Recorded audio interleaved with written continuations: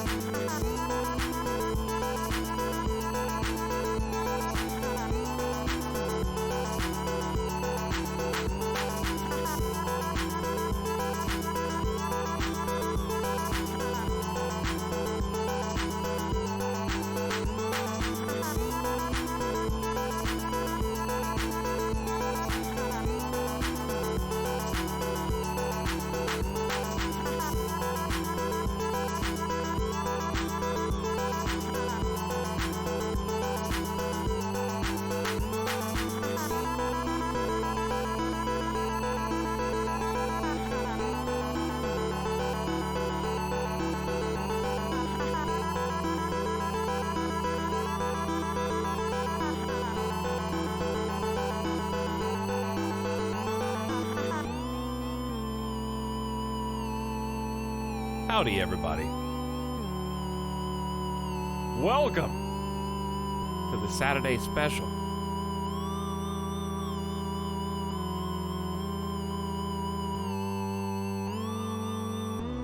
Hope you're all doing well. I see a Sark Let's Go in my chat, which is very fitting because he's right here. He's right here. He's been here on our hearts all along. But yeah, hope you guys are having a good weekend. Oh, it's your boy, Ito. Howdy, everybody. We're gonna play some Crusader Kings 3 today. And, jumping in back to our Siberian steppe powerhouse. What is that in the background? Dust lantern? That is a full wall-size map that is meant to go in classrooms. We're using it for our Microsoft simulator, Microsoft Flight Simulator, Flight Around the World. That is our plane game stream. So we've been documenting, we've been charting a course starting in where I currently live in Vegas, and we are flying around the world and learning a lot about different regions and different places. Next time, we actually are probably going to play this again tomorrow, so I'm glad you asked, because we're probably going to play some more Flight Simulator. Here's a nice mug for you. And we're going to Mexico. So we're going to get to see some Mexico tomorrow. Wow, is this Italic's the most pog streamer on Twitch? No, I think you're in the wrong place, Double X, my lord. If I was the most pog streamer on Twitch, did you guys all get that notification just now? I got like a going live notification from a streamer I don't follow, from a channel I don't follow. I think Twitch just did like some ad campaign where they pushed out a notification to like everybody on the entire platform, because everybody in chat was like, who? There were no Omega Lulz though. But that was very confusing. Hey, Uncle Frolic. But thanks for asking, Dust Lantern. Weekend just got better. Hi, Shadow Fox. I'm glad you've been enjoying Crusader Kings. Especially as, I think, first-time player. That is a beautiful experience that I got to have earlier this year with Crusader Kings 2. Cherish it. Because it'll make some good memories. Midas the dog has awoken. And is going to play with his bone a little bit. Snide Kerfuffle is back. Secret Warrior. Hi, guys. Yeah, I got a notification from you. Oh, right, yeah. Mine definitely went to everybody on Twitch. Here, you drop this, King. That was just -2, everyone. Italics be low-key kind of pog. I'll take it, I guess. Yep, first-time player and it feels good. Every little victory is exciting. It is. Because every little victory means that you conquered a different game mechanic. And then you just keep going, and there's always another one around the next corner. It's like, how many could there possibly be? And then Paradox is there, like, wringing their hands a little bit, like, yeah, just wait. Just wait until they find the secret menu that we hit on the 4th UI panel. Happy to return to Suckberia. Hi, Mr. McDurp. Mid-Sid. Funky Miss Monkey. I have just closed Crusader Kings 3 to watch you play Crusader Kings 3. Well, thanks for being here. Samadat has discovered that we have a new emote now. Why are the emotes so scary? It's kind of a scary place to be sometimes. We've got the Roswell alien, because we visited Roswell in Microsoft Flight Sim yesterday. So, before everybody else, people arrives on the scene and asks where this came from, I thought it was just a great face. Liuta cropped it, and I just popped it in. You said this is a -2 emote. You can use it however you want. I said that it looks probably like it just looks like an unimpressed face, like.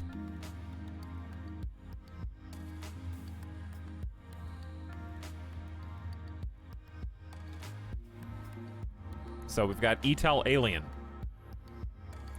Didn't laugh, try again. Hi, Ganaga Mod Squad. But yes, it is a flight simulator meme.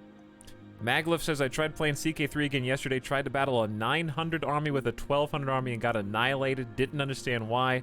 Rage quit and played XCOM 2 instead.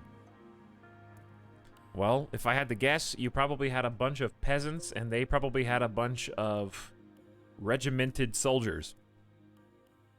And maybe some defensive buffs to go with it. You probably had a bunch of peasants. Tell us, have you played Stalker? If so, are you hyped for Stalker 2? I have not played Stalker, but I am still excited for Stalker 2. Because it should be cool. Oh, you just heard that one. Let's hear this one.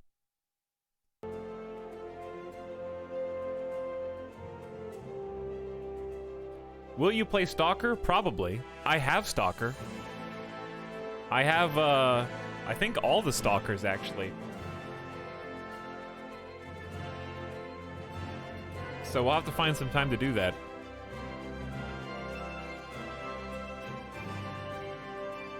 Is this XCOM? XCOM wishes it was this game.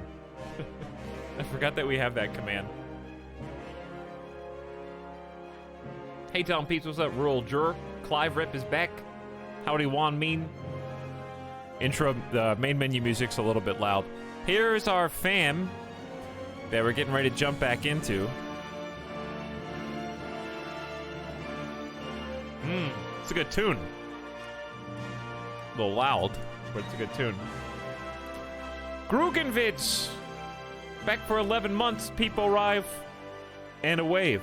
Howdy, Grugenwitz. What's up, Mod Squad? Glad you're here, and hope you're feeling better. Thanks for hanging out with us. Saha Muse also says resub from Midas. 37 months. Just for Midas. He's worth it. A new pagan holy land. King Cordal. Somebody told me that all their saves got deleted. And I didn't back up my saves anyway. I probably should have. It'll probably be fine. Talks, you wear aviators for flight stream. Where's the crown for CK3? I don't, they don't make a crown that will fit my head, okay? I've got a large melon. They would have to, I would have to hire a smith to custom make it. From scratch. But thanks everybody for hanging out on a Saturday. It feels like Sunday to me. On a Saturday afternoon, gonna be playing some Crusader Kings. Get a nice early start. Last week we were doing like 5 to 6 p.m. starts. Now we're here at 2:40. Already in the game. He's still paused, and probably will be because I gotta figure out what's going on. The one upside is there's less to do because we haven't transitioned kings yet. So once King Cordal, who is 67 years old, dies, we were trying to play it out until he died last time, but he is 67 right now. This is currently the oldest guy in our entire lineage. And we can check that with more and then lineage. So out of those who we've played, High Chieftain Uchva died at 53 after suffering a wound in combat. King Dondi died at 66, so we are now officially older than King Dondi was when he died. He died of old age. And King Cordal. I love the height disparity as well. Like, King Cordal's a little shorter. And you can see that he definitely looks like Dondi. He's got some similar features. He looks kinder, or at least more calm. I like that Dondi actually looks like the Dread a little bit. He's kind of got that grimace, got that scowl on his face, eyebrows riding low, pretty neutral expression. And all he cared about, I guess, was his beard. It looks like Cordal's got the same hair, which I chose and didn't even realize that I picked the same hair that Dondi had. Now that I'm 67, it might be time for a little barbershop makeover. I kind of like the way he looks right now, though, to be honest. Well, he's also in the Steppe commoner clothing because he is humble and content. So he's willing to wear the crown, which is a sign of his stature in society, but he is wearing the common wear. So we got a goatee and medium unkempt hair. I think we'll go for something else that is also like, oh yeah, that looks pretty good. Medium flowing. I might just go with that. Just a little bit longer. Long flowing, I think we gotta go in steps. Medium flowing looks like a different, just slightly different from what he's got right now. Just, you know, minute changes, what I'm trying to say. All right, goatee. Maybe we just keep the goatee? What if we got short goatee? Is there a long goatee? Fine curls goatee? Hey, stop looking at the carpet spot. Why why are you doing that? Now there's like I can see a spot on the ground from here. There's nothing in the carpet except fur balls. You're gonna cough up a fur ball later. Ooh, big goatee.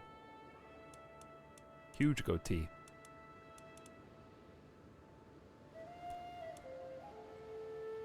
Just, why? I don't know. Let's just keep it. I say let's apply the change and let's go. His face looks very different now. But I like him. That's my Cordal. Last time I was here, Cordal was 16. Yeah, you kind of missed, I don't know, an entire stream. Same haircut except 3 months after getting said haircut. That's how I feel, though. I got a haircut like a month ago. And I probably need another one, but it's just going to keep growing out. Hello, everyone. Firefox finally took a hint. Now Twitch shortcut on the homepage takes me to Italix's page. Oh, that's nice. But what's up, Dominations and Lilibee and everybody else just popping in.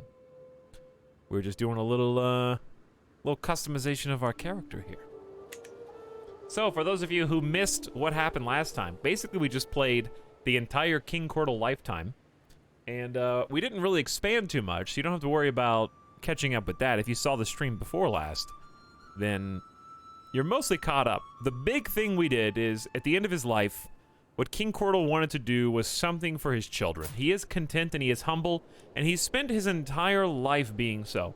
We only took 2 counties up until a certain duchy at the end of the last stream in his entire life. So we spent the whole time as King Cordal consolidating Suckberia and building it up, because before him was Dondi, and Dondi had expanded fast and furious. He was land grabbing, he was trying to take what was there before somebody else came in and snatched it up, and in doing so, ended up creating a bunch of vassals who didn't necessarily have any loyalty to him or his dynasty, but that did fear him, and that fear was enough to keep everybody in line until he passed. As soon as he died, when we took over as Cordal, suddenly things were in disarray.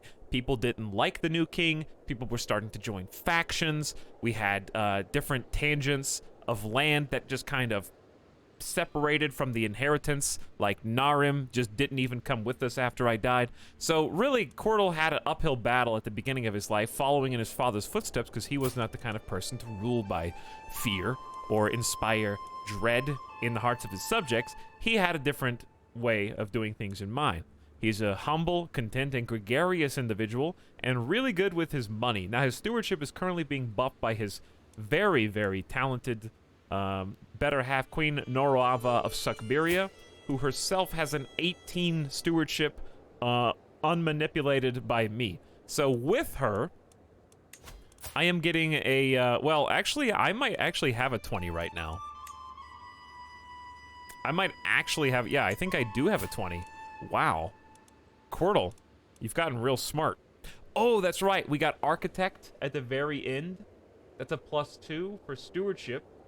And we became an administrator, which is a +3. So he recently got a +5. That's true. He only just at the end of his life became better with money than Queen Norava, who was better than him for the entire rest of the time. But she can bump him up another +9 points, which is insane by herself.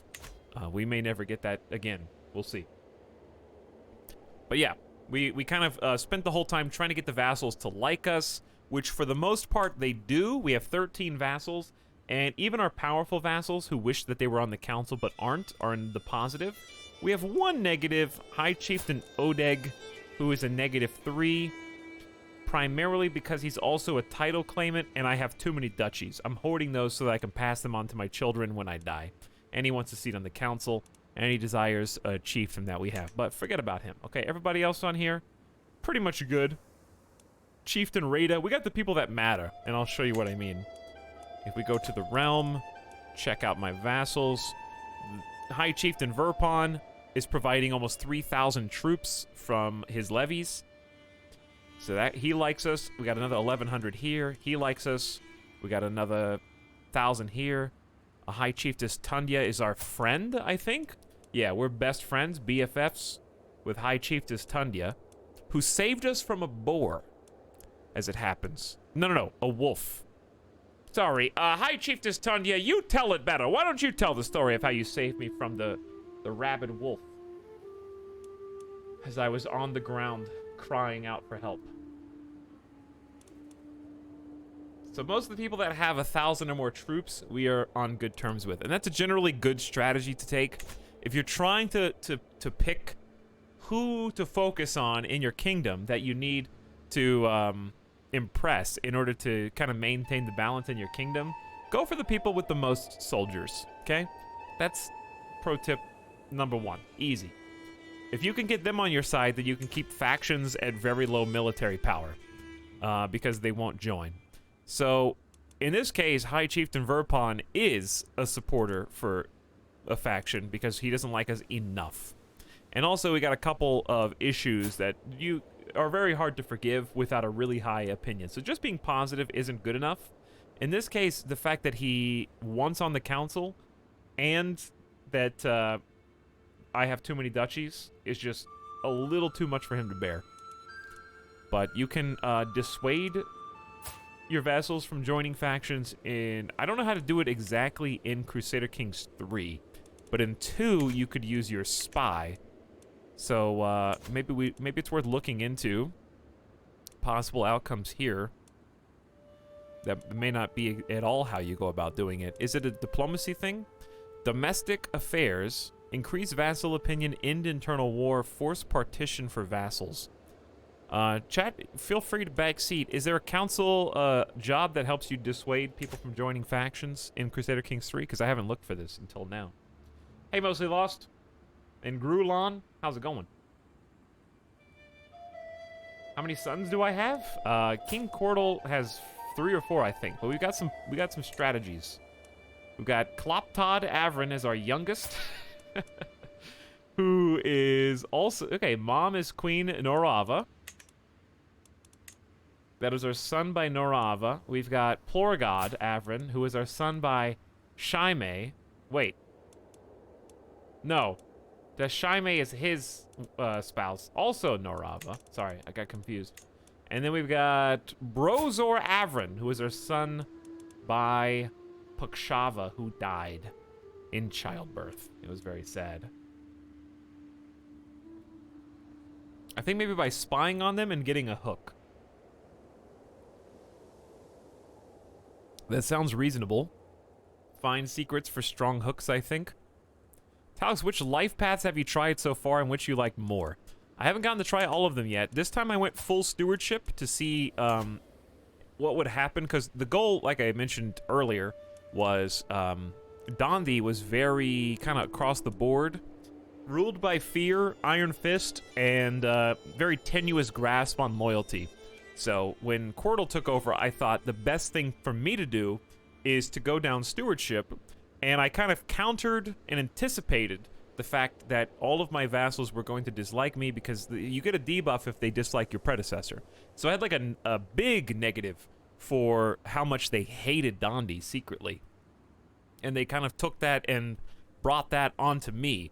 And that's another reason Paradox, who's definitely not here in this stream right now, like actually probably not here, if my vassals will hold my father's actions against me in my next life, how come I can't get a small, just a little buff from giving a duchy or a county to them as my father? You see what I'm saying, chat?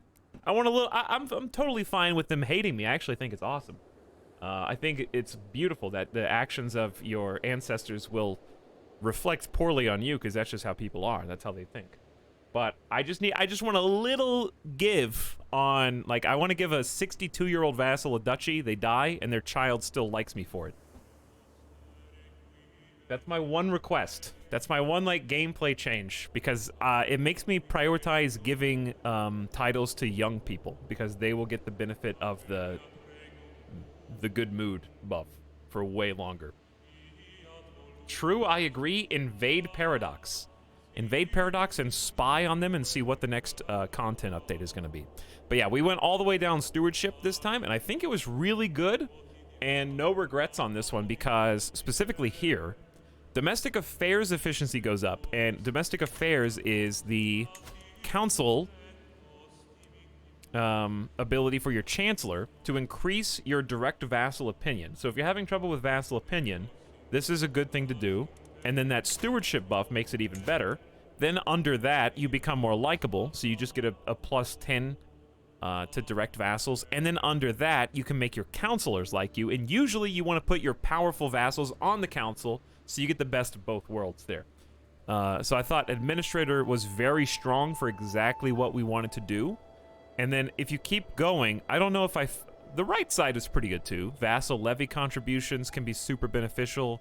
You can do some more tyranny, maybe branch outside of your goodie box. Vassals are less likely to join independence factions, so really Administrator was a great way to kind of get control of the kingdom. Welcome to the kingdom of Suckberia. Did you just laugh? No, I just have some allergies, I swear. Are you trying to get Paradox to come to this stream, Mostly Lost? Thank you for gifting a sub to Paradox Interactive.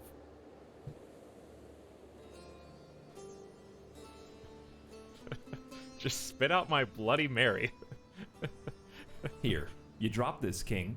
That was just -2, everyone. Architect, on the flip side, is a nice other side of the coin to Administrator, where we just get more money, collecting taxes, building costs go down, fort level up +1. I don't know, it's not super clear if this is just your whole, I guess it's just your titles. So, we're smarter about defensive measures and we can increase the fort level of our holdings. Professional workforce is another building and holding construction time buff. Levy reinforcement rate, which is really good if you are constantly hemorrhaging troops in battles and skirmishes.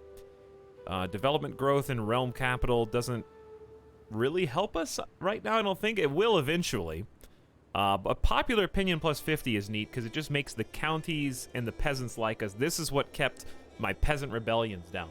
So if your popular opinion goes up, you can check that by clicking on an individual county and see how much they do or don't like you. If they like us, like right now, I am a king of the people. So it's really cool to just, that's what I want it to be from an RP perspective, and I love that the lifestyle basically enables me to follow that path. Really cool. Domain limit +2, which we really didn't get to take advantage of, or maybe we will. Let's see. And we gained the trait Architect, which is just a buff to stewardship and then building construction time and cost. And we also have Administrator, which is a buff to diplomacy, stewardship, and vassals like us even more. Cordal will get the job done. But I've also dabbled in a little bit of diplomacy. I did a little bit of everything except learning right now, but I think learning looks really strong as well. They all look really fun for different things. We'll try and go through all of them before we're done with this playthrough, because it seems like it opens up a lot of new gameplay. Speaking of gameplay, he's still paused, but I like looking at this stuff and analyzing it, and kind of hopefully maybe some of you guys out there will be able to kind of follow along with how we get to customize our characters, because it's really made all three of our rulers so far feel very different in terms of how we're playing them and how they, you know, are able to be played. Is it smart to buy land in Siberia right now? Yeah, I've got some great land right up here. Don't mind the tooltip, but right up there. You want some? I'm charging, let's say, 150 gold a county. Seems like a pretty good idea to get in here while it's good, you know? Deal? Oh, awesome. Yeah, no, this is all impassable terrain. So, the sucker's born every minute, I guess. Thank you. You've already signed the contract. It's too late. No backing out now. If there's not an hour of looking and analyzing your next move on reload, then it's not Crusader Kings 3. I agree. Because especially time is short with Quirtle, so we need to be careful, because we need to prepare for his death. As sad as that is, he might live to 74. I don't know. Maybe he's got... I doubt it, because his health is currently poor, and it's probably because he's been whipping himself for his entire life in order to atone for his sins and apologize to the Suaminesco ancestors for, I don't know. He feels guilty because he feels like it's his fault. He raised his own son, and he witnessed his son and heir, Brozor, murder a peasant in cold blood in the forest when they were ostensibly supposed to be hunting for deer. So when he saw that, he just felt shame. And he was tempted to disinherit and or otherwise remove his son from the inheritance line. He could have killed him in the forest as payback, basically. But yeah, Brozor's next in line for us to be playing and is a known murderer. We tried to cover it up, and so he feels guilty about lying to his friends and vassals about the incident because they saw right through it. So he's been flagellating in order to try and make amends. He's also went to the furthest spot out as a pilgrim, ventured to a holy site, I think we went to the one in Finland, didn't we? Or was it Estonia? It was somewhere over here. I think we went to Finland. Did we go to Ravioli? And so after that, and to try to make things right before he died, even though he is content, the last thing we did at the end of the last stream was invade Permia, who was another Sumanusko rulership, but is being ruled right now by a 6-year-old King Zarni, after King Shirputz of Permia died. Now, I think these guys recently converted, because I don't remember being borders with a Sumanesco faction before. I'm pretty sure that they have been fighting back and forth between Tingri and Sumanesco. So we decided that since we are much more dedicated to the faith, that we would be the ones to jump on in. And if you look at our religion, you can see a holy site is right there in Perm. So we went in for the Duchy of Perm against Permia, which is kind of their crown jewel. If your name is Permia and you lose Perm, whoopsie daisy. All right, but it's mine now, and since I have the holy site, under certain Sumanesco rule, we get a lot of bonuses from these things. So check this out. Perm is all Sumanesco buffs, prowess +1. Every single warrior that is Sumanesco religion gets +1 to prowess, which is really good. One by itself for a single individual, who cares? One for every single warrior ever in all factions. It adds up. That just makes us that much better, you know? And also supply duration +25%, which is super cool because this is so far out there in the Siberian steppe, basically, that we need every bit of supply that we can get. So being able to move further without draining our supplies is really good. Now, obviously, we were getting that before as long as Permia held it, but still, now it's ours and we're going to hold it better. So it looks like we got, as a religion, we got 4 out of 5 holy sites. Our fervor's burning at 100% right now, so I'm feeling pretty good about that. We're getting monthly piety per powerful vassal on the council +2%, so it's in your best interest to put your powerful vassals on the council here. Stewardship +1 for all Sumanescos, and your close family loves you more. We get a maximum battle roll in Taiga +5, so that's just going to benefit us fighting other religions. Obviously, it's a wash if you're fighting other Sumanescos. Archer toughness. Our archers are going to be god tier. They kind of already are, but 10% toughness is really good too. And then the last one that we do not own, nobody does, because it's down here in, well, right now, where is it? I just looked at it. Right now it's in Wolin. What is going on over here? Between Estonia and Bavaria, next to Pomerania, is knight effectiveness up 20%. And then we got martial per level of devotion +1. So that's just bonus martial stats, which is pretty cool.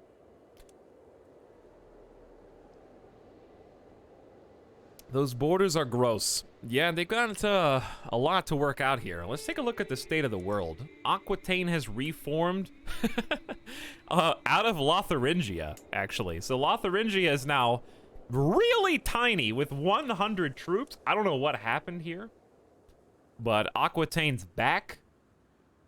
We actually controlled Aquitaine briefly in our Crusader Kings 2 playthrough, so it has a special place in my heart. Currently ruled by Catholics, which was definitely not the case when we played. It was when I controlled it, but not for much longer than that. The Umayyads have decided to set foot on northern African soil across the strait.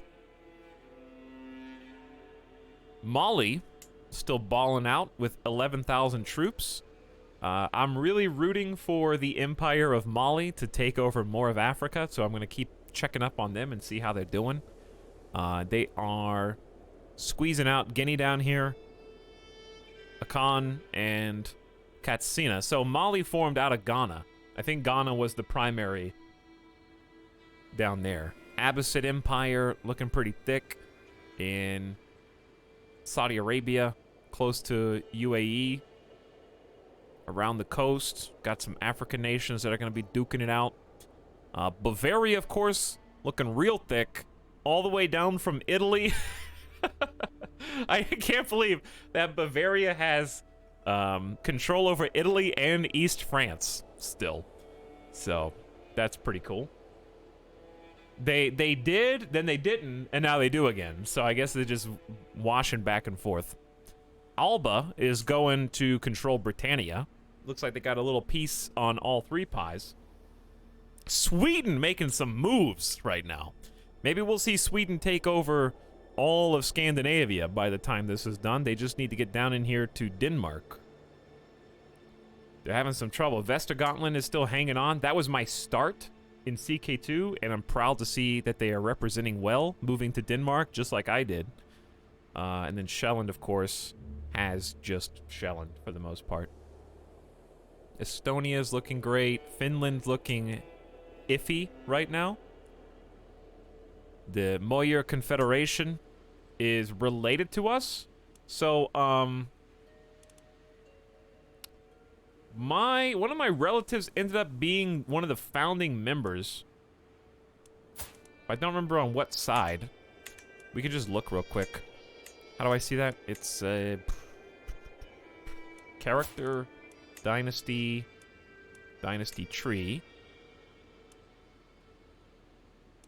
I think it was way over here, right?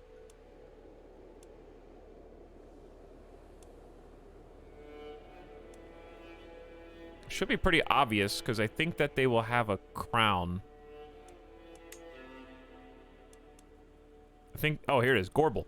Gorbel Avrin, my aunt, ended up having a son, and that son was King Sakran of the Moyer Confederation. He ended up, they probably formed it. And so, my cousin was the king of that entire area. So good for you. Our dynasty is spreading out.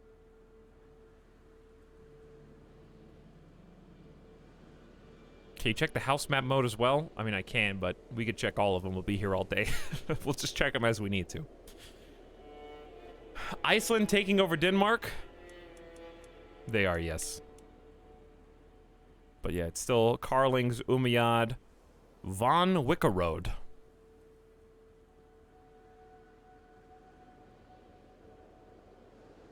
WTF, Sweden got Egypt?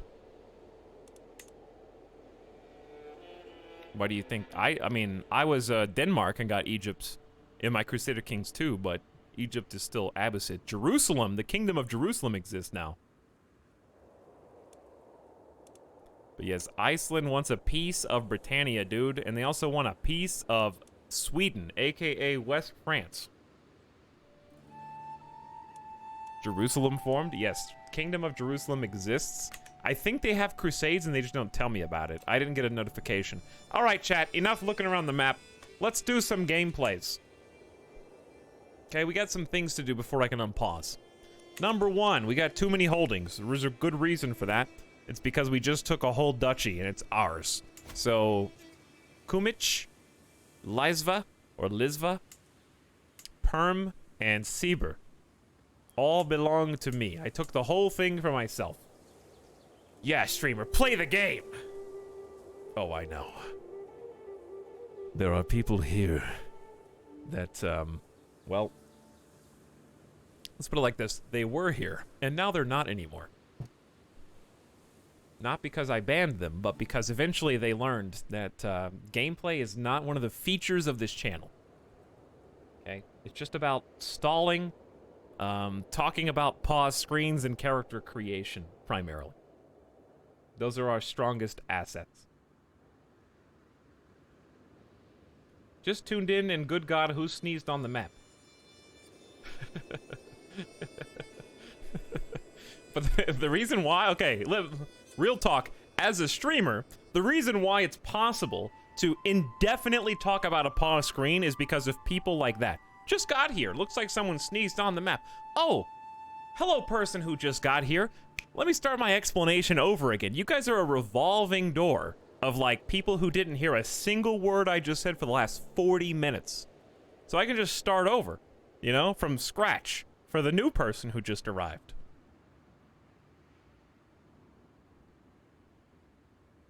People arrive. Hi, I need some more details. Oh shit, he's calling me out.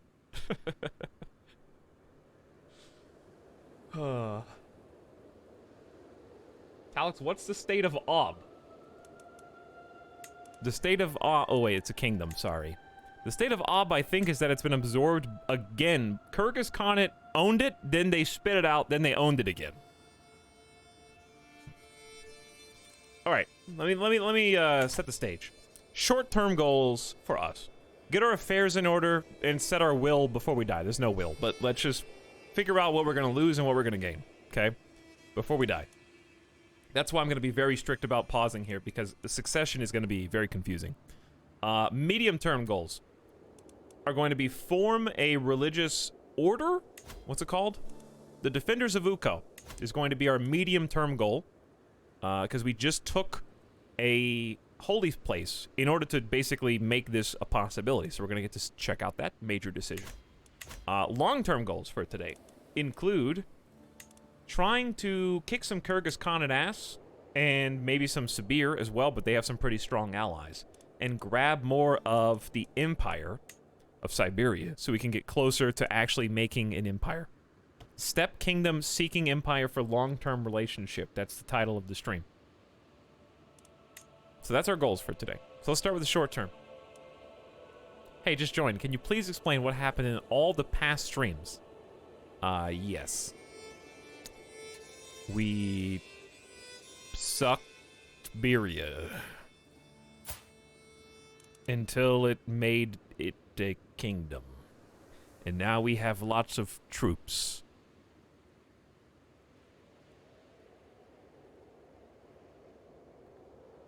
We have 13,700 total levies, actually, which is good. We are the powerhouse in this region. Nobody can hold a candle, as far as I can tell. Okay, so short term, let's take a look. I kind of want to do something that's not very smart, but would be so good. If I can move my capital to Perm. Perm has up to 6 building slots. Okay? It's a pretty cool place. It's also the site of the holy place that we just took. However, it's got 0 buildings in it. And on top of that, 0 control. So let's start there. We want to get some control. So let's start in Perm. Okay? Done. We want control. It's a pretty godly place.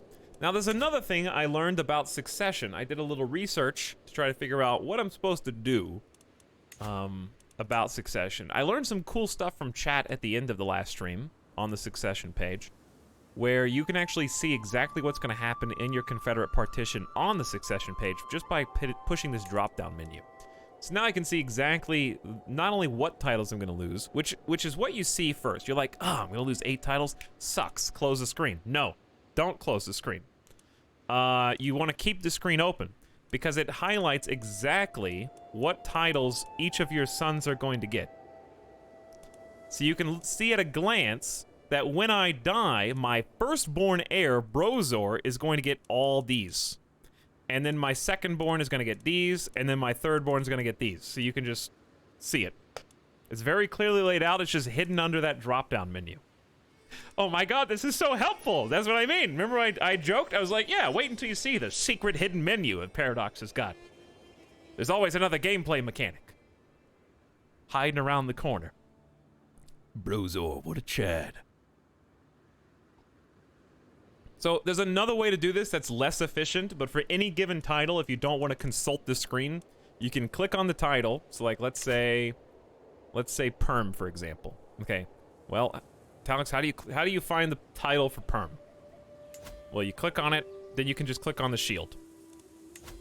So, this shield will tell you who is in line to inherit. So King Quirtle is currently the holder of the title, followed by Brozor, followed by Plorgod. So this screen is really helpful because it shows you who you need to assassinate in order to inherit. I mean, it shows you which of your kids are going to be blessed with the title that you currently hold. right? Oh, psycho. And you can do that for duchies as well. So let's say you want to, you could find the duchy for perm in 2 ways. You can either go to duchy overlay, and then, ooh, we can actually create the title. We haven't even made it yet. That's really good. We're gonna do that absolutely right now. I'm glad that I just did this. It probably would have told me on here anyway. Yeah, it says it right there. You can create the Duchy of Perm. So we would have gotten to this, but we got to it in a bit more natural way. Best advice to keep land together and not have it split among 1,000 kids. Well, it's funny you should ask about that, because that actually segues to our next lesson today, class. Right now, if we look at realm succession, I can see that my firstborn is going to get the kingdom, which is obviously the most important, the current capital, the capital's duchy, okay, and then the rest is basically just scattered counties. So Narim is off on the east, Atbasar is not connected, these are not connected to anything, though the chiefdom of Perm is. So he's going to get the coolest Perm spot, but he's not going to get any, well, it looks like he's actually in line to get all 4 Perm spots, and that's without even making it into a duchy. So I can already see that Perm is going to my firstborn son. However, if you create a title here, I'm trying to figure out the best way to explain this. Your inheritance will pass on connected lands to the highest title. So for example, let's forget about Perm for a second and just go find our capital. So my capital's right here. We've got the Duchy of Vasjugenmeyer, okay? But unfortunately for us, I only control the capital county itself, Tartus. I do not have any control over Cheech, Umiai, or Vasjugen. If I did, and I also had the duchy title for this, then my firstborn, assuming that this is the capital, would inherit all connected lands to that duchy. So, it's time to bust out the paint. It's time to, chat, it's paint time already. Alright, here's me. This is my crown. Okay. So you have to be 1 tier above. Alright, let's just say for a bad example that you are just a duke. You just have a duchy, okay? You've got like a little ring around your head. Now, if you're a duke, when you die, if you have 3 sons, let's say, son 1, son 2, son 3, because you're a duke and that's your highest title, you can't pass the entire duchy on to 1 child. Because your highest title is duke, your duchy will split the next tier down, the counties, right? So 1 son gets a county, 1 son gets a county, and 1 son gets a county, potentially. Now, if you are a king,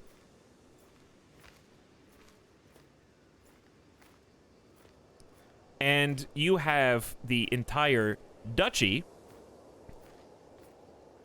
and you control all the counties in that duchy, and that's your capital, then you can and will pass that duchy on to 1 single child. If you have other... Oh, I can't use circles. But if you have other, like, pieces of land, right? Then they might split like this. You can't pass a full title and all of its holdings on if that's your highest rank. Does that make sense? You have to be above it. So because I'm a king and I have a duchy, and then in that duchy are counties, I can pass that entire group on to one of my children, if it's like the capital. And that'll apply to non-capitals as well, but the capital will always go to your heir.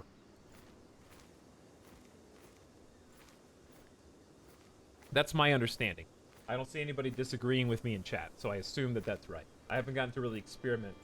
It's like a UFO police sketch artist drew in this.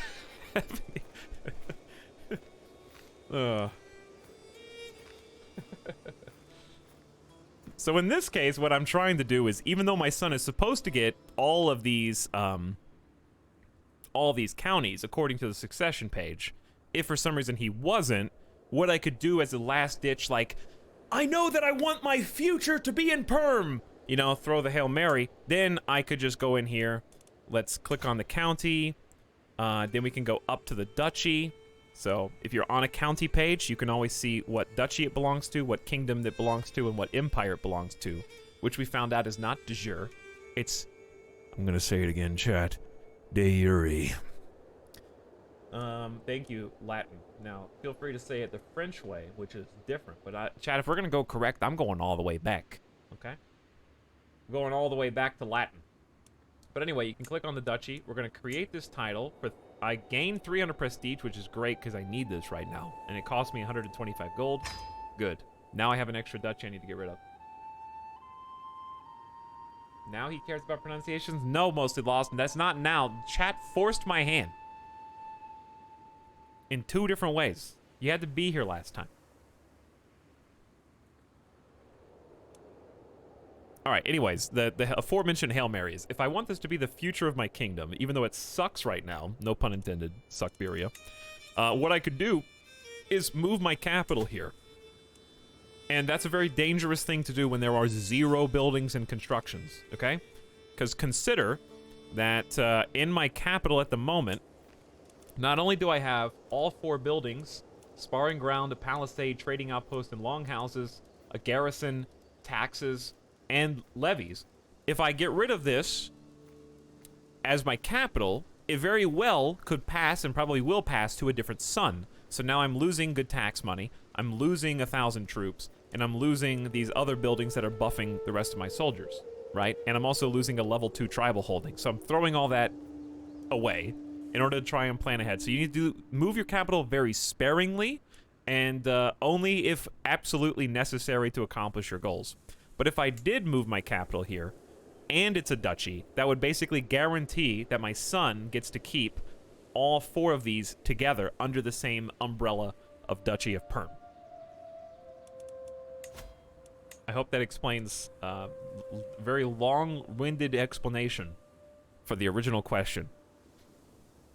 But basically, be higher rank, have control. You have to have personal control over each county under the umbrella, and those will be transferred to your children. Hello, everyone. What's up, War of the Worlds?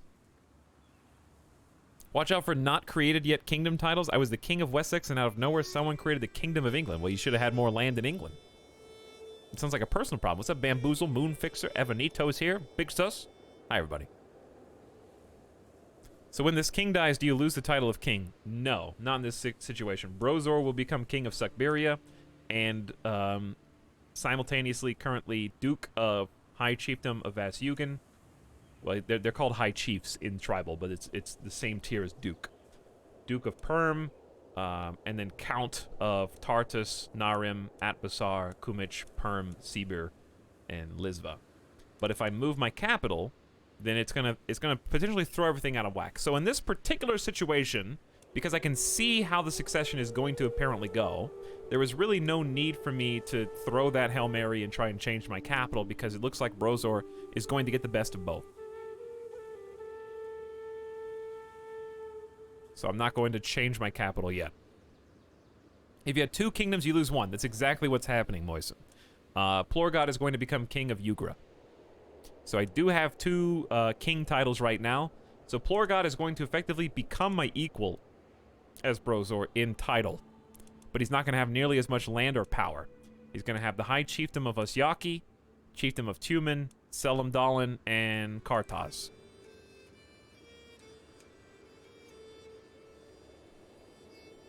Does that make sense? He should still be inside of the realm, though. As far as I know. Ionic Naga says, other inheritance candidates with the same title tiers of primary will be independent. I don't think that happened the last time, though, because, maybe... When did I become a king? Dondi created the king title. So High Chieftain Uchva. Oh, he only had 1 duchy. Interesting. He only had 1 duchy, not 2. So he only passed one duchy. That's what kept Chieftain Rada in the group. So basically what you do in that case is just do what I did in Crusader Kings 2, and you just go to war real quick. If you can. Huh. He'll become independent. But he's only gonna have 3 counties. So he's gonna be a really small independent group there. And then Kloptod will stay in. Huh. That's gonna be interesting. I don't think it's gonna be a big problem, but we'll see. The good news is that in tribal pagan society, wars cost piety instead of prestige, because prestige is quite hard to come by right now. So we are going to hopefully pretty easily be able to grab this back. He's actually got 1,000 prestige. He's just sitting on it. Brozor is. He doesn't have very much piety though. We'll see.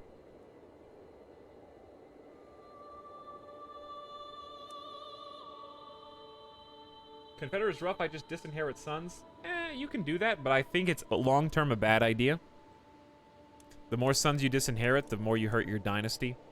I guess depending on how fast you're spreading. I personally like having as many living members as possible, and we've been kind of doing that accidentally by having like 85% daughters and then marrying them matrilineally, since we are the only power that's this strong in the area, so everyone's willing to do a matrilineal marriage. It's increasing the number of living members in my dynasty, and that in turn is not only increasing the level of prestige of our dynasty or level of splendor, but it's also giving us the points necessary to get these pretty powerful legacy upgrades. So we are almost to another 1,000 in the same lifespan. So just in one life, we are pretty close to getting 2 Dynasty Legacy perks on Tier 1, which is pretty cool.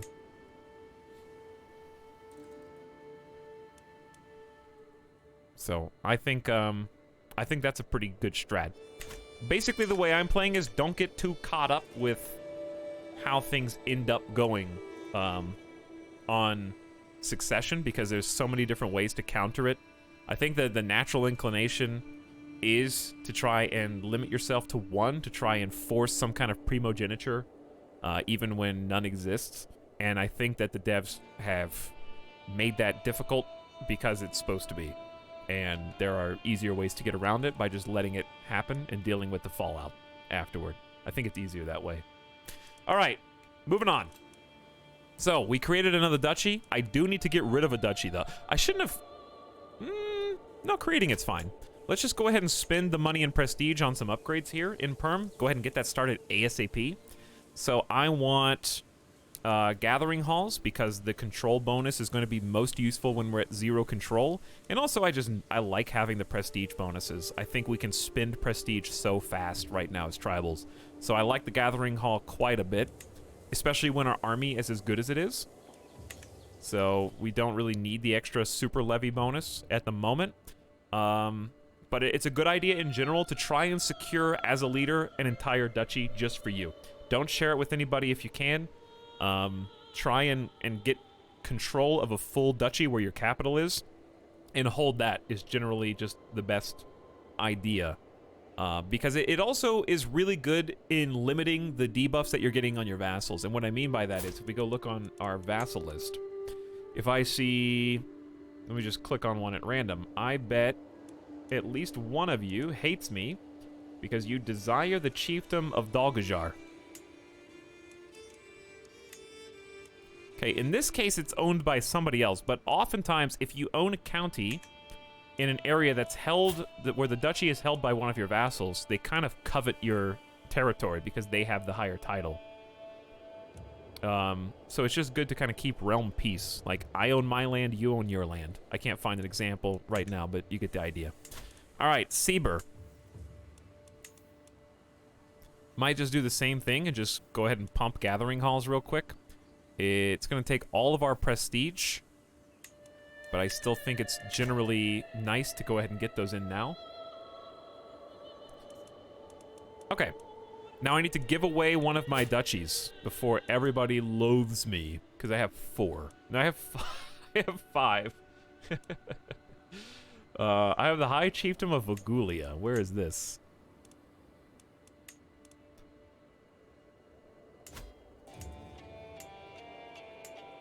Wait, do I have the High Chiefdom of Vagulia? I don't even own any land here. Okay, well that's easy then. That's an easy one to give away. Though this might throw succession into disarray, so consider that. But we'll, like I said, I'm all about making do. I'll change capital if I need to. It's not a big deal. So let's go ahead. This person owns the duchy capital. That's High Chieftain Odeg. And High Chieftain Odeg also doesn't like me right now. He has 1 duke title, 2 chiefdoms, whereas his neighbor, High Chieftain Tiksheka, has 4 chiefdoms, but no duchy title. So I like to try and even the power levels of different people. If they want to fight amongst themselves, that's usually fine. So let's take a look at... Here, you drop this, king. Relative -2, everyone. When you're passing titles out, you generally want to keep it inside of the de jure. Chat, I think let's just keep saying de jure, okay? I've changed, let's just go back. So I don't have to make a stink about it every single time. No, it's not allowed to now. Also, sorry I haven't been reading chat for a minute. I'm trying to just get through this. But I will look over and read chat. And also, thanks subs. I'll check you out in just a moment. Trying to get through that first hour of convoluted explanations and gameplay stuffs. You finally broke. Yeah, it's because I have to... It's not because of how I was saying it. That doesn't bother me. What bothers me is having to explain it each time. But yeah. I'm trying to give the duchy title to someone who is in the de jure duchy. And also I'm trying to give it to someone who currently doesn't have very much power. She has a lot of troops. This is going to make her a potent... a really potent vassal and also a fantastic spy master candidate.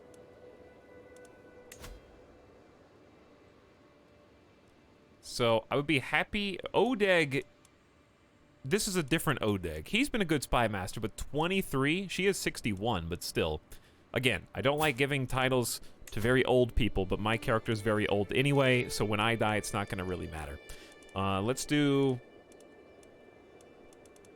High Chiefdom of Vagulia. She gains 60 opinion of me and becomes my vassal. I think she's answering to someone else right now because she's not a duchess. But here you go. I'm going to grant you this title. Your vassal High Chiefess Tiksheka now holds High Chiefdom of Vagulia. That gave her a pretty big buff, plus 60 for like 50 years, but she still wants to be on the council. And I am all about that. So Spy Master Odeg, you are being replaced by someone who is just... You drop this, king. Relative -2, everyone. A 4-trait having goddess, temperate, paranoid, cynical, and just, an intricate web weaver, and very good at combat as well. Sorry, Odeg. I gotta fire you, but look, that's a plus 99 Spy Master. While either of us lives, you are going to be extremely good at what you do. My only wish is that I had hired you sooner. Talks, I kept going against my king's traits without realizing it and stressed him out like crazy. The stress mechanic's really fun. I like it a lot. Okay, low control, I know. Grant the title. Grant Selim Dahlin to High Chiefess Tundia. Why? No, I'm not gonna do that. She already really loves me. Few champions. Okay, we may have already invited them, actually. I think they've just been invited at the end of the last stream. Too many duchies, I'm aware, but we're going to hold them anyways. Powerful vassals expect council positions. I know you do, Verpon. I know you do. You can declare wars. Kloptod can marry. Hello, Kloptod. Let's go ahead and sort you out. And then we'll go. Let's do age difference 5, because you're 17. We can do a betrothal. Let's sort by alliance power, and then Same religion. High Chiefdom of Voronezh. Are you not inside my own claims on 4 different chiefdom titles? That is way out there in the Moyer Confederation, but I don't think that's necessarily a bad thing. Uh-oh. Oh, there. Uh-oh. Hang on, these are attached. Okay, there we go. The most important thing is we're not related. And it's kind of getting difficult to find people that we're not related to here. I don't really need the alliance, but I do like getting my children prestige just to help them out. High Chiefdom of Sibir. It's my niece. Ganya, Meryavid. Generous, just, and cynical. Really good stats across the board. A righteous lackey. Has 1 claim, but it's not really going to matter. You're my 3rd-born son. You're getting 600? Wait, they are related? Yeah, but, like, to who, really? To who, I ask you? I don't know any of these people. King Malayaka is, like, my cousin. My cousin is his grandpa. All right, it's fine. This is a royal match for you, Kloptod.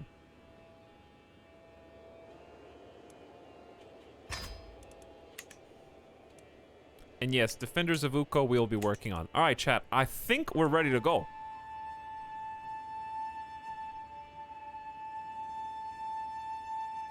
Tox, have you gotten any smoke from all the fires in California? The fires are super scary. I hope you guys are all okay out there. I saw some a few days ago, but I haven't seen any in the last couple of days. It seems like it's all blowing north instead of east. Unfortunately. Religious relations. We could go back to converting faith.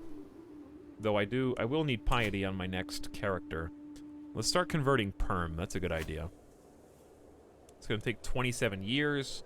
That might be because we don't have culture. We do have culture. But I do enjoy... if you convert the culture of some of these areas, I think you can strategically convert the culture to keep them inside of your inheritance. Because I think that has an impact on certain ones. I might just be talking... crazy talk. I don't know. We're doing control, and we're doing disrupt schemes. Okay. I like all of those. Oh, yeah, we're integrating a title right now. There's 31 years left for Khanda.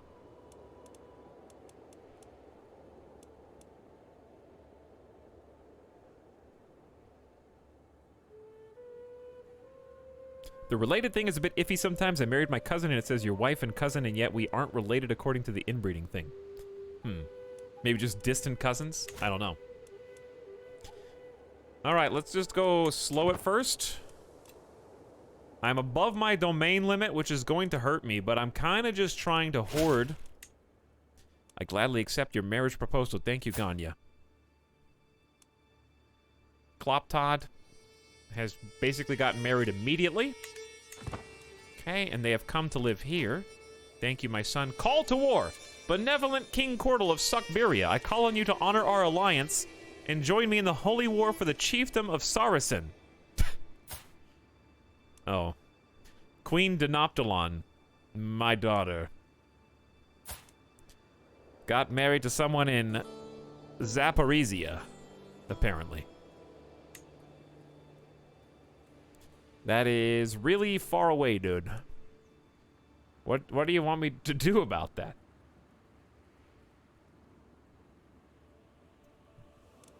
I guess I will. I honestly just don't even think it's going...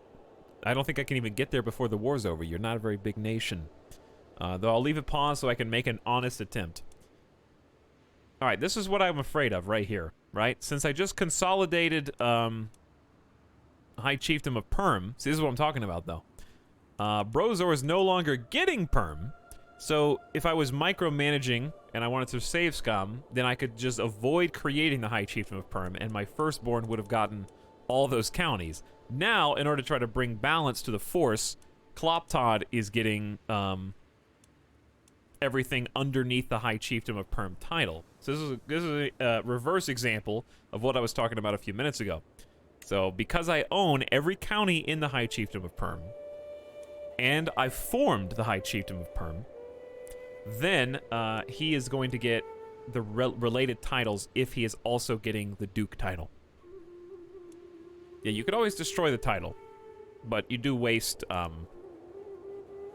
like 400. Well, technically you just waste money and 100 prestige, which isn't that bad. But I'm missing 395 prestige because I just spent it all. So really what I'm gonna do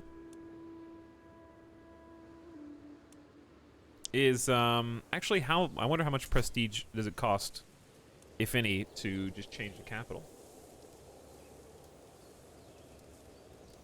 Cannot do while at war. Oh, well, this is gonna be really unfortunate if I die right now.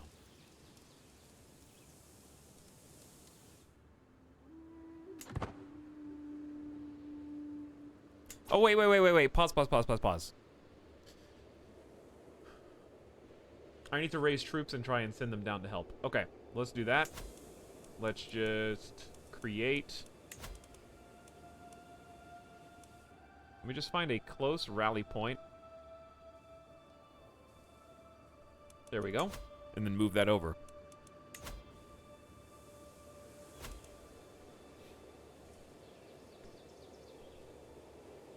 Tox, did you ever play CK2? I did, yes. We played it a few months ago, actually. Did about 160 hours. Did a big playthrough.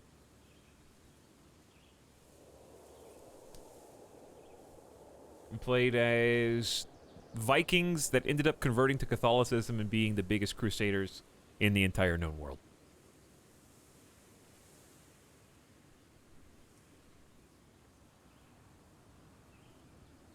This game would be very confusing. It might be, yeah. There's still a lot to learn, though.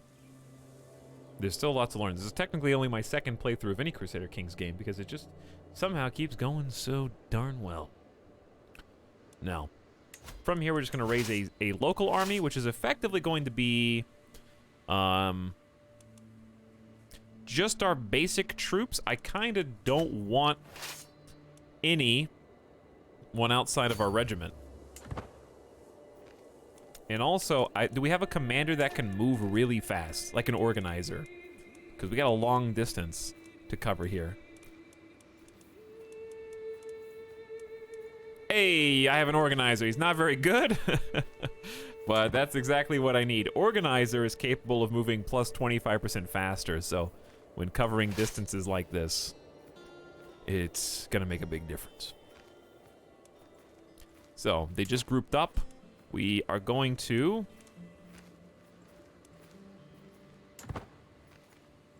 I guess wait until we move one and then split. I don't need this big of an army because we're just going to be above supply limit the entire time and it's going to be super obnoxious. Okay, here. There you go. All levies gone. We're down to 2,000 troops. Disband the baby one and just send the 2,000s down. Amort heeded my summons and has arrived at court as my guest. Alright, we're trying to recruit some new knights. Shy, lazy, and calm. A tough soldier, a forder, and a hunter. Fun fact, with the conquest of Perm, we crossed the Urals, so Sudbury is officially in Europe now. Is it... hang on. What kind of U is that? I've never said that out loud before. Oh no, pronunciation question in my stream? Get out. Well, he's got 17 prowess. You absolutely cannot turn that down. So come to my court, 7 gold, highly worth it. Become a troop, become a knight. Wait, are you a knight?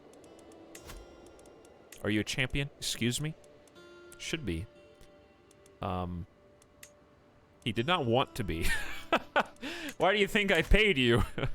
I've never seen a new court member who did not opt to become a champion.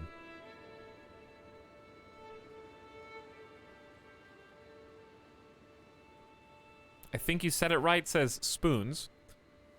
Urals says axle the doorway. Lazy indeed. I guess it is lazy.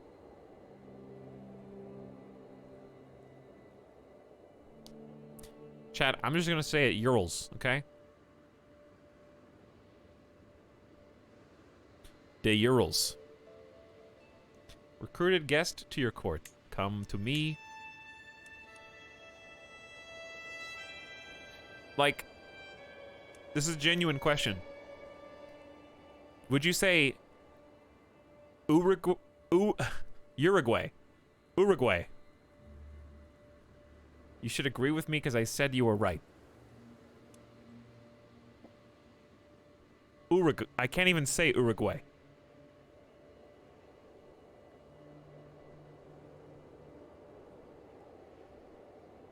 So if it's Uruguay, it should be Ural. One would think. Gained 25 opinion of you because you continue your efforts to sway your concubine, who is also pregnant with your child. Dude, more children at the end. Okay, speaking of more children at the end, we gotta finish this war before I die. Otherwise, I'm gonna lose the whole Duchy of Perm and have to get it back as my my son. I pronounce it Urukai. I come into pronunciation chat, Timfish. That's just a Crusader King stream. Uruguay. Ugh.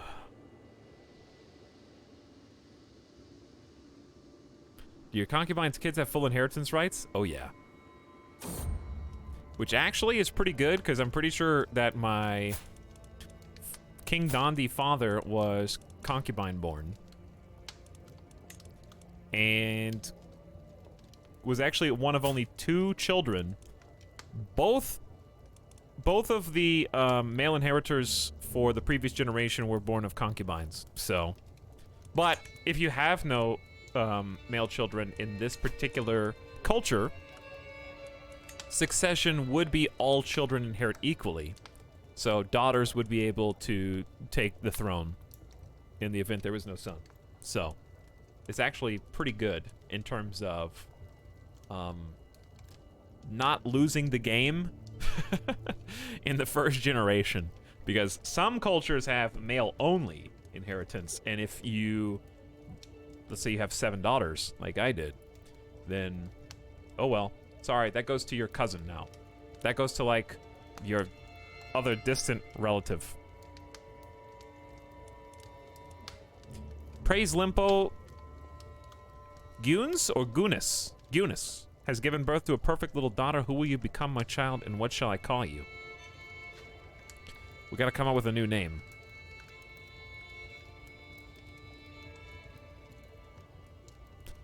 How's one change ginger law for council position? Very, very painstakingly. Since this is pretty much gated by historical time periods. Unless you change the settings at the beginning of the game, which you totally can.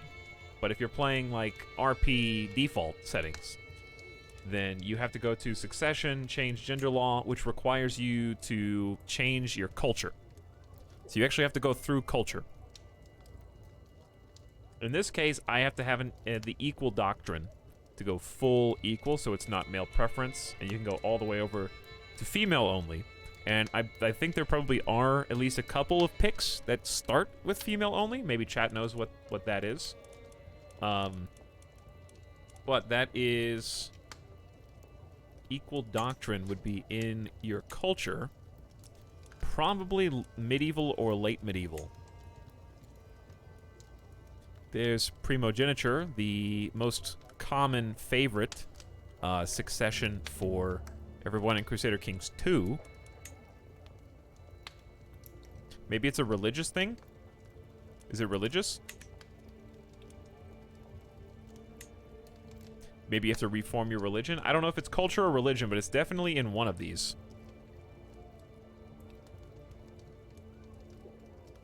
Yeah, male-dominated doctrine right there. So you could reform your religion, and that is a very painstaking process as well, but then you can customize that. Many would say it's not worth reforming Sumanisco pagans, just adopt somebody else, but those people are babies, and There is no easy way out in Crusader Kings, okay? You gotta, listen, if I'm gonna pick Sum Minusco Pagan, I'm going all in, baby! Unless my character RPs me into a different... We did do Catholic last time, because my character chose to be Catholic, so we did it all the way and became world-renowned Crusaders. But yeah, you can reform your religion, and then you could change gender preference, and then you could change succession law as well with other pretty deep long-term goals. Or you can just change the settings at the beginning of the game by tweaking the rules and make it however you want.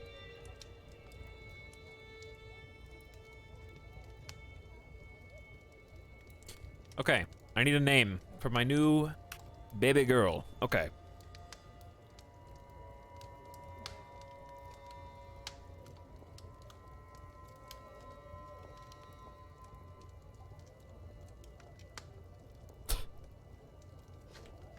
X.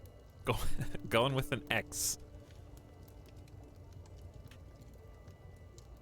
X-A.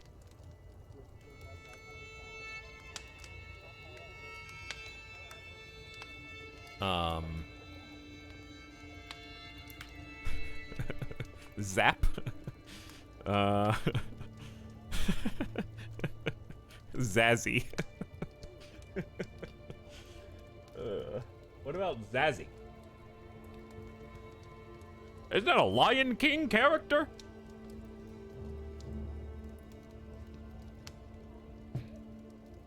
I think this is a good name, Zazzy. May you grow to be strong and wise. My Zazzy.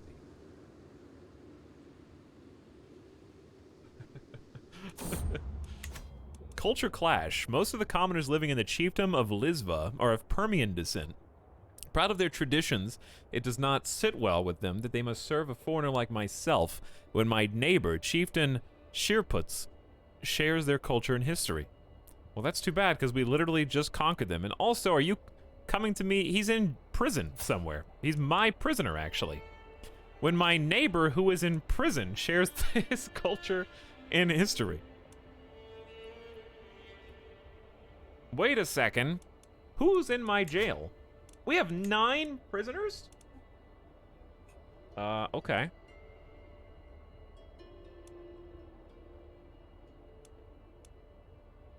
Teach them the superiority of the Ostiak culture. You are humble, so you actually gain stress. But you could 46% change the culture in Lisva to Ostiak. Wow, that's pretty powerful, though.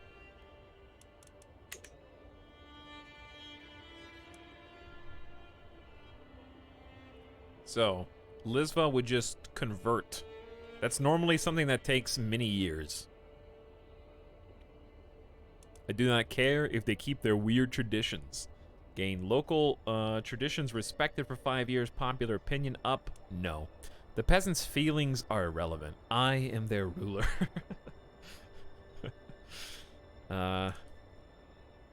So Humble is fighting against us on both of these. But listen, King Quirtle of Sugbiri is 68, dude.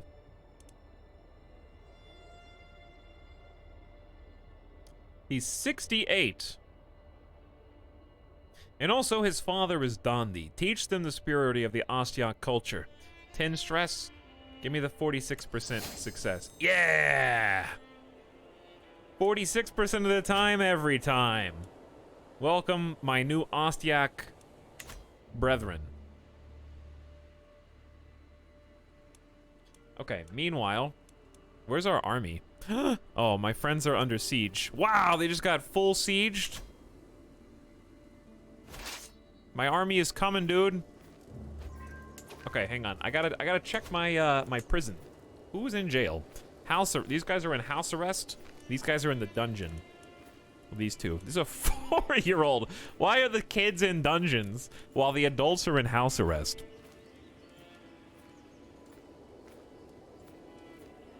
Finally won a roll. Got a good. That was a good roll, dude.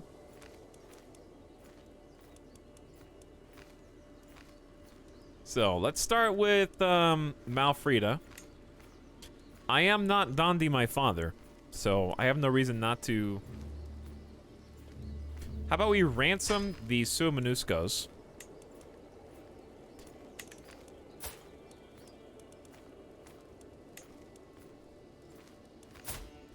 You got 10 prowess, temperate, sadistic, and zealous. We could use some people like you. Why don't we recruit some champions? Chieftain Sheerputs, however,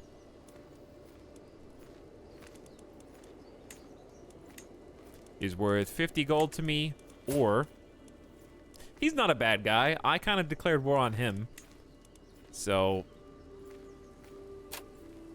he's zealous. Is he zealous? No, he's fickle actually. So we'll just demand his conversion to Suamanusko.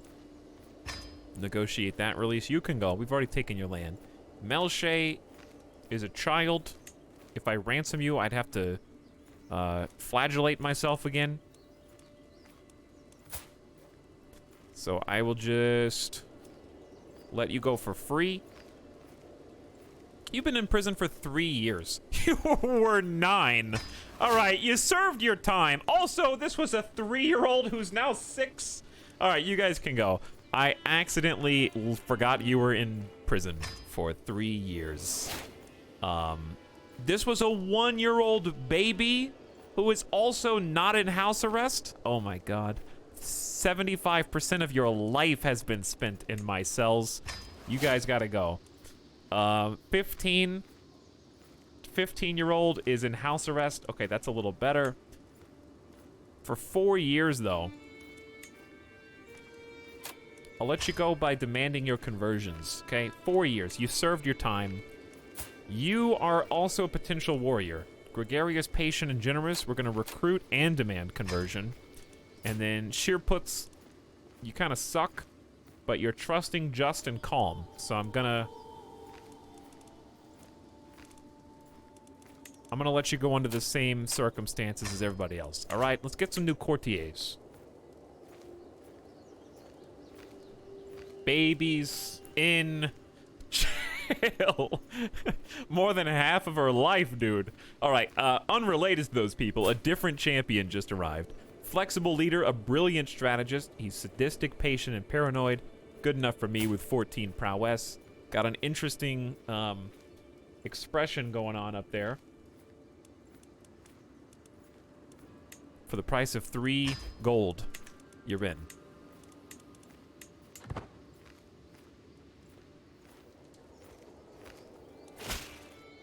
Greetings, King Quirtle. I have no choice but to accept your conditions for my release. Thank you for being a Sumanesco warrior.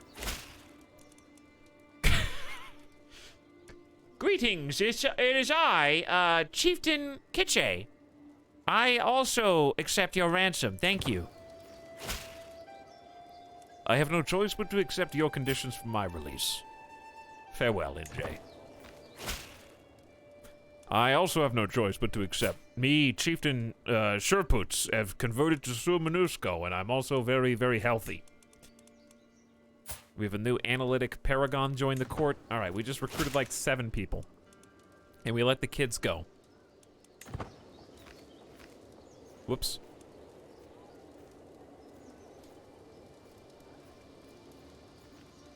All the children, we just cleansed the jails, okay?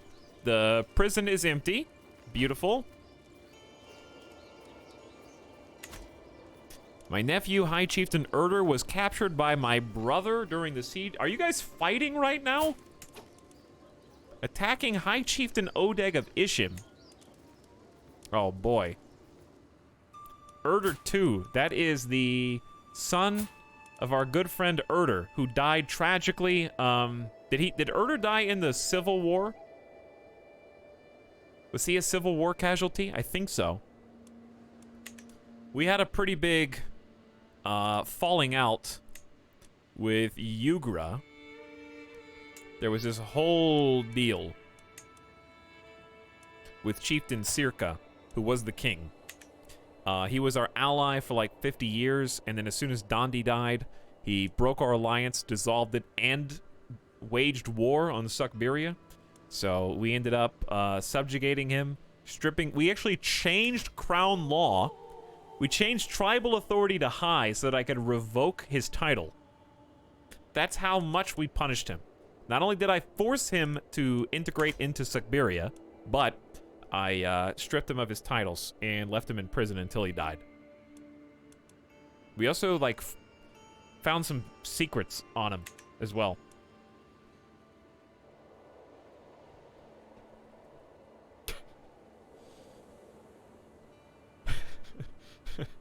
You just released a mass of estranged children to the outside world.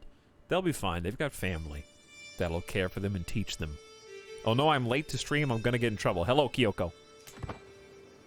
It has been noted. Also, okay, now that we're now that things are kind of like moving, let me get the outliner open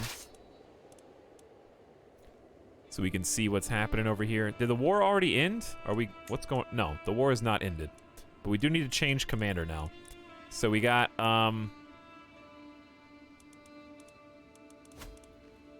siege specialist, military engineer. We're gonna use micromanage style to try to counter siege the fort. I can't believe we actually made it down here. Huh. Your brother, High Chieftain Verpon, died! You gained 20 stress! No! That was my only brother from Dondi. And he never, not once, got put on the council. Such disrespect did I have for my brother. King Quirtle never truly respected him. He was 20 years younger and didn't really see eye to eye because Verpon, they had different mothers. Their Dondi was their common throughput. He did get to command some armies, though. He died at 48. Wow, I can't believe I outlived my baby brother who was in good health. He died of natural causes out of nowhere. I think he was in decently good health. Reclusive, gallant, big spender, and a really tough soldier. He was, like, even more talented than that prowess indicates. Well, Verpon's gone, chat. Next. I mean, look at this. Dad's gone, mom's gone, grandparents have been long gone. I think we've had concubine death, but I don't think that their history is anywhere. Sibling-wise, wait, no, children-wise, that's good. But sibling-wise, it's me, Yadbana, Chiefess Mortox, Java Bill, and Flornaw. I am the oldest. Chiefess Hirlon died at 32. Chiefess Bezalov died at 49. So sad, dude. Utrodal recently died. She drank herself to death 5 years ago, just like Mom, basically. Died of obesity complications as Abinthy. Yolapa got murdered. We don't even know who did it. Minas 2 died of obesity complications. Brozor, of course, died after internal injuries suffered in combat, I think in the Civil War. Let's see where our surviving siblings are right now. Right here in Dalgajar. Yadbana is currently also drinking, but very athletic and an eager reveler, just like me. Chiefess Mortox is on the eastern side in Tartus. Married to Chieftain Korchi, your brother-in-law, who has Chiefdom of Mumo and a bunch of other claims that I guess we don't really have the opportunity to cash in on.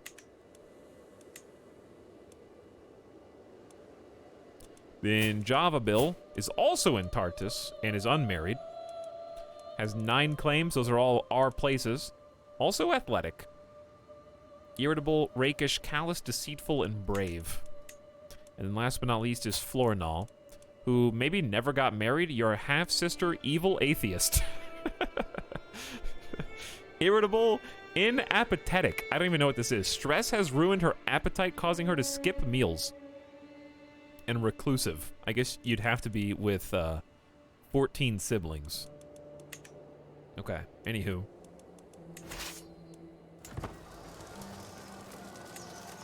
High Chieftain Erder, my nephew, has left the prison after being taken prisoner. I have no idea what the internal affairs look like inside. It's weird that it gives me updates on neighboring rulers, but it doesn't give me pop-ups on my own vassals. Maybe it does, then maybe nothing's actually changed. The following faction that targeted you has disbanded. Faction to install Java Bill on the Suckberian throne. Is that because Java Bill just died after we looked at her? No, she's still alive. By the way, thank you for the subs. Sorry that I put you off for an hour. I just had to get the ball rolling on the stream, but I appreciate each and every one of you. Mostly lost, of course, for the joke sub to Paradox. Maybe they'll notice me now. X-Kitty says, long live the king of Suckberia. A chew. Are you allergic to the king of Suckberia? Thank you, X-Kitty. For 43 months of subs. MyRom says, a faction has been raised against Etal, vassal of Twitch, demands to be able to ask meme questions. Trust me, this chat doesn't need permission for that. They find a way to do it anyways. And then Mej0815 has subscribed for 25 months as well. Hello, Mej. How are you tonight? Thanks for coming back, everybody. I appreciate the subs. Okay, so we're helping, dude. We got a ford crossing here, and we counter-sieged and relieved the capital of Zaporizhia, which the queen of which is our daughter. So we have a very personal interest in this. I'm going to go ahead and swap commander again to High Chieftain Dakya, who is our best and brightest. Has Unyielding Defender, reducing our friendly casualties, and also the supply duration up plus 100% is going to be good. Even though we're going to be in friendly territory, so it shouldn't be a problem. All right, so they're going to come in and reinforce. Should be a pretty easy battle. We have all of our specialty troops to help us out, including... Well, that was fast. Even for 2x speed, that was fast. We only lost 8 people? We killed 700. They're all dead. Killed one of their champions. But yes, we have the Metzenvartia. This is our extra special cultural specific archer. Versus the regular bowmen are pretty good because we've been buffing them. But that extra 5 defense, 5 attack, and the ability to cover our retreats with screen and to shoot the enemy as they retreat yields a lot more casualties, I think, over time. Got 5 hundo light horsemen. Everybody's doing great. Hopefully no injuries. They got another group coming while we just kind of stay here in siege. Also should be just as easy. These guys are even weaker.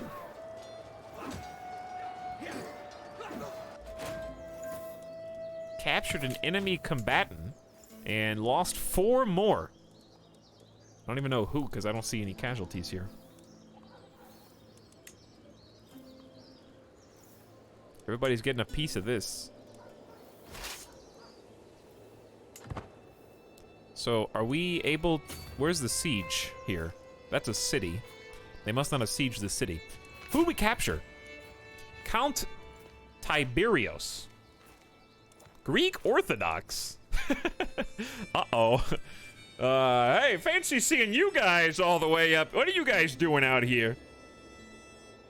Pursuit on archers is really nice. It is, yeah. Oh, yeah.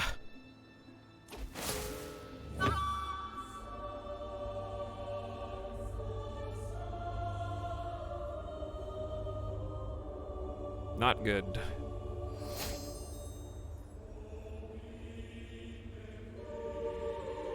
Really bad timing, actually. King Quirtle is dead. Long live King Quirtle. King Quirtle of Suckberry has crossed the door to the world of spirits at 68 years of age. He died of old age. A conscientious man, he was renowned for his excellent skills as a steward and a ruler. King Brozor ascends to the throne, being a man willing to wait for a plan to come together. Many expect great change to come to the realm, albeit slowly. So, 2 things here. Number 1, because we were at war, we didn't have time to move the capital. However, there is an upside. The upside is that Brozor probably isn't going to have as many qualms about going to war against his brothers. The upside is, even though we lost the duchy of Perm, it has 0 buildings and 0 control and 0 troops. So it actually doesn't make our brother any more powerful. It's more of an investment. You know what I mean? So I feel like it'll be pretty easy to... I'm probably going to take it back as Brozor. One somehow or another. I have been here for both. Rip Dondi, may you be forever dreadful. Rip Quirtle, may you... What fetish? He's just like money. Bamagrad. I think you're, projecting something. Did Quirtle do something that spoke to you? I have no idea.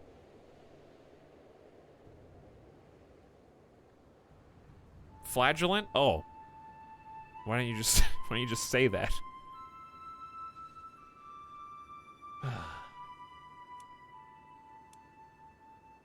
Quirtle totally had a Scrooge McDuck gold pool.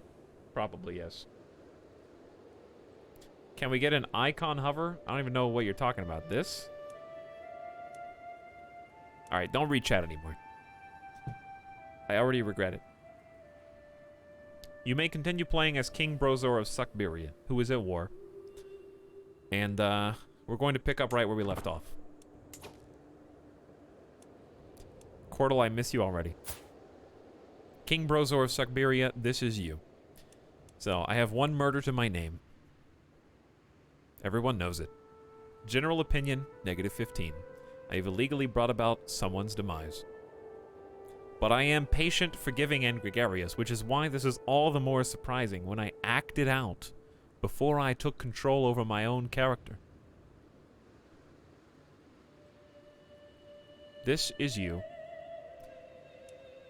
I am married to Queen Conchi of Suckberia, who was an interesting individual due to their robust physical aspect.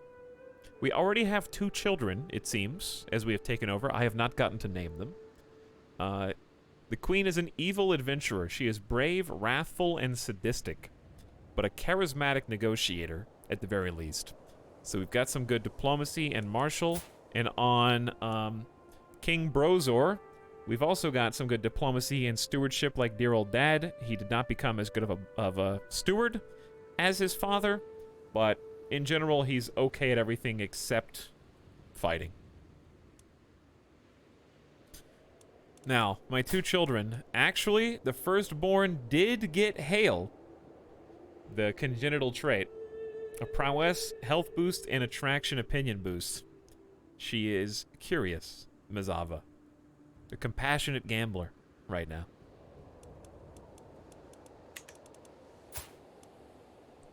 Posheka is only 1 year old and currently has nothing going for her. But in time, we will see how it goes. Brozor, you're looking mighty tall compared to dear old dad. Here's dad's height, right about here. Brozor's at least like 2 to 3 inches taller. And pretty muscular too, it looks like. 9 prowess with only 6 martial. He's almost going off the screen. But it's interesting to look back at the family. Like, let's do this real quick. We should definitely make a manual save. Maybe just don't save to cloud. Rip. Our long live Quirtle.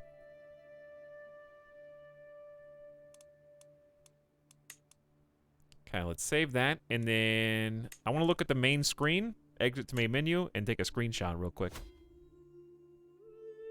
Because this person looks very familiar, chat. Do you recognize this individual?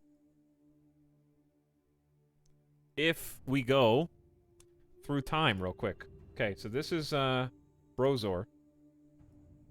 Now, watch as Quirtle de-ages.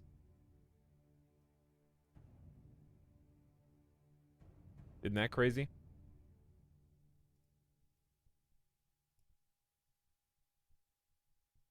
So here's young Quirtle versus young Brozor.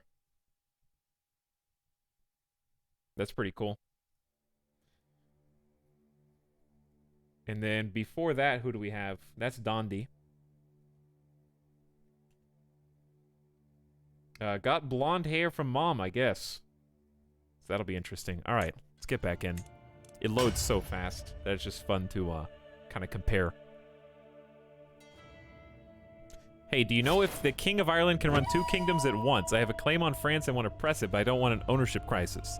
Yeah, you can own 2 kingdoms at once, definitely.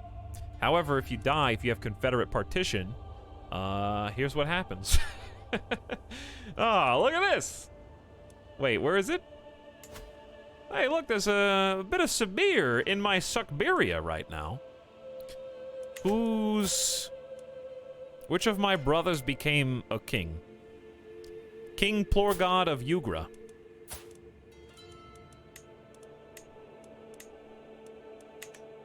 I actually didn't even see Ugra. But there it is. So Ugra has just splintered off of Suckberia again. This is what happens if you have 2 crowns, and then you have Confederate partition when you die. If you're an emperor, then it doesn't split. It'll stay in the kingdom. But 2 kings, 1 king cannot be the vassal of another king. So it's its own thing, which just kind of complicates matters a little bit. So here's King Plorgod, looking mighty regal up here. Got the Kingdom of Ugra. And let's see what else you have. You have the High Chiefdom of Vasjugenmeyer. So I think I can probably usurp the places that he doesn't have direct land in. Because it's weird that he's got places that are actually in Suckberia.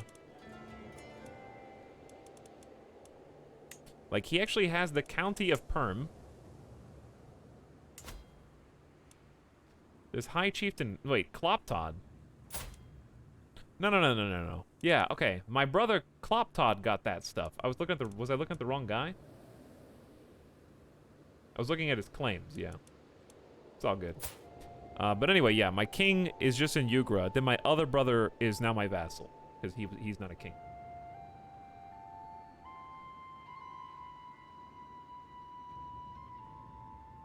But yes, Erdemius, you can hold 2 different king titles.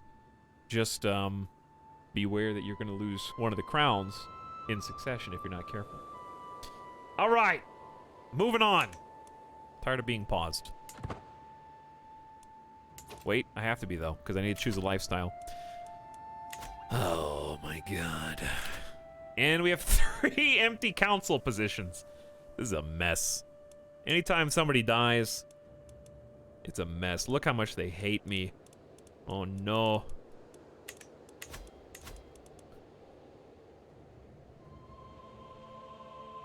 Oh, we just lost all of our levies.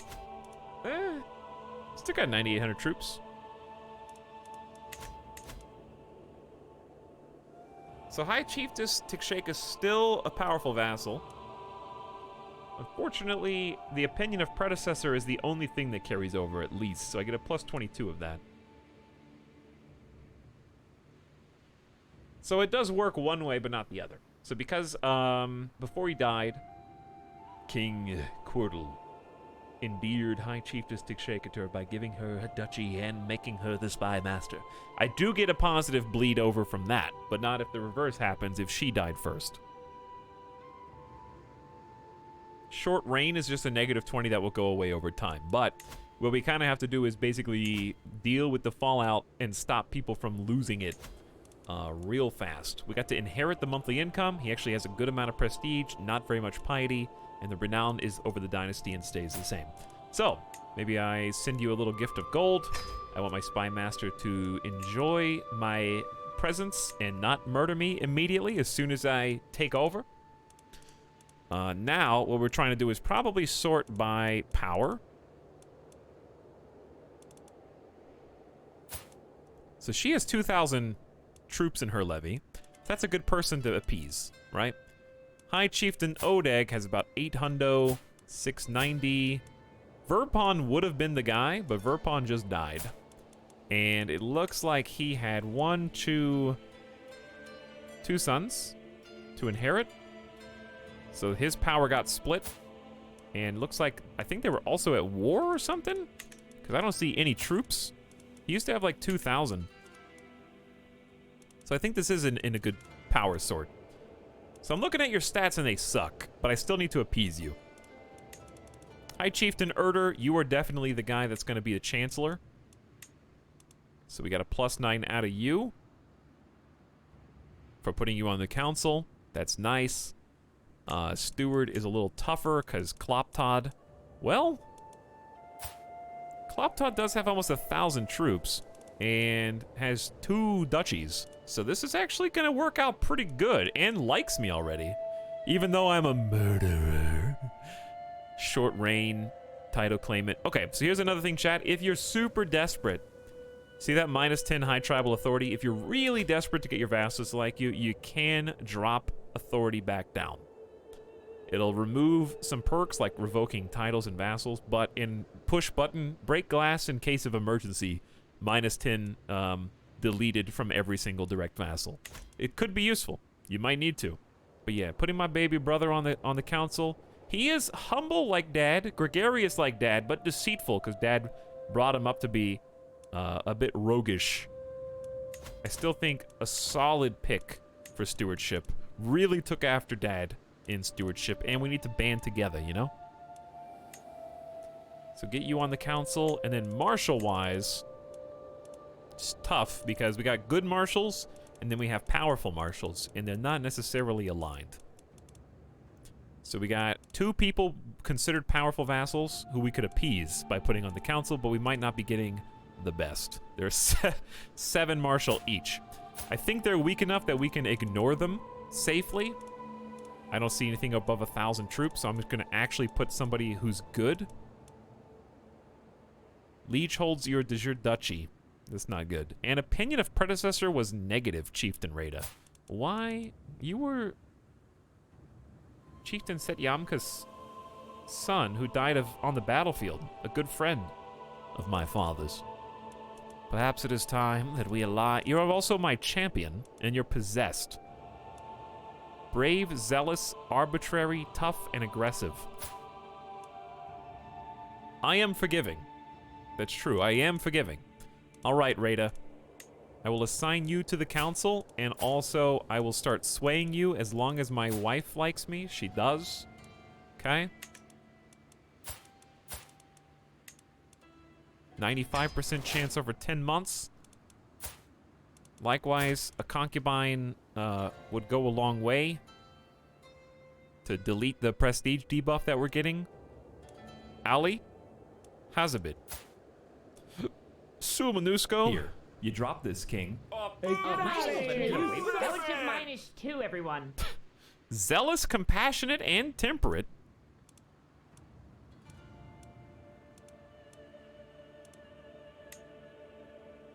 We are related. Oh.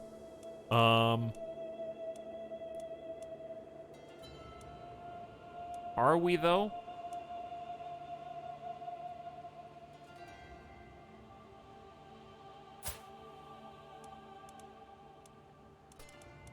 Probably not. Probably not.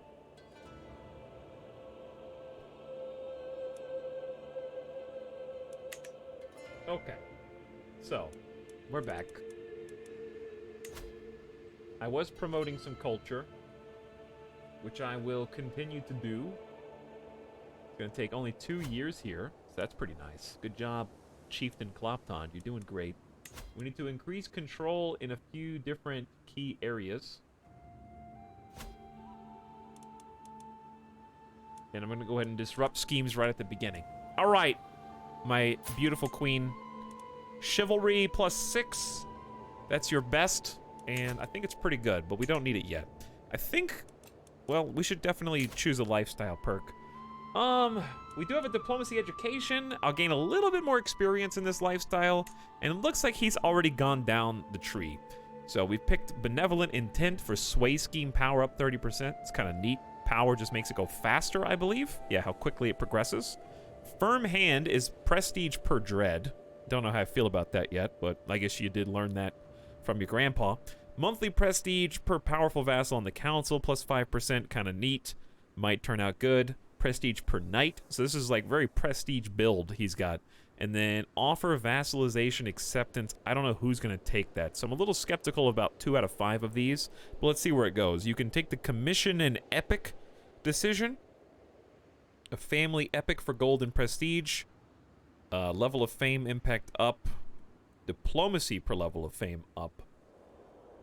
And then gain the trait August for prestige per month. So very prestige build.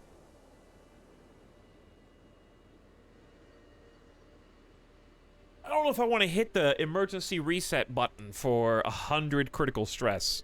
We might just roll with what he chose.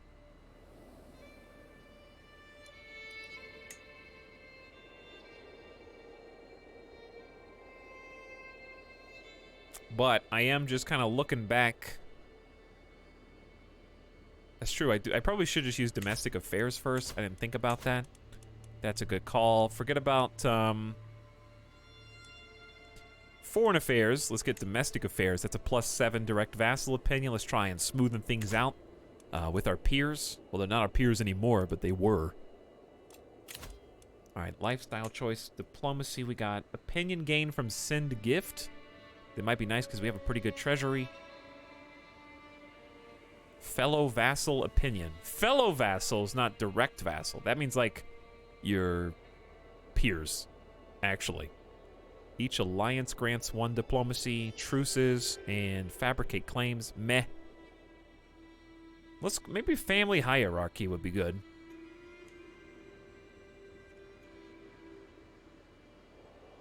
Because befriending personal schemes, I feel like if anybody was going to be friends with everybody, it'd probably be the patient, forgiving, gregarious guy. So I think that matches with our stats. So let's go ahead and go family hierarchy.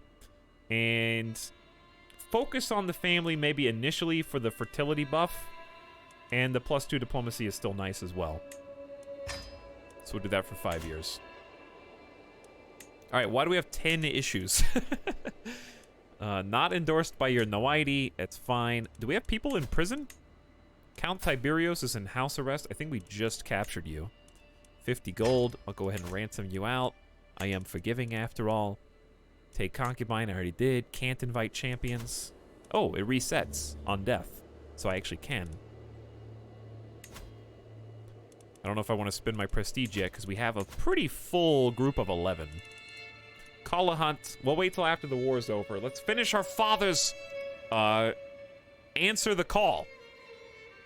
Because I think my sister is the one that we are now defending because we were defending our daughter before, yes?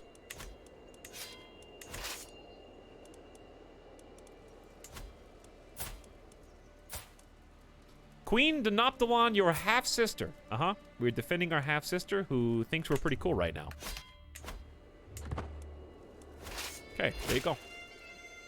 I accept your ransom offer and hope to someday show you the same hospitality. Thank you for the money.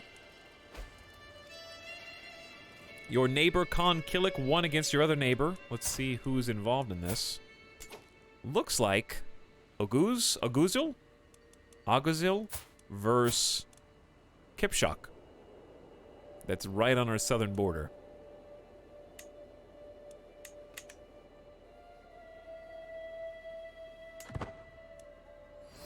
Are we dying game or death? Not really.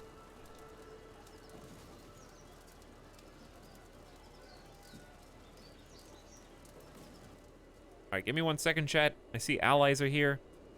We're just gonna do a short little siege. And I gotta tuck Midas into bed because he's being antsy.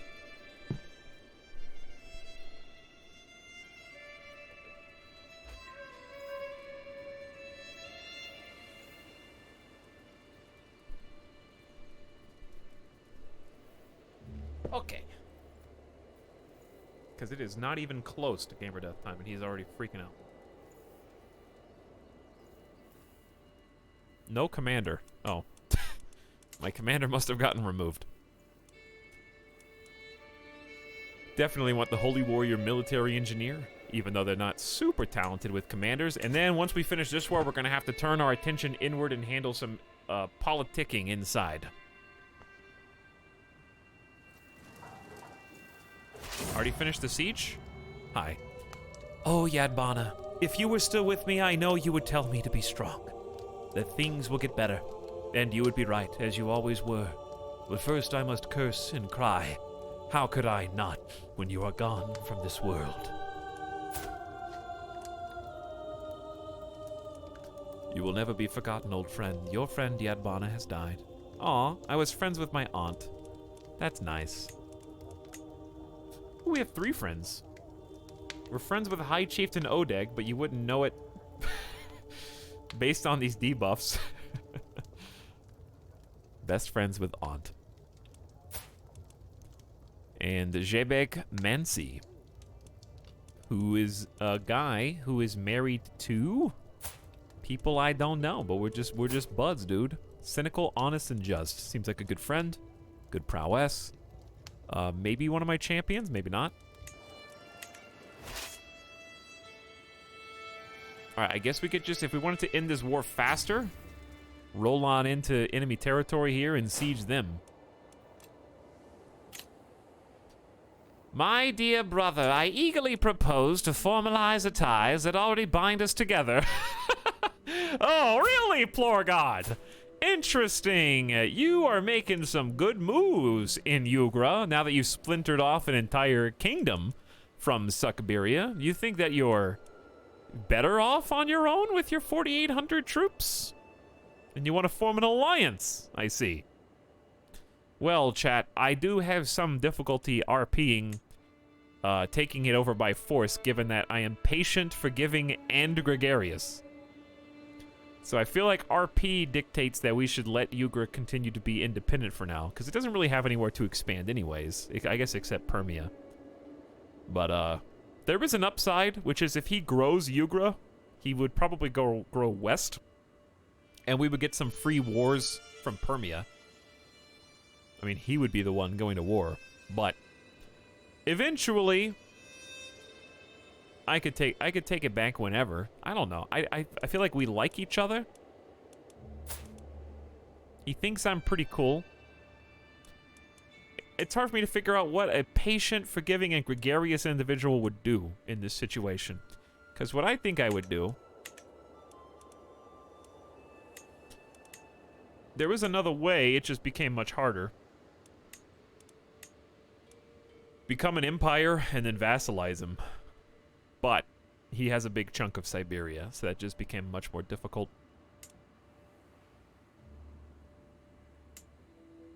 To create the Empire of Siberia, I need 45 counties. I have 16. Yeah. Empires are pretty tough. I don't think I can justify going to war for him. I think it'd be tough.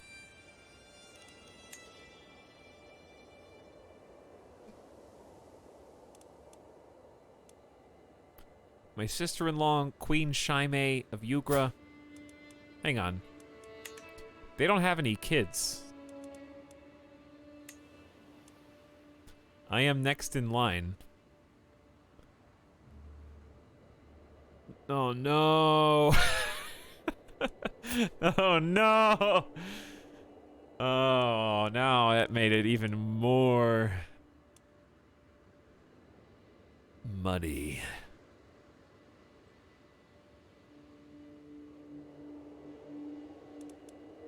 Who's your mother? Oh, do we both have the same mother? Because that makes it tougher. If we have different mothers, maybe. King Plorgon, Norava.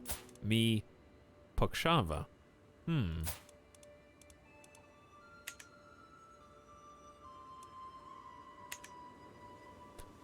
I mean, I am a known murderer, but that makes me a kinslayer as well. If I am the... Well, I don't know. Does it make you a kinslayer if you're not the one doing the killing? Plus, who says it's even going to be easy? It might even be...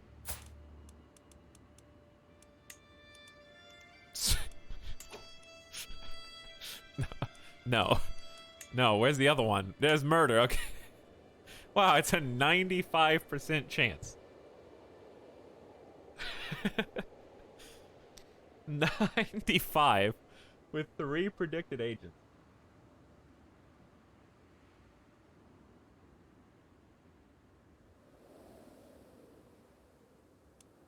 here's the thing, chat. I think, does it make sense? Yes. But what would Father think? King Quartle raised me better than this, chat.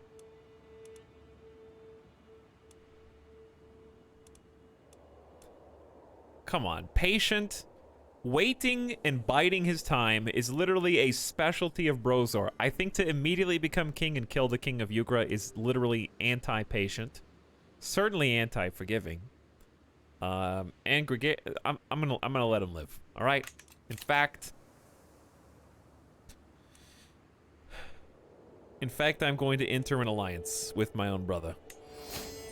I gotta go. I gotta stick to the RP, chat, because the RP giveth and the RP taketh away. Okay? If you continuously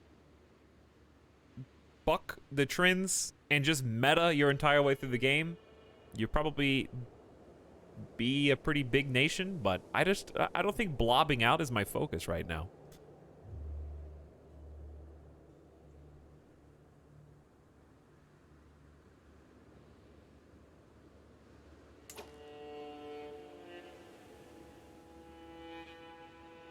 You get more dynasty renown from him, so that's good. True. We get 2 kings. Ah, yeah, we actually just increased our monthly renown by 25%.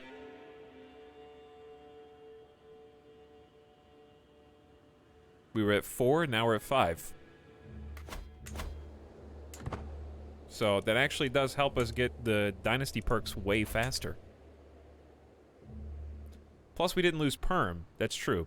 Maintaining Perm was the most important thing. Yugra was just land.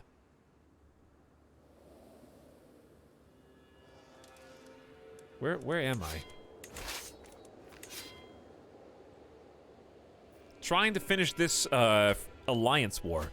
Faction created against you. Your brother High Chieftain Kloptod created the faction to install Merzalo on the Sukbirian throne. Really? I just put you on the council, little bro.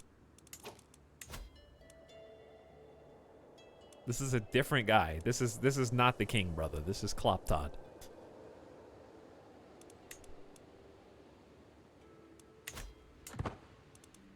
Kloptod, please. Who am I swaying right now? Chieftain Rada. Alright, we'll sway Kloptod next. He's fine.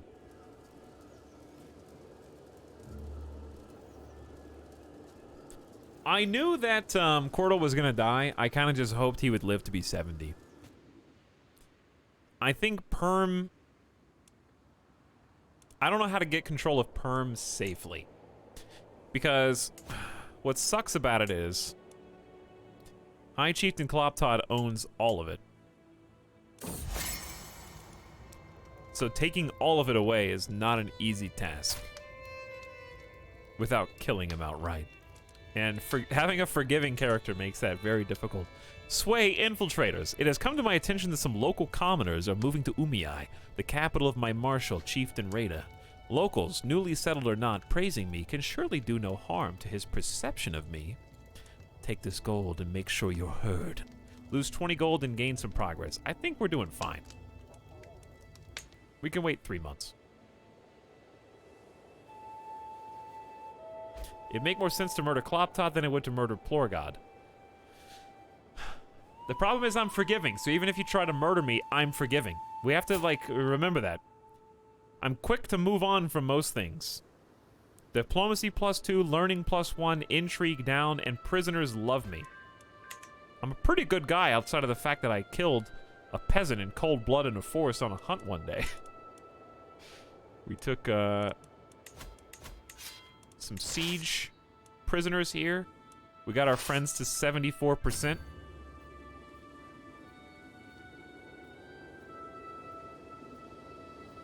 Wild Goose says, thanks to I try way too hard for my sub gift. Welcome back for 2 months, Wild Goose. Thanks for sharing. And thanks for hanging out on the stream. Okay, forgiving doesn't mean that you don't kill anybody, right? It just means if, like, if you like people already, then you're quick to move on. So I think there's no reason to believe that he dislikes his brothers. Because they seem pretty nice. Like, if you just look at them... Like, obviously, Brozor himself is a trifecta of good. Brother Plorgod is shy, humble, and deceitful. Deceitful's not inherently bad, but humble is a reason why we would like him. And then Kloptod is humble and gregarious, and we're gregarious, so that's definitely a plus 10. So both my brothers are deceitful. I'm the one that's gonna get got, potentially. Does one pleasure murder really define a person? Listen, I was young. I was like 16 or 15 or something, okay? I'm 33 now. I've become much more aged and wise. I mean, look at me. I'm King Brozor now. How many wars are you guys fighting over here? Blobbing out in Kipchak and Zetizu.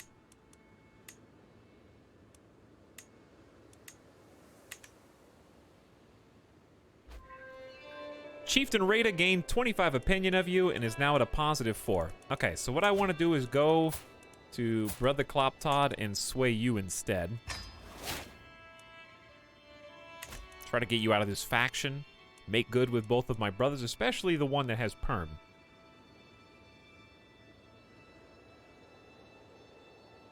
At least, I should look on the bright side, at least Perm is going to stay in one piece now. It should, like...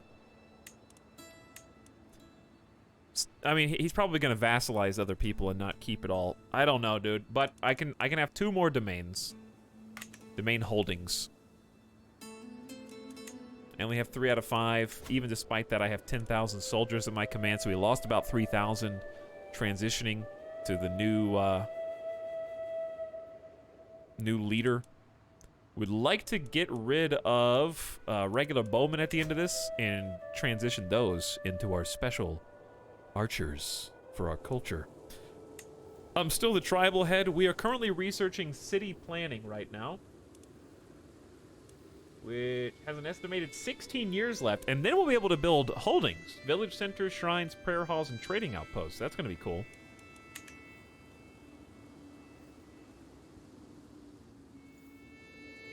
Once he has kids, Perm will at least stay under his direct rule as part of your kingdom. Yeah, that's the upside. I feel like maybe if I had rushed to make that my capital, that would have ended up being a mistake. Because there's no buildings there. We'd lose so many troops that we've carefully built up. We don't really have a good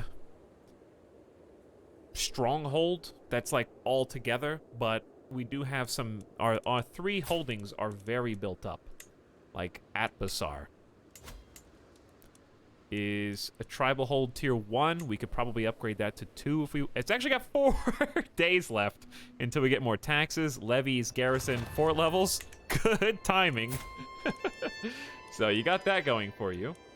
Narim, which is not my favorite, but at least we don't have to reconquer it again, so that's cool. Narim is also bulked up, tribal tier 2 with a tier 1 building in each. You know, like at least the holdings that we do have, few though they may be, including our capital, Tartus, is as strong as it can possibly get with our current technology.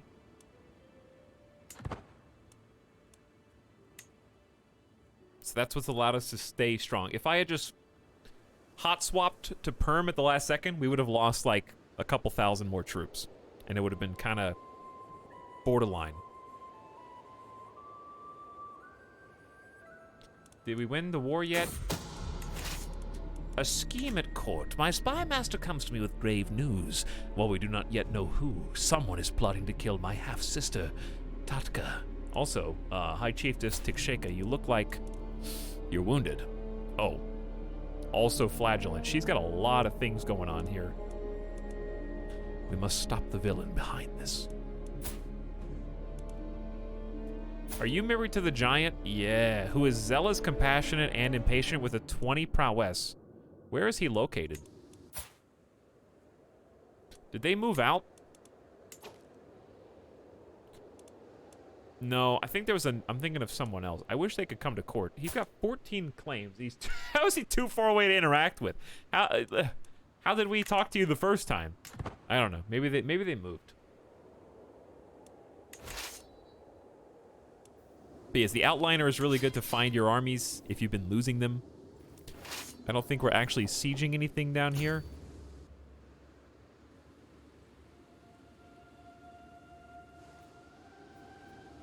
This is the first time I've seen a boat in the entire game, actually. On the Caspian Sea. Neum. Did you just choose a boat to go from, like, here to there? So what, it costs money? I guess it's just money to get in a boat? We don't really have much need for boats up in the Northeast, in Northern Asia. You guys, I see a lot of wars coming on from you in particular. But you're not super strong. Maybe in time, you will be a formidable foe. Okay, so once we win this siege, basically game over for this particular war. We're at 97%. This is just our allies. We're defending in a holy war. And, you know, it's going to be a nice little prestige mini buff. And it's for my sister. I'm following my father's wishes, you know. He accepted the alliance on his way out. Haratobi people arriving. The new boat system is pretty nice. Allows AI to be competent. I really haven't seen... I did see some people complaining, and they were like, I'm so tired of every time I go to war, the AI always takes a boat to my capital. And I was like, wait a second, I do that. Are you telling me the AI has developed and is using the exact strategy that I use whenever I'm fighting? Wait, that's not possible.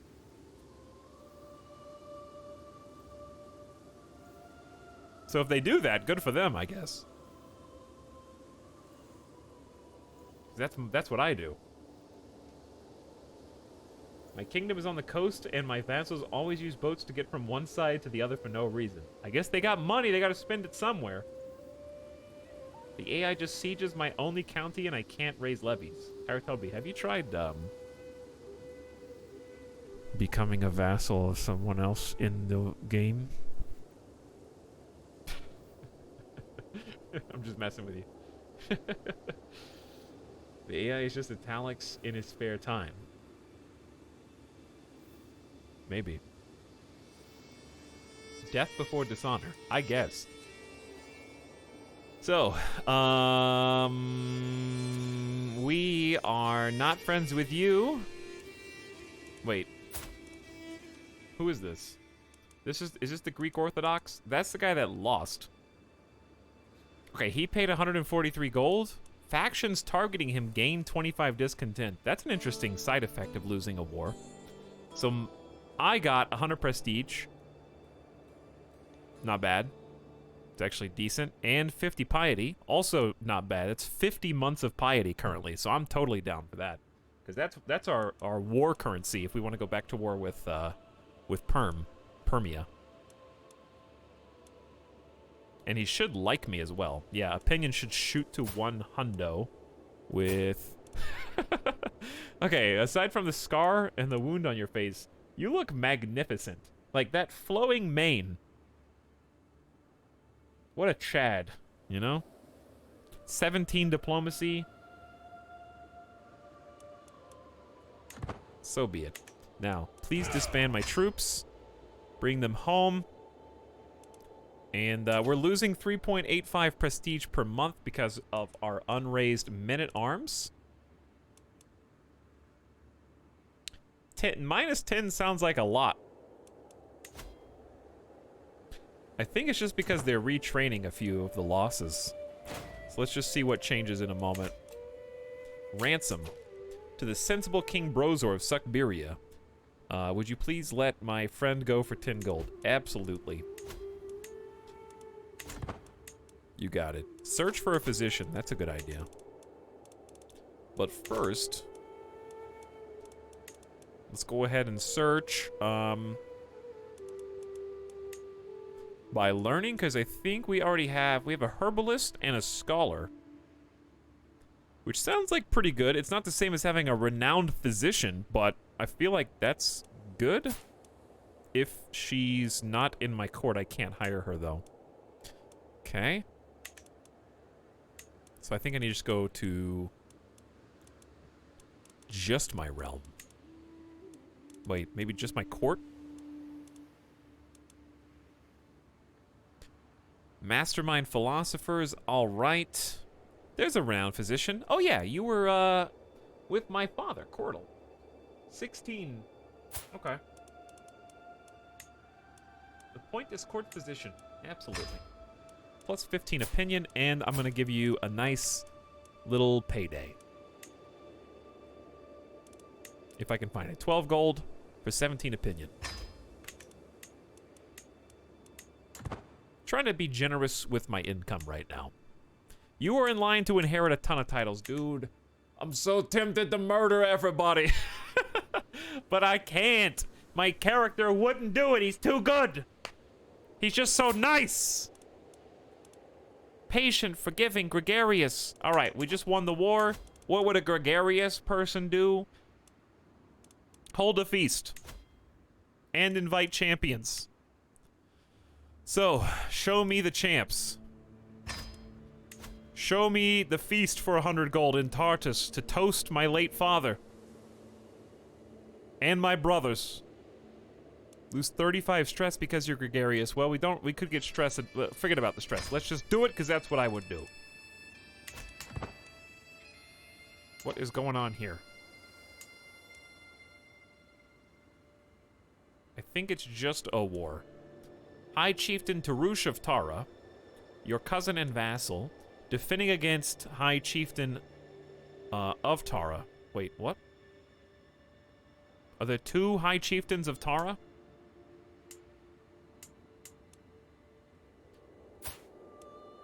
Does this not look like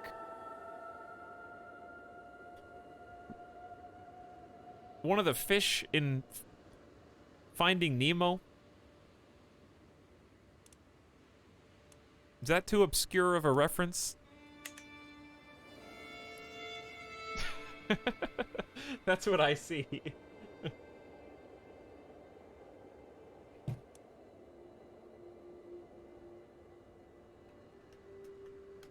I don't know. I don't know, chat. I'm just telling you what I saw. Okay, obscure reference wasn't what I meant. I meant like too far-fetched, I guess. That would be better.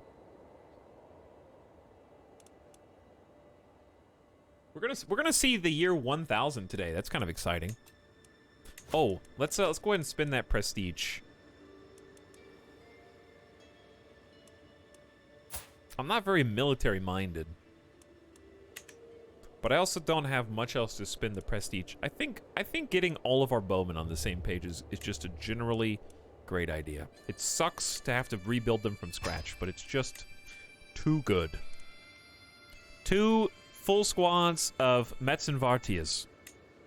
Our specialty culture archers. Super good in taiga and forest, which we fight in all the time. They cost 166 per tier, though, which is not great. But still, I'm going all in, chat. Going all in.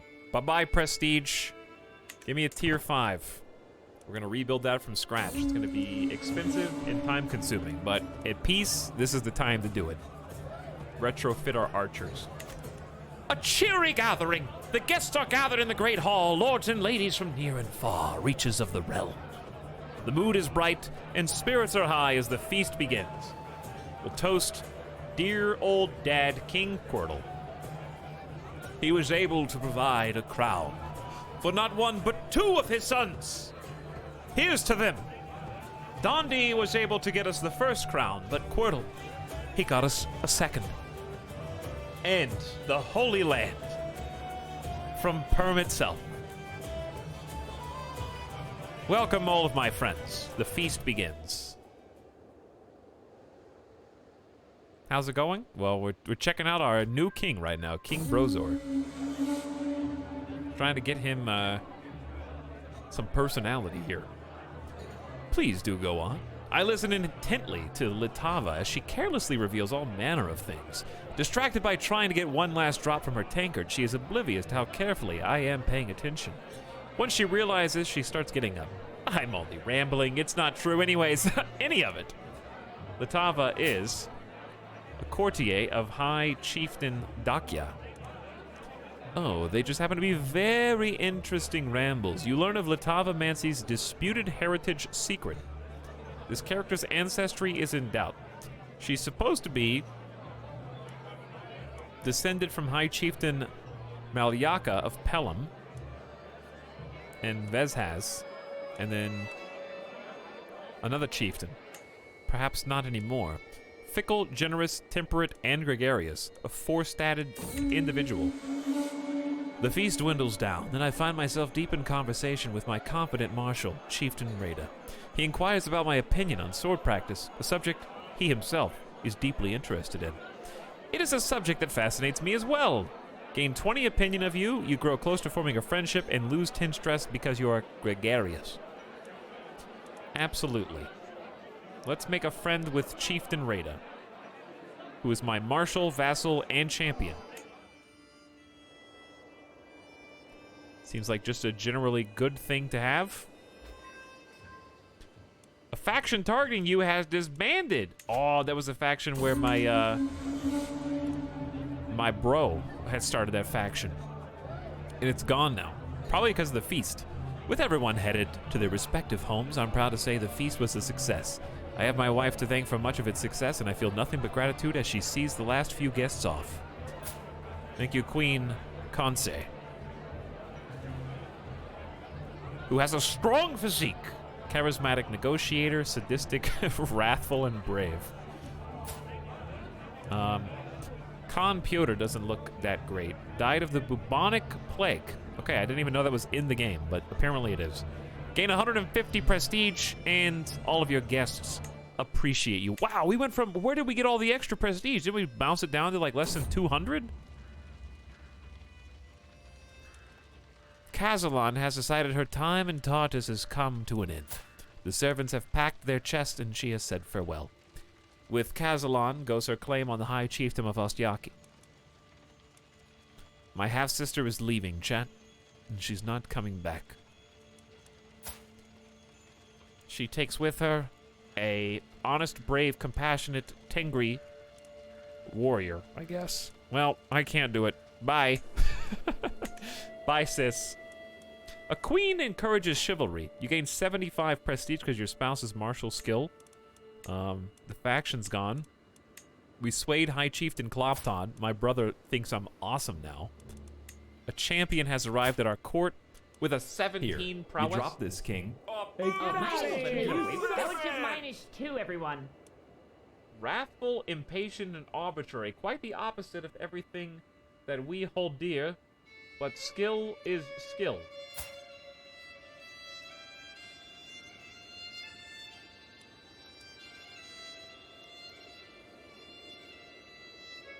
Okay. Skill is skill.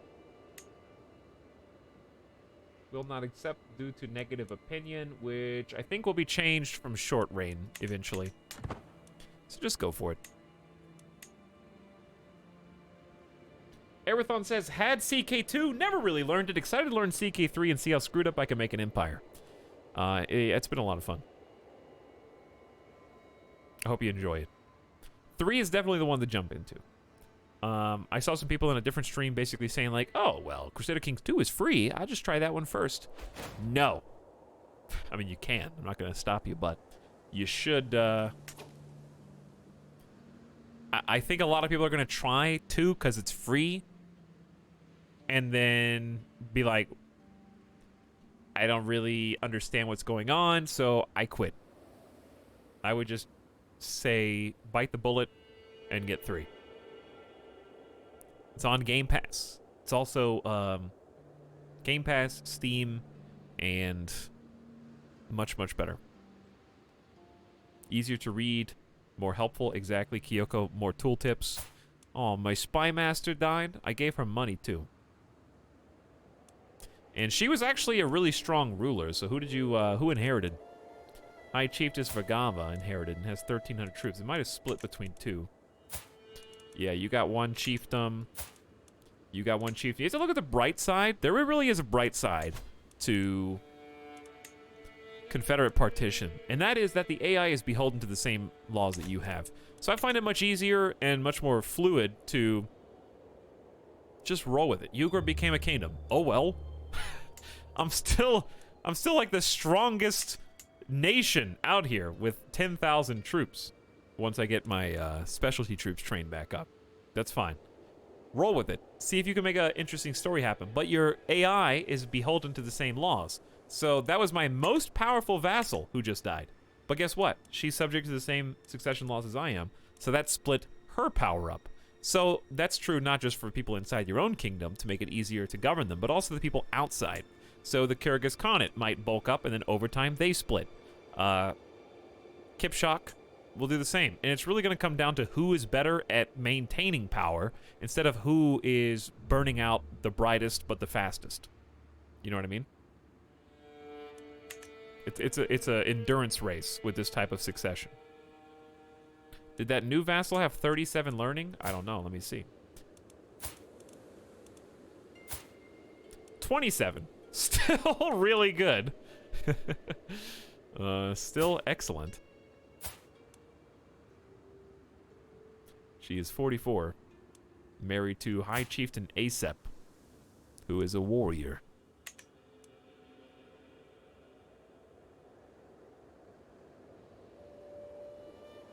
So personally, I've been enjoying the challenges that come with this particular type of succession.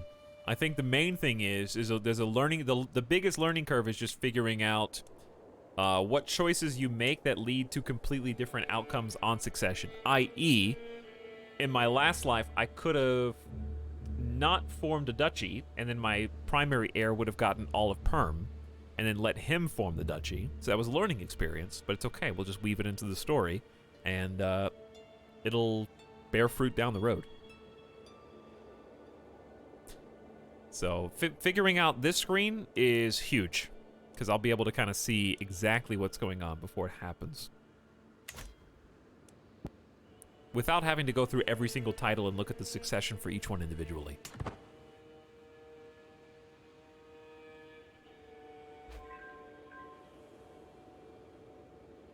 How's the map looking? Like this.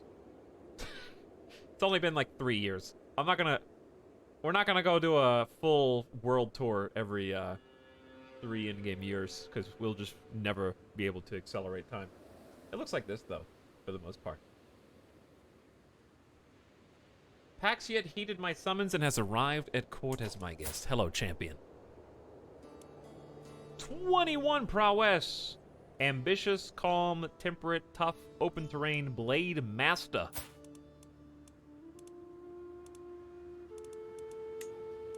Please, won't you join me? And he's potentially my new top champion. Well, second, actually. Second best. It's pretty good. Gonna tweak this a little bit so we get some better choices. High Chieftain Kloptod, my half-brother, is also a champion. I could force him to be a champion and then take him into combat and see if he gets injured. I'm not gonna do that, though, but you could.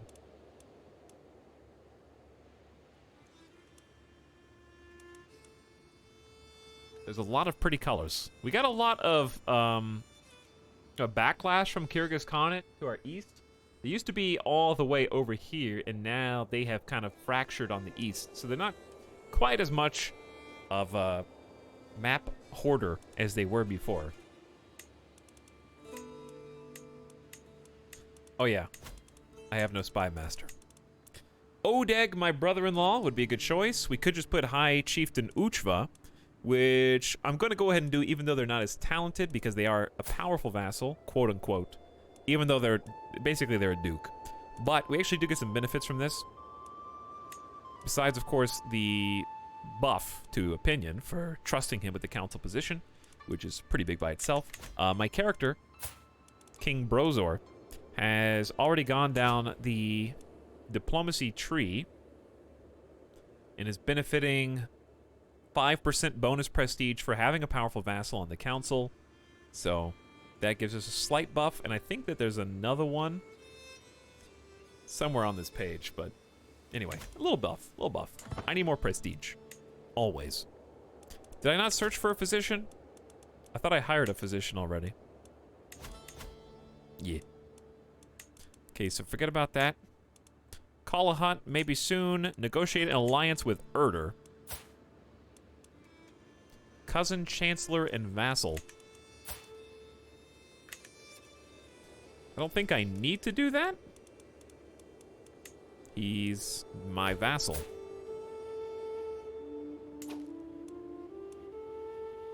I don't see any reason why not, I guess. High Chieftain Erder's child, parent, or sibling is married to a child, parent, or sibling of you. It's daughter of High Chieftain Dakia. I guess just because he's my cousin?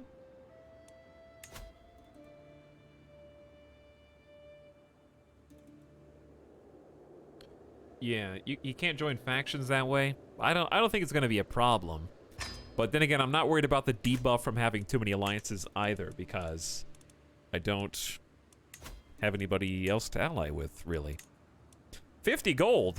Why are we keeping you in prison for 20 months? I have no idea. That's just free money.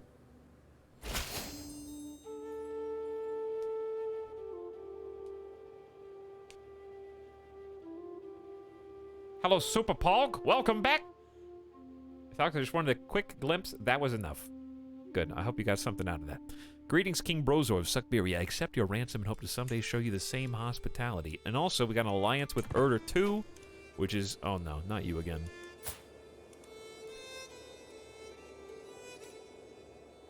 Benevolent King Brozor, I call on you to honor our alliance and help me against this peasant uprising.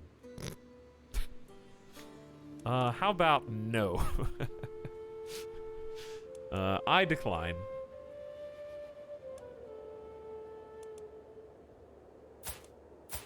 I'm...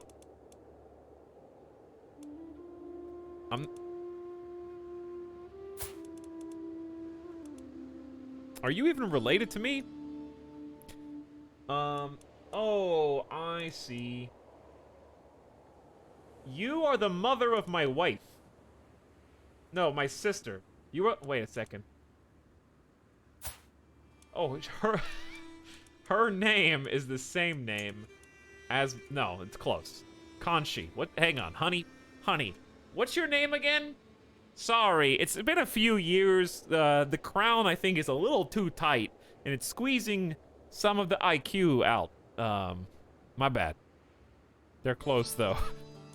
Either way, absolutely not gonna go all the way down there for that. My head is huge. They don't make crowns in my... I went to the crown store and everything. I know, it's crazy. Not even on the... They got the ladder out and everything.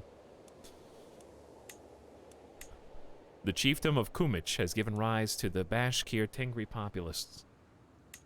Targeting you. I think we're fine. Didn't mean to be paused. My bad. All right, let's just scan the surroundings here, because the number one thing we want to do is Defender of Uko. Oh, hi.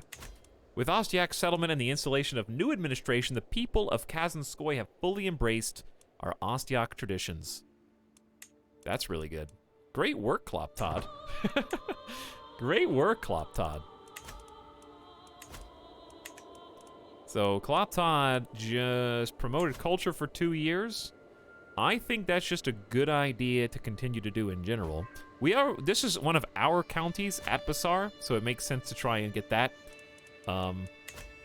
same culture as well. Ajag heeded my summons and has arrived in court. Gregarious Just. We're getting some, like, good-natured individuals to show up. They're not the most powerful ever, but we are finally filling out our court. That was the hardest thing for a really long period of time. Also, High Chieftain Kloptod no longer needs to be swayed. We should probably sway another vassal because we're really good at it. Oh, no. your half-sister and cousin, Nyalka Avrin, is leaving Tartus. With Nyalka goes her claim to the chiefdom of Kazanskoy. I think it's fine. May your journey be swift. My sisters are all gone, dude. What are you guys talking about?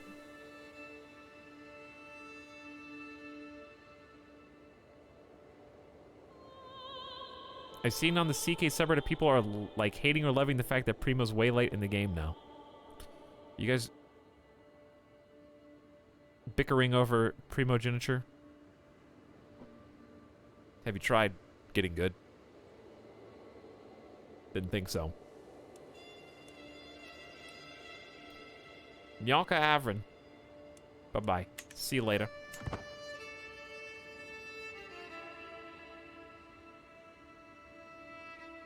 Catch you later.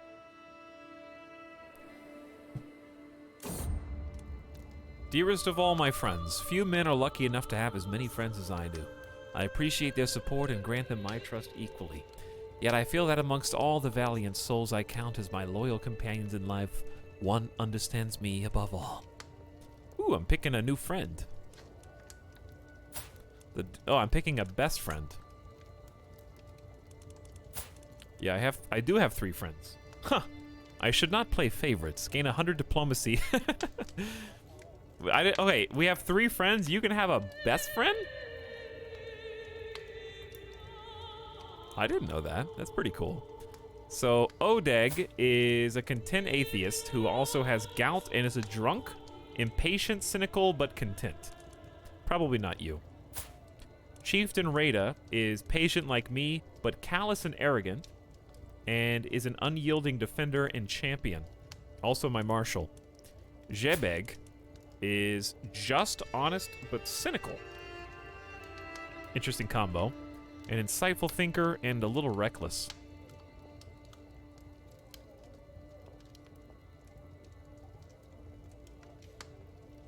Amongst all the valiant souls I count as loyal companions in life, one understands me above all.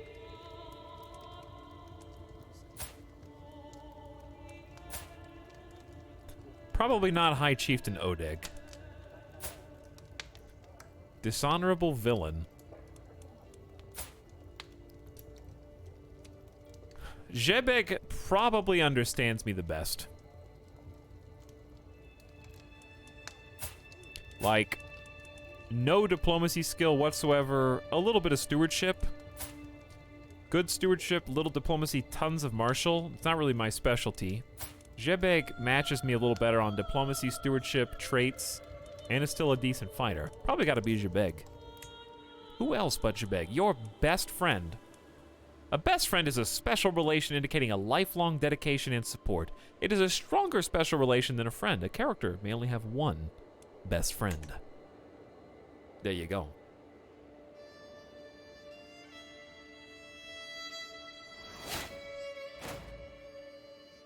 You could, yes, a new lifestyle perk. Thoughtful. Send gift opinion gain up 100%. I like that. But I don't like the rest. You can take commission and epic. I'm not humble. That might be fun, just to try something new. I do want to use the befriend scheme. And I also want groomed. Yeah, I kind of like the family hierarchy one.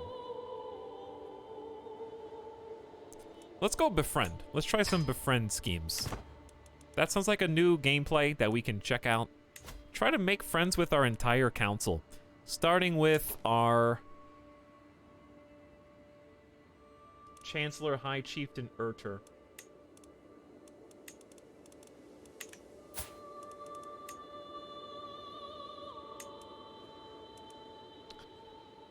If scheme is successful, High Chieftain Urter might become our friend.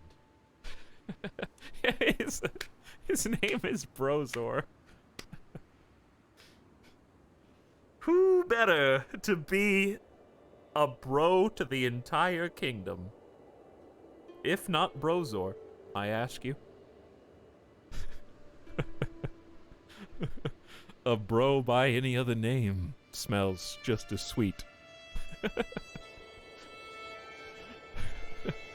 Yeah, let's do that. I love how that plan just comes together. I didn't even choose that Fordham necessarily, but I didn't think about it like that, but here we go. Oh, as you assist me, you're giving me +2 to diplomacy, martial, really good. Focus on the court and those closest to you. We could focus on some court politics for a little while. Seems like a good plan. Boost my diplomacy up to 19. General opinion +22, so people are just gonna like me better. I am Brozor. Bro to the entire kingdom. I am passing through the castle gardens for a morning walk when a soft breeze carries the voices of Kuaz and Bars to my ear. The two courtiers are talking to each other in a secluded spot nearby, frequently glancing around to make sure no one is listening. While it is hard for me to make out most of their words from a distance, it's clear their discussion relates to High Chieftain Odeg.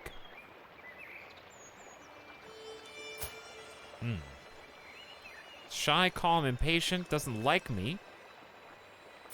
And then Kuaz is a zealous villain brother-in-law married to my half-sister, who really likes me. Who is herself stubborn, wrathful, but patient like me and extremely learned. Warn Odeg. Both these guys lose opinion of me. If only I could get closer. 58% chance I get spotted. I must know what they're hiding.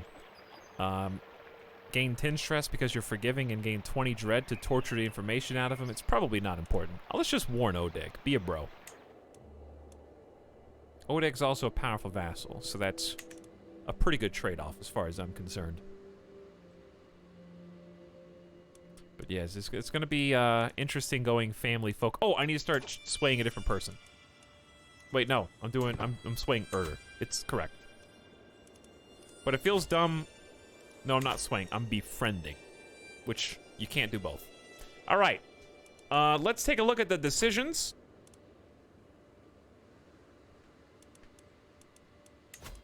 Defender of Uko requires... Well, chat, this is awkward. Technically, Sumanusko's held by my brother. That just threw everything out of whack. I need Devoted Servant, which I'm not even close to anyways. So let's not even forget about it. I mean, let's forget about it until... I gotta get to, like, level 3 Devoted Servant before that's even possible. So, there's no reason to try and take it back right now, because we need to be more pious.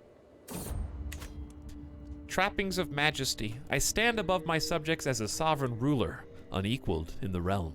Dressing the part with resplendent garments and jewelry would serve as a subtle reminder to everyone that I am in charge. Only the finest ermine and velvet for me. Lose 80 gold, resplendent raiment for 5 years.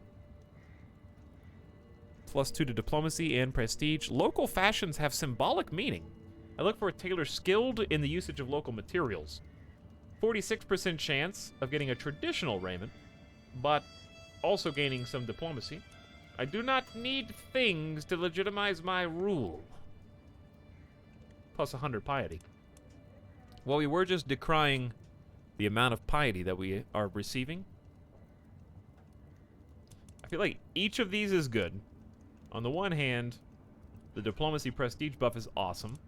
On the other hand, 46% chance of getting some good lifestyle XP and a stewardship diplomacy buff. On the other hand, this is 100 months of piety. Which also helps us go to war with Permia if we want. And I don't think this king would have any problem going to war with Permia. Gregarious, forgiving, and patient doesn't mean that holds no sway over war for me. Unless he's a direct relative.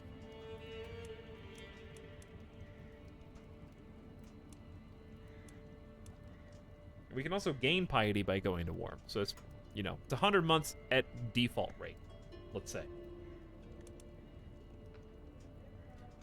I feel like a king as good at diplomacy as he is, even if he's only trained to be an adequate bargainer, would probably try the second one. We'll go for the gamble. Too bad. Too bad. The +2/+1 was just really solid. That would have put me up to 10 stewardship by default, which is just nice. Oh well. It was only for 5 years.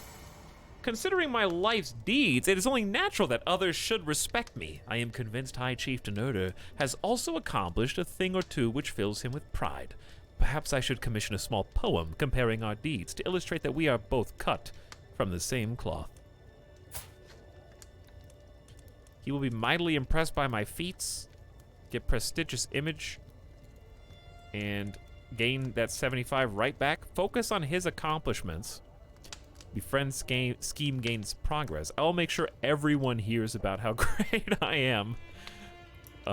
You gain admired feats for 2 years. Let's focus on him. Focus on his accomplishments.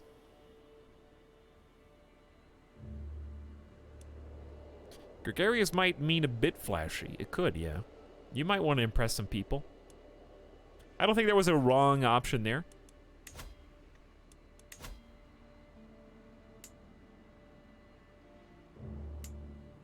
Also, did you guys notice that Sabir shrunk?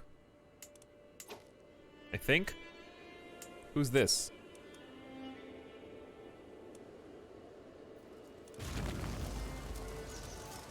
I think there's already an army of Khanda here. So there's not really much I can do about that, but I could have taken this if I was faster than them.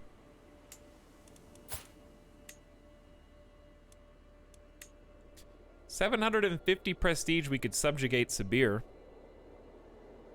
That might be a good way to spend some prestige. Probably be better just to go for all of Permia.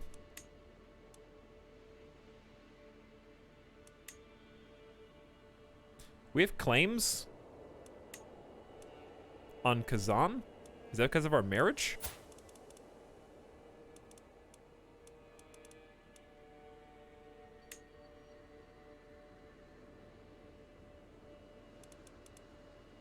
I don't know how I got a claim on the High Chiefdom of Kazan, but I could go to war for the duchy for only 100 prestige. Versus subjugating all of Permia would probably be fine because they're not that strong and they're quite big. And they're also the same religion as us. So that creates lower friction because we don't have if you subjugate hostile, like you don't have the same culture and you don't have the same religion, there's a lot of debuffs there. Like Su Monusco is hostile, so we have -20, and that's pretty steep, actually. Write poetry for your bros. Hey, what's a good man-at-arms setup? Xander, I try and pick based on, I'll admit that I don't have a really foundational strategy, but my thoughts were there's a lot of cavalry units in the steppe, so my thoughts were try and pick counter units to those cavalry units. So in my case, it was mostly horse archers that I'm fighting against. So I picked archers, because archers are a direct counter to skirmishers, and I believe... well, actually, hold on. Oh, no, wait a second. Do regular bowmen counter... Wait, no. Okay, I got confused, sorry. I have light horsemen. Regular light horsemen are light cavalry, but horse archers are skirmishers, right? So, I picked archers so that I could counter specifically horse archers. I got confused, my bad. I try and just think, what am I going to be fighting against the most? And pick something that's a decent combination of that. So in my case, I went one group of light footmen, because it's just nice to have, first of all, a heavy infantry counter, and light footmen are just better trained peasants, right? So I thought light footman was pretty solid. Maybe even 2 light footmen. I went 1 horseman because we are in the steppe, and it just makes sense to counter enemy archers as well. So I thought those cover some really big bases. My Mets and Vartia are really good against horse archers, and then I have onagers in order to siege really fast. So if you're more concerned with winning on the battlefield, you don't care as much about sieges, I would drop onagers unless you're looking to expand. And that gives you 500 more, because these guys can't fight in regular combat. If you're fighting a lot of cav units that aren't horse archers, like regular horsemen, pikemen are going to be your friend. So really you're just trying to figure out what you're fighting against. And you can tell what you're fighting against because if they're in your line of sight, like this army is in my line of sight, you can highlight them. And then I can see that they have 10 onagers, 500 light footmen. So I can kind of get an idea of what neighboring armies have in them by just mousing over their troop comps. Yeah, local terrain is good to take into account as well. I really wish there was a way to compare the map at different times to see the differences. I've been taking screenshots, but I think it would be awesome if there was like one zoomed out view and it had like a timeline. Like Total War has this. They have like a summary, like a chronicle, and you can like press play and see the map as it moves and ebbs and flows. EU4 has a timeline, does it, Subdog? But yeah, that would be really cool. Like Civ at the end of campaign. Oh yeah, it would be perfect here. That'd be awesome. Your concubine is bearing your child and has gained the trait pregnant. It's currently the race to see if a son is born or not. But that's I tend to like zoom out and take screenshots every so often, especially when we transition to a new king or ruler.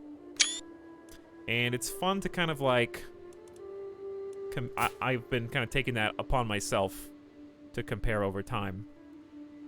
So for example, you can actually see here's Suckberia. And here is when we first got the Duchy of Vas-Jugenmeyer. And even before that, really zoomed out, you can see the Kyrgyz Khanate is vast.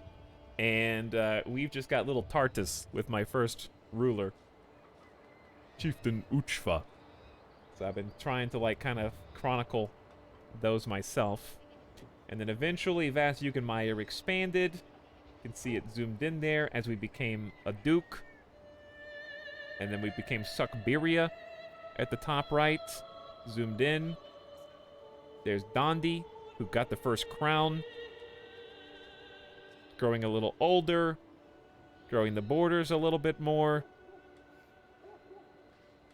And then there's Kordel, after Suckberia had grown pretty substantially. And then there's where we are now, with Yugra kind of popping out from the side.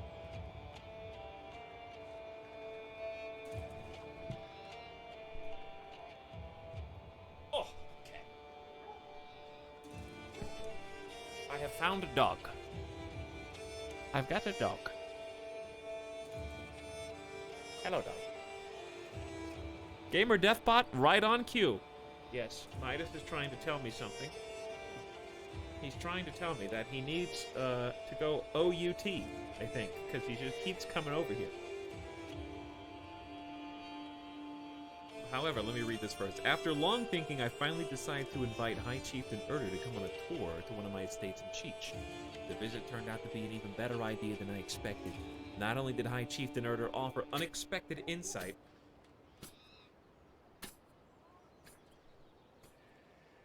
did you choke on your own spit? Not only did High Chieftain Erder offer unexpected insight into the matters of the estate, but he also kept my mood bright the entire time. He is not only my cousin now, but also my friend. Is breathing and drinking water hard for dogs or something? The trip was worth the effort. End your scheme to befriend High Chieftain Erder, and you are now good buddies. How nice. I am going to be the true Brozor King now. You guys are going to forget all about the time I murdered that one peasant in the forest. That was just like, I didn't know who I was. I was searching for myself. I wanted to feel something. So I killed them, and then I realized that there's more to life than just murder. and I became forgiving and gregarious as a result. Listen, that person had to die so that I could become a good king. Wow, 100. Why is this so high? Oh, because we're both gregarious? And he just generally likes me? And he's also forgiving. Okay, that's just a guarantee. Like, we are born to be bros. We're almost the same character.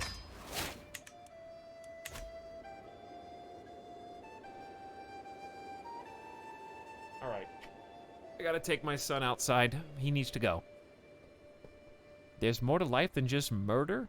I guess so. Alright, coffee's gone. Coffee Nat is also not here today, so that's nice. We are going to BRB.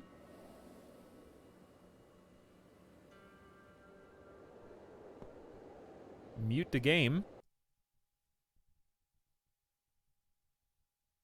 And, actually, we'll just do this. That'll work. Alright, game mute.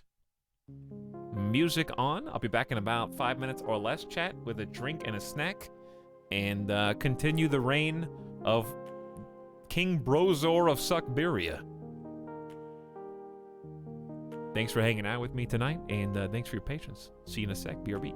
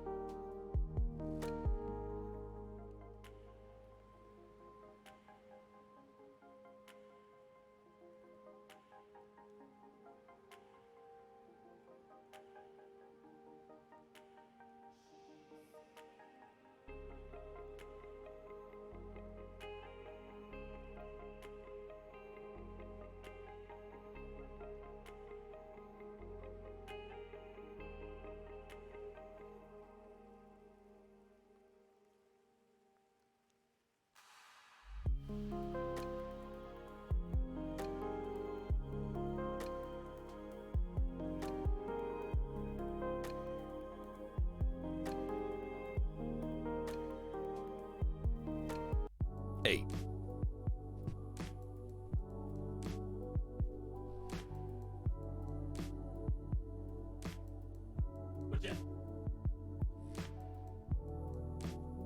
I'm doing some gamer stretches.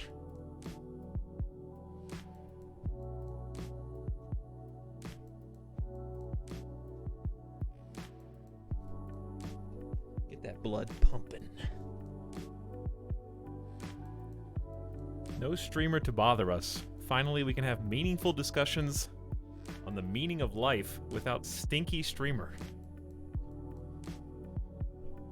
Tell me how you really feel. Mods ban those people immediately.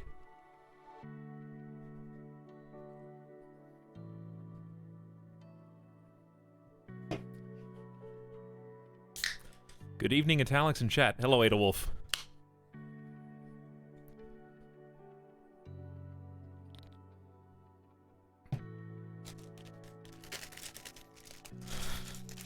Ganaga, you know what to do.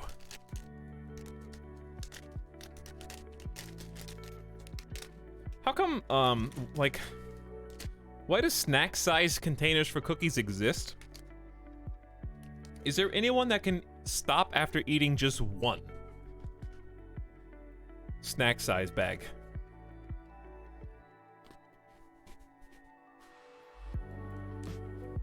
To torment and mock.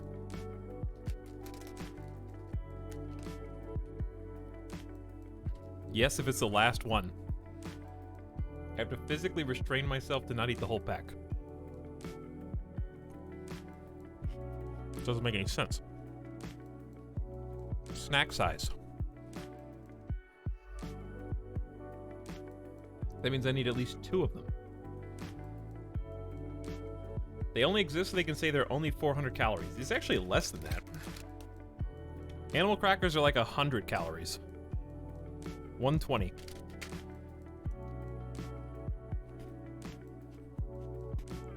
That's not enough for a 10-hour stream.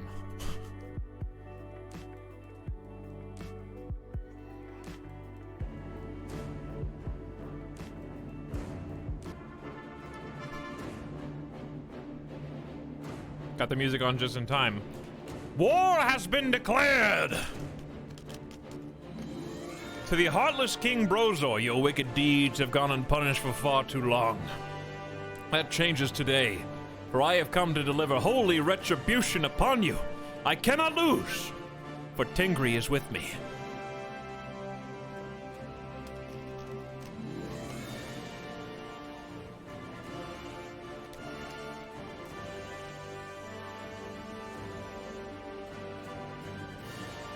Scrumple, what?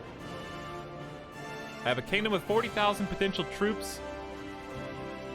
I'm too far away from Iceland to declare war on them. Do I need to conquer closer areas to get enough to interact, or can I just send an army their way to discover them?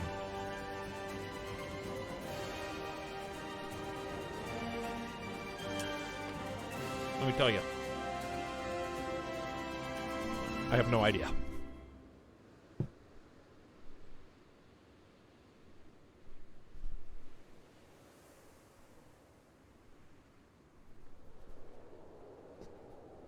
Was that helpful?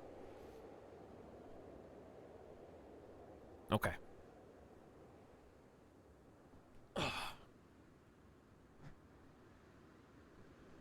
I've not even tried to... Maybe if you just wait long enough, Iceland will come to you. Because right now, Iceland has decided to take a little bit of Ireland, a little bit of Scotland, a little bit of Sweden, a little bit of France. They're all over the place. And then you could probably declare war on them. North of Scotland is also close enough. Yeah, I mean, I would probably try popping over to here, you know? The Shetland Islands. And or... Is this Faroe? The Faroe? What is this?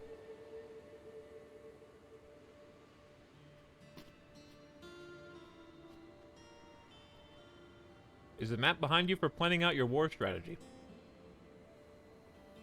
It is, yes. We've so far conquered Las Vegas. We've conquered Arizona, New Mexico, and working on conquering Texas right now.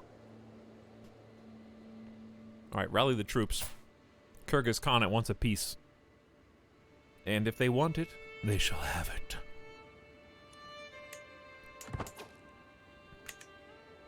Well, did not expect to be declared on, so that's kind of cool. So they must be bringing in allies, I guess, because they don't have enough to face us by themselves. We can call in Yugra as an ally. Of course we will. But I think we're going to fly some more planes tomorrow, chat. So the map behind me is for that. Do some more around the world. We're going to Mexico. It was a lot of fun yesterday.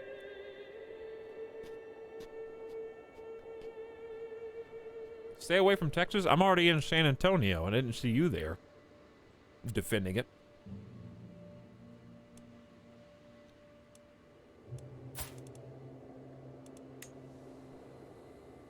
Call to war? I guess I could have called him just because I am the head of the house.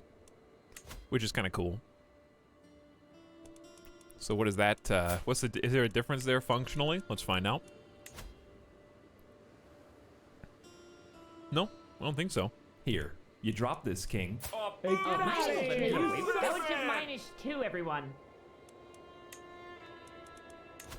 I think he just has he doesn't have a chance on this one.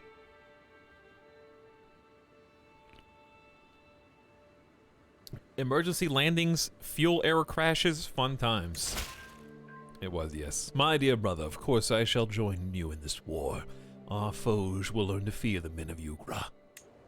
Very good. Very good. Call the banners. Now, this is where Narim becomes pretty cool, right? Because it's kind of like our springboard. We can go straight for the Kyrgyz capital. I don't know where they're going to launch from, but I would assume somewhere over there. So we're going to use our rally point to raise all troops. Hopefully we've had time to train up our second group of specialized bowmen. We have Matsunvartia is fully stocked at 500. So we're going to have a ton of troops here. We're going to have to split up into multiple armies. All right, there's their enemy ally that joined the war with 4,300 troops.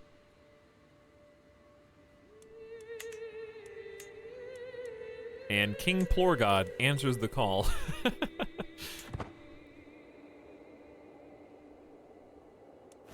So, 10 days left to summon all of our ranks. Got a different battle going on here, but both these are hostile, I think? Chat, why are there only 6,800 forces there? Didn't we have like 10,000? Why did we lose so many?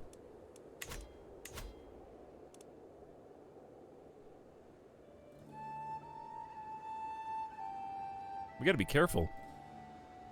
We're actually not that great. Andy Umster, thank you for your 12 months of sub. Happy 1 year. Thanks for celebrating it here today. And welcome. Marshall? What up, what of him? Not a terrible idea, just organize the levies right now. You do get a levy size buff of 24%, but I was always on control. I didn't change it to control, if that's what you were saying.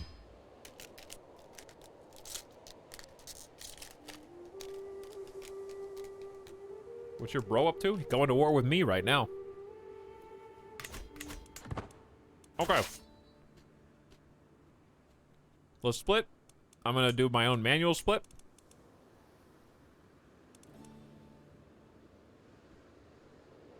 I'll give you one group of our specialty archers. And also the horsemen.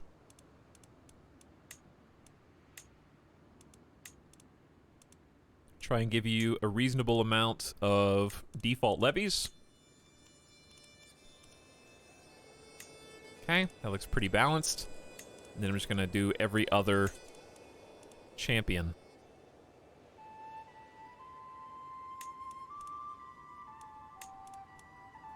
Alright, we got like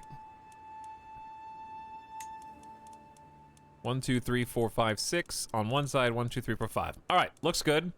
So we're gonna select the ones with the onagers. Oof. The casualties. The supply limit here sucks. I think I'm gonna have to micromanage this even more.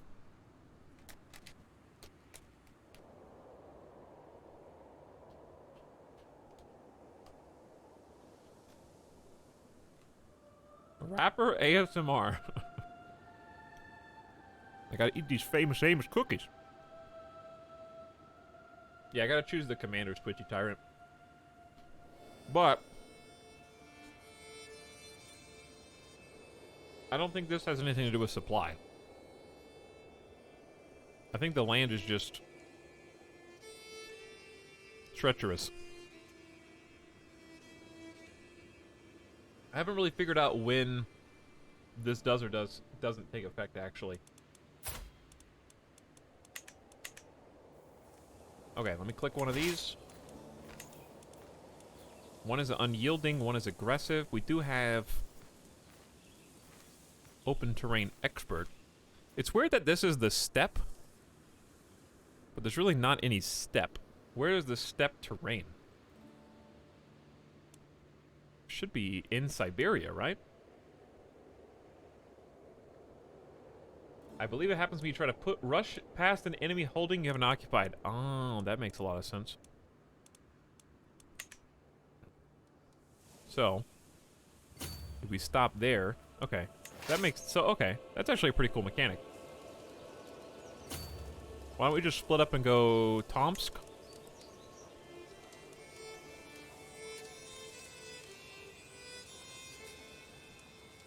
I think we can do better than this. 15 advantage. These guys are both champion of an army. Rada and Pelamies. I have trouble assigning them sometimes. There's Pelamis. Did I accidentally put both the really good ones in the same army?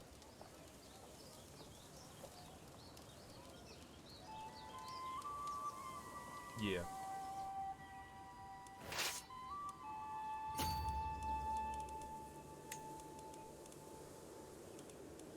Okay, so let's put Rada on the right. Okay, that'll fix it. I think. He is a champion in this army. Yeah, that was the idea. I'm trying to I can't seem to, sometimes I can't assign them and I'm not really sure why. Anyway, let me make sure I don't make the same mistake. Onagers we're gonna send to the right.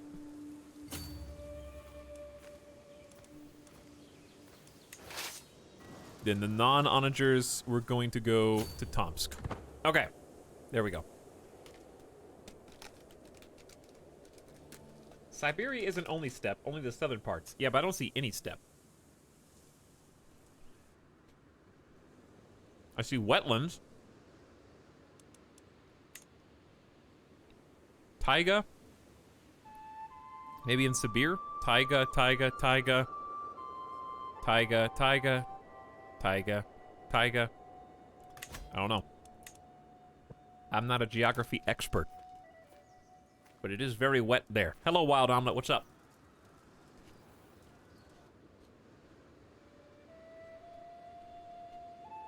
Allies on the way. Responding very fast. Where did this 12,000 army come from? Is there a terrain filter? There is, yeah. Oops. 12,000, dude, out of nowhere? How are they just marching along when supplies like 1,200?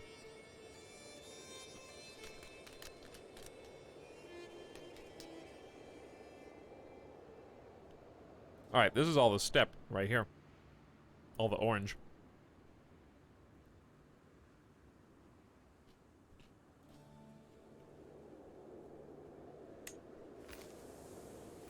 Eight separate armies. Well, they got here, they're already on top of me. I hate when I do this. I'm trying to eat cookies. I'm not very good at micro right now.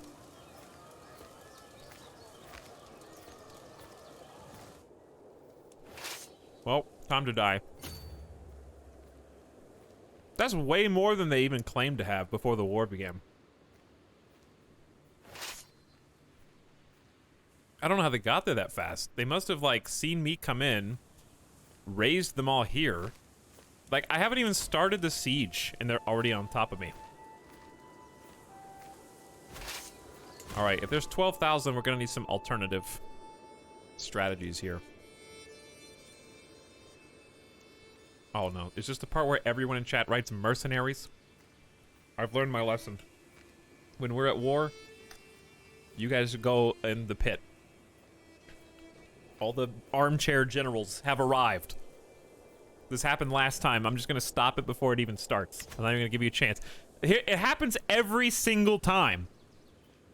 100% of the time. I'm gonna lose one battle in the overall war. And then people start to despair.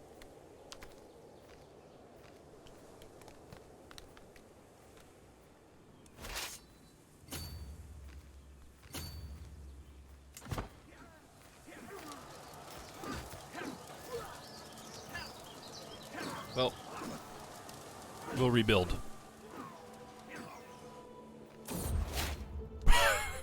Interesting, You drop this, king. no. Praise Limpo. Ollie has given birth to a perfect little son. One day, child, you will carry on my legacy. What name would befit a king?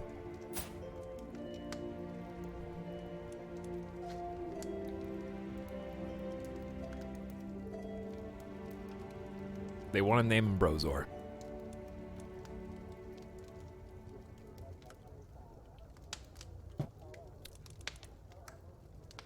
I say no.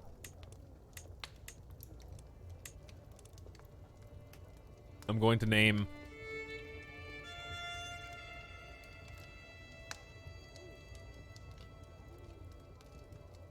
M-U-R. Merg?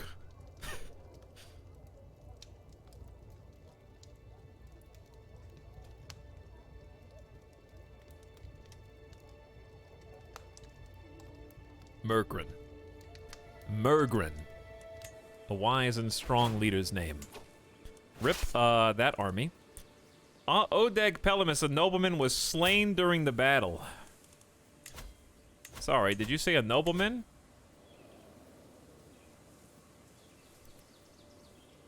I guess he was unlanded. Okay, I thought that was a different Odeg.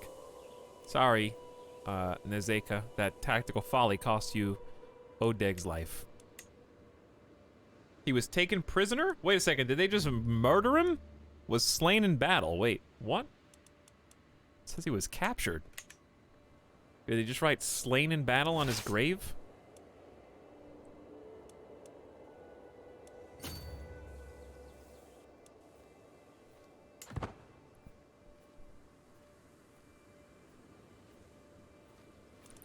Okay, so we're already focusing on organizing the levies. Rip all those guys. Now here's my next favorite part. Are they gonna be fat? Why can't I see them anymore? Because they're on. Are they faster than me?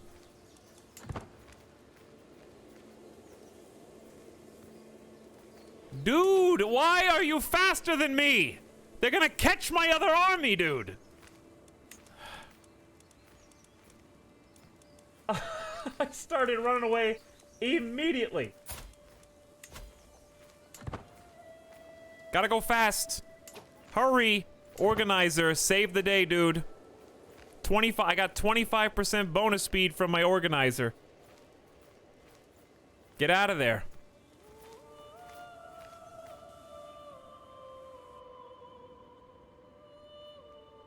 How many supplies do you guys have? 13,000 troop doomstack. I thought I was going to have to work to make High Chieftain Uchva like me, but he has turned out to be the friendliest person I know. Uchva has told me there was always room by his hearth for new acquaintances. Befriend the High Chieftain Uchva, 100% success chance. The Nat is back. Oh my god. The Nat is back, dude. It's just the same one. It was gone for the whole beginning of the stream until now. Did you have coffee today? Yeah, I already took the coffee cup to the kitchen and washed it out. It's been gone for like an hour and a half, dude. What is the deal? I can't escape it. I thought maybe it was attracted to my lights. My lights are off right now.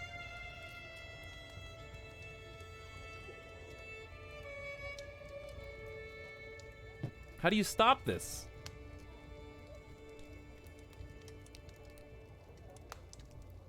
Befriend scheme gains. They are gregarious. Scheme power plus 10. You lose 10 stress because you are gregarious. There was always room by his hearth. We'll take the good one then. All right, I gotta take this trash away. Start a murder plot against the gnat. You guys better turn around right now. Turn around, guys. Go, run. No, not that way. They're gonna get you. We gotta stand together in Tartus. I should be able to help along my attempt to befriend High Chieftain Uchva by presenting him with a gift. Finding the perfect scheme, finding the perfect gift for someone can truly show how much you care about them. This is not the time to be frugal. It's the thought that counts. I don't need anything. I have a 100% chance.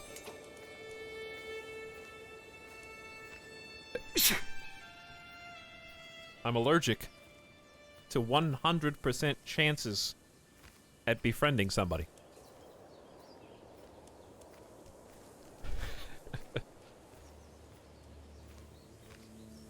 I guess.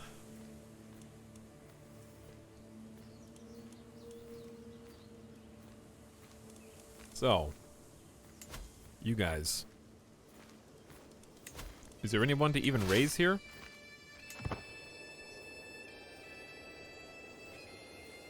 Chat. Why is their AI good and my AI dumb? Okay. Why did they turn around? No, now they're back. Who, AI versus AI, who would win?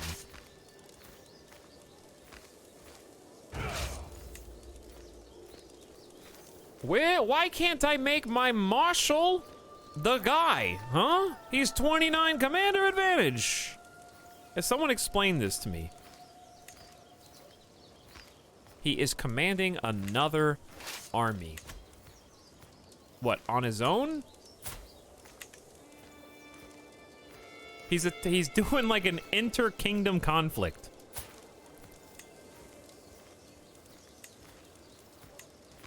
How do you tell him to stop? This is not the... No wonder we lost all of our troops. They're doing like... Well, we got a war going on, dude. You're the best general there is. How do you tell them to stop? Well, you can't tell them, you can ask them to stop. I thought.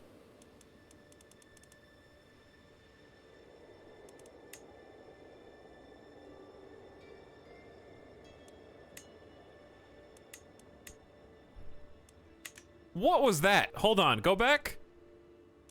What was that? Oh my god, what was that? Did you guys see that?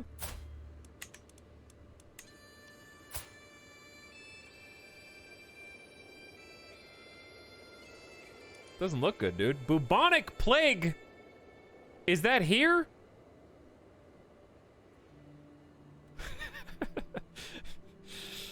Uh-oh. Does it spread like it did in Crusader Kings 2? Alright, I have to... Listen, I have to go throw this trash away. I have to throw this trash away to make the gnat leave. And then when I come back, I will free you from your prison, okay?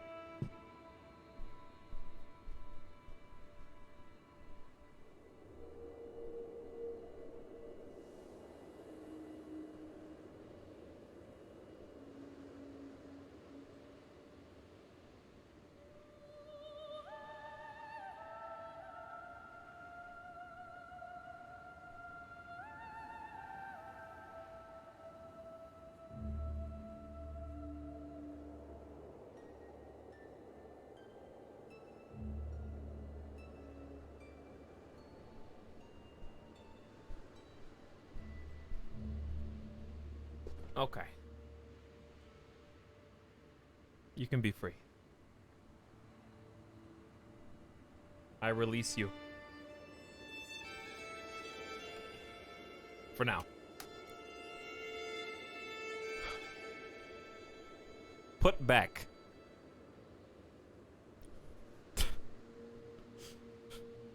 Hi, Sticky Brick.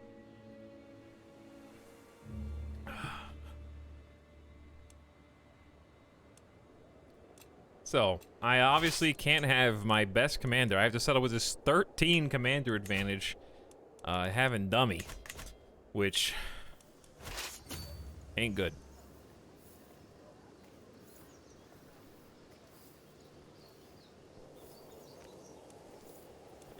This is gonna change. Better commander, more... I see the more soldiers.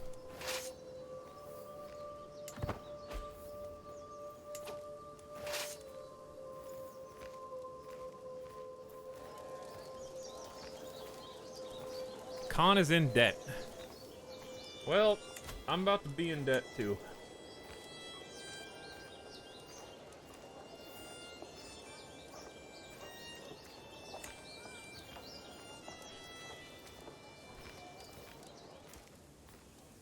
I think we gotta go all in on this.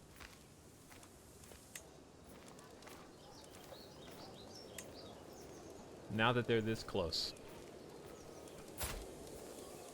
Well, you're fighting for the other side right now, so your holy warrior status is not gonna do you any favors. Oh, hello, Ostyok. Band of Sartlon. Am I gonna lose all my money for this? Maybe. What kind of soldiers do you... I don't even know, dude. How am I supposed to highlight all these individually? Horses, horses. Horses, horses, horse archers everywhere. Am I really gonna spend the last of my total treasury on this? Squander every penny? If I unite these two... and choose from commanders again, we got a 21 now with logistician. That's a potential battle you will probably lose.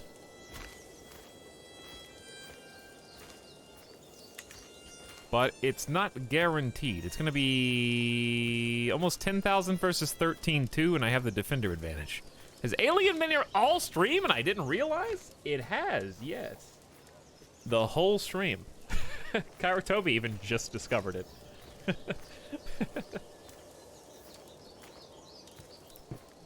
Blowing all 600 gold is tough, Chad. I think let's just grab some horse archers of our own for discount. Discount horse archers. And that hopefully will be enough to turn the tide. We'll have over 10,000 versus their 13 in basically every advantage. So how long till they actually... They just started their walk. It's right there. So I think we can cheese this a little bit. I don't know if this actually works or not. But don't blame me if it doesn't. Put an organizer in there so we get there faster. And then right before we arrive, change commander. Super cheesy, dude. They're definitely gonna patch that out. It's my fault. Okay, somebody out there just saw it and reported it. You ready? It's all on the line. There's a second thing we can do. He's already in a war. Never mind. I was gonna say we could make a quick ally with Permia, but it's too late for that.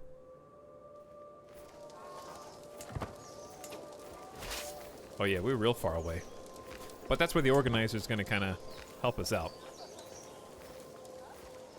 Oh, they didn't like the odds. Oh man, that may have been my shot. Befriend kindred minds. After laborious preparations, I was finally able to spend some time alone with High Chieftain Uchva. By the end of the dinner, the High Chieftain was as much certain that I had his best interest in mind as I was that he had mine.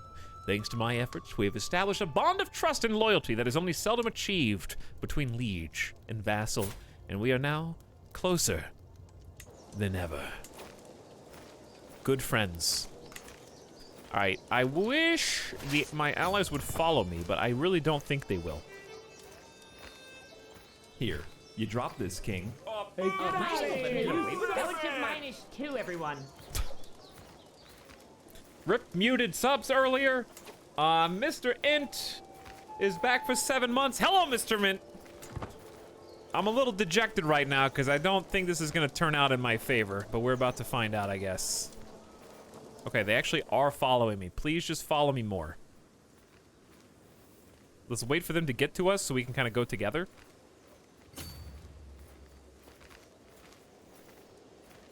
Actually, I don't know what they're going to do. They should be dropping supplies like crazy. Architect is free. Hello, Architect. I'm glad you're free. They're probably going for Narim, which is definitely the most exposed.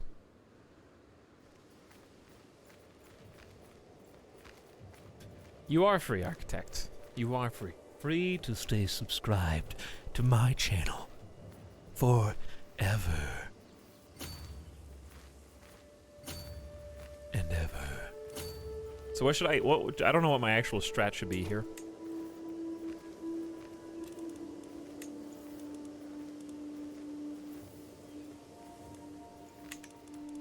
You can call on your ally Prince Lel. He ain't gonna help. He's real far away. What did I miss that brought about Alien? Well, Zizio, you just confessed to not coming to yesterday's stream. So, get out. Congratulations, you played yourself.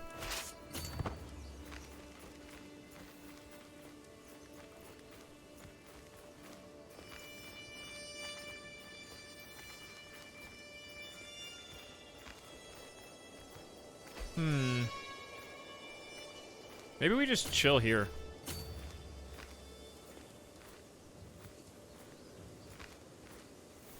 I don't know. I don't know how much they can see right now. Meanwhile, our supplies are dropping because we're having to match them.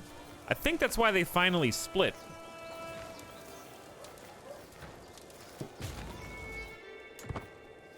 It's because of the supply issue. So maybe now we swap back to Nylog, the logistician, and then we keep our supplies even longer.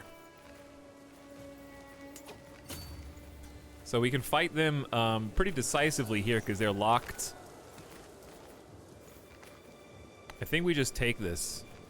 Oh, they defend a river crossing, though. Why you guys break off right when I finally get a tactic that I think will win?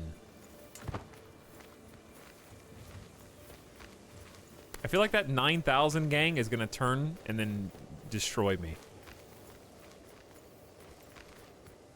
If these guys came with, it would be assured. I feel like the AI is abandoning me at the last second.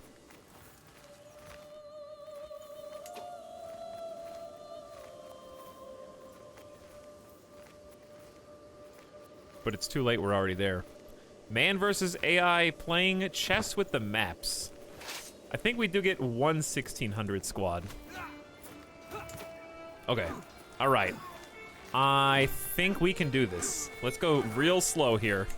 So they get the defense and the river crossing. We have, wait a second, did I get there first? No, what? Why am I defending? Is it, oh, it's because by the time these guys reinforce, I'll already have dispatched these guys. And then I'll be the defender. Because look at the tug of war. It's already 90% in my favor. We have elite quality troops with all 16 champions from my allies in Yugra. And we finally got a decent commander who's not super disadvantaged. We have horse archers from Mercs. We have palace guards from Mercs. 44 attack. That's like 2.5 light footmen. So let's go ahead and just unpause. And by the time these guys get here, we should have some backup on the way to help crush them. And if we can crush them fast enough, then it should be GG easy, but we'll see. They might get here just in time to keep the defense. All right, chat, I'm pausing just to show you how close this is. There is 1 pixel left in their arrow of movement, and also 1 pixel left in their battle bar.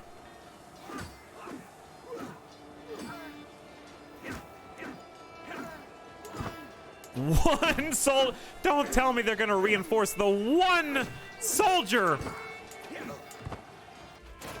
We won! All right, yeah! Just before they got there, killed the final guy. Whew, we lost 81 troops and killed 1,600. So that's a pretty good start. That's 300 fame for our tactical genius, some good piety as well.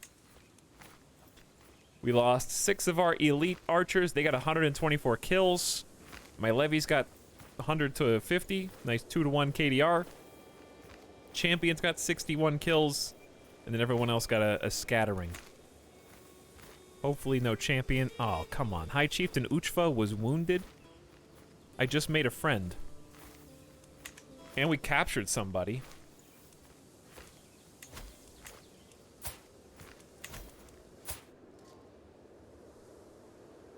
I think he was just a captain. Gallant, a peasant leader. He's got lover's pox, reckless, just, stubborn, and brave. You know what? You would fit right in. I don't think I can recruit him, though. All right. But anyway, what's great about this is these 3,000 guys are basically locked in, so they have to fight this. Now, they're going to get reinforced by the 9,000, but the 9,000 still have to move into the neighboring county before they can even do anything. So, now I'm defending a river crossing and a taiga. So if we look at the advantage, should be firmly in my favor. The taiga's a +4. I don't know when the river comes into this. So it's 9,000 versus 28, and the other 1,000 are coming in, and their bar is just right there, so they're not ready to go yet. So looking at this, we got much higher quality troops. We outnumber them 10-to-1 in champions. And High Chieftain Dakya of Pelham is an unyielding defender, so friendly casualties are way down. I think he just learned that. I don't think he had that until now. So really we're wiping the floor with everyone except their horse archers. And the Metzenvartia should be absolutely... we just defeat in detail these guys. On total accident. Their Doomstack demanded too many supplies. So by the time they finally navigated to Narim, they got to red supplies. They're probably... I don't know. Do they start suffering attrition at that point? Like, how do I... It looks like undersupplied. They're down to 40. So I think they're not dying yet. But they're basically running out. So they split up to try to get more.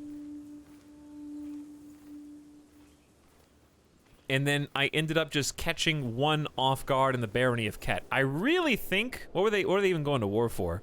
They were going to war for Narim. So I think that allowed us to basically win. So yeah, here they come again, 1,000 again. Sanctity of Nature is helping us out for the Suamanuskos. Never back down. Friendly casualties are down. Super advantage. And then the 7,900, I don't think they know what to do. We just won again.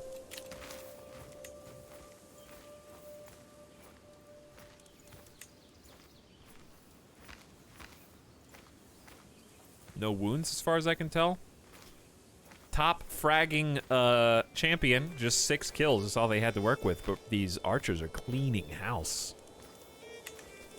Nephew taken prisoner, not my problem. Captured this guy, and now we have to swap.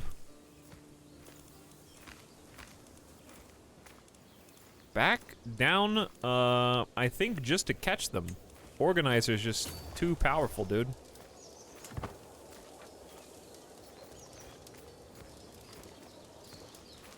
So now I gotta worry about my supplies.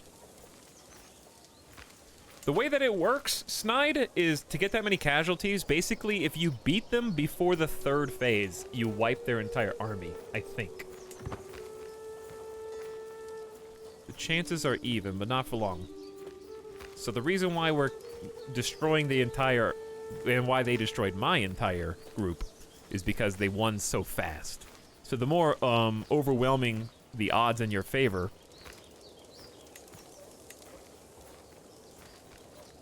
is it 1st phase? Maybe it's 1st phase. I don't know. I think I was right the first time, Grulon. If you wipe them before they can screen. Yeah, because they don't even have a chance. The 3rd phase is retreat phase, then that's the screen phase. Alright, now that we're here, I really need a better commander. That'll give us the chance to win, but it may not give us the chance to catch them.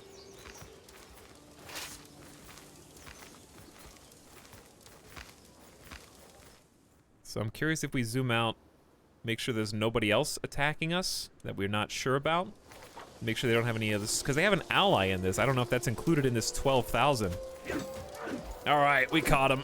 Very nice. So I'm gonna pause, because I just like to look at the matchups. Looks like they got a little bit of everything. They got pikemen, light horse, bowmen, horse archers. They don't have any foot soldiers. We got the footmen. And basically a mirror to them. We counter their pikemen with the palace guards, so the mercenary guild is really cool. And we are 2-to-1 advantage. Like 16 versus 29 is really not going to stand a chance. And even on 2x speed, this is extremely one-sided right now. 20 champions to 8. My Yugra allies, I'm really proud of the AI for actually following me and helping me in battle here. So I'm glad that they did that, because that made this very winnable. Your glory is widely known. The Battle of Tomsk. A pretty big one, actually. 400 deaths to 3,871. Whew. I almost got 1,000 prestige from that. 364 piety and 9% war score. Oh! 1,400 kills just with the Metzenvartia alone. So many dead peasants. Well, luckily it's not on my soil.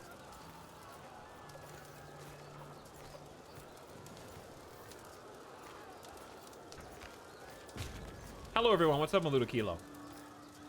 Durg, I'm fighting a defensive war that I thought we were gonna lose, and then chat said people arrive mercenaries, and now we're winning. They're really living up to their flavor text. They are, yes. Smells like a gamer convention in here every day, Sid. Every day. Today has been interesting in the gamer convention. We've already seen a main character death, and our allies, our neighbors, are threatening to take our land. This is a defensive war, so if we win, we could just keep our stuff and also keep the glory. This is some big prestige. So that alone bumped me up to... I'm already illustrious? The next level is exalted among men. How am I already illustrious?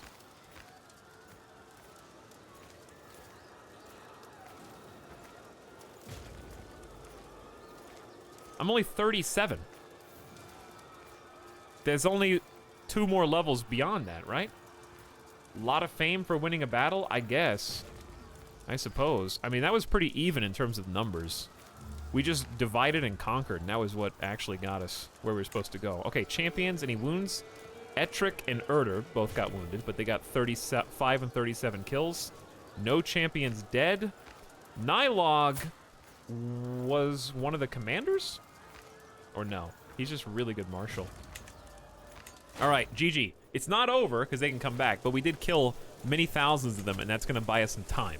So with that time, we need to split and do some sieging, okay? That's what we need. We gotta act pretty quick.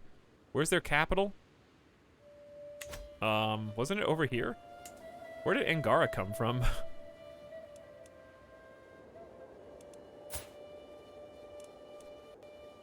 Are you joking? You moved your capital to the center of this blob? Near, like, Tibet or something? Now I can't siege the capital. I just got meta'd.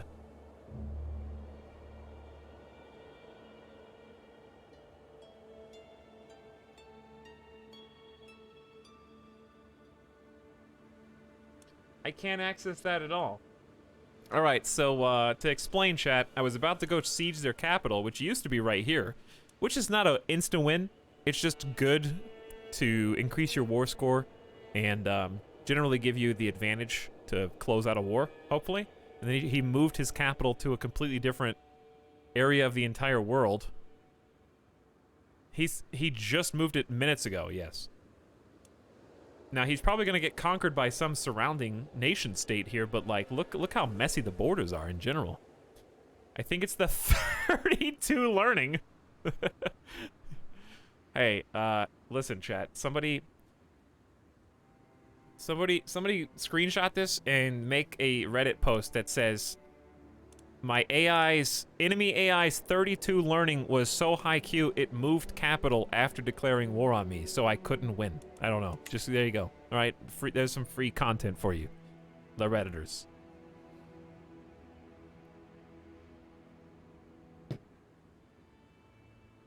Now I guess you just have to hold out until they get sick of fighting you. I can still siege some of these smaller areas, and it's just not going to be as good. All right, so step 1.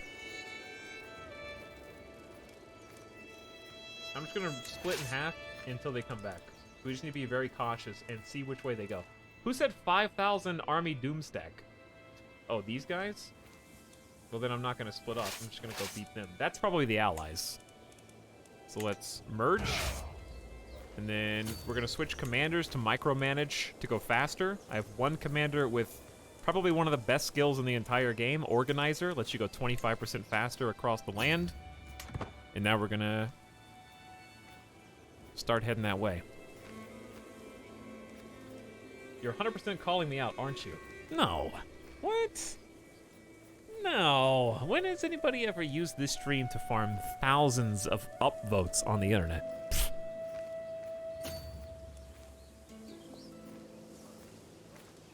So they can sell their account in like a year.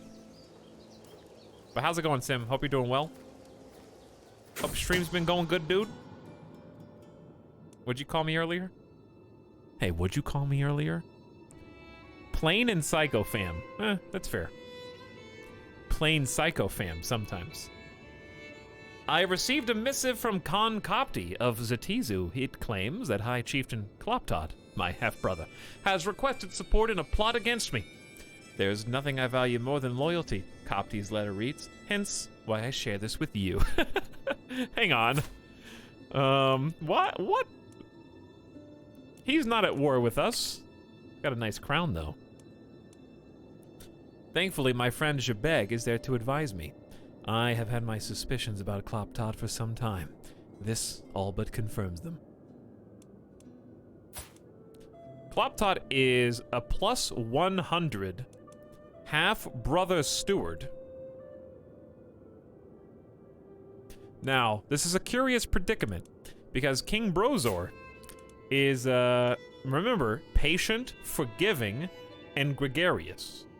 Now, this is in fitting with what we know of Kloptot in that he is deceitful, but we're supposed to be, like, pretty good friends right now, without actually being friends in name. I will confront him in person, get a weak hook on High Chieftain Kloptot. High Chieftain Kloptot will use the insult to his advantage if your suspicion is unfounded. He's guilty and I will publicly accuse him. The Khan can't be trusted. My vassals have my support. If Kloptot is disloyal, then I get a debuff to preventing him from performing a hostile scheme. He's guilty and I will publicly accuse him. If it's unfounded, you spend 350 prestige. Ooh. Let's just confront him in person and see what happens. Maybe they're sowing distrust among us at an opportune time. When I present Khan Kopti's letter to High Chieftain Kloptot, it's first met with confusion, then anger. You believe his word over mine? Have I not always been a loyal servant? Well, you did start a faction against me once. Yes, in fact, I wish to reward you for your loyalty. Here's 95 gold. You've always been such a good servant. diplomacy challenge. Either you spend 150 prestige, or you get a big... Ooh, that direct vassal debuff is really harsh. Due to Jebeg's high diplomacy, you gain 75 prestige and... Wait, I don't even understand this statement. You believe his word over mine? Yes, what Jebeg says. Isn't Jebeg the one that advised me?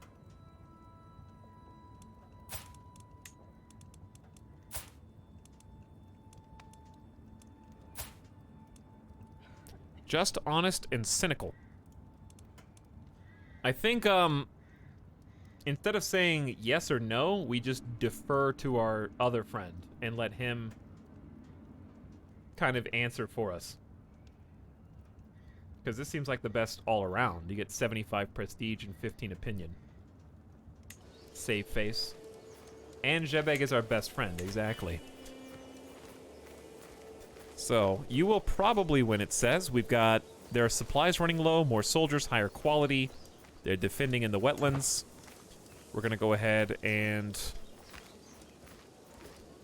micromanage my commander, which is a little cheesy, I confess. But the AI already goes faster than me every other step of the way, so I feel like I need to use any advantage I can get.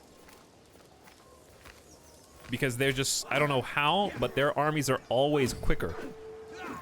Well, we have some big debuffs. Bad terrain, horse archers, and enemy horse archers. We should still easily win, and we're being reinforced on top of already winning.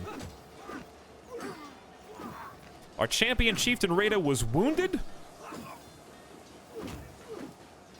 Our champion Pakshiat wounded their high chieftain Ayepa. And our champion Juneg wounded Bellic. So I think our champions are generally getting the better of them.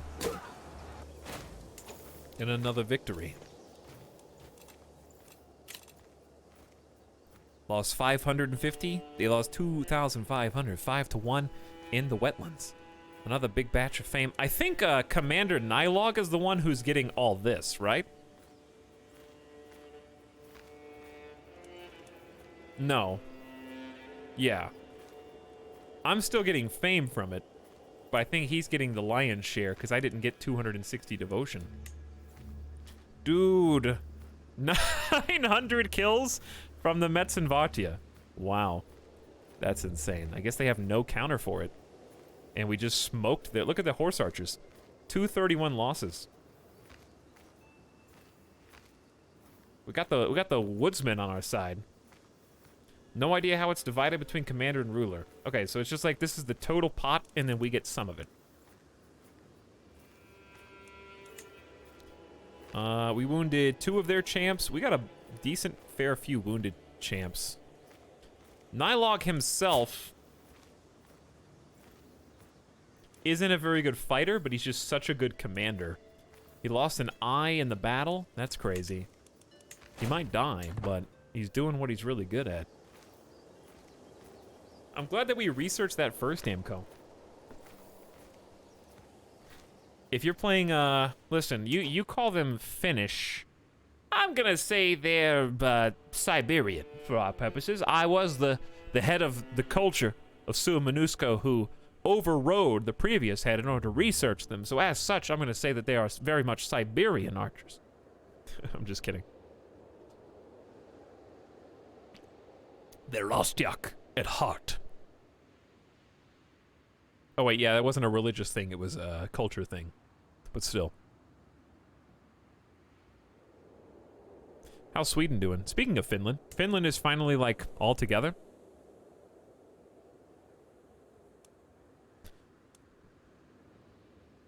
But thank you for reminding me, Roof. Queen Pilla of Finland.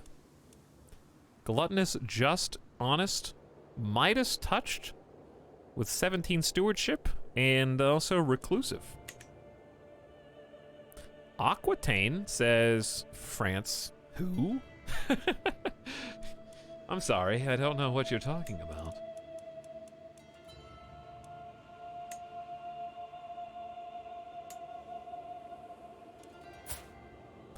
currently being ruled by Edward Codling Montague.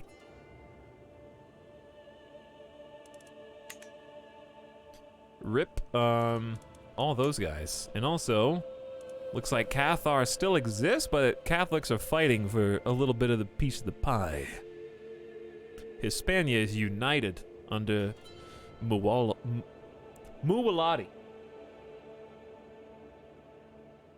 Ashari dominating. Pretty cool. And we are also struggling a little bit up here as well. I think we need to get some quick sieges in. Let's get those splits in now that we've dealt with these. Trying to look to see if we have anywhere that can support a really big army. Not really, because I'd like to gather some supplies before we go too far out.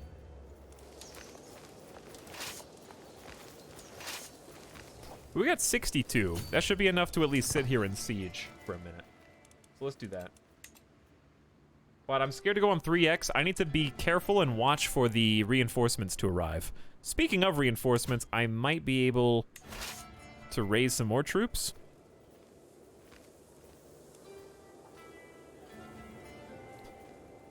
No, we only got 18 extra peasants. Alright, I guess we got 18 extra peasants. The Queen has gained diplomatic expertise. Her skill at diplomacy has increased. Oh, that's a good point. Thank you for reminding me, game, that we're still focusing on court politics. We should focus on chivalry for a while, and that will help us to train our levies back even faster. Speaking of diplomatic perks, we've been using the befriend scheme very well. We can do each friend adds a minus 5% stress gain, or children receive 1 to 3 extra skill points. I feel like I'm not gaining that much stress, if any, right now, so that's not, like, the most important thing. Let's go skill points. Because we picked that before on Uchva, I think. Was it Uchva or Dandi? We picked it on one of them, and it was pretty cool. So, there it goes.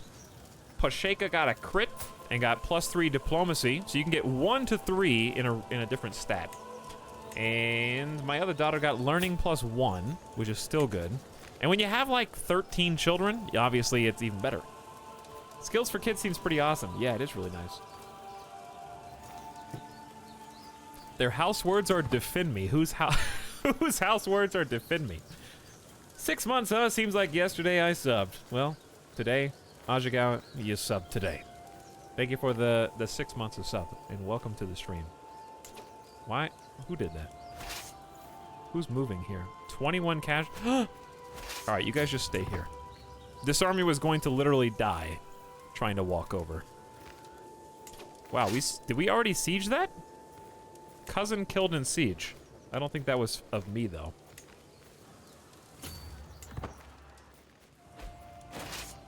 We need a commander. This is you. Am I fighting in my own army? I guess not if I'm not the commander. I feel like I'm not the best person to lead. Too scary. Let's go, Company of the Yurt. That's one of our mercenary guilds. Aw, my friend Rada died. Chieftain Rada is gone. Died from Chat, there's some bubonic plague issues. He had the bubonic plague as well.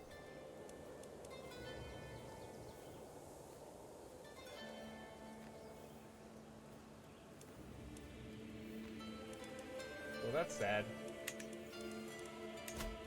Rip Rada. Son of Chieftain Setyamka, who was a pretty cool dude, too.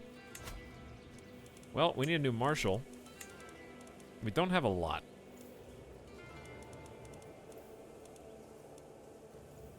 Which is surprising here. I think I'm gonna pick High Chiefess Vergava. Which it's we okay, so it lets you put women in the roles if they're already of the same rank. But I couldn't put a random non-chiefess, right?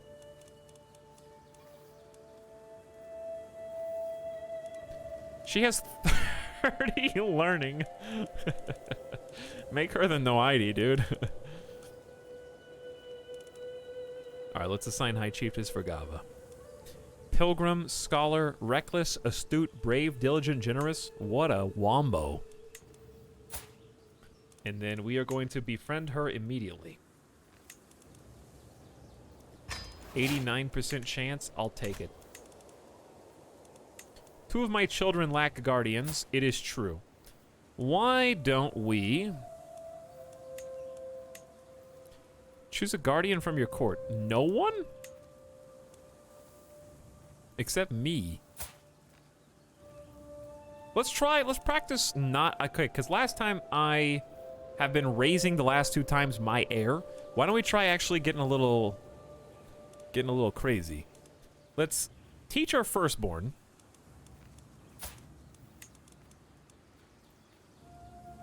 Why can't I teach my daughter? I can choose my son and my nieces.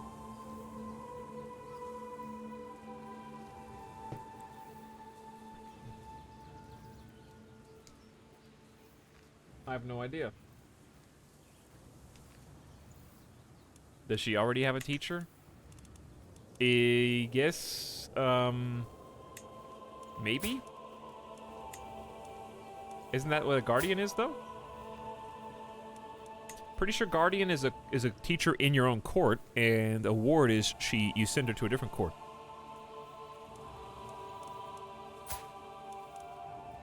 That was my understanding. Well, let's open up the character finder and check it out from here. So let's go relation, top realm, and then sort by sum of all skills and see. I mean, she really is the best. Astute intellectual with 30 learning. Unfortunately, well, she's 48. See, I can't send them at all. Oh, well, hang on. Maybe on this filter? No, this is on default. This is just a sort. That doesn't filter, though. The filter is set to all. Talix, how are you able to rename the kingdom? You have to have custom kingdoms enabled from your rules when you start the game, and then you just click on a title, and there's an edit button at the top. If you don't have custom kingdoms, I don't think you can rename.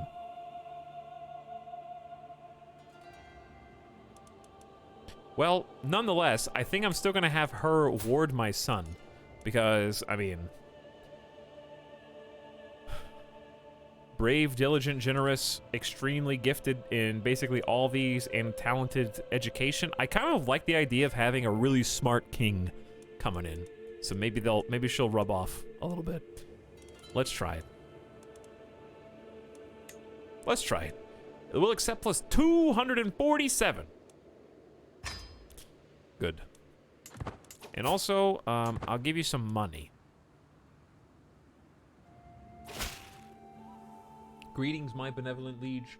We are happy to accept your proposed education arrangement, a noble upbringing for a noble spirit. Here's a small gift of 37 gold as well. Not rightful liege. That is true. That part of Suckberia I don't have any actual claim to, technically.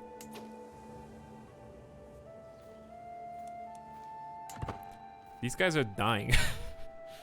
They are currently actually starving. Hey, Queen Concha gained the trait pregnant. I'm going to have another baby. I'm already 38.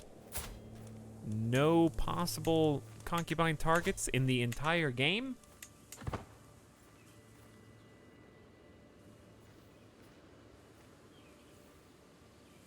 So we are suffering 1% attrition, but we still got enough supplies.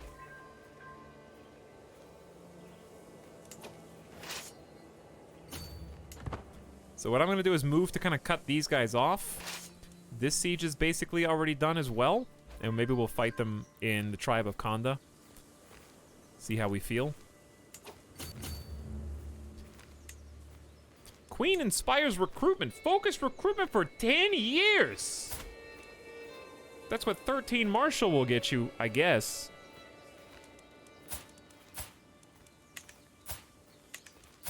My firstborn was Hale, which is not the same as robust, but still a nice trait. Sometimes a few hundred soldiers must starve to facilitate glorious conquest. Indeed. Yeah, I didn't think you guys would want to come over here. Bridging the gap. I have been searching and searching, but High Chiefess Vagava and I seem to have absolutely nothing in common. Without any common ground, how do I even begin to build a friendship? Well, you're so modest, King. You now have a 100% chance because of your diplomacy. We've improved her opinion of us. I'm gregarious. She likes that I'm forgiving. So generous likes forgiving, and diligent likes patient. I like these interactions between the traits. I like that they don't necessarily, because in Crusader Kings 2, it seemed like they were all basically mirror matches. Like, gregarious likes gregarious. Okay, I get that. But does gregarious like other things too? And it seems like that's a little bit more fleshed out, which is really nice. With effort, I will come to understand her. Redouble your effort and gain 40 stress. I don't think we need that. Lose progress is fine. I'm willing to wait if we have a guarantee.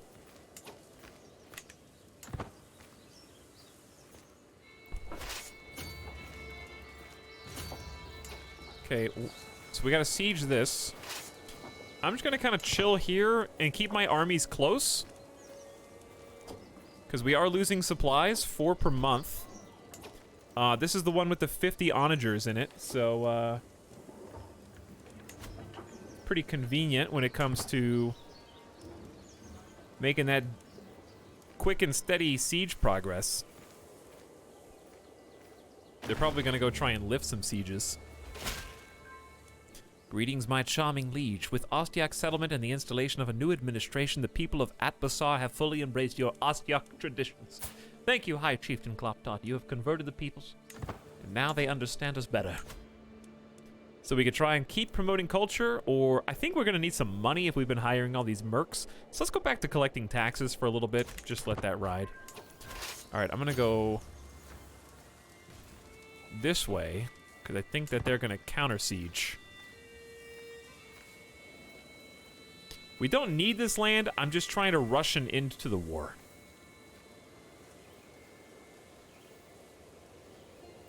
Long live the Queen. Yes, we have been fortunate to have some very talented individuals helping us out from behind the scenes. Support for conversion, popular opinion up. Cousin has been released, and the recruitment's really nice because our total soldiers is not. Are they going back for Narim? That's what it looks like.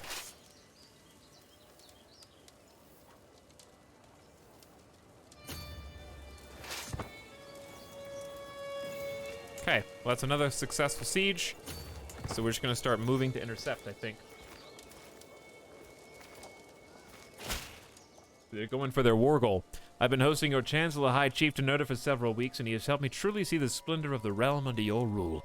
I am nothing less than honored to serve you as your vassal. To serve you as your vassal? I don't know. I'm sorry. I'm not very good at this. I'm also a schemer.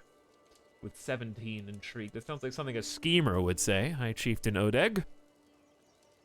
Oh, I know what that is. So that's one of the potential domestic affair buffs. We got a possible side effect of increased vassal opinion. So that's actually super convenient because he's pissed at not being on the council. He's better. Oh, he's really good at spying now.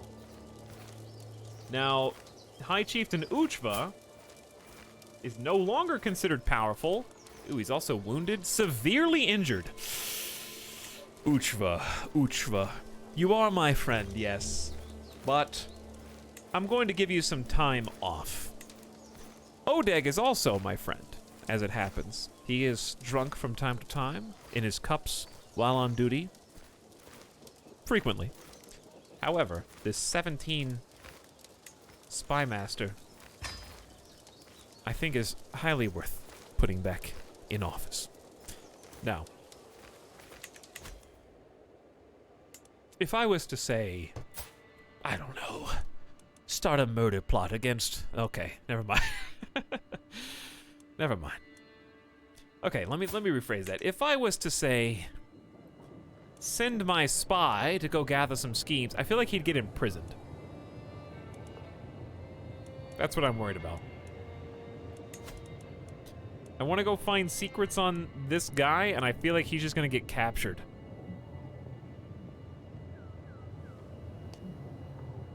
Talix, how do I make my heir get all my lands and his kids after that?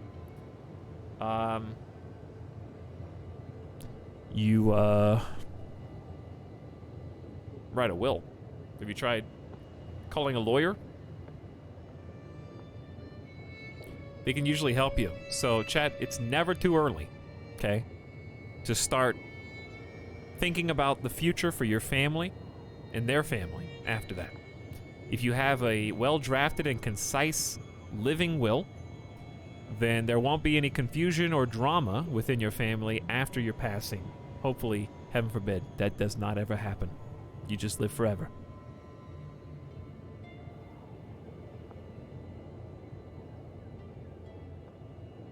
But the short answer is, if you actually just destroy all of your titles until you get down to one county, then you can personally guarantee that that one county will transfer to your preferred heir. So you just have to play the rest of the game with only one county. It's an interesting challenge scenario.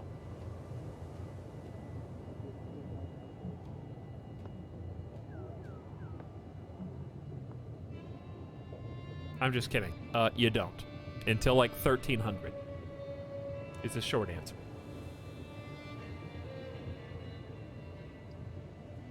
Actually, it's probably like 11 or 1200. I don't remember. It's got a year time period in the game. But you could kill your kids. You could reorganize your lands. You could... just deal with it, I guess. That's what I do. 37 learning, 21 prowess.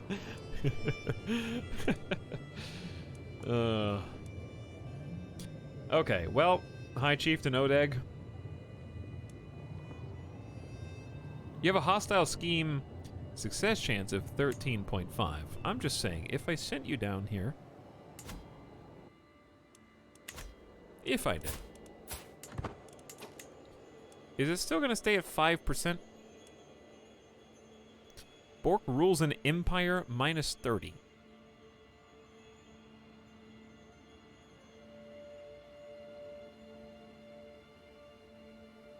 Eight years.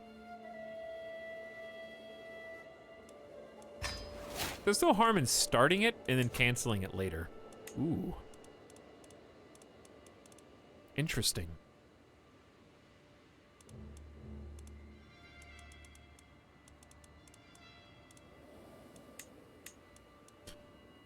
These guys are decent. Can be convinced. They'll probably jump out.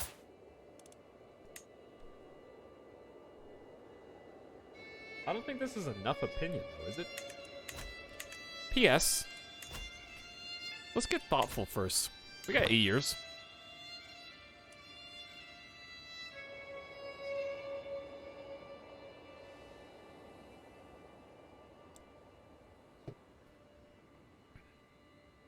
Let's make our send money ability more powerful before we worry about that.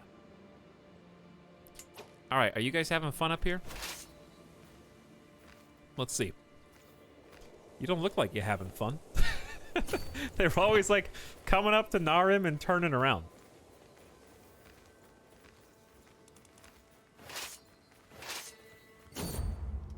What is in a name? With the babe cradled in her arms, Queen Conchi looks up at me, her face surprisingly serene. Husband dearest, perhaps we should name him Peter, after your serene acquaintance. Who?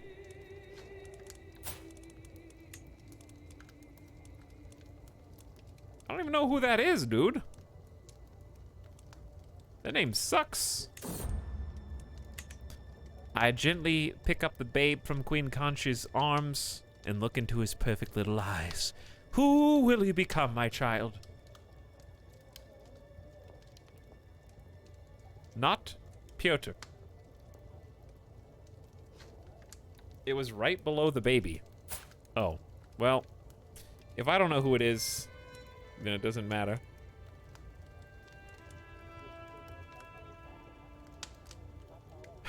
Just like mean to my spouse. Oh, I don't know if I can keep this.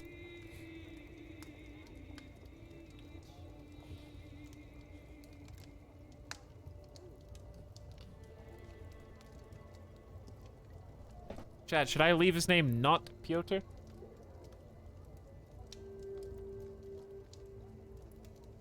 Make it look official? Make it look disguised?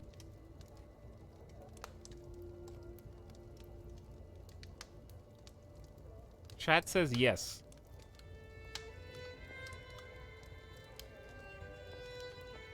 Okay. Much better. Not Piotr. Not Piotr Avrin.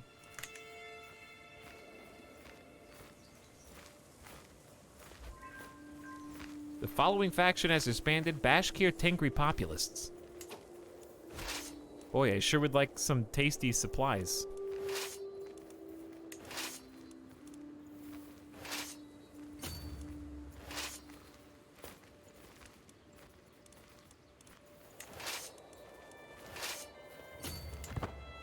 Alright, well, let's supply up then.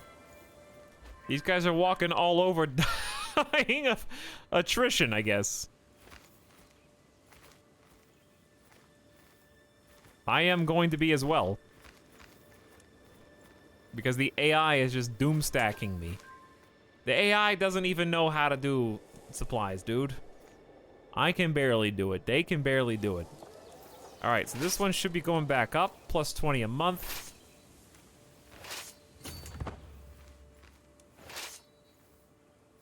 This one's just dying because my allies are just gonna stay on top of me. What? I can't get away from you. What am I supposed to do about it? High Chieftain Uchva gained attentive care for 5 years. Your spouse's average martial skill led to this windfall. How did your martial skill lead to you getting a massive disease boost? High Chieftain Adyan of Eastern Saiyan joined as an agent in your scheme to murder High King Bork. That's pretty cool. Went up to 15% from 5. That's nice. Supplies. Is that even a real thing in the game? It is now. I think I need to split again.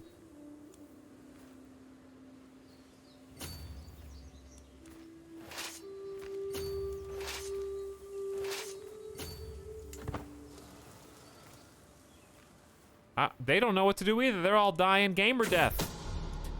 My spy master comes to me with grave news. We don't know who, but someone is plotting to kill my half-sister, Totka.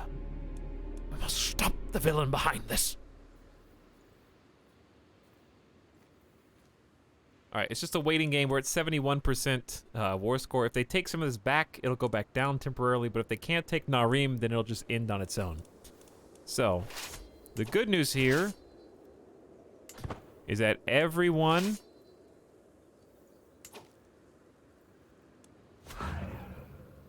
Are you serious? The limit's 25-30. Give me a break.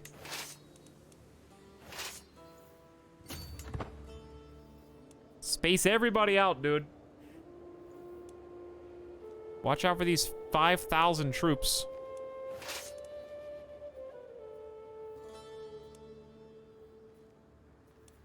Okay, they don't know what they're doing either. Alright, there we go. I think everyone's good now.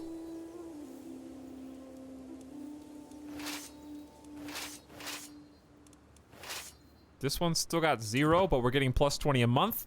Good. Now, we're just kind of watching these dudes to see what's up. They're treading very lightly. As my scheme moves closer, I thought it was going to take 8 years.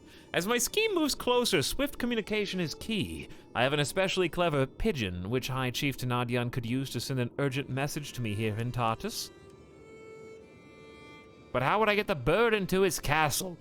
A bird trainer could deliver it as a gift, 70% chance it reaches him. If I send it myself, he couldn't refuse. It's too risky. I don't want to be involved.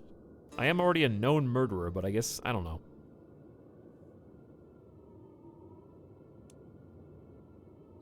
Deliver it as a gift. If we succeed, we get messenger pigeon 10% bonus. It worked. An extra boost of 10%. We're at 40%. Secrecy, 25% success. I am discussing the art of feasting with my marshal, High Chiefess Vergava, and my vassal, Chiefess Melche, when I realize Vergava is entirely lost. She's got lover's pox. I thought that was the plague again for a second. Trying hard not to make her out to be a fool, I freeze when Chiefess Melche asks either of us to explain a thing to her. Vergava should explain. She has sharp insight. It is true. Gain progress. We're basically done. Now listen to me. I think this would be best solved with a group discussion because we are gregarious. Settled differences. Absolutely. Thank you, gregarious. The Queen has gained a strategic expertise. Her understanding of warfare is truly incredible. Okay, so we got a hundo, 50, 80, 40, and 1. Who's here? Oh, the allies are here, dude. Get out of here.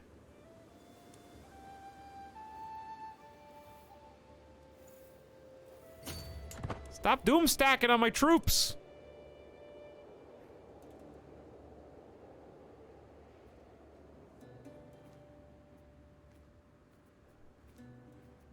Let the AI doom stack until they die.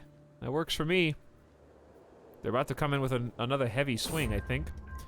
Just like other children his age, my son and heir, Murgren, sometimes lies and tests boundaries. However, he often avoids suspicion with his sweet demeanor. And people always forgive him when he does get caught. I wonder, how much does he get away with? Your son and heir, Murgren. I'll keep an eye on this one. He gains the trait charming. Aw, my charming little 3-year-old.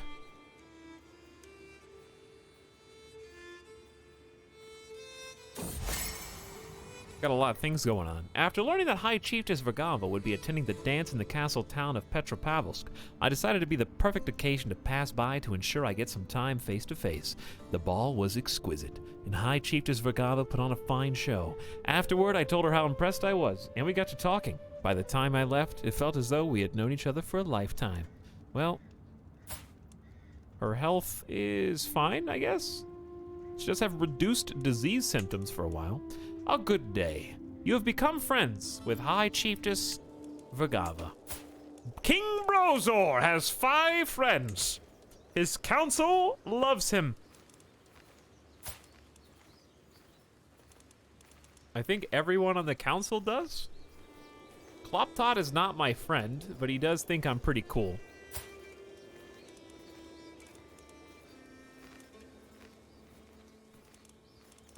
We should probably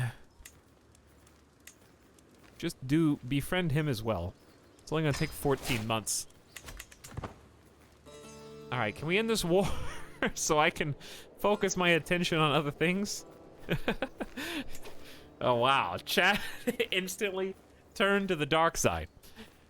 3 comments in a row. That's 7 more friends than I have. I wish I had 5 friends. I wish I had 5 friends. Mostly Moisten has -2 friends. There's too many -2s.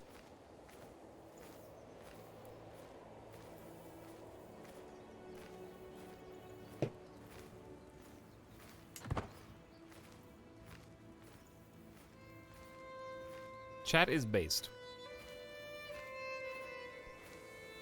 Just be friends. Just be friends with other people.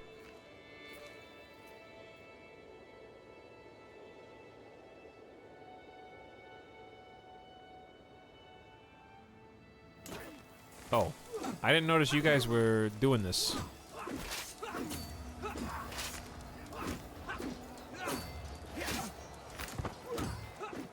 Well, if you're gonna do it, then I'm gonna do it, dude.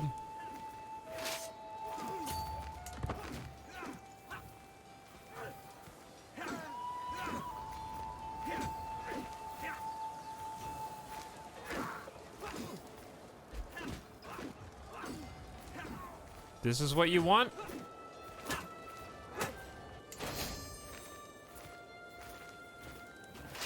Did the next battle start yet or no? Because I'm gonna merge, and this commander is fine. What happened to the really good commander?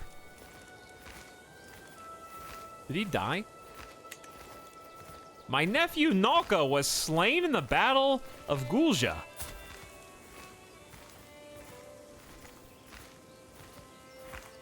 Gregarious, wrathful, impatient. Mercenary contract is about to expire. Uh-oh. Hang on, did I get the next level of devotion? Oh, devotion, yeah. We are noteworthy, heading towards reputable. All right, friendos. So we group those guys up. Why does it say we're gonna lose decisively? Opponent is starving. Who?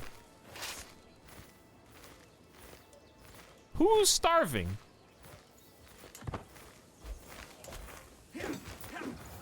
I have no idea why it thinks what it thinks.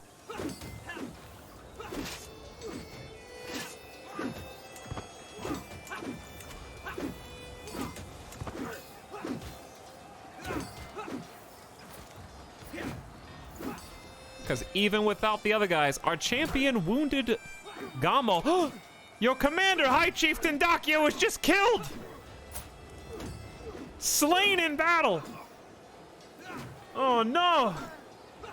Another one! He had 22 prowess in combat. This wasn't some joker. Legendary Blade Master, gallant, a strategist, an unyielding defender and logistician. This was the guy, dude.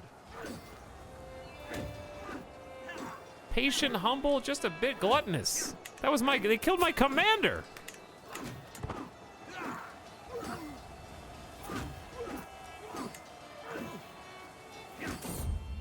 What? Can we, right now? Chachaika has decided her time in Tartarus has come. All right, yes, I know. All of my sisters hate me and they're all leaving. I'm not gonna press your claim to the place that I have. May your journey be swift and safe. All my sisters are gone.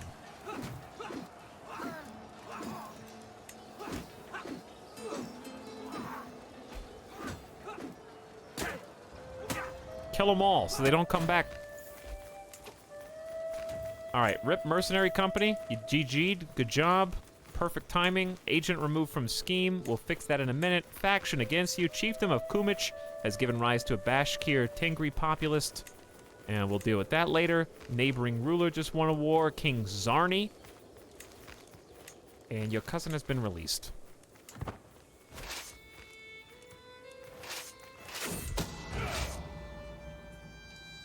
Murder en route. We're back to 5%. Might be time to, undo this. When the time comes, my agents will need a safe escape route out of High King Bork's castle should anything go wrong. A detailed map of the local hills with all its hidden paths and caves would be an invaluable resource. Here, you drop this, King. Relative -2, everyone. Pay a hunter 30 gold. The scheme gains map surroundings, secrecy and success chance, 61%. Nothing happens, 38% he brags. Explore the hills yourself. You could gain 20 stress or become ill. Abandon the idea. Let's just pay a hunter and be done with it. But Tattletale would be bad. But it's still 2% better to pick this than this. Oh.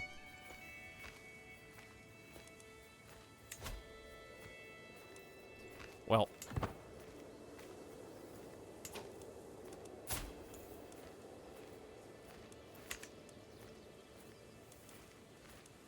Okay then, I guess. Get XCOM, nerd!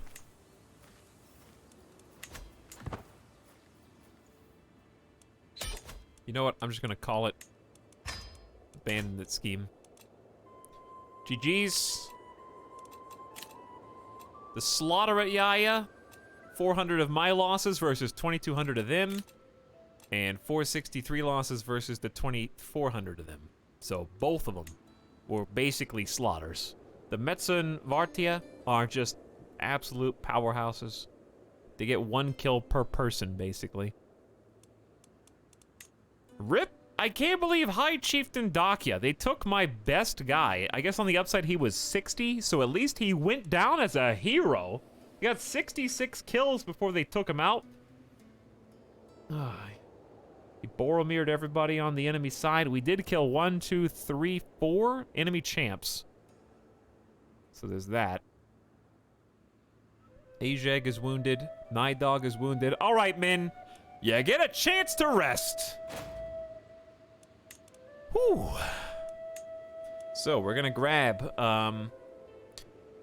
ooh, my allies get 400 prestige. Wowee. I wish I got some. Why did they get so much?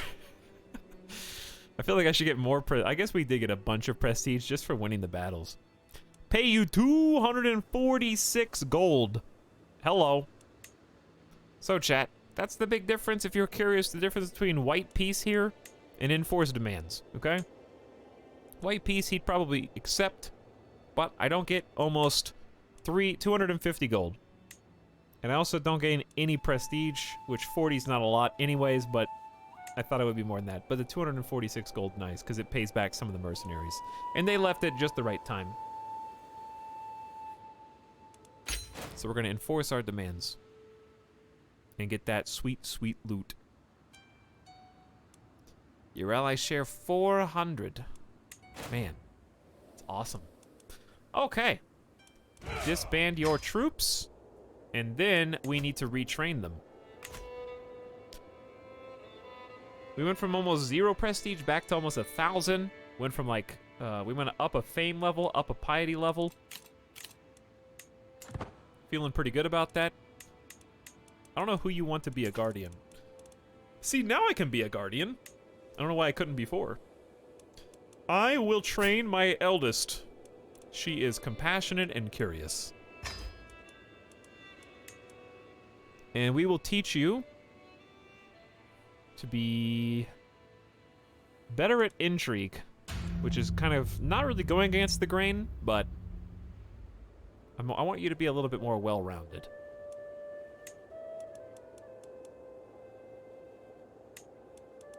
And then my second born, how about my talented wife, who is extremely good in martial pursuits and is a charismatic negotiator herself.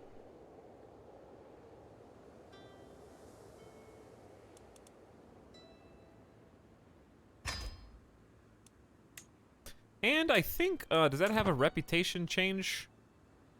No. I don't think it does. Which reminds me, why don't we sway? Oh, we're trying to befriend Kloptop. Why don't we be friends with our wife? That's a good idea. Yes, maybe we should have started there. Oh yeah, I have people in prison. 21 gold, go for it.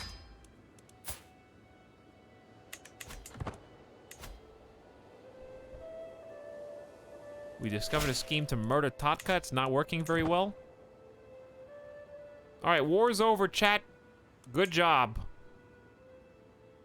You can lawfully imprison Chiefess Nizeka because she attempted to murder a family member. My niece did?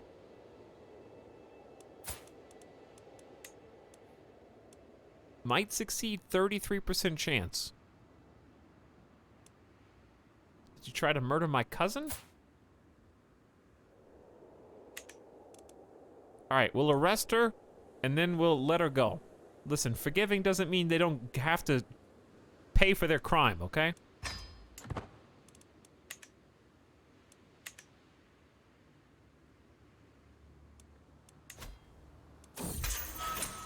We got her on a 33% chance. She's been apprehended and awaits her fate safely locked away in my dungeons. Listen, have you thought about what you've done?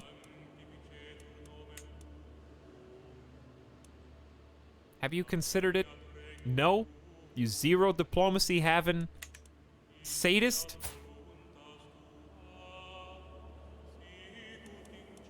Alright, we'll stay in house arrest until I remember that you're there.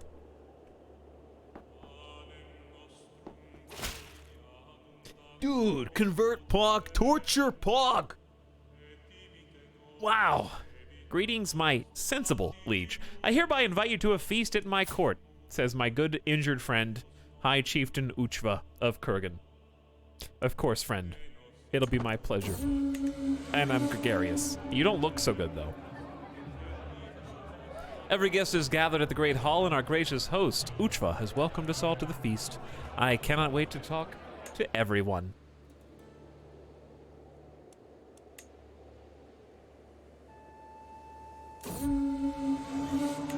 The feast is dwindling down, and I find myself deep in conversation with my agreeable niece, Rada.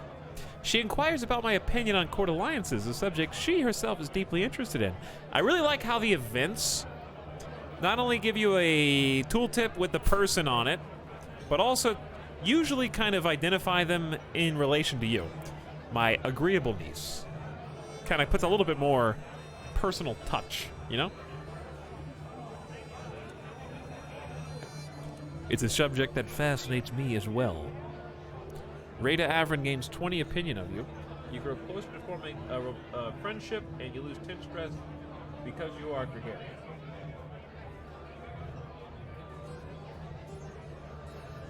Yeah. Rada Avrin gains 20 opinion. You grow closer to forming an intimate relationship with Rada Avrin.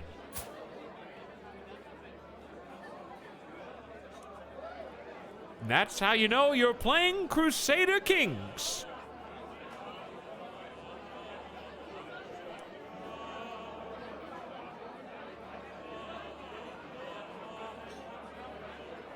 How are we related again?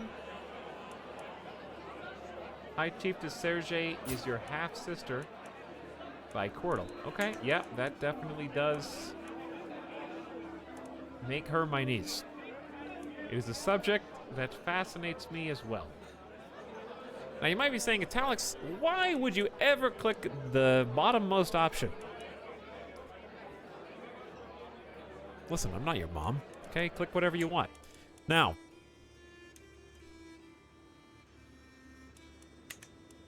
did we have any stress? It's such a joy to see my friend High Chieftain Uchva. Once again, we eat, drink, and sing together. As if no time has passed since we parted last. We could have been dining in a barn, and this would still have been one of the greatest feasts I have ever been to. Just for RP.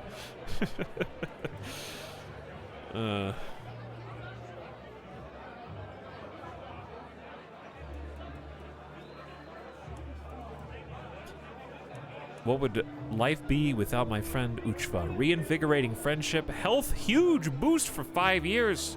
Does he get that too? He gains 15 opinion of me.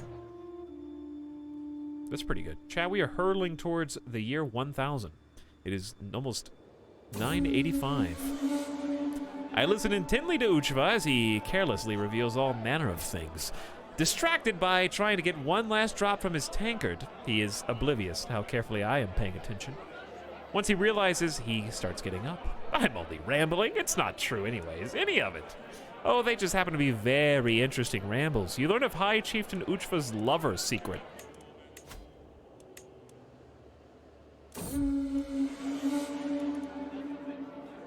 Who? Your half-sister. Currently married to Odeg. Sorry, which half-sister? Because isn't he also married to my... yeah. Uchva is married to High Chiefess Sergei, who is my half-sister. And he also has a fling with my other half-sister, Chichaika. Who mega lol. Peep OG.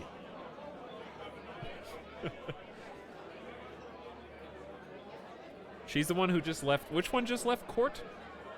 Located in Shore. I think her. She's the one that just left court, yeah. Okay. What a feast! I will remember the days spent in High Chieftain Uchva's halls for a long time to come. Now it's time to wash off the traces of merriment and wine and once more resume my duties as Lord of the Realm. You become an eager reveler and lose 55 stress because we don't have any. And High Chieftain Uchva likes you for 5 years. As an eager reveler, I get 2 diplomacy and 1 intrigue and love other revelers. Brozor has sampled the intoxicating life of carousing and debauchery and hungers for more. Hello, my wee daughter. Mazava seems to have been having a difficult time at our latest feast. She buried her face in her food, and the only talking she did was ask for serving after serving. Food is always a joy. Keep gluttonous. If it was a chore, you should have left. It is a duty to be seen, whether you want to or not. Lose the trait gluttonous, gain the trait shy. Yeah, let's do a little scolding. We've had like 3 family members die of obesity-related illnesses anyways. Brozor is just trying to look out for his children.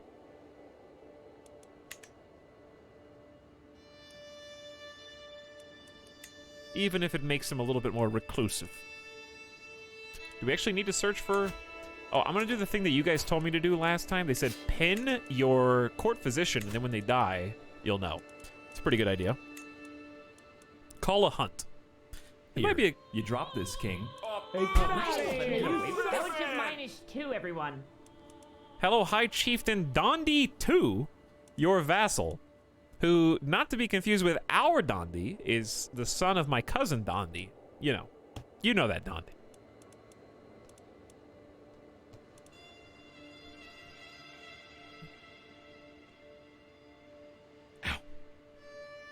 Amco the Terrible says Suckberia will fall. Truckberia will rise. I have no idea what you're referring to.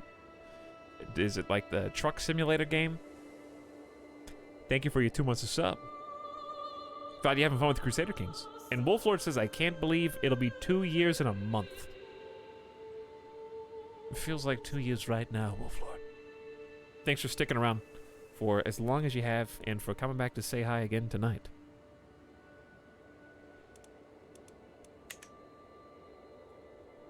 Much appreciated. The other Dondi. No, the other Dondi. The reason there's other Dondis is because I think that was just a name that's in the total, like, pool of names that it can get for this particular culture.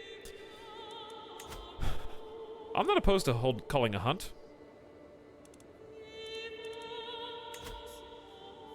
My character's not particularly good at martial, but while I think Queen Conchi is helping him, I don't even know if the skill matters, but your prowess can, depending on if you have to fight something. So let's try it out. Sound the horn. 67 gold. Another thing that I would really like to do, I'm kind of ignoring the fact that I don't have very many holdings. So we need to go to war pretty soon after we get some soldiers back and take some more land. I still wish that I had a solution for Perm, and I don't. Brother Kloptod now has a full family of 5, so the time has come and gone. He's got a really nice holding now. At least it's in the family. That's all I really care about. There's other opportunities for good chunks of land. That was just one that happened to be a holy land. So, no big deal. Sabir is a pretty easy target to just go ahead and take. Maybe even... Aw. So close to being able to take it with just 1 duchy. They are allied, but their ally's not that strong. Probably gonna see a war for the larger of the two. That way we get 3 counties in one go. And then simultaneously, now that Kyrgyz Khan is kind of licking their wounds, maybe we just go right back to war.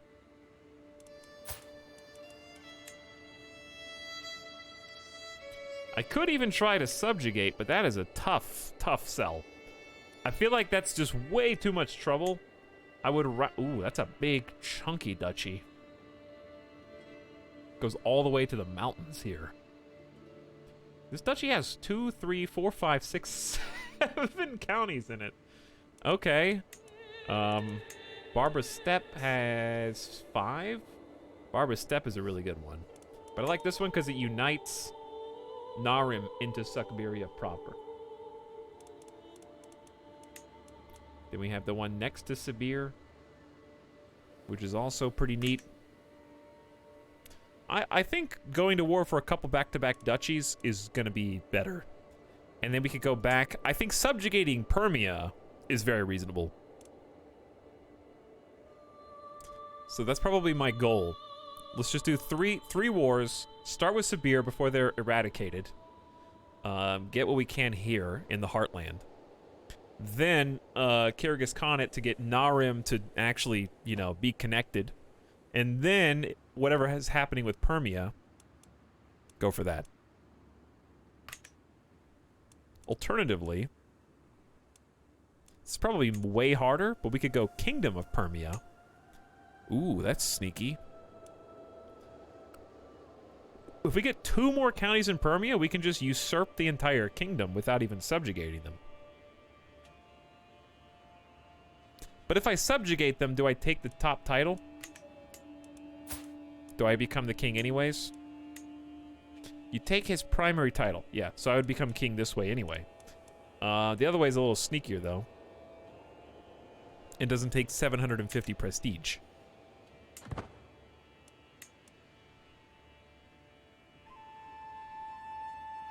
I know I generally just lurk, but I like italic streams. Wolflord. Italic streams are the best streams on the Citadel. Thank you for reminding us. Hello, KG Moose. We're doing pretty good. That was a very nice paid comment that you just did there, Wolflord.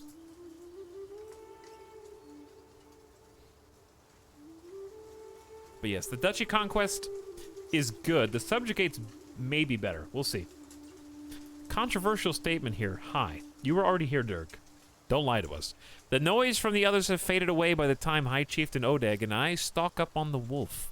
We're almost in striking distance when Odeg whispers to me, "Now that we're finally by ourselves, there's something I have to tell you about Siamka." Your niece. No time. I'm getting that wolf. What? Tell me more. Learn her secret. She's ambitious, honest, and diligent. An eager reveler, a fornicator. Well, I can see where this is going. I think I'd rather take the prestige, actually. Sorry, High Chieftain Odeg. I know you're the spy. You can just tell me later. You're the spy master. Speaking of spy master, come back to disrupt schemes for me for a while. Likewise, we're gonna go back to a straight-up assist. Because soldiers, there's not that many left. The hunt draws to an end. Well, it is a +7. Okay, keep the +7. The hunt draws to an end. We mount our horses to leave the wetlands behind as the servants prepare the wolf. Another game for the journey back. In spite of our difficulties, the hunt went very well. Gain 150. That's just a nice 300 prestige. Pretty basic hunt. All right. My niece has been imprisoned. My family member is asking for her release. She's only been in house arrest for 5 months. I accept. So she has been taught a lesson. Take concubine.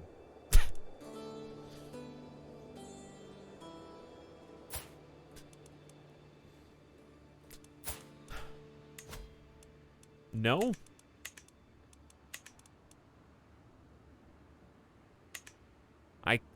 There's nobody in the whole kingdom, dude. Nobody wants to be with King Brozor except his wife and Ali Hazabid. That's it.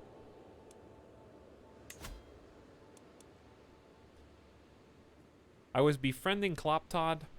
We're already over halfway on that. Let's just leave it. We're still second in line for the Kingdom of Yugra. After the new nephew. Kill the nephew. No, they're definitely going to have more children. Tox, is there a way to find the characters' opinions of people other than yourself? No. Apparently it is a hidden stat. It exists in the game. Or so I've been told. But I don't think that it is physically visible. Maybe there's a mod that shows it? Because I do miss that from CK2. Hi, ArchRBX. I hate the Jeff, but hi. Hello, Lord Bob. And everybody else. Your vassal has been taken prisoner by High Chieftain Dondi. I think this is infighting. We do have the potential to go to absolute tribal authority, but woo, that -30 direct opinion, dude. I don't really know why I would need that, so we're not going to do that yet. You need it for succession laws, but it's just too early. No? Actually, it's just high crown authority. We don't even need absolute. How long until we're done with Ostiak? City planning, 11 years. We kind of just need to hoard income and prestige, and then we can build up some cool holdings, but I really don't want to build them until we have good domain.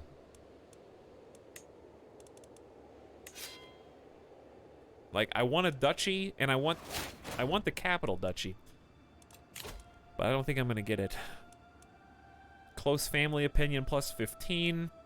Each friend adds a stress gain debuff, or rather a buff. Do we want to work towards August? It's pretty good. Patriarch is fertility, stress loss, close family opinion, house opinion. Dedicated to his family and the prosperity of his house. That one's cool, but it's really far away. I feel like we're in a position that is pretty good. And when I say that, I mean barely anybody dislikes me at this point. Certainly family is pretty good. I really don't think I want to grind all the way down these. Maybe Commission Epic could be cool. Because this is diplomacy per level of fame, and I'm going to have like a +7. All right, so if I'm going to pick one, I'd probably pick August. Because it's got some cool stuff. And a big prestige boost, big diplomacy. Honored as a true ruler worthy of the empires of old. Let's do this one. I can commission an epic.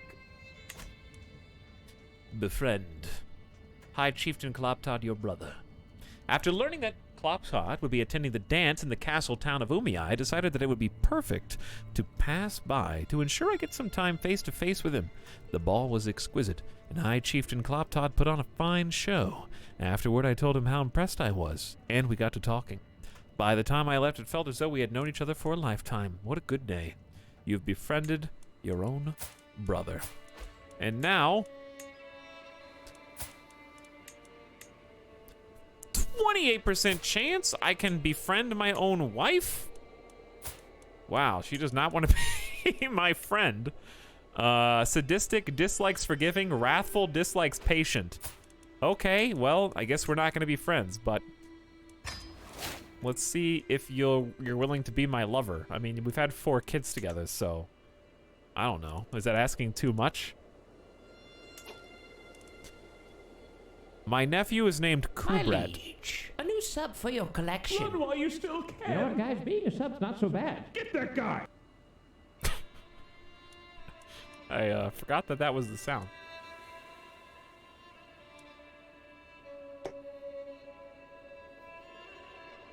That's rough. That is pretty rough, yeah.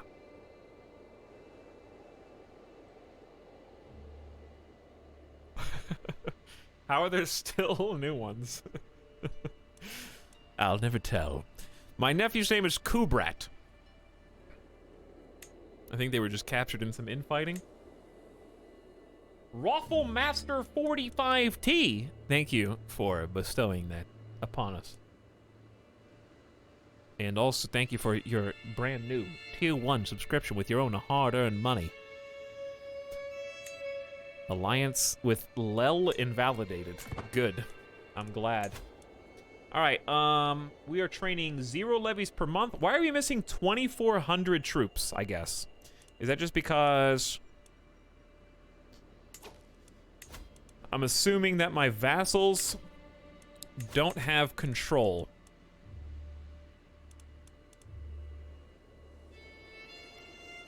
I think domestic affairs is still pretty good. I don't think there's a title to integrate. I'm pretty sure. Collecting taxes is going swimmingly. Thanks to, I think, Quirtle set that up. We're currently organizing the levies for kind of no reason. So purple is already at 100 control.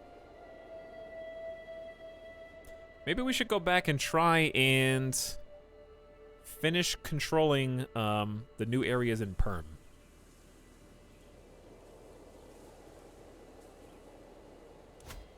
Help people out, because if we help people out, we end up getting more. We did get them a longhouse, so that's been slowly building control. I do think we got a longhouse here. Lizva has 3 buildings. So they're bulking it up. Yeah, they're working on the longhouses. But Lizva is still just really behind. So this is a rate of plus... How much? 0.6 from the Marshal. Really good, actually. But yeah, I'm a little hesitant to do any kind of rapid expansion when our total soldiers isn't that good. We do have Yugra, who is very strong as our ally now, of course.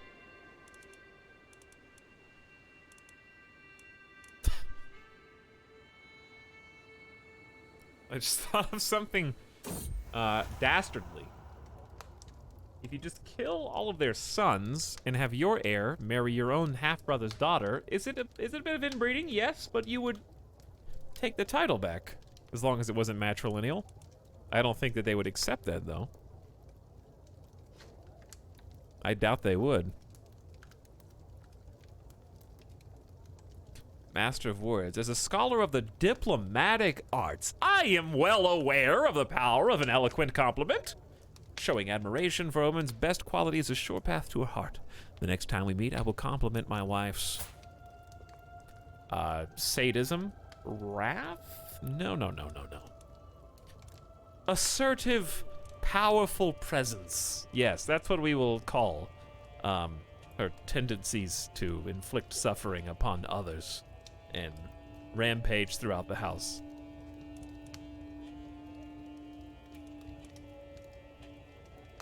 Let's go with that one. It worked. My dear, you complete me. I've forgotten how to do anything without you pushing me forward, always. All right, speaking of pushing me forward always, Sabir is defending in a war that I am about to come in and roll over. We're going to conquer the topmost duchy. 375 is a lot, but we have 1,294, so let's not fret too much. The reason I don't subjugate in this situation is because, first of all, it's like twice as expensive, and second of all, subjugate means they keep the titles. I want the titles, in this case. I could give them to somebody else, in probably the best bet, unless there's something beautiful here that I don't know. Like, what's their capital? Their capital does have 5 buildings, so it's not, like, terrible. 4 buildings already built over there is nice. Only 1. Yeah, I mean, it's fine. I just don't care.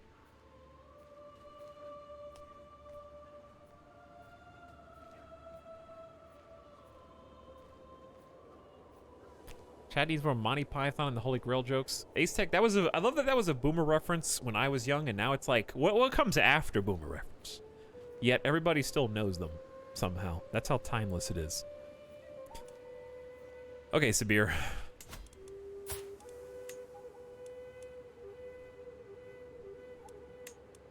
We have given you long enough. Let us raise the troops at a very well-positioned rally point. And there is the war theme. Chat, we need some help. We have no good champions. Or leaders. Commanders. Your sister Chaika died of cancer at age 53. Aww. They were the ones that moved out to Kyrgyz Khanate territory, right?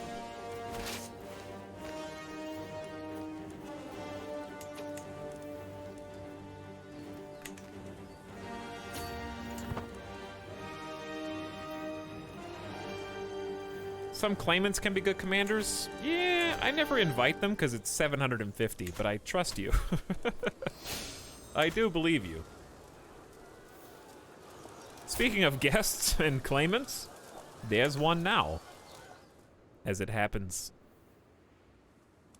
So what I'm gonna do is split and select the people that do not have the onagers. Take them up this way. I think by the time they get there, this siege will already be done. All right, it's time to incorporate Sibir into Suckberia, at least by a 75% margin. There will be one county of Sibir left, which we will not really be able to get. But that's okay, because the topmost part is going to fill our belly. So we're going to replace a little bit of land we lost from Yugra. And it should go pretty quick, because there, we already sieged. We're basically going to lightning strike this little area. We already got a 36% war score. The goal is to try and just get all this before the Kipchak allies can do anything, because they're already in a different war. They're in a defensive war, so we kind of caught them with their attention split.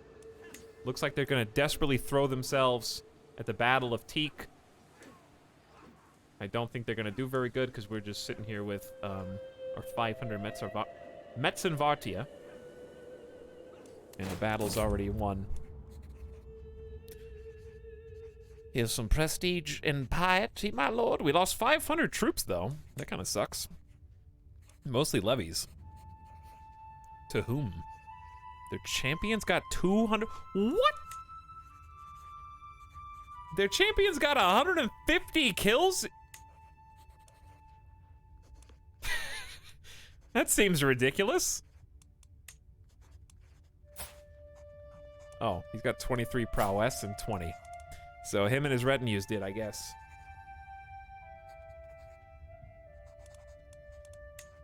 Okay, well, those are some tanky lads. Knights are super soldiers, but that's still excessive. Siege equipment seems super strong in this game. It is, yeah. The onagers are really strong, but what you're giving up is 500 specialty troops that could counter and help you in a field battle. So you're trading expediency in taking land versus efficiency in winning on the field. Like if I had 500 more of a different troop instead of onager regiments, you know what I mean? It would have gone even more smoothly.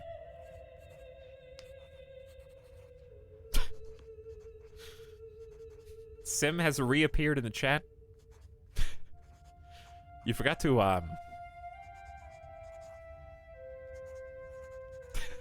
you forgot to add, oh, you have a uwu added instead.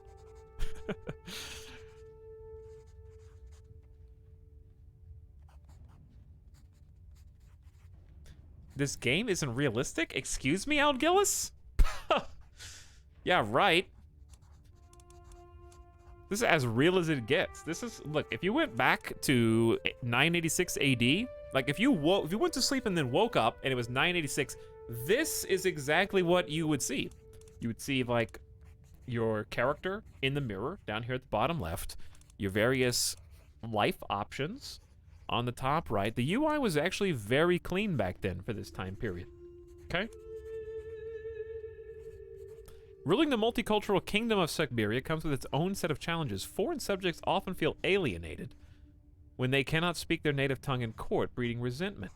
My friend High Chief Danuchva suggests I could significantly improve relations with my Mordvin subjects by learning to speak their language alongside my own. Hit the books. He gains opinion of you, and you gain some diplomacy XP. Hire a tutor to instruct me, so better chance of success. I am patient. So, that one sounds good. Let's do 55 gold. Learn to speak Mordvin. Gain some diplomacy, lifestyle points, and Uchva. Well, he already likes me, but I think this is what my character would do.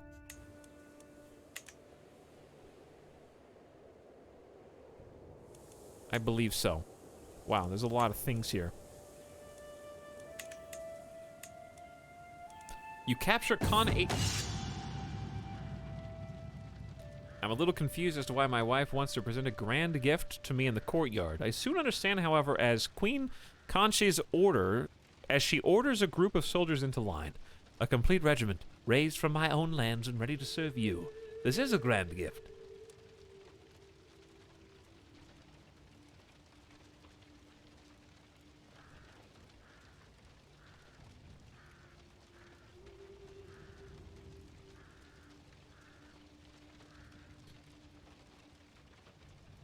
Talks isn't quite sure what to do with me. I know exactly what to do to a gamer. Okay. Sim, do you have any, like, deodorant or any kind of lines of maybe some perfumes or colognes coming out? Because that smell, okay, is uniquely yours.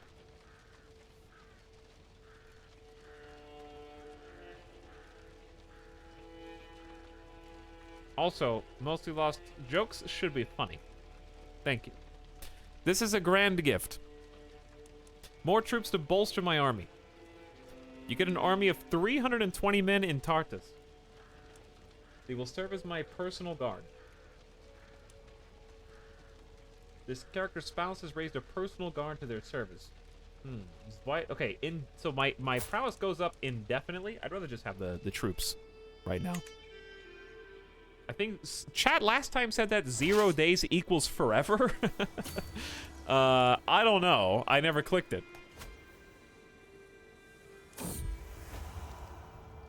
The celebrations came to an end and the evening's entertainment seemed over when Queen Conchi suggested a reading. A clerk arrives wondering what the guests would like to hear, and I see my chances to impress her.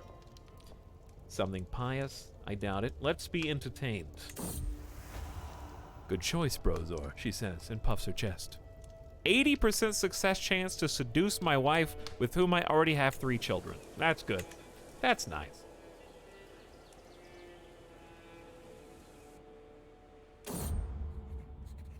After many long weeks of study, I finally have a solid grasp of the fundamentals of the Mordvin language. With continued practice, my fluency will improve, but even this basic understanding has improved my relations with Mordvin subjects. Gain 100 diplomacy. That's a really good diplomatic reward. Such a fascinating culture. I want to learn more. Adopt the Mordvin culture. It's like a totally different one. Just switch cultures. 78% chance that every close family courtier and child direct vassal will swap. No, let's stay Odvak. Ostiak. Let's stay Ostiak. I know what culture I am, of course. How do you see what the Mordvins are currently doing?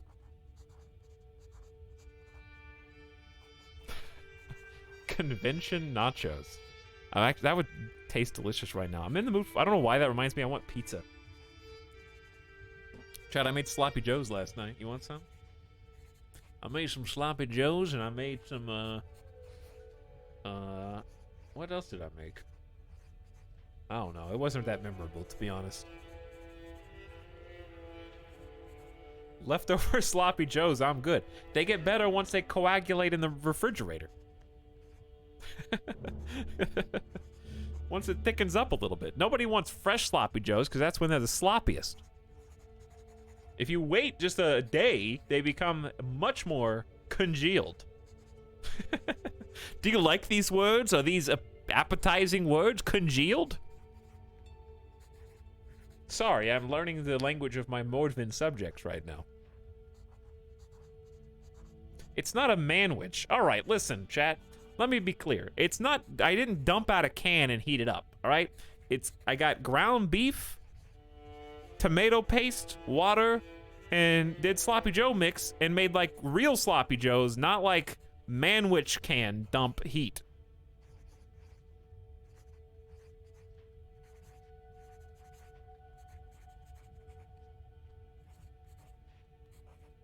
Sure you did. Why would I lie about that? It's like 2 extra steps. All right, what? Time well spent.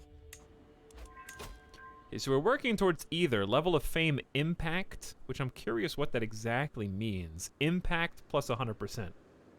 I assume that means your fame up here is a plus 5 secular opinion and 2 knights, so that doubles? I assume it doubles. I captured Chiefess Mala's court physician in a siege. That would be, except for her low learning, would be a really nice recruit.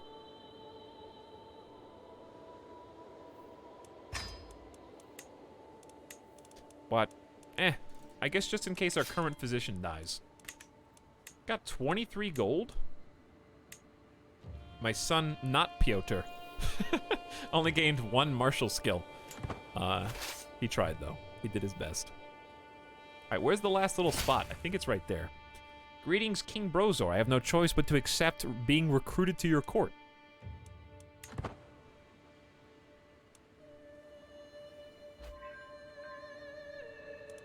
We're capturing all sorts of people, dude. I just got a double siege out of this.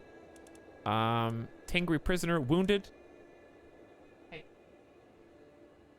That is the laziest lick I've ever seen.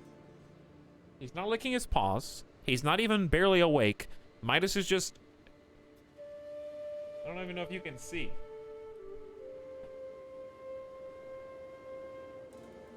He's in his bed facing the wall, and I think just lazily licking the carpet with his... He's not even moving.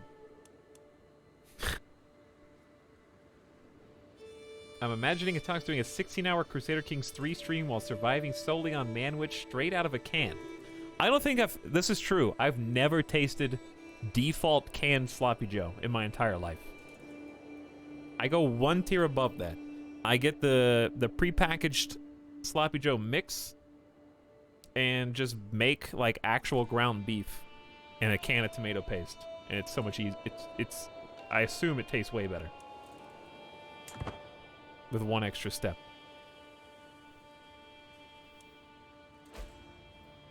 Fancy Joe.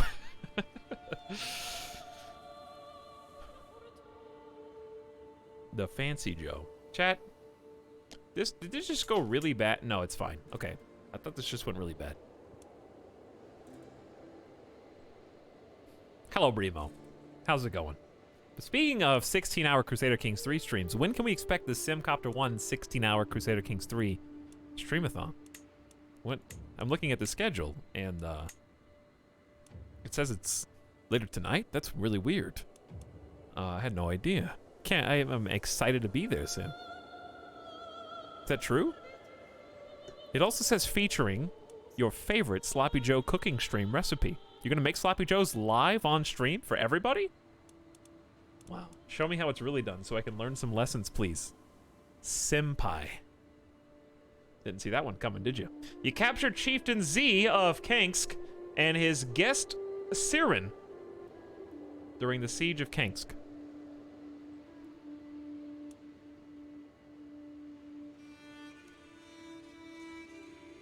Is it over? The servants have all been sent away and our bed has been decorated with roses. As Queen Concha enters our chamber, she smiles confidently and joins me without hesitation. With the help of hands, mouths, and limbs, we reaffirm the devotion we swore before Ruko, perhaps in a more carnal fashion than intended. 80% success chance. As we were united in marriage, we are now united in heart. She becomes your lover. Gain 20 opinion. End your scheme to seduce. So this is basically just like, we're married, but I don't like you. But you are a little scary with your 14 martial skills. So of course, we're gonna love each other forever. Wow, +1. That was a +60.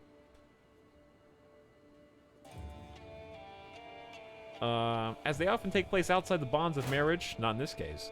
Most lovers' special relations begin as secrets. Lovers who are deeply loyal and affectionate may become soulmates. Wow. Chad, how does that work in real life? My dear brother, I call on you to honor our alliance and join me in the Ugrin-Permian subjugation war. No. You are going to subjugate Permia before I can subjugate Permia? No, brother. That's pretty tricky on your part. He's got 3,700 troops versus Permia's 2,500. He stole our idea. Listen, I am forgiving, but this I cannot do. Unless I went to war to subjugate you right afterward. He'll win anyway? Oh, you, which phrase should I use? Dream a little bigger, darling? Or, ye've little faith. Not if I do it faster. All I have to do is finish this war, and then I can just start that one right afterward.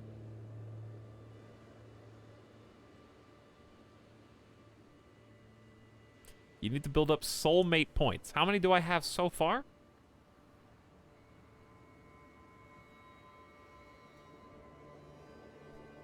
I like how Sim comes to my stream in order to get all memes out of his system. Italics, do you have any furniture besides your computer, chair, and Midas bed? Why, yes, Sim. I have something that I think you have as well. I have decorated my house with the breadth of the entire world. I have map. I'm sure you, of all people, can appreciate the fact that I have chosen to decorate my house with the world itself. When's geography class? Tomorrow, nerd! We're flying around the world. You see that? That's where we're at. We landed in San Antonio last night, and we're going to Mexico tomorrow, okay? So you better be there for Plane Stream Around the World Stream 3. We're going to Mexico, baby. It's gonna be good. We're gonna have some nice flights there. It's gonna be early, too, hopefully. How many expressions can I change to?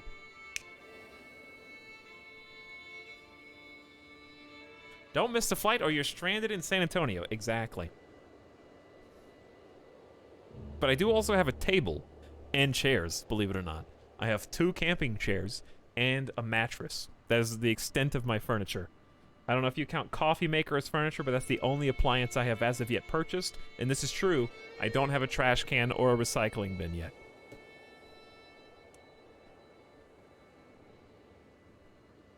It's been over a month. Chat, when you stream 12 hours a day, you can't leave the house. Okay, I'm not. What am I gonna go shopping when I'm flying in Flight Simulator?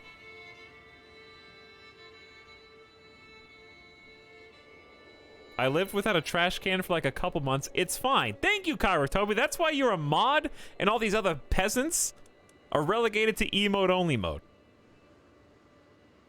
Sometimes.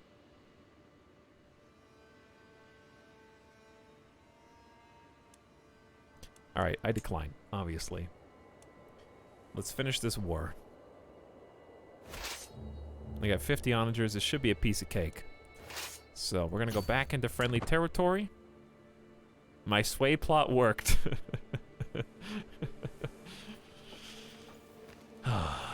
Indeed. But yes, the 50 onagers are making extremely quick work of this. Queen Conch gained the trait pregnant. My seduction scheme also worked. Seriously though, I respect the minimalism. Listen, I don't need to impress anybody, chat, okay?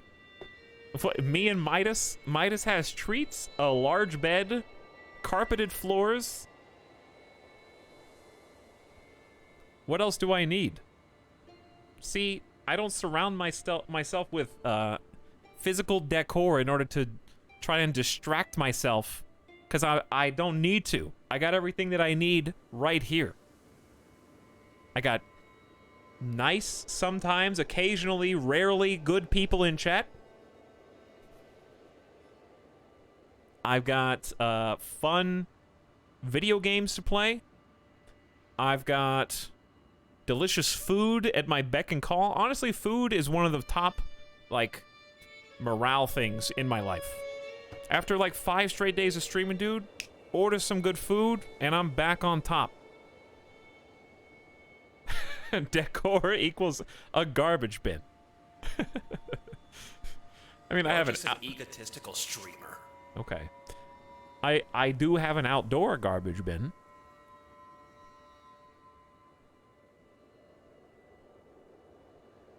All my money gets... Listen, I spend all my money reinvesting into this broadcast.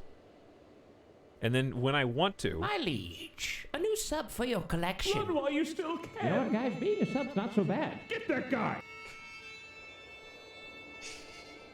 Listen, being a sub's not so bad.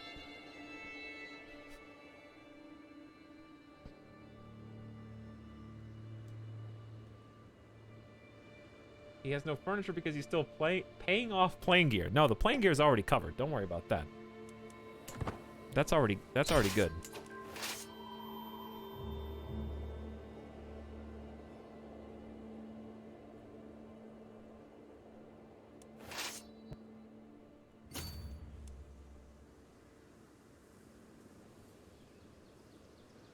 Where do you throw the wrappers for that food you order? In a garbage bag. That is in, I guess what is a utility closet.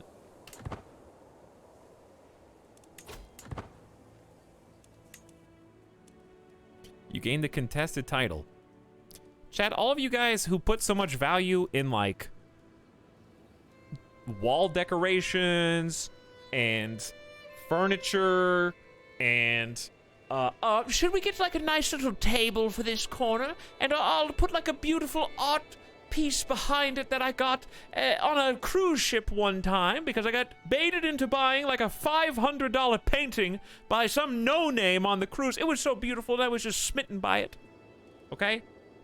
See, the difference between me and you in that situation is that you need that to compensate for a lack of personality elsewhere. If someone came over to my house, I impressed them with exuding confidence and stability that comes from within.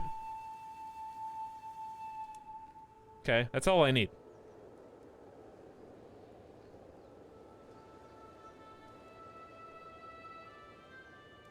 Impress them with a croissant sandwich. Easy.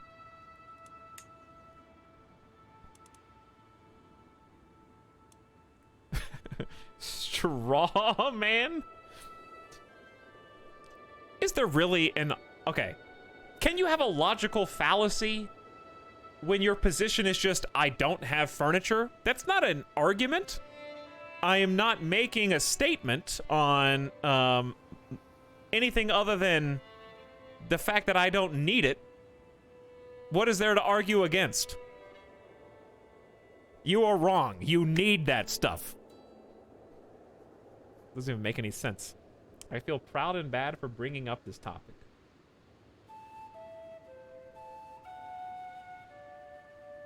You have a chair, and therefore you have furniture. I do, yes. We know what is best for you. Nice false dichotomy. People in chat offended by Italics not buying things that they bought. Thank you. That's basically what it is. You guys want validation and vindication because you are probably taking out credit cards to go buy furniture at the furniture store, okay? And you want to feel like it was worth it, not a waste of time and money. Me, on the other hand, Chad Gamer, invested in computer parts, hardware, video games, camera, and a wall map, okay? And I'm living my best life having fun.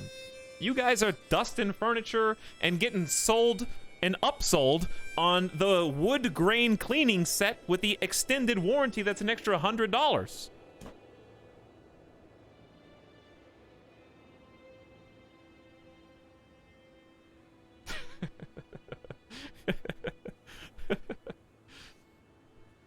Buy a green screen? I have a green screen. I'm just not using it.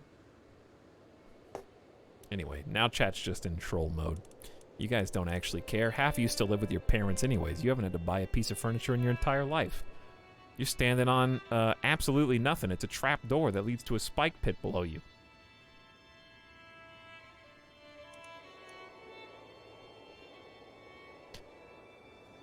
Chieftain Kezavad.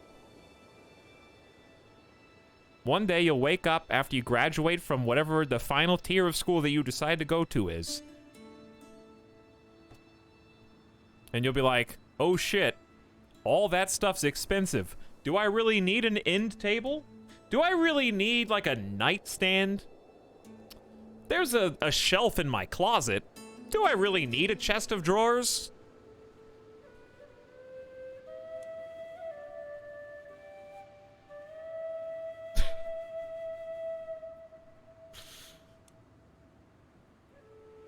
I'm only here temporarily, okay? Yeah, I've been there. There's no shame in living with your parents. The shame comes for when you shame other people for doing things or not doing things that you literally couldn't do if you tried.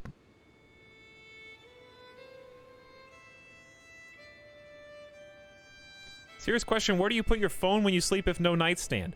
On the floor. For the record, I do have a table. I bought a like $15 do-it-yourself like screw in the four legs fake wood table from Walmart. So I just reach over and put it on that. But I sleep on the floor on a mattress. Doesn't even need to be on anything.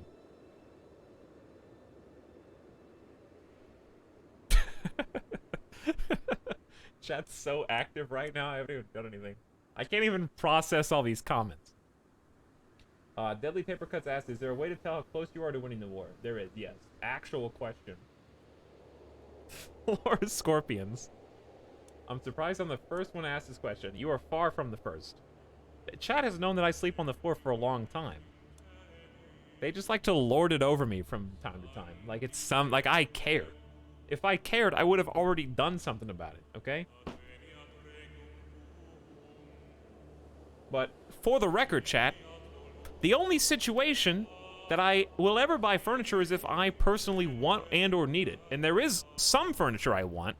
Like, I'm not going to sit here and tell you that I'm going to be full on, what is it, aesthetic for the rest of my life. Is that even the right word?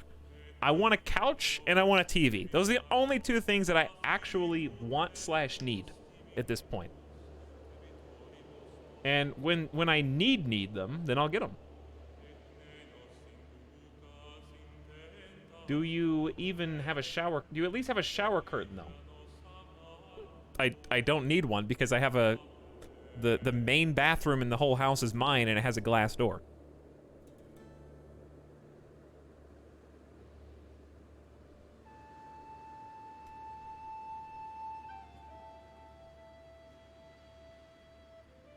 So there you go.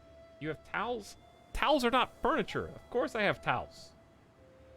Couches are overrated. Recliners better than couch? No, Migas. Couches that recline. That's the true way. Both in one.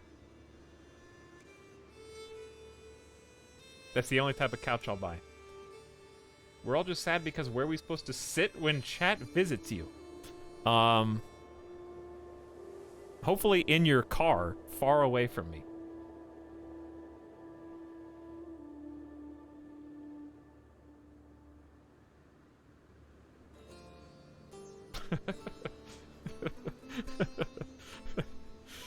He doesn't want to see us. No, because like, you're none of you are welcome in my house at any time. So don't ever come. Someone needed to hear that. I don't know who, but one random stranger out there needed to hear that. There are real people that actually do that, though. So we got to talk about a different subject, because there are real Twitch viewers that visit other streamers, and let's not even go there again.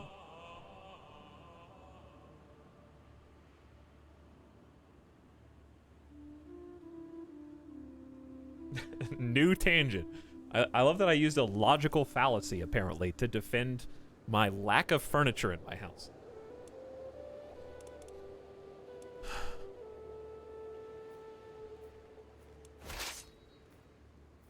Okay. Defending who? Did we just do another war? You are the target of Kuchukan conquest of the chiefdom of Pavlodar. What?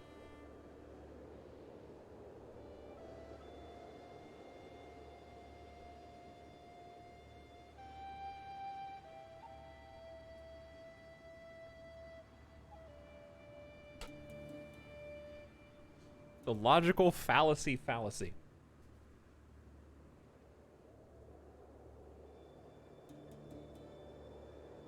Inherited the war because you took Sibir. Okay, that makes sense. I was looking for an answer.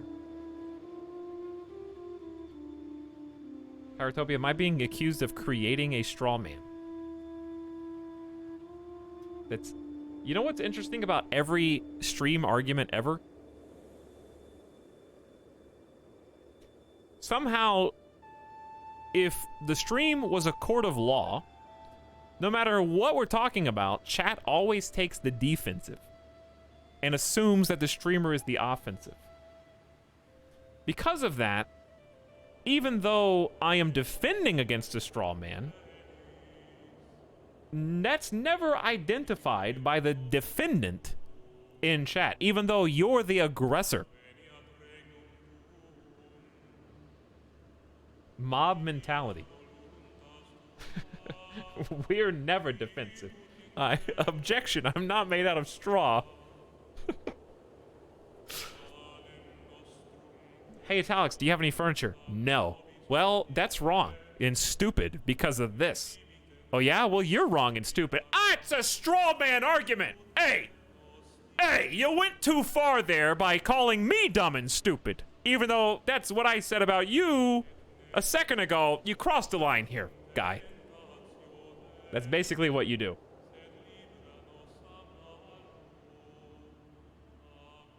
You can choose which arguments to rebut so you always win. That's true, but it really is, like, not hard. All I have to do is read any comment in chat, and I know it's wrong in my heart already. So, that helps. New war, Chieftain Kejvat. We inherited this war, apparently.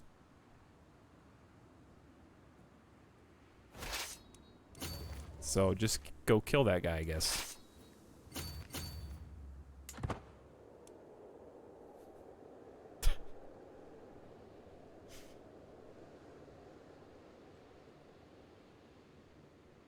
Talix, I don't want to make demands of the streamer, but can you drop this boring topic and get back to the game? I'm losing brain cells listening to this nonsense. This is your third message ever in my stream, and you're not even following this channel. So, don't take this the wrong way when I say that your opinion means absolutely nothing to me.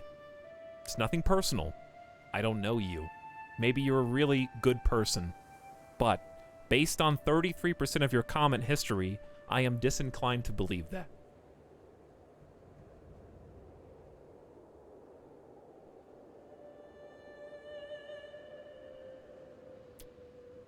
Your account was created February of 2013. You have had 7 years to come to terms with how live streams work, and I encourage you, if you dislike certain bits of live content that are unskippable, to just wait until the stream is over, and then when the VOD starts, you can be a VOD watcher, filthy though that is, and then skip to whatever part of the VOD, which of course stands for video on demand, which demand.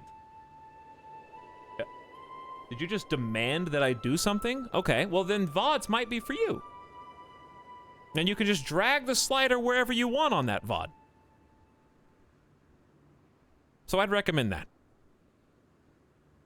Because then I don't have to read your chat because they disabled the ability for VOD watchers to leave comments. So I would prefer that as well. It would work out, I think, for both of us.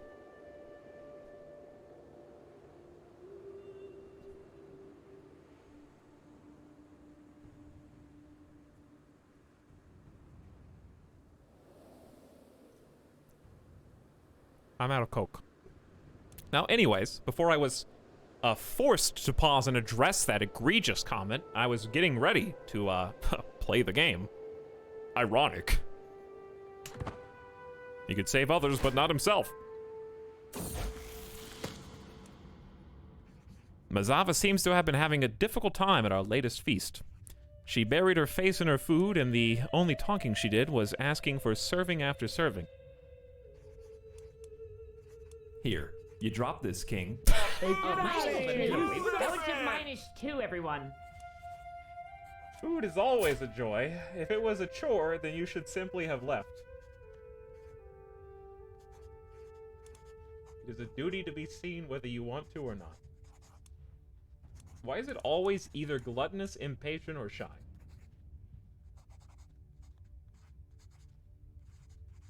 I thought we already did this. Are both of my daughters gluttonous / shy? You're gluttonous. I thought the same daughter event already came up. Yeah, I already have stress. I should have 30, though. Because I thought I said... Remember I did a whole thing about how my family members were dying of obesity-related illnesses?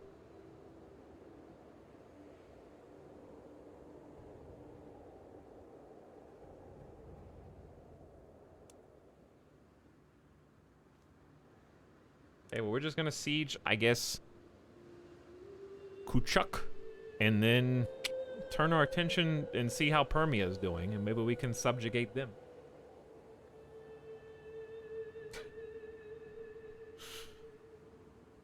Hello, Codefex.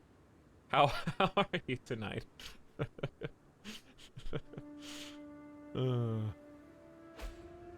Tox, I apologize if I derailed too much. I was just trying to be playful. You don't have to apologize for anything. That is just very, if it wasn't you, it'd be someone else. Because that's just the direction that this stream ends up going. Inevitably. Alright, I need to get rid of... And you know what? I welcome it because... No, Sim, that one's on us. No, I thought you were gonna say, no, Sim, you're one of us. I thought you were chanting one of us.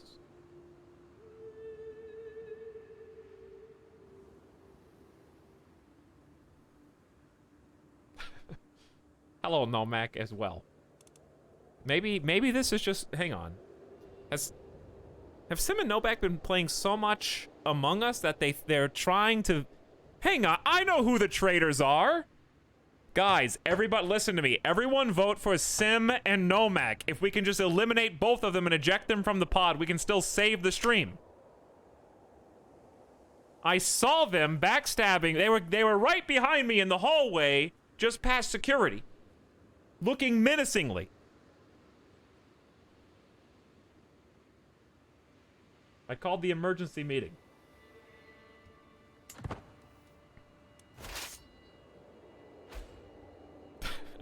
Robot Mystic has voted for Italics.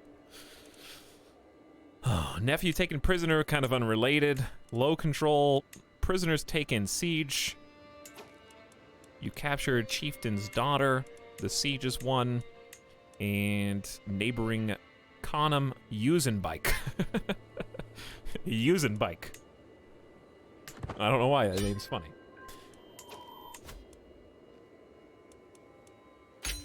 Well, this is kind of neat. For that little inherited war, I just get some free prestige and some free money. And it was easy. All right, good news. We can disband the soldiers on the east. We can check out our new territory here in Omsk. Here, you drop this, king. That was just -2, everyone. Kansk and Pavlodar.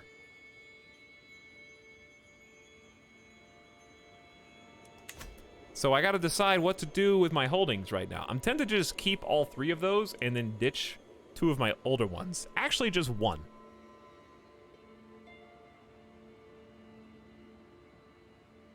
Peaceful Haley just came in and dropped that sub and then lulled at their own sub. Thank you for 2 months, who simply says, nice. Any other non-followers out there that are ready to spit some bullshit? Okay, because I'm fired up right now. I'm just looking for you. My eyes are prowling like an eagle looking for a little mouse on the ground.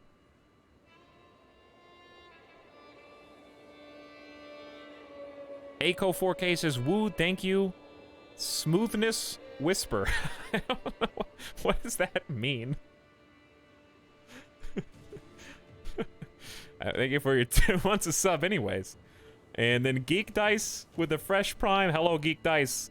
Shaston says, always fun. Wow, it looks like some gift subs were just given to my channel. Thank you so much, too. Example text. For supporting this channel. It really, really means a lot. It does. I said that. I just didn't move my mouth. But that comes straight from the heart. Shaston, innocent though they are, said, always fun to catch a Crusader King stream. Hope you're doing well, and keep up the chill streams. My pleasure, Shaston. Thank you.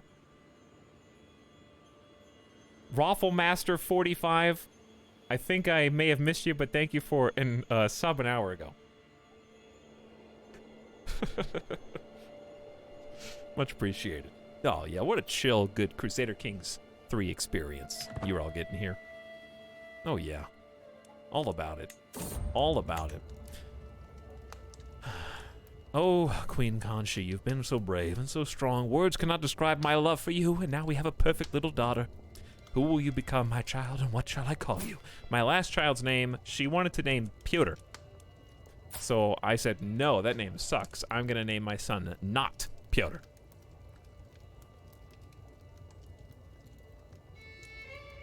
This time, she did not give a suggestion.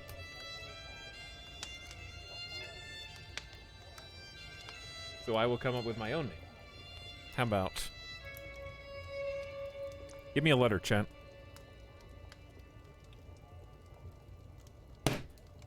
Got him! That stupid gnat is dead. It was just crawling on the table towards my Coke can. It's on my finger. If you don't believe me, it's on, I can prove it. It's right here. It's just a little gnat. Do you see it on my middle finger? Right there on my middle finger. Stuck to it.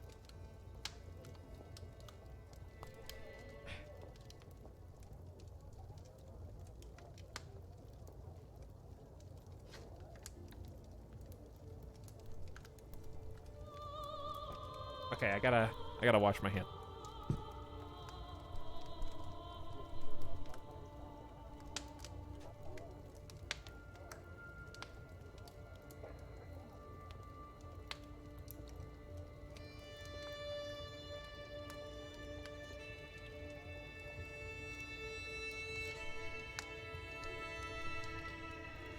Oh. There. I washed my hands.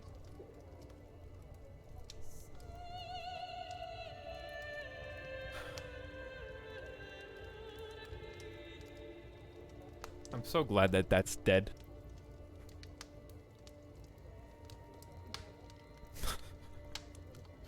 No hit kill. Thank you for the pin to sub. Congratulations, Shadow Fox, Kickin' Chicken, Coffee Sip, Bilbert Baggins, and Thane of Caldor. If you're out there somewhere, I appreciate you. All right, did you say, chat, that I should name my daughter after the gnat?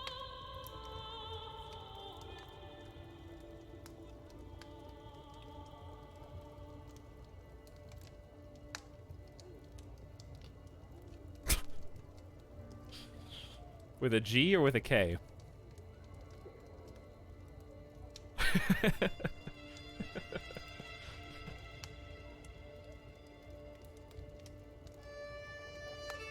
Natalia? That probably makes more sense given the region. Definitely a K. Okay, we'll just do the K so it blends in a little more. May you grow to be strong and wise.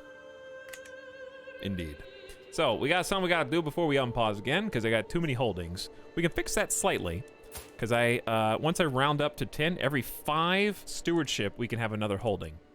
So, my spouse can be told not to help me with chivalry, but please assist me in other matters of the realm. That +1 boosts me to a 10. Unpause. Now we can have 5. Now I just have to give away 1 holding. Okay? You can keep it, but at your own risk, I guess.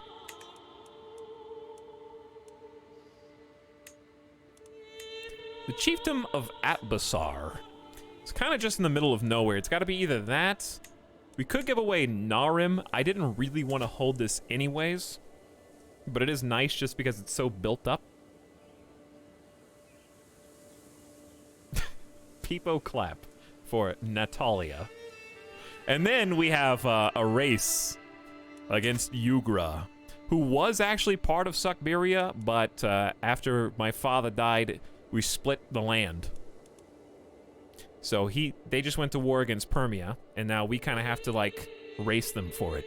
And if we succeed, then we're going to subjugate this entire area, which will vassalize them. We get to keep our title keep their title of King of Permia, but it will all be united under Suckberia.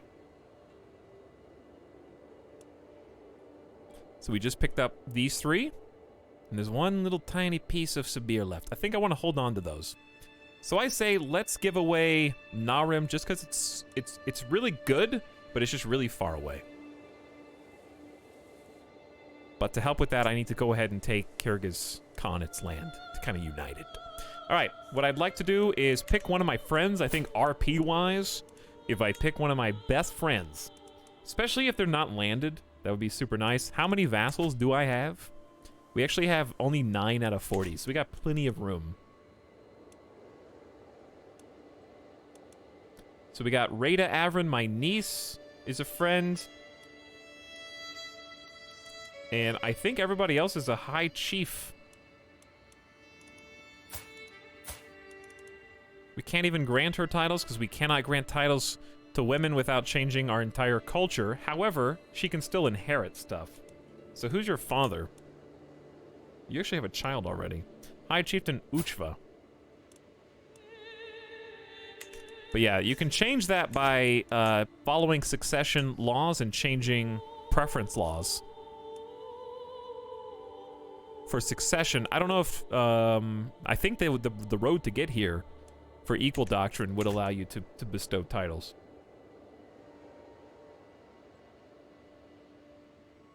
Hey, stop licking. I can hear him licking. Oh yeah, then we get a new title to commission an epic. Gain 150 prestige, gain commission family epic for 10 years.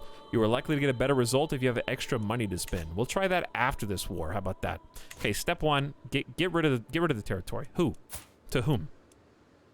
What is it part of? It's part of a completely different realm. Do we have any friends? It says we have 12 relationships. Chat, do I have more friends that go off the charts here? There's only 1, 2, 3, 4, 5, 6, 7, 8, 9. It says 12. Is there no drop-down menu for friends? Is that the problem? Etal, this new face camera is really good, by the way. I hope so. Because it was $500.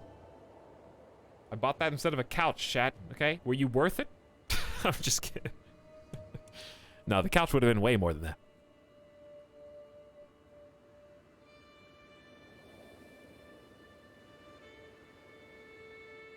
Was it really? Yeah. It actually was. Because the old camera, the Logitech Brio, that looks significantly not as good, is like $280. So I was like, I'm not gonna buy another Brio. I needed another camera for the plane streams, like a multicam, which we'll actually use again before the year is over. And I was like, I'm not gonna buy another one because it looked like for just a couple hundred more dollars, I could get like a real nice camera. So I got a Sony A5100.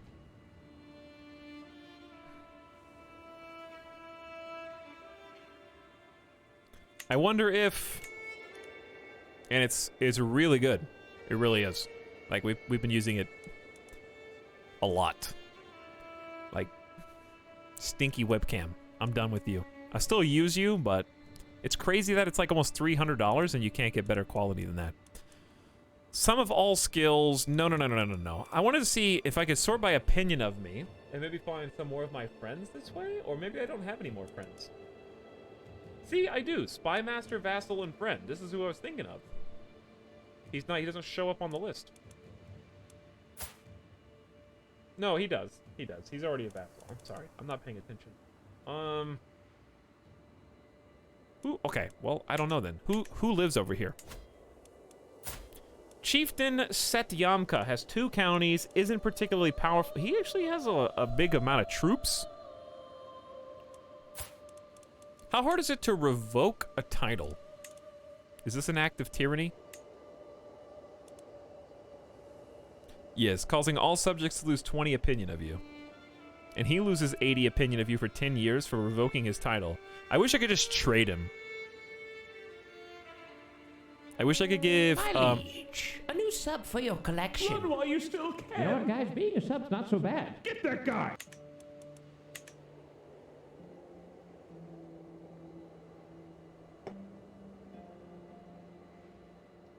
Why did you buy a mattress instead of at least a Logitech C920 for your foot cam?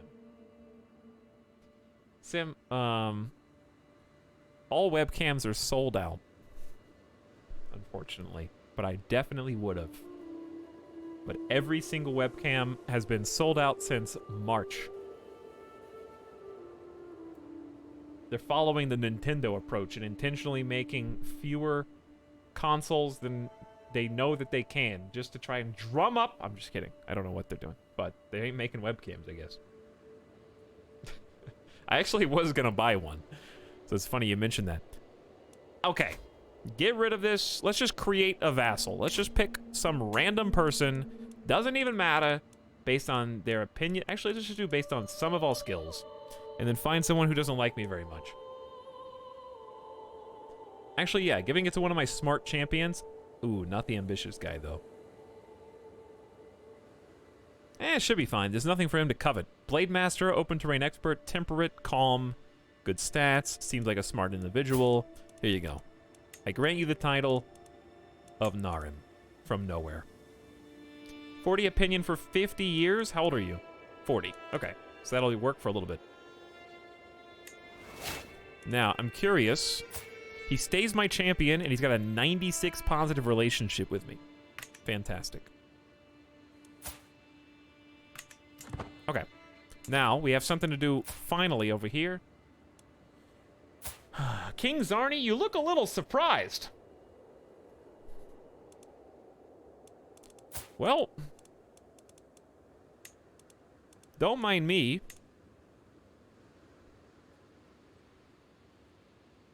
I'm just going to go about, I think, subjugating the entirety of your land.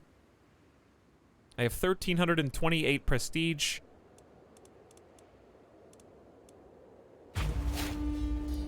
I apologize for this inconvenience.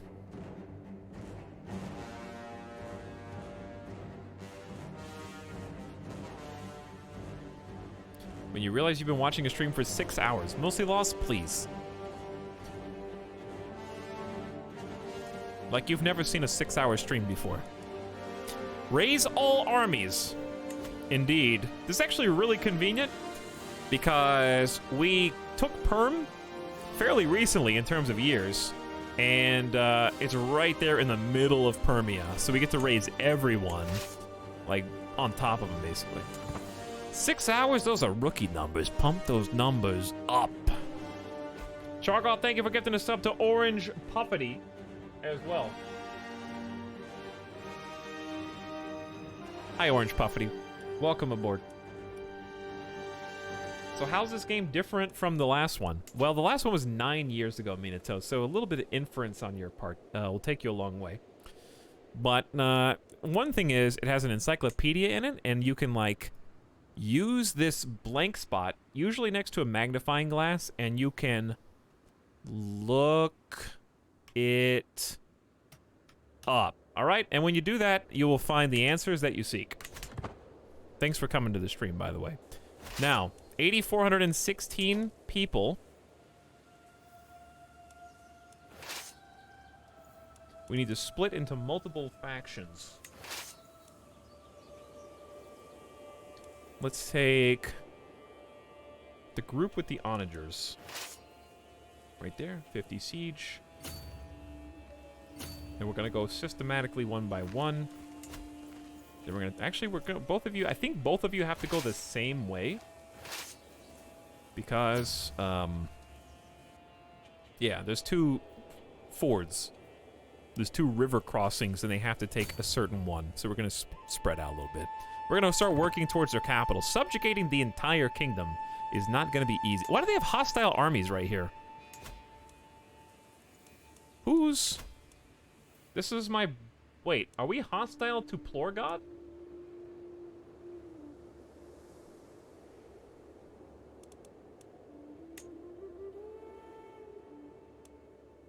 Because these are different guys.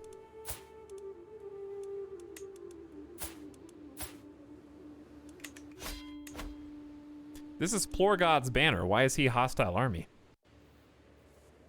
I have no idea. I looked up and all I see is my ceiling. Should the answer be written up there? Hang on. Do you have a roof? I don't have any furniture race text, so I don't know what that's like. Oh, he's in raiding stance. Is he raiding me? No. Okay, he's in raiding stance, but he's not raiding me. That would be very strange to raid an ally. Alright, I see you guys coming for me, but also I think we're gonna siege faster than you can do whatever it is you're doing. Hey, this has been going fast. A new diplomacy perk.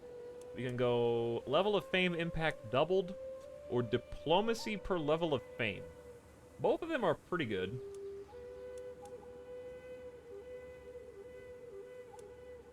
We're probably going to end up choosing both and then going down a different tree. Let's do level of fame impact. Actually, diplomacy per level of fame first. Because if we're about to subjugate an entire kingdom, then we're really going to need a boost to our diplomacy. Because when your diplomacy is higher, it increases your general opinion. And that makes people, you know, like you or dislike you. Right now, see, plus 26. He likes me so much. He likes me more than he hates me for declaring war on him right now. That's how likable I am on this character. The first time it happened, I barely even gave it a moment's thought, but my vassal High Chieftain Dondi has grown bolder. His challenges no longer pass unnoticed among my vassals. He's testing my limits. The others are sure to follow unless I give him a taste of his own medicine.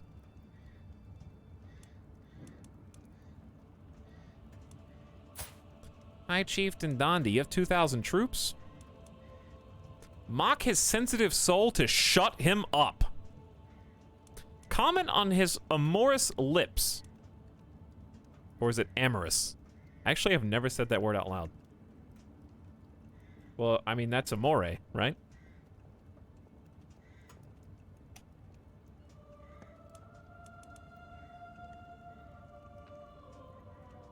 Yeah, amore. When the moon hits your eye. Something, something. Like a big pizza pie? Alright, let's listen. Amorous. Okay, amorous. So, okay, how do you say A-M-O-R-A-L, chat? Amoral. Right? Not amoral. Right?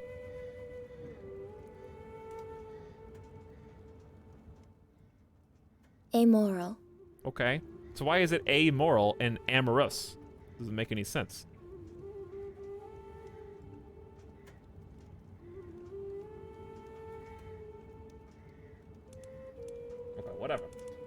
How dare you challenge your king? Gain 10 stress because you're gregarious? Because English sucks.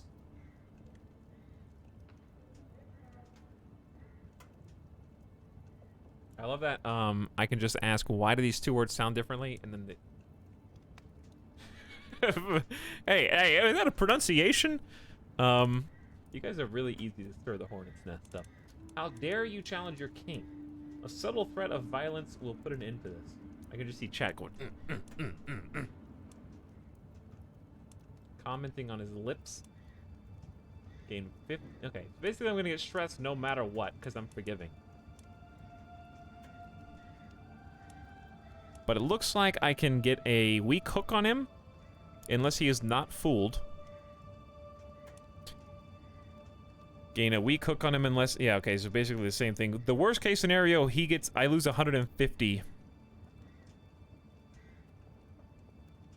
You guess that Dondi is self-conscious. You guess Dondi has been objectified due to his appearance. You guess he is cowardly, or wants to keep the peace. Not very diplomatic, but effective nonetheless. I say we just take... How dare you challenge your king, Dondi? Let's chill out. Calm it down a little bit.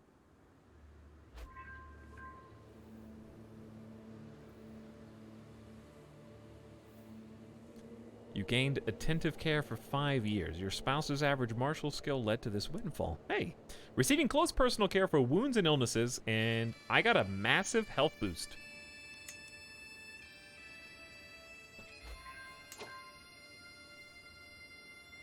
Why do you hate it when we discuss linguistics? Did I say I hate it? You just inferred that. I just think it's funny, because you guys care a lot more than I do. I just listen to whatever the dictionary tells me to say, and then I say it. Paz, can you give your opinion about the pronunciation difference between automation and automaton? Yeah, I think the root word of automaton being tomato probably dictates how that is said versus automation is from Autobots rollout. I'm pretty sure Simcopter. So when we take a look at the root of both of those words, we find that it's very clearly defined. Thank you for bringing that up, though. I hope I've clarified some things to the rest of you.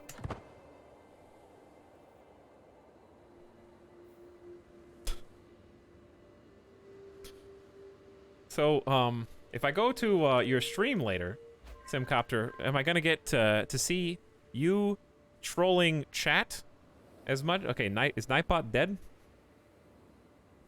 Sorry, Sim. Nightbot doesn't like you anymore. It's nothing personal. Oh, I forgot a T. Chat, listen, the word shoo-out comes from the root word of luau, which is why it sounds the way that it does.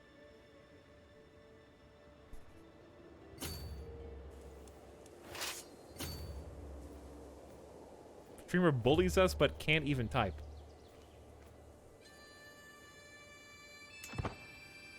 Am I gonna get to see this level of trolling in the chat?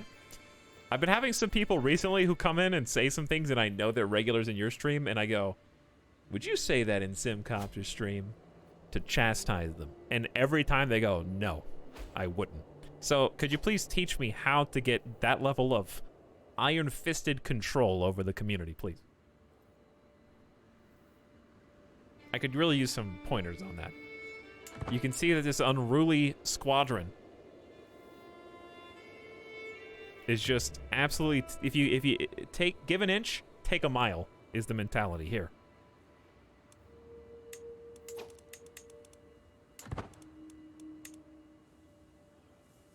All right, well, the enemy is deciding what they want to do, but I don't know if they know. All I care about at this moment is making sure we don't get snuck up on by a big army while we siege, because we're going to war to take Perm. So if we hold what our goal is, and this is to answer your question from earlier, Deadly Paper Cuts, if you're still out there, before I got totally sidetracked, the way you can tell how you're winning the war is the war score, and that's represented down here at the bottom right. So you can just click on this, and then it'll show you in detail who's fighting who. you're on the left, or I guess on the right if you're a defender, but I'm on the left. And you can see who's allied to them that's been called in, how many soldiers they've got. And then this score, if it gets to 100, allows you to enforce your demands. But you can also take white peace if you get to 60% one way or the other, I think. I never signed white peace. But basically it just means you agree to go your separate ways, and you don't get to keep what you wanted. So to actually win, we need a 100% war score, which can come from a combination of holding objectives for a long period of time, winning big battles, occupying various holdings like their capital, some of which can be related or not, and then prisoners. So if you capture the enemy leader, that's a surefire way to up jump your war score. And then if you get to 100, then you get the things that mentions here, or you can surrender if you think it's going terribly. Or you want to save some lives.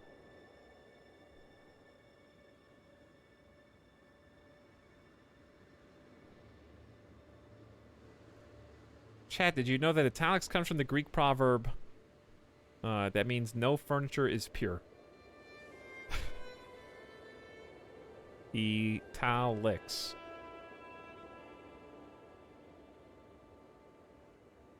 How is Brozor so old already? He's 43. Okay, he's not that old.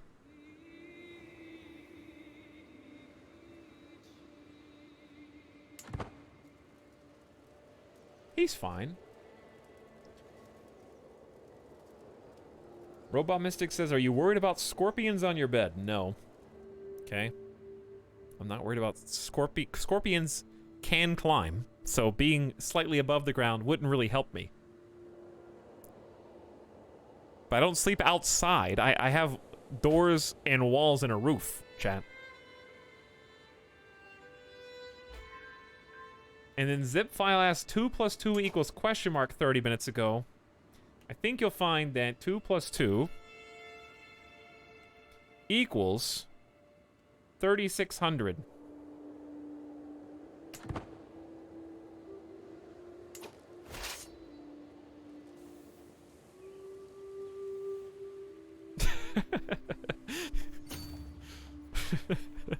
Kyra Toby is enthused.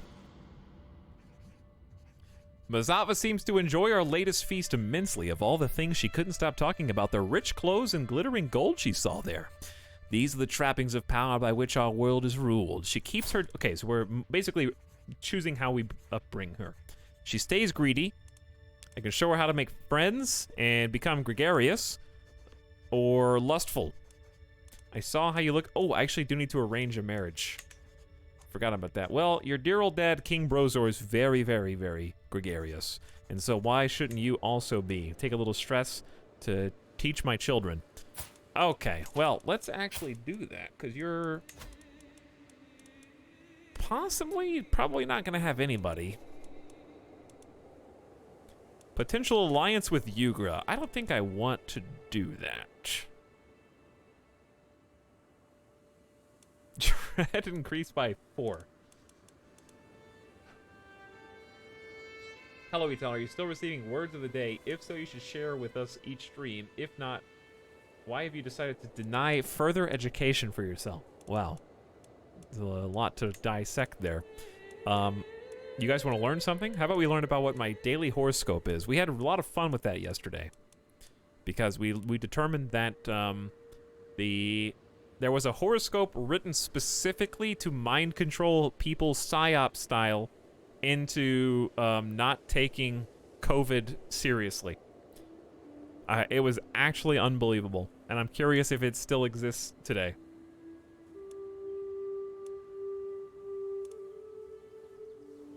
That was on the plane stream. Now, let me focus on this first. Mazava Avrin. Find someone about your same age. I guess we could just sort by prestige. And then maybe sort by religion. Your nephew. That's what I was worried about. Alright, well, here's a match. cannot get a matrilineal match out of it. Which, the reason it'd be nice to get a matrilineal match here is because we only have one son so far. So I believe that if my son were to die, then my firstborn would get the inheritance, and we don't want that going outside the family. So matrilineal would be super useful here. So it doesn't necessarily have to be an alliance. Well, that's a powerhouse combo, though, Shai Picha. Man. Combining Comely and Hale in the same group?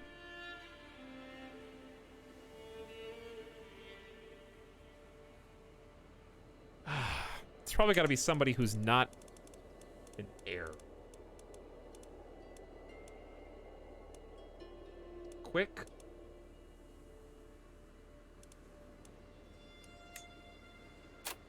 Okay, I think that's our best bet. We get a teeny tiny baby alliance. My daughter gets to keep the matrilineal facet, and we get another inheritable trait, Hale and Quick, out of it. So that seems reasonable. Okay, good job. And we can wait a couple years for you. Let's focus on the war effort right now. I gladly accept your betrothal proposition. Sounds good to me. We're at 20% war score, and we got 21 gold from winning a siege, taking another prisoner. And it looks like they're content to kind of just walk around. I'm trying to kind of stay together here with my troops. I see that we're losing some supplies, but I kind of want to go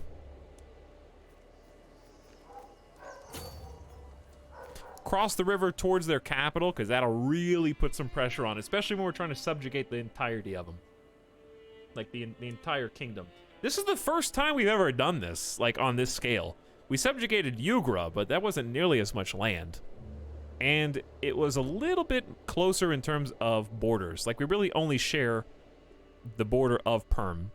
And then past Perm, it's really just this one little alley, if you want to call it that.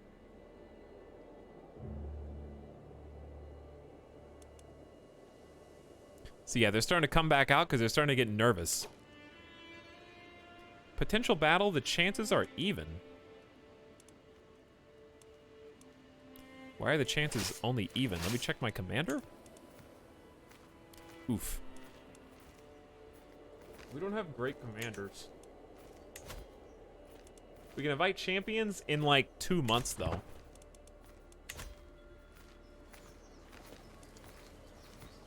The chances are even though we outnumber them by, like, a lot. We don't have any of our knights here? Is that the issue?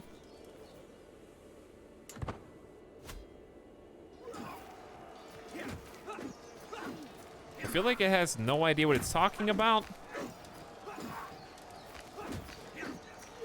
And that we are definitely... One of our valiant soldiers has managed to wound the enemy champion. Hey, nice. That's pretty good. Oh, this has got 31 commander advantage. No wonder it's so close. Probably giving him a lot of weight there. We got some good rolls. They also have elite quality troops, apparently? Well, didn't stop me from winning. We traded. Metz and Vartia still doing fantastic. Managed to wound one of their champions in the ordeal. Now we're going to take this... I think we're just going to stay there and siege. There are few things I enjoy more than High Chieftain Odeg's company. His company on my walk through the countryside truly eased my troubled mind, even though I was the one who had to take initiative for the activity. After this short break, I was once again ready to take on my duties. I am lucky to have a friend like High Chieftain Odeg. Didn't realize how much I needed this. Lose 10 stress, hanging out with a good friend. That's pretty cool. So having friends has some pretty big perks, not the least of which is people like you. Hey, did you guys know if you have a friend, it means they like you? What is that like?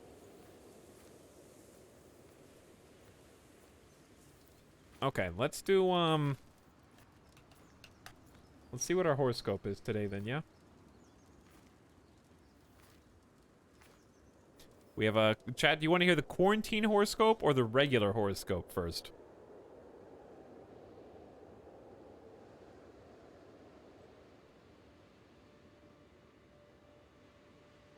Okay, they're really trying to branch out here because I didn't notice this. Did you guys know that they're on horoscopes? They actually have a quote streaming horoscope that, I'm not joking, tells you what to watch for like entertainment.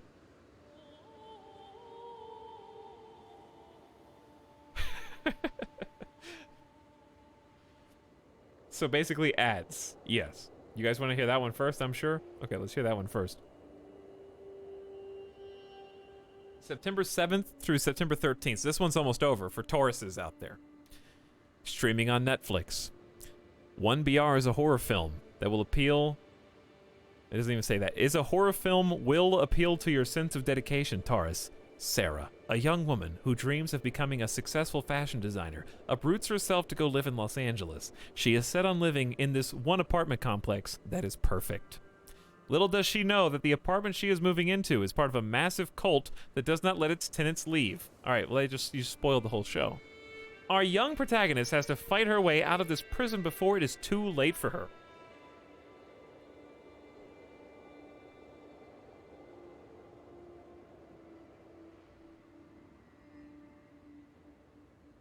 There's also a bonus pick.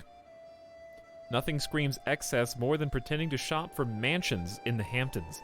Follow the driven brokers of Nest Seekers International in $1 Million Beach House as they transition from selling lavish homes in the Big Apple to luxury escapes in New York's most popular summer destinations. This is just an ad. Of course, the show is also worth watching because who doesn't love a little competition and drama when trying to make it big? That's not a horoscope. What does that have to do with the stars alignment?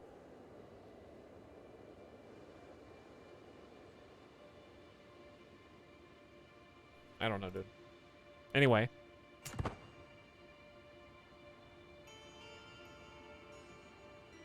I have no clue. Alright, so they're counter-sieging behind us. Queen Concha's pregnant again. Conchi. Another baby. Probably helped along by the fact that I am currently in family focus mode with 20% extra fertility. I am getting older, dude. My hair is changing. King Brozor, dude. You chose your own hairstyle, so I'm gonna let you keep it. We have 12 issues. Why? Call on your ally, Plorgod? No. Invite champions? Actually, yes. Okay, that one I'll do. Titles can be created: a duchy and the kingdom of Sibir. That's a good idea. It'll cost 250 gold. We have 8 counties, and we only need a 5, and we get 400 prestige. That seems like a good title to create. I see no reason why not. So, the succession line will go to not Pyotr first. Not Pyotr will be his own independent king. I can't vouch for your safety, my son. After Mergrin takes over. I don't think I can keep making individual kingdoms forever and ever and letting them sit out there to dry in the sun. Because we're going to make a king, we're going to have a king of Permia as well. So we're going to have 3 different king titles. You captured High Chieftain Champion and his daughter during the siege of Bulgar. Okay, now that we got Bulgar, we're going for the capital. Yeah, it does take 3 to make an empire. However, to found a new empire, we have to have a realm size... No, actually, yeah, you have to have a realm size of 80 or more, so it's not really doable.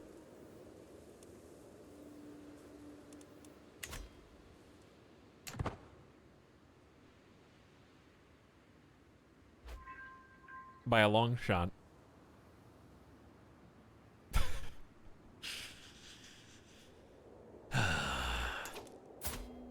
trying to avoid reading comments in chat. It's tough. It's tough.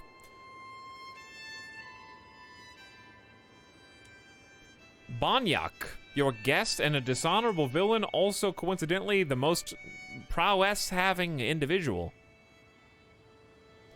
Callous, diligent, lustful, robust, albino. Haven't seen that in the game yet. With white hair and red eyes, Banyak strikes fear in many. That's really cool. Master Hunter, tier 3? What a Chad warrior. Okay, 50 opinion for 16 gold, and then demand conversion. He is converted to Sua Minusko.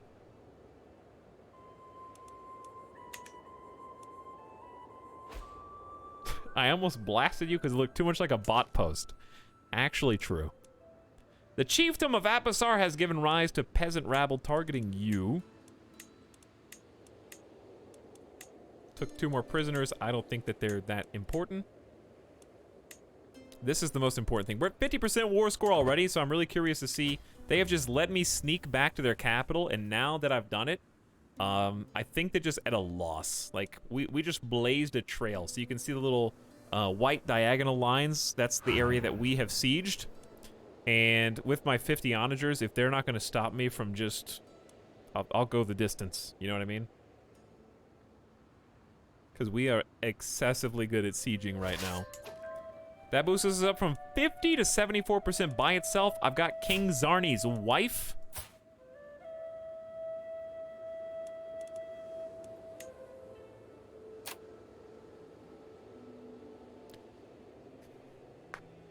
Okay, chat. Can you, listen. I'm going to ask a controversial opinion here.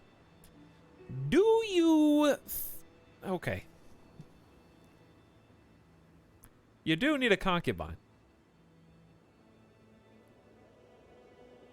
Listen. If you were married to a king, and some other king comes in and sieges your castle and takes you prisoner and holds you hostage, which is traditional of this time, okay? And they go, I will let you out if you leave him and join my court. All right, keep in mind, recruiting here is not a concubine inherently. I'm just asking her if she's willing to abandon her entire family and husband to join my court. We'll accept plus 90. Would you guys be like, yeah, sure, sounds good, fam. I'm with you now in your court. She wants freedom plus 100, but is only 10 reluctant to be recruited. I will never bend the knee. I think Kairotobi would just stay in prison for eternity until they die. And just be like, no.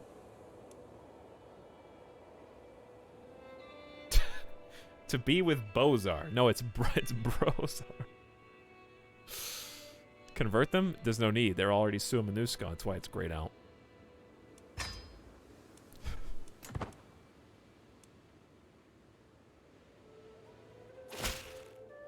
Greetings, King Brozor of Suckberry. I have no choice but to accept your conditions for my release.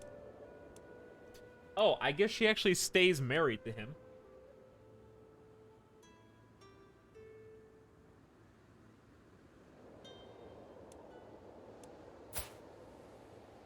Now they're going to patch this. What are they going to patch, Twitchy Tyrant? Did I do something?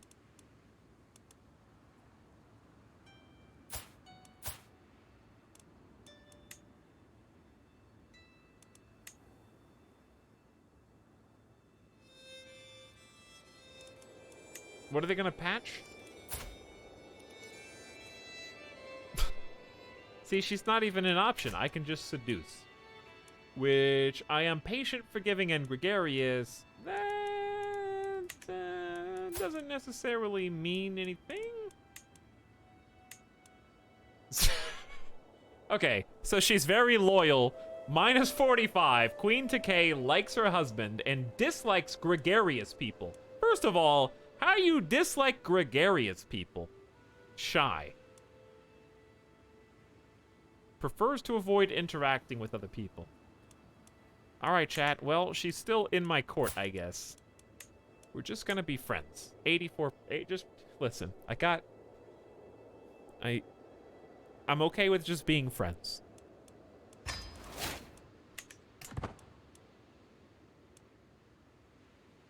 Hello, Banana Chat is online. Why haven't we named his son Suckbird? Capture her again, then execute her. No. I'm the one subjugating this whole Actually, yeah, I'm the one subjugating this whole kingdom. I should have let her just go. Why did I do that? Why did I do that? Now I've got this, like, drama problem. Where he's gonna be like a duke. Actually, he's only got a high chiefdom and a single county. This is no king? Are you kidding me? He's barely got anything at all.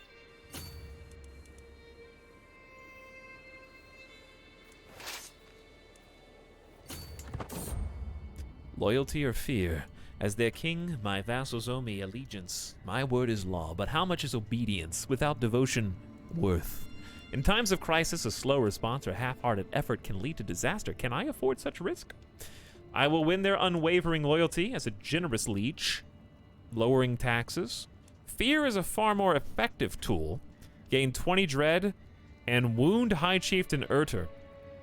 I have more important men to impress. Let's win their unwavering loyalty as a generous liege, lowering taxes. Direct vassal opinion up 15 is about to be amazing. How long does that last? That is well timed. Till 10 years from now. Because we're about to have a bunch of new direct vassals, so that'll apply to them as well.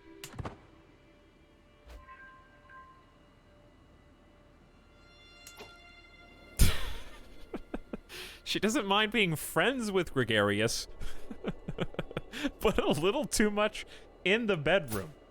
Okay, I didn't think about that. She dislikes Gregarious from a romantic perspective, but is like, you know what? Being friends with a gregarious person, that's pretty cool. But like, seduction-wise, don't take this the wrong way, but you talk too much, okay? Shh. I'm more attracted to the strong silent types.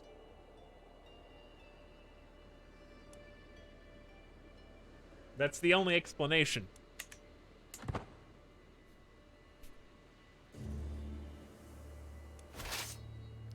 So chat, if you have any questions about what's going on, feel free to ask. I'm basically just dealing with random events that keep popping up while systematically conquering Permia.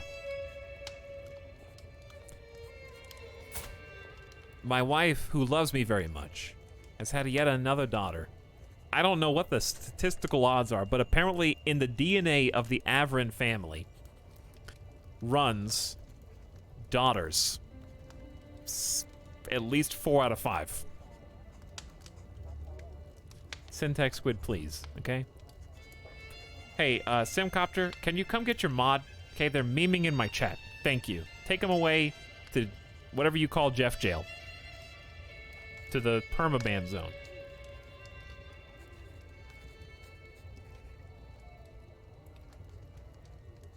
No, I'm playing with Squid.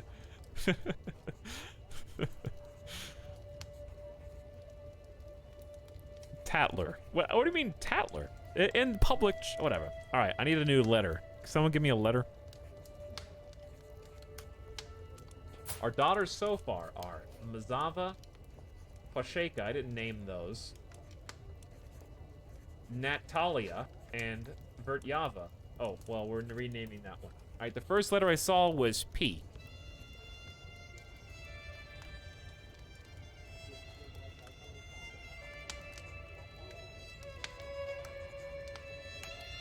P-L.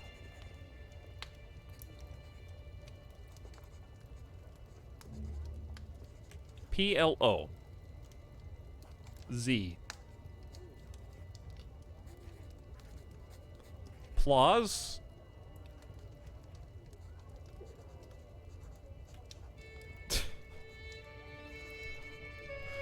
Plazalon. Plazalon. Natalia, not Piotr, Mergrin, and Plazalon. There you go. A wise and strong name. Simultaneously, in the name of the divine, following the death sentence of a lowly thief, I asked my daughter Mazava what she thought. She expressed doubts about whether any god could want a realm to be ruled by such a harsh law. Do not expect to see Uko's justice. Keep the trait cynical. She must be taught the proper execution of the law and becomes just. This is a lesson of moderation in all things. She can become temperate with careful attention to detail. You must become stressed in order to give her a better trait, basically. Let's teach her about...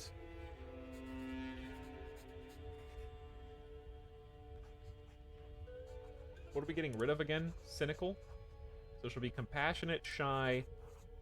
We did get a matrilineal betrothal, so let's teach her how to be just. King Brozor has been overwhelmed by stress. Guilt and shame have been plaguing me as of late. All of my sins and my flaws, my failings. These dark thoughts distract me from my responsibilities. You drop this, King. Excuse me, Ike, I was reading. These dark thoughts distract me from my responsibilities and keep me awake at night. I feel like I must do something to put an end to this mental anguish, but what could possibly help?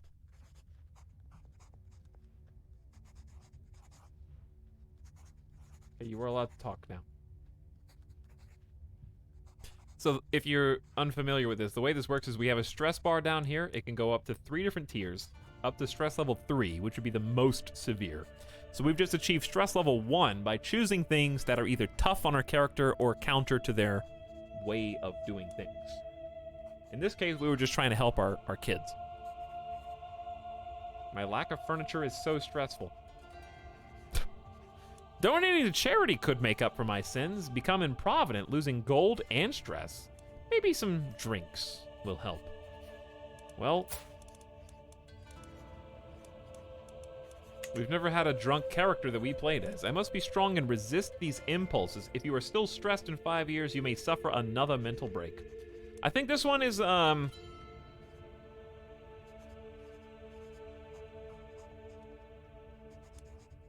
probably the easiest, but these are more fun.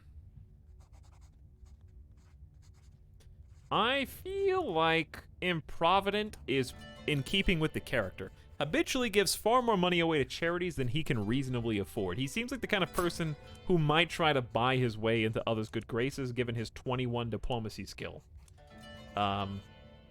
Patient, forgiving, and gregarious. I feel like that type of individual who's also an eager reveler and did commit a well-known crime in his youth, killing an innocent peasant in the forest for sport, and we tried to cover it up as his father, but it did not work, and the story didn't stick. I feel like donating to charity will make up for my past sins. Seems like something he'd do.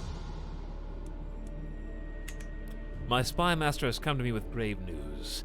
While we do not yet know who, someone plots to kill my guest, aka my prisoner. Who's plotting to kill the guy that's inside the prison? My guest. All right, back to the war. We're at 74% war score.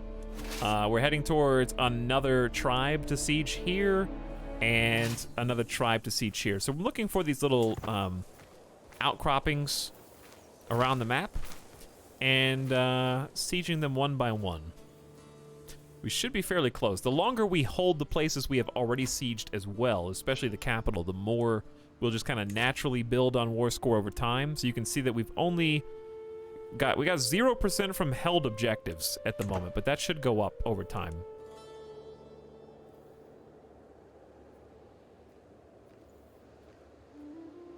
Chad, I'm starting to feel a little hungry for a nighttime snack. I should be able to help along my attempt to befriend Queen Takei by presenting her with a gift. Finding the perfect gift for someone can truly show how much you care about them. Well, that is something an improvident individual might say. This is not the time to be frugal. We already have an 88% chance of success. Let's go with a cheap gift. Slight scheme power bonus. Just a little bit of money. You could order a quesadilla. Syntax, a quesadilla sounds fantastic. Is it time to order quesadillas from Uber Eats and see if the order actually comes this time?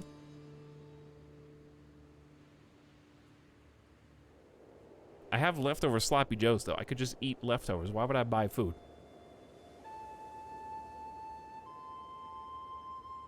When I could just make a plain snack, you know? Why wouldn't I do that? So yeah, they've been kind of coming back trying to unsiege the places I've sieged, but they're not fast. Ooh, I got King Zarni's brother was hiding out here in Elabuga. That was a very big catch. The siege is won. We got 21 gold, so we are making money by sieging, and most of all, we just ended the war in 1 capture. So chat, let's go ahead and zoom out. I think we already took a screenshot with Yugra here, but yes, all of Permia is about to fall under our banner, at least for the time being. You will get King Zarni's title of King of Permia. You gain 350 fame, which I think is going to boost us up to Exalted Among Men. Nope, but close. Very close. We get an extra knight. High Chieftains become my vassal, including people who are already his vassal, I think. On top of that, King Zarni has to spend prestige, because obviously he's not as prestigious after he joins us at basically sword point. And away we go. To my liege. May you live in harmony and contentment, I guess. You are a much greater foe than I imagined. In order to put an end to this bloodshed, I will comply with your demands. Let my brother go. So be it. And with that,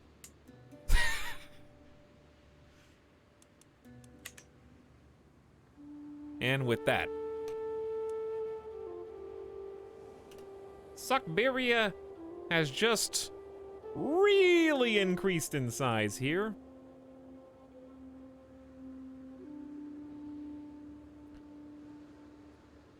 Likewise,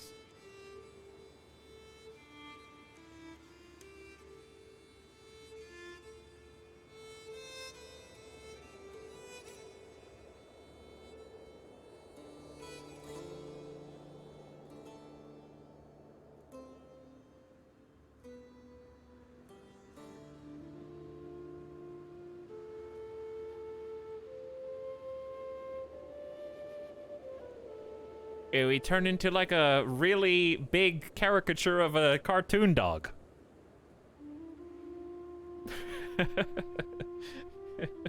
Pet the Suckberia.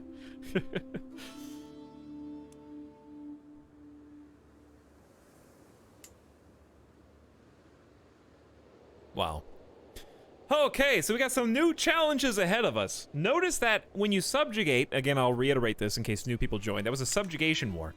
So it costs us 750 prestige, which is a lot, but it's relatively cheap compared to invading a kingdom.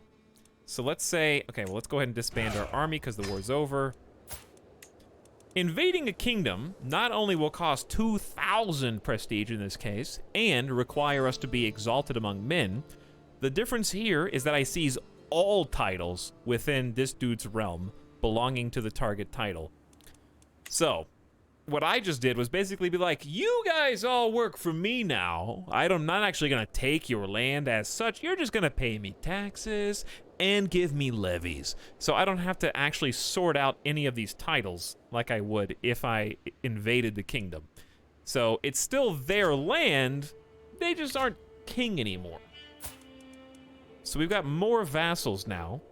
The former king, Zarni, has basically had the king title stripped from him and has gone back to being a duchy rank realm. So he does still have the high chiefdom of Kazan, but he really only has one single county inside of that. And instead of being a king, we basically just stole the crown, added it to our collection, where I now have Kingdom of Suckberia, Kingdom of Sabir, and Kingdom of Permia under my purview.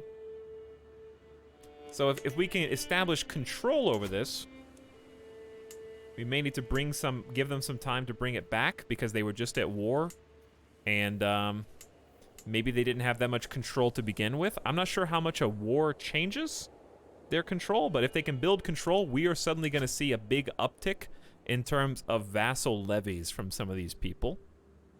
So like Zarni is only providing 268 right now. Because I'm not his rightful liege.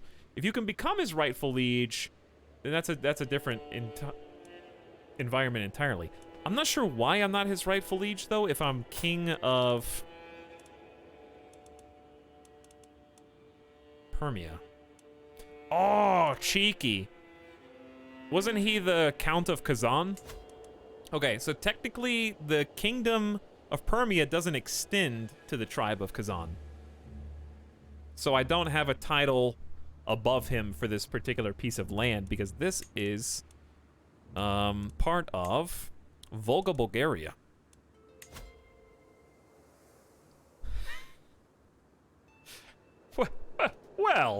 Well, indeed. I do have 11 out of 14 counties in Volga, Bulgaria. Wouldn't you know it? What, 3 crowns? Hey, everybody, why not 4? So basically, the moral of the story is that in the ancient day, this is a real history lesson, by the way, when they started having these crowns, this is where Nintendo got the idea for Amiibo. So if you look at the history, you can see how it easily just kind of spiraled out of control. You get a couple, and you think they look really nice, and before you know it, you have to go for the really rare, expensive collector item ones. So that's pretty much how it went.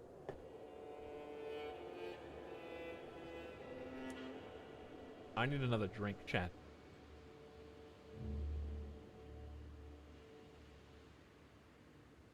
What is the de jure empire? Well, chat, put empire away. We probably got a little bit of help from that, but we need like 80 counties, and there's only like 10 to 15 here. So I know you're all anxious to be an empire, but we have 55 out of 80. We need 25 more counties. So we got a decent bump from that. We did get a decent bump. It might be doable in my lifetime. I think if we just subjugate one more. Here's the thing, though. The reason why this was a prime subjugation target is because they were already of a similar umbrella culture to us, even though they're not the same. And we can look at that. They do have Permian, but they fall under the same Ugro-Permian group. So that helps. And then simultaneously, they are also majority Suamanusco, so they are of a similar religion. So that's going to make it easier to kind of force them to work with us instead of against us. Does that make sense?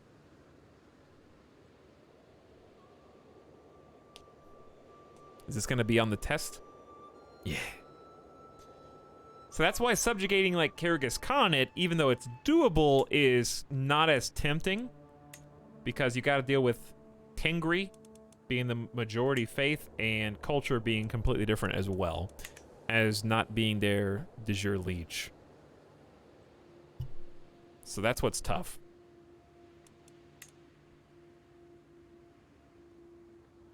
So I know you're going to see in your own games, declare war. Wow, I can do this for only 750. It's so easy to blob in this game.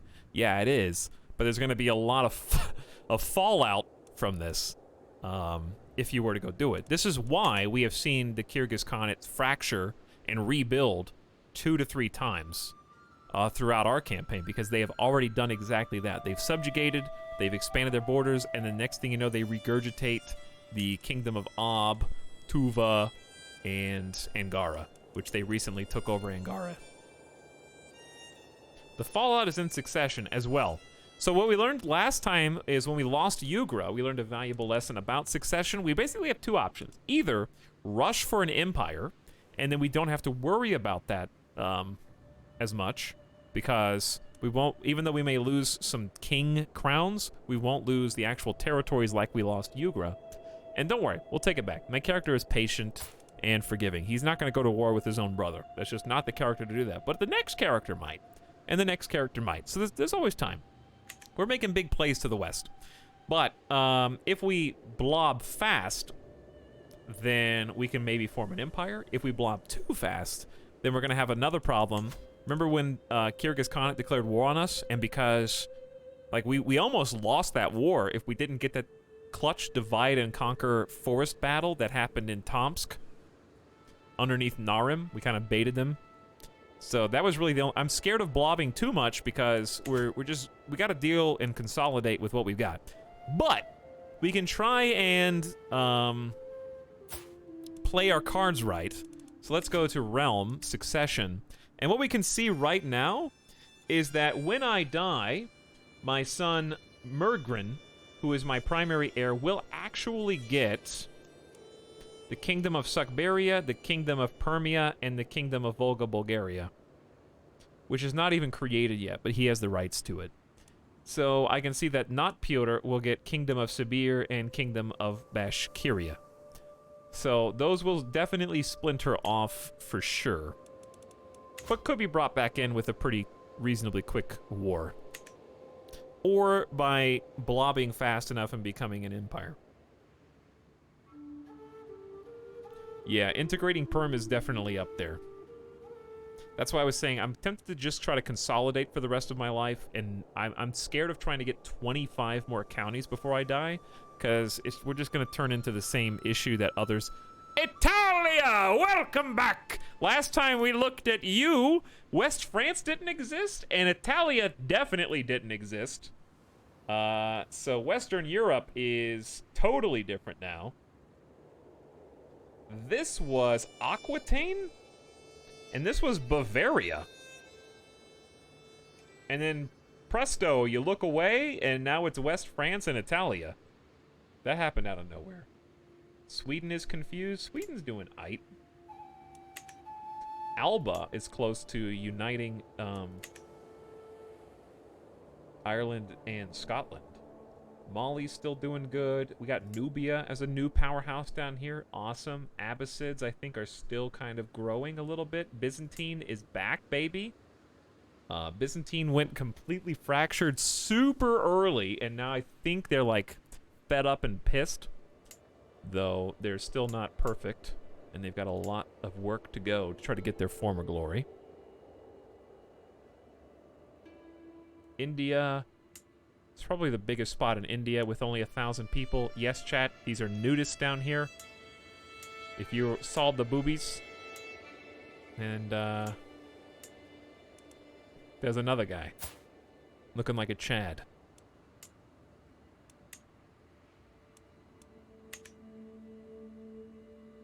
Those are all the nudists that I know of.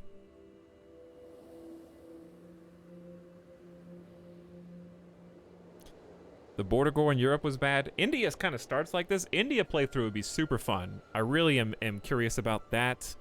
And I'm curious about, like, an Africa playthrough. I think would be really cool. Because we've been very north, as has been pointed out. So if I started a new game eventually down the road, Western Europe would be its own interesting. Because, like, we've avoided that very much. Even though we were close with Denmark. We never really got... too much here except for Italy. We did get Italy and some pieces up here. Ruthenia is not really a place I'm super familiar with, but it is a kingdom right there in Russia. Oh, that makes sense. Ruthenia, Russia. Vladimir, Volga, Bulgaria right there.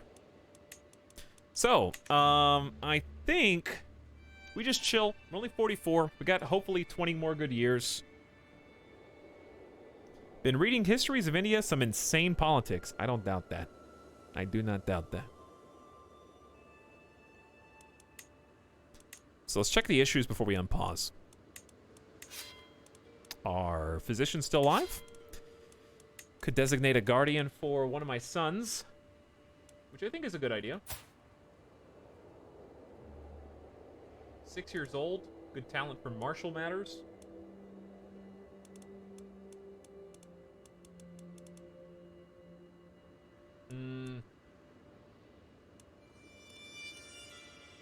Honestly, the queen is a pretty talented individual. She just got a tendency to be sadistic and wrathful. She's got good education and good stats, though. I could just send him to be a ward. So I wonder if we look at the character sheet and sort by power. How do I sort by power? Let's do this. Let's go to the council. Because I know we can... Why can you sort by power on the council, but not in the character finder? Isn't that odd?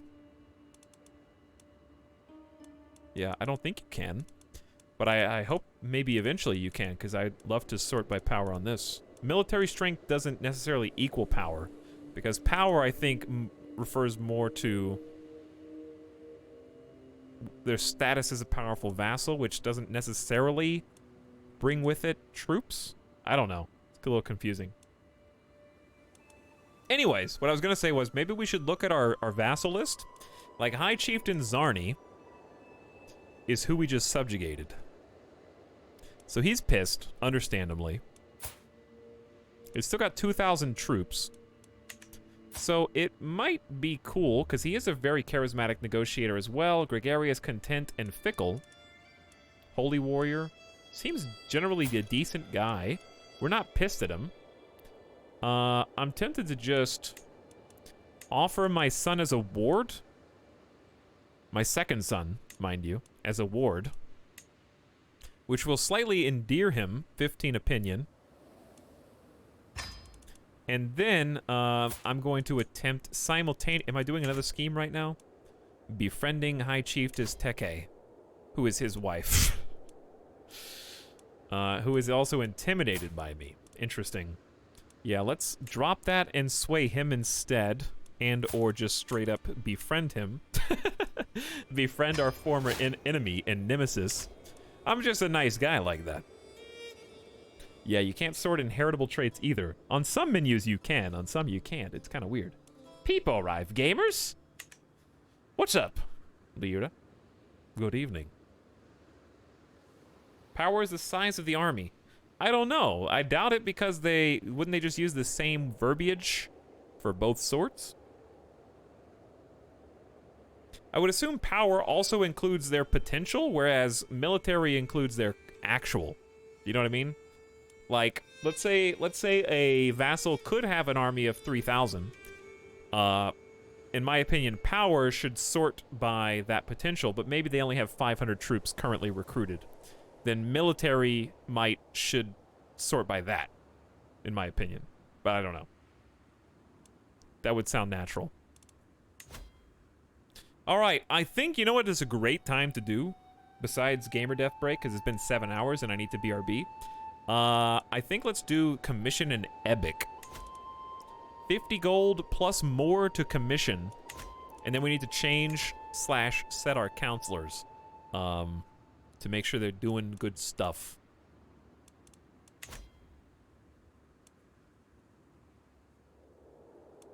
Sound good? Abracading-dong, thank you for 500 bits. Much appreciated. Ike Turtle got silenced earlier. Oh, yeah. A new sub for your collection. Why you still care? You know what, guys? Being a sub's not so bad. Get that guy! Abracading-dong and Ike Turtle, thank you for your 500 bits and your 23 months of sub, respectively. Z Greenwell, thank you for your fresh Prime sub. Much appreciated. Good evening to you. Leota is unsubbed forever and therefore must be banned. That makes sense. Should we honor the sub today or tomorrow, chat? Would it be more fitting to do it with in the plane stream, or just get it over with right now? How long till we can declare the Empire of Siberia? Time. Sometime. You'll know when I know. The thing is, you guys are confused because Siberia goes that way, but Siberia goes that way. So even though it looks like we're in Siberia, really it's more this way.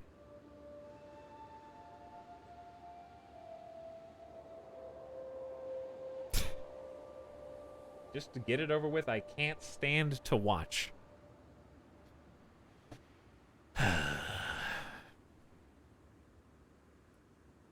But what if I do it and then Lita never comes back to the stream ever again? Got him. I'm laughing my ass off. Okay? I have to guarantee the Lita will be at the plane stream tomorrow. That way I can hold this over their head until that happens.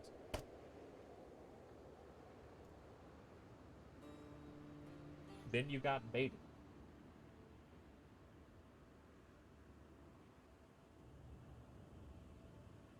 All right, how about this? We'll chat, you vote.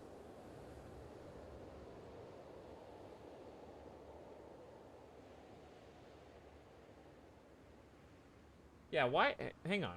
Where did Luta's VIP? Weren't you VIP? Where did I didn't remove that? Kyratopi, did you do it?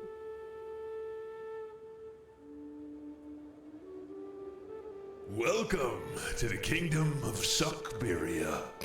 Did you just laugh? No, I just have some allergies, I swear. Some of that actually ruined everything, because I was... Wow.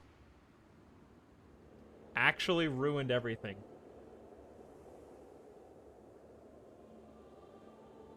I was going... Lita was supposed to get 1 year of sub, and you cannot gift anyone a sub if they are already subbed. You just gifted 6 months, so I physically am incapable of gifting any subs to Leota for 6 months.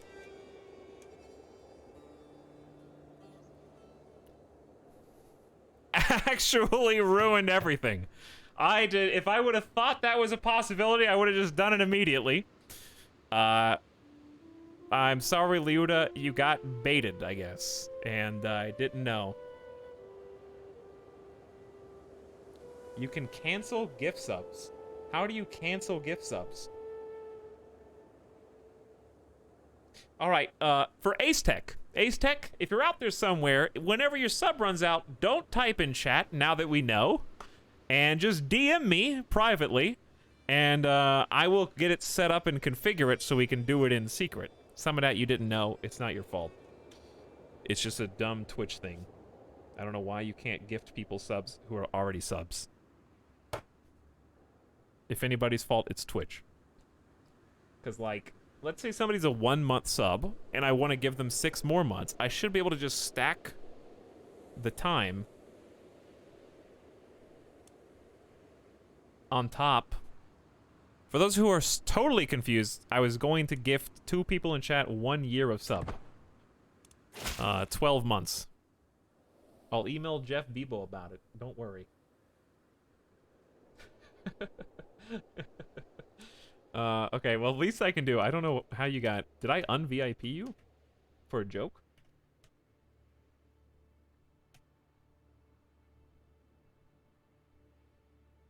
Were you ever VIP'd?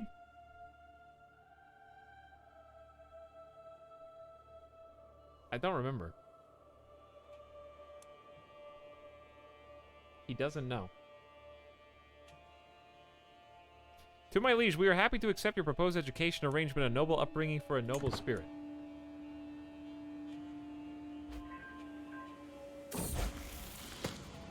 With her coming of age, my tuition of Mazava is at an end. For the longest time, I was hoping that good tutelage would be enough to teach Mazava the intricacies of careful planning. All efforts have come to naught, however. While she has shown herself fully capable of petty scheming, few would call it refined, but refinement is not always what you need. All right, as we know, there can't be more VIPs made, so somebody has to give it up. Thank you for volunteering, Syntax Squid.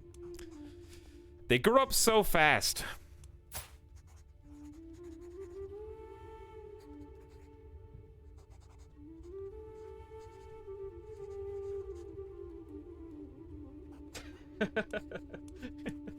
Oh, thanks, Mazava. You're doing great. You're doing great with your too flamboyant trickster. You tried.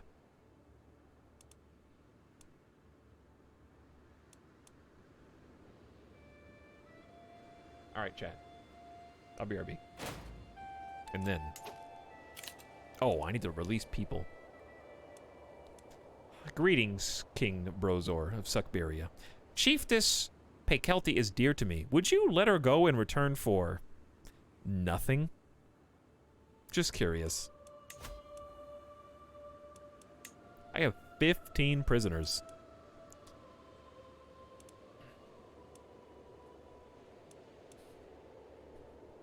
VIPs are like Crusader Kings 2 minor titles. I decline. But also, don't worry. I will release all of these people.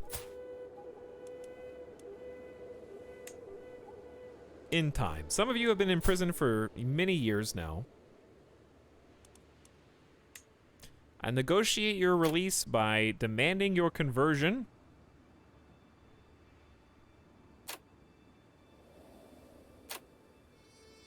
Deceitful, cynical, and gregarious. A little... We'll just go weak hook. Tugor. Ransomed. Siren. Converted. Alright. This person is wounded? 100 gold. Wow. What a prize. Malnourished. Health poor.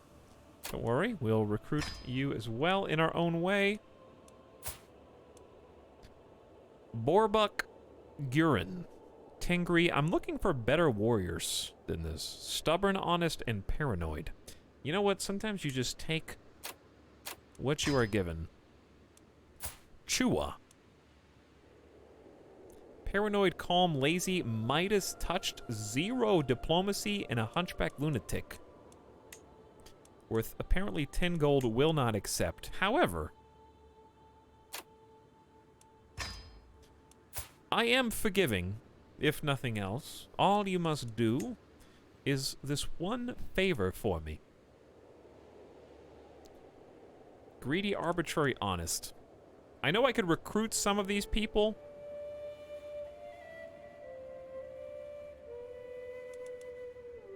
This dude's 66. You're not going to be missing much. I promise. Pila, 26 learning? Military engineer, 68 years old, dude. You're just free to go. 50 gold as well. Hang on. Let's just let that play out. There's gonna be like 17 different messages.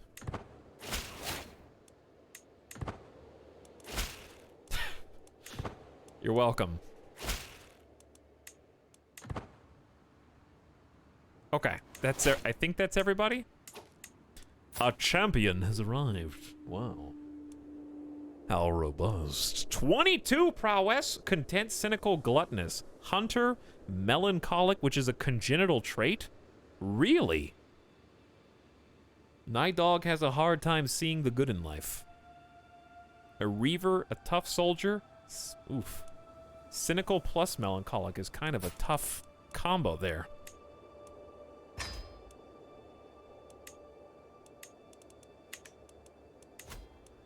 Okay, we only have 6 prisoners left. We're gonna let the kids go. After they convert. Nyaka has great pox. Please just leave. And renounce your claims. Goodbye. Nalka. Wow, these are the worst prisoners ever. Like, not even worth recruiting, dude. 1 claim to Sieber. I'll let you go if you renounce it.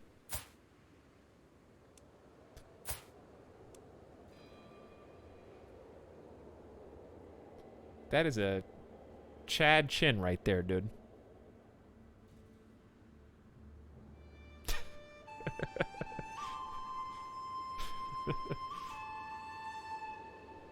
Big. 3 claims to chiefdoms. She can be ransomed for 25 gold. All right, go for it. Another one for 10, and another one for 50. Will not accept, I guess, because no money.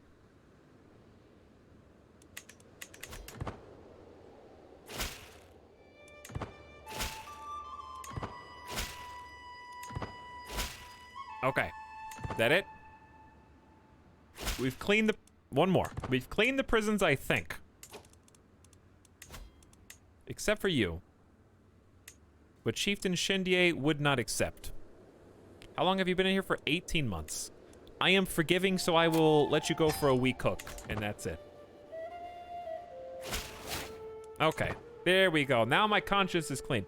Give me back my VIP. Who said that?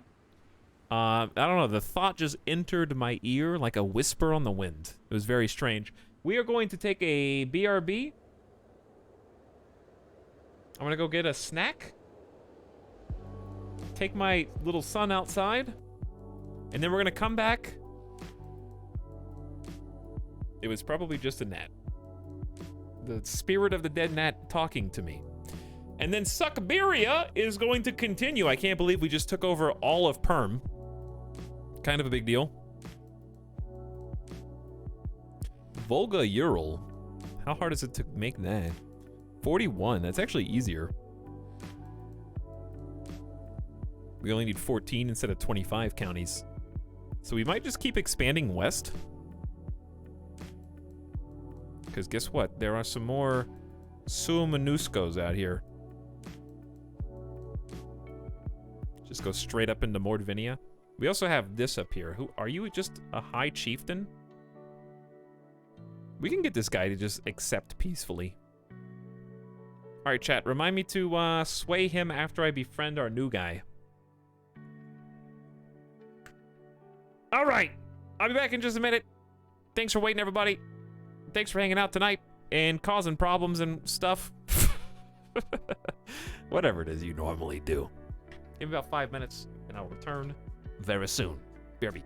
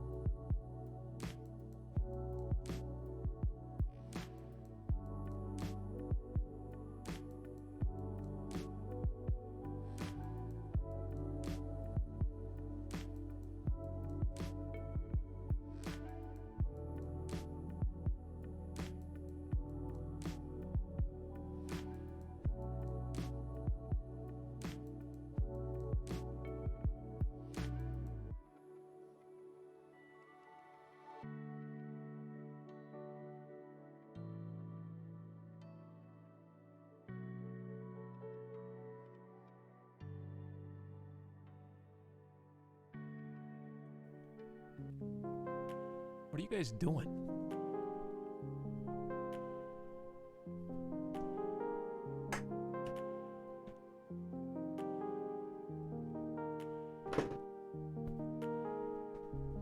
Get out of here. I'm trying to make I'm making a microwave sandwich. 1 minute.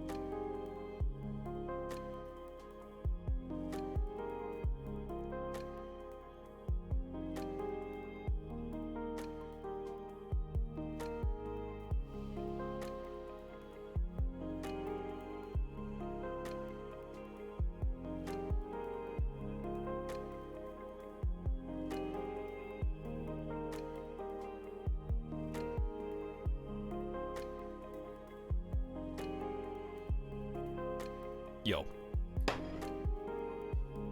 Ooh.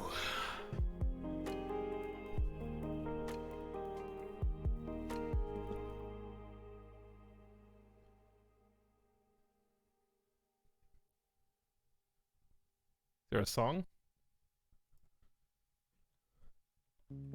Oh, there it is. Hey, thanks for waiting. I was getting like a hunger headache. I need to eat something. I needed to refill Midas's water, take a breather, get some fresh air outside.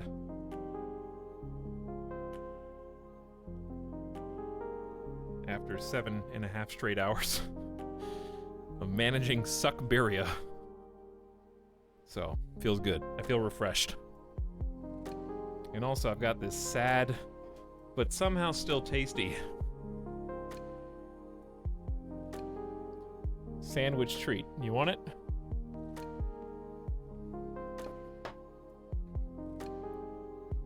Wait, this isn't the plain game? No.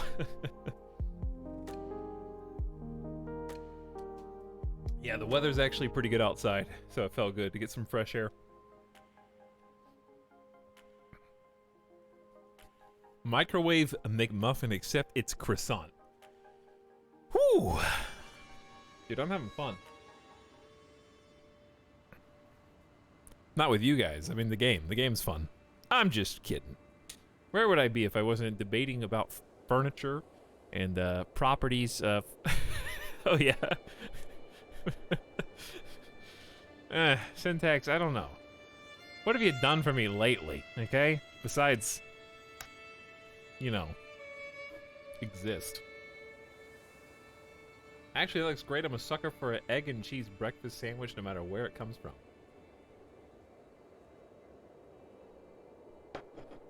I agree with that.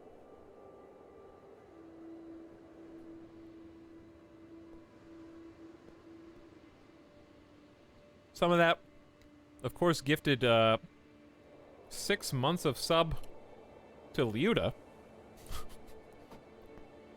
So I guess thanks for that. Even though I was going to do it, I honestly did not consider that was even a possibility. I woke up kicking the wall, and now you're on the stream, I guess. Panda Bups.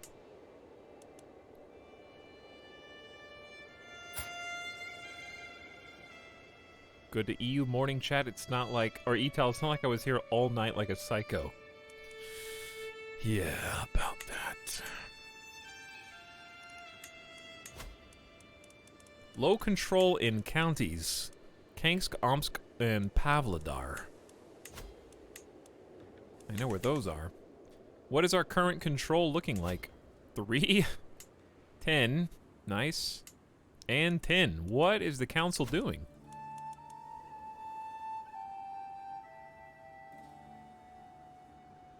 I know you're helping increase control somewhere. But where?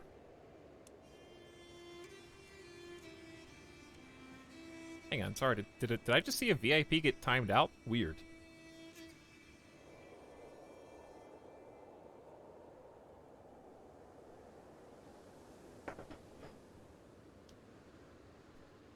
Won't happen again.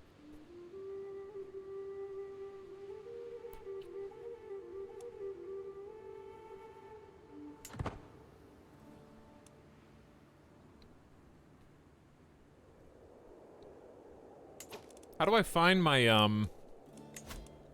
target? Oh, right here.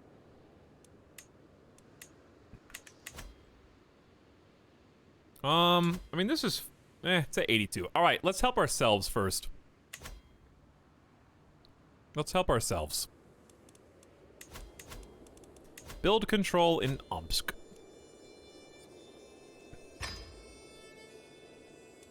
We definitely want to break up schemes, especially when we just incorporated a bunch of new vassals and territory. Promote culture. See, this is the thing that we probably want to start focusing on, is getting Permian culture to just be one of us. But let's do Omsk first. 3 years.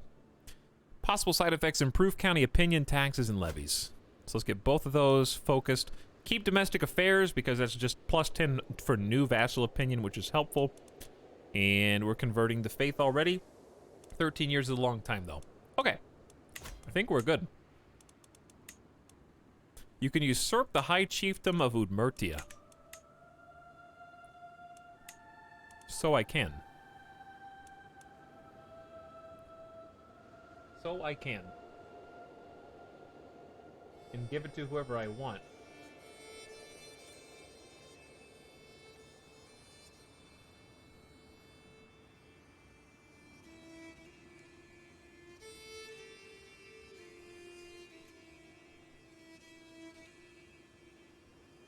Can there be a hidden trait that makes you sterile? I got divorced and it always says no chance of children, but I have no idea why.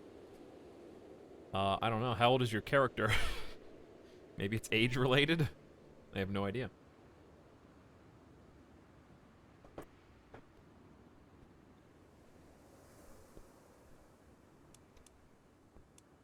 $250 gold to usurp this. And then I could just give it to whoever I wanted. And basically make them loyal to me. Which is generally a good idea. We got 3 different candidates here. One that only has a single chiefdom. One that only has a single chiefdom. And one that only has a single chiefdom. So we could literally pick any of these 3 people.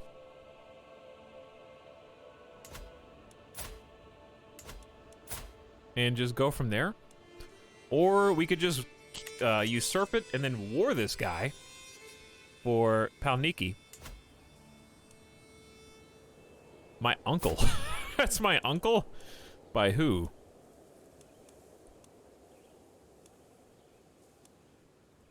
I have no idea. Apparently that's my uncle. Maybe on my wife's side?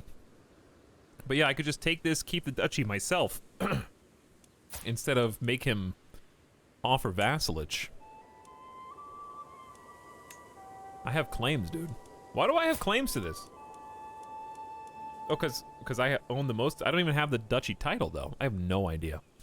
But I could press my claim for a lot of prestige, which is just stupid when I could just do it for 50 piety instead. So let's just do it for 50 piety instead. Sorry, guy. We're going right back. Even though this is a one-county war. Still gonna get the epic music.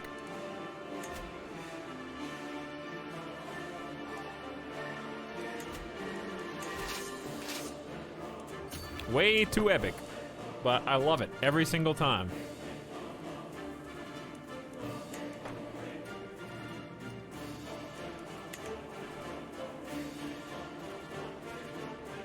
A war's a war. You still get all the troops, I guess.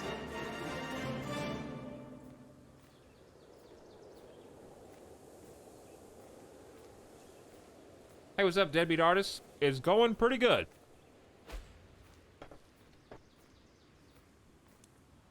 Ooh, subjugation war? Spicy.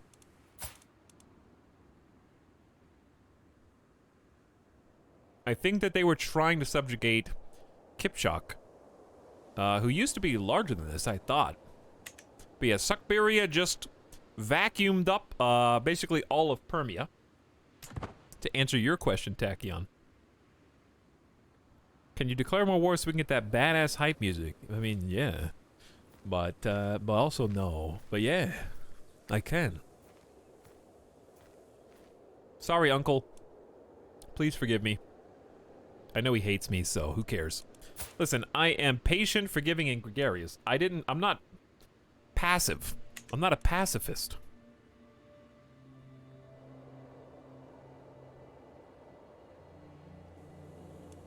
So put those 50 onagers to work before they even figure out what it is they're gonna stop and siege.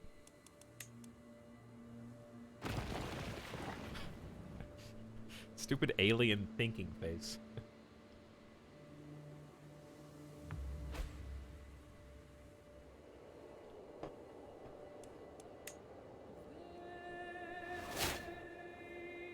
Backcapping the enemy AI. Always a beautiful plan. Your wife is bearing your child again. We are having a lovely group of children. But if you don't mind me asking, honey, considering that we both have, I don't know, blonde hair, whose child is this?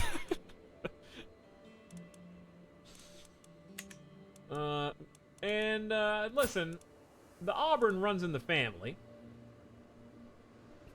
So I've never, if not once, had a brown haired child.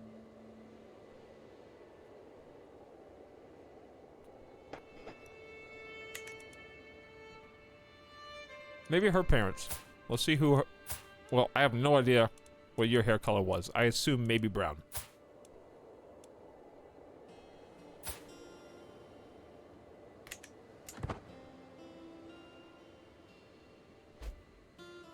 I mean, you could just do some spying and see what you find. Might not be a terrible idea, honestly. Find some secrets in the capital. Might be cool. Enemy ally joins the war. I think you'll find, cousin, that this is a losing battle. Considering we have actually already won. Natalia increased her diplomacy by 3. Got a crit on Groom to Rule. Alright, so we're taking this tiny little piece, Udmurtia, up here. I will comply with your demands. Listen, if it makes you feel better, I just needed to add it to my collection.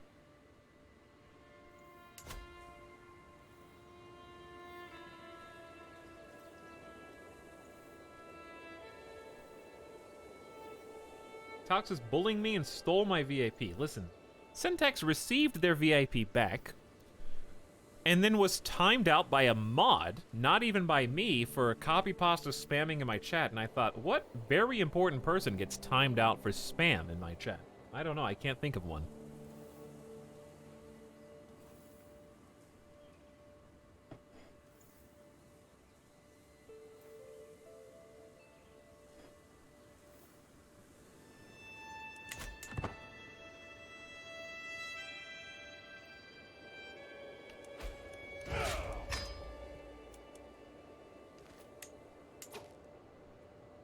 Double standards. What double standard? Name one of the VIP that's been timed out for copy pasta. I dare you.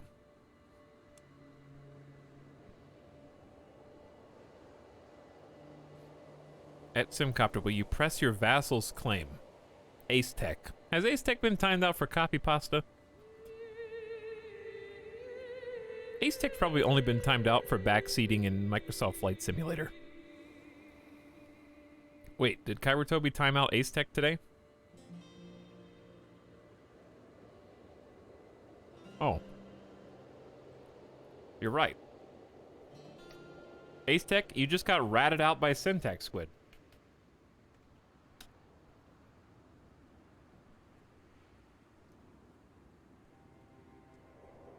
Got snitched on.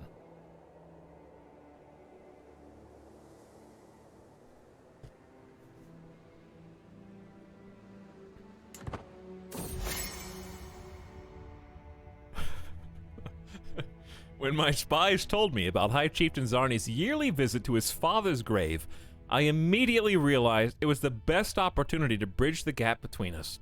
When the day arrives, I find High Chieftain Zarni kneeling before the tombstone, lost in thought. Forgive the intrusion, I say in a low voice. I want to offer my condolences. I, too, know what it's like to lose a parent. We end up sharing stories about lost loved ones for several hours. As we finally part, I feel as if a weight has been lifted off my shoulder. Your vassal, who is a compassionate follower. For reference, this is the former king of Permia.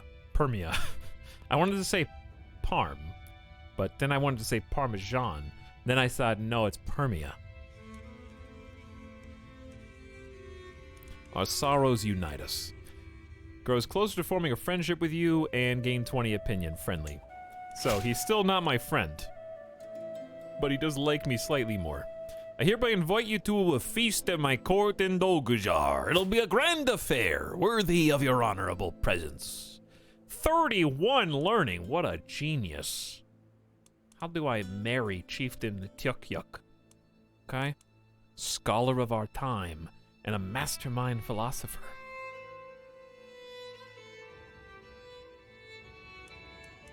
It'll be my pleasure. Talix, can you please get back my removed VIP status? I am sorry, Thars, but I do not have control over your former VIP status. But it was probably with a completely different channel. You were probably VIP'd my like. I don't know, like does Doritos stream? Or something? Maybe Mountain Dew?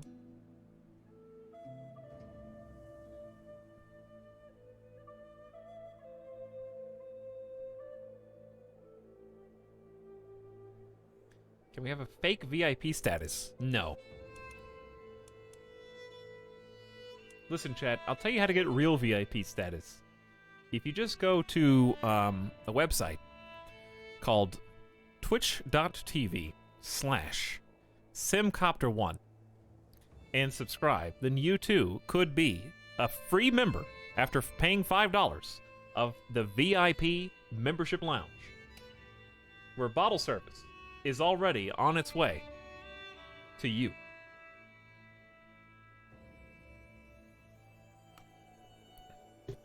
So go there, then you can have your VIP status. And activate it now. It will be my pleasure. Let's go. Every guest is gathered in the great hall, and our gracious host has welcomed us to the feast. Chat, everything's free after you pay for it. Hey, diplomacy perk. Also, I'm above my domain limit. I wonder if it's in my best interest. I wonder how much support I can get here. Only +4. Not enough. I listen intently to Chiefess Suzuki as she carelessly reveals all manner of things. Distracted by trying to get one last drop from her tankard, she is oblivious to how carefully I am paying attention. Once she realizes it, she starts getting up. It's not true, any of it. You learn her lover's secret.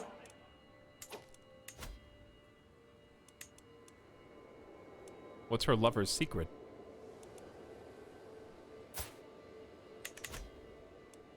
I don't know. Hold on. I got a lifestyle perk. I need Life of Glory, level of fame, impact doubled. Which is currently illustrious.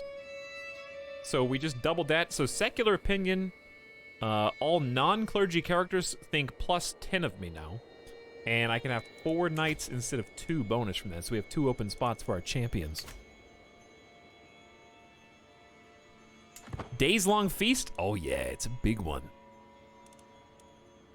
So I'm curious well, please, do go on. Sorry to interrupt. I listen intently to Chieftain Tyuk as he carelessly reveals all manner of things.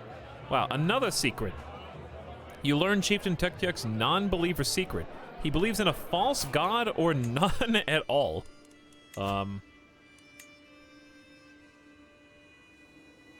He is a non-believer. Well, I learned it at his own party. He got, I love that the Learning 31 mastermind philosopher, who is also a scholar of philosophy, nature, and knowledge, in a society that practices the sanctity of nature, of all things, and the worship of their ancestors, is a non-believer.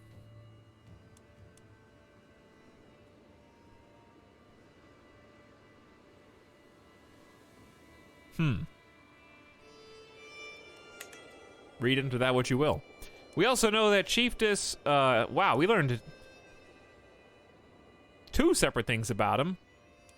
We learned that my sister-in-law is his lover. Wow, he must have just gotten wasted at this party and just revealed literally everything. Listen, I am patient and forgiving, but that doesn't mean I might not, use this little hook. Or I could just expose him. I don't know. Is there a reason to do that? He kind of likes me already. He's fine. Chieftain Tyuk announces a slight delay to the serving of the food, and Chiefess Sinyava looks ready to burst with frustration. In between grumbles from her stomach, I hear grumbles of displeasure. She has a point. Where's our food? You only lose 12 stress because you are patient? Or become a courteous guest for 5 years? Oh yeah. Direct vassal opinion plus 5? Huge. Gotta metagame that one. What a feast. I'll remember the days spent in Chieftain Tyuk's halls for some time to come and all the secrets that outpoured from him. Now to resume my duties as Lord of the Realm. You lose 66 stress because you are gregarious. That's amazing, actually, because I have 75, so that just dropped almost to 0. What a feast! I'm an eager reveler as well, and I'm still above my domain limit. So, I either need to give something away or quiet the party down. We don't have any penalties yet, but we will. It's on the way. Gonna go back to assign ruler, and then let's take a look at our total holdings. I think the best one to give away. 1, 2, 3, 4, 5, 6, 7, 8, 9. Do I have? Where are the rest of my titles?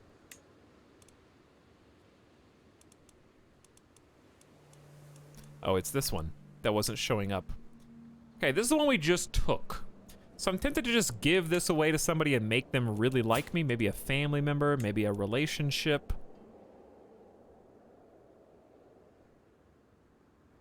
Metagaming. I would have clicked that anyway. It's the exact same way. Can you pass Kingdom on before you die? Only to someone who would have ordinarily inherited it. So, they pretty much already have the succession locked in. So, I can't pass the Kingdom of Bashkira to a different child because I can give them their inheritance early. But someone said, I remember reading that there was a pro to that. I don't remember what it was. So if you want to weigh in on why that's good, feel free. But I typically avoid it because what that does is give them the opportunity. It gives them more opportunity to die or do something not good if it's your heir. So, like, right now, my heir doesn't have any type of arranged marriage, doesn't have any, like, stats, etc. If I give him his inheritance when he's 9, then he arranges his own marriage, which might be to a poor match or otherwise just not something I want, and kind of has more agency and control too soon, and can end up making some poor choices. So it's kind of a risky play for your heir. But Child King. What of it? Let's give this to... How many vassals do I have? Only 13. Okay, let's just make a new one. Who did I just take this land from? My prisoner Tada had died in my dungeons. Why do I have prisoners? Oh, did I just take these people?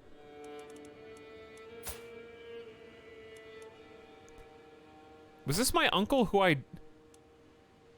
Oh my god. I think my uncle died of a seizure right after I took his county.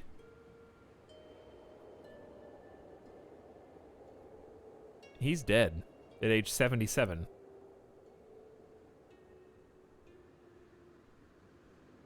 Well, I was gonna give it back to him, but maybe I'll give it back to his firstborn, who is arrogant, lazy, and gregarious. Good at negotiations. Ooh. Fortune builder, chaste, temperate, trusting. 15 stewardship, good diplomacy, medium to low prowess. Firstborn, you say, as you click on his third child.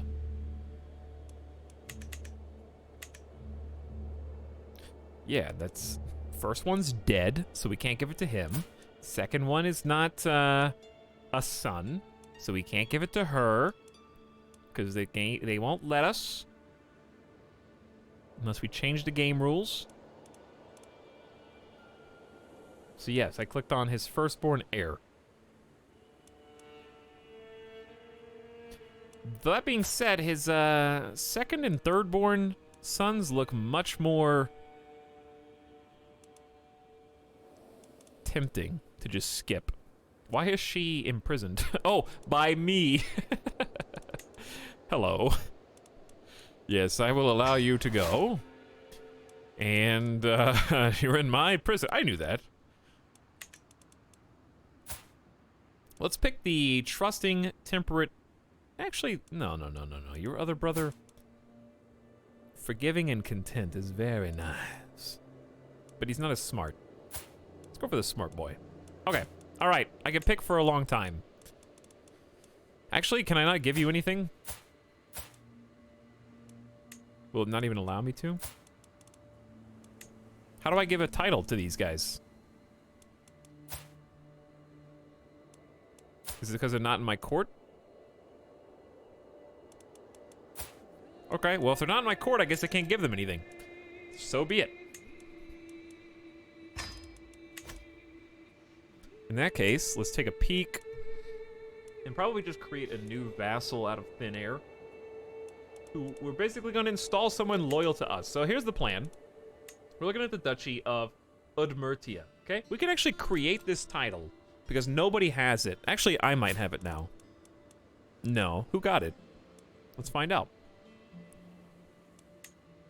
Okay, it's not yet created, so I have to make it. So I can do that for 125 gold. I get 300 prestige. It's a pretty nice exchange. So I have the option to make somebody into a duke, which is kind of interesting because I can go around that. Watch this. You want to see a trick? I have a 14-year-old daughter who needs a spouse. Okay, well, we go, who would be a good candidate? Let's see. Sort by the sum of all skills. We can see that this character here is arrogant, ambitious, chaste, and Herculean.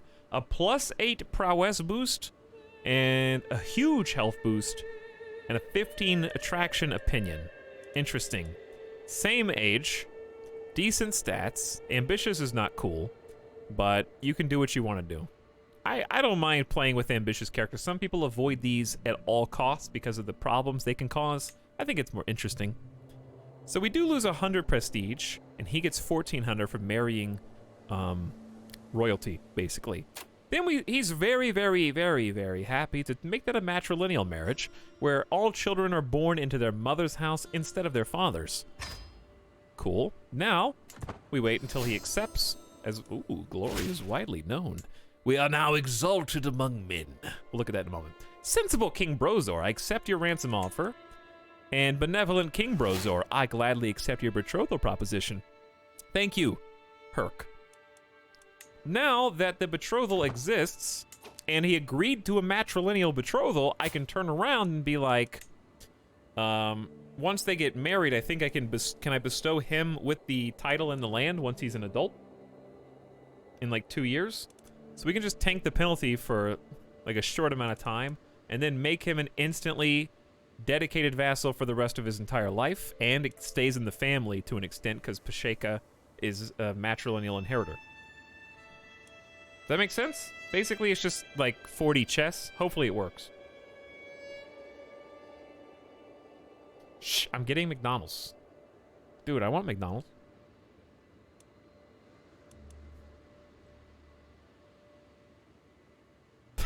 The prisons of Italics never change? Oh, you're still here? Well, I killed your kingdom 10 years ago, so be free.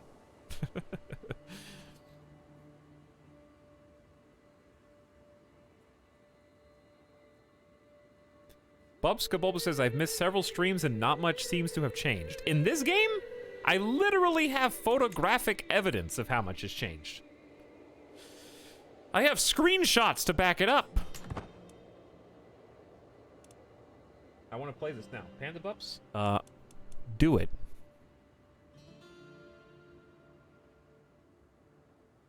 You can get it on Game Pass, or... Chad, do you remember that there was a link below this very video right now that'll take you to my Nexus GG storefront, where I directly benefit from any and all purchases that are done via those transactions? And it even says exactly how much I benefit from on the page? You're in luck, because it's still there.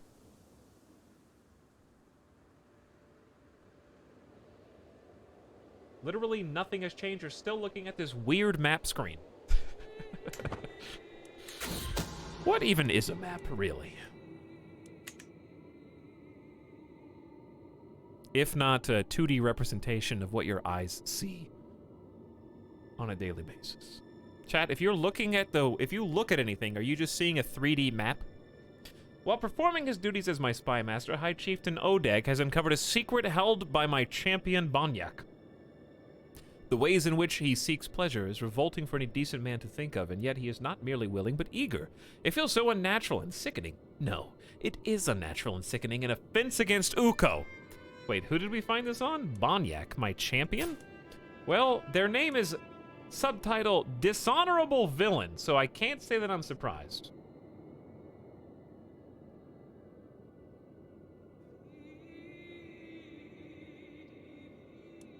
Servant, fetch me a bucket before I retch. He doesn't even have any land. He's just a guy that I can't... If he declines, his secret will be exposed. 80% chance of getting a hook. You got a weak hook on Banyak. He loses 15 opinion on you. I don't even think I can do anything with this except imprison him. Which is considered an act of tyranny because I didn't expose him, so nobody knows. But, oh well, I was just experimenting. Some mysterious music. Sparring grounds constructed in Pavlodar. Which I don't even think I built. I think that the person who I took this from built that.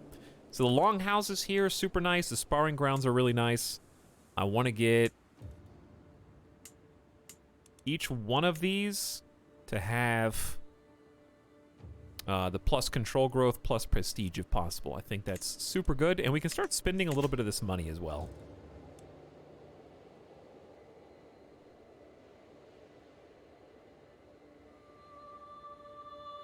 Does dishonorable and villain cancel out? Are you asking, Nomak, if Kind of like the old... Not parable. The old riddle. Like, I always lie. That guy. I tell the truth 50% of the time. I always lie. Wait. Wait a second. Which one's true? Hang on. Who do I believe? One says the truth and the other lies, but which is which?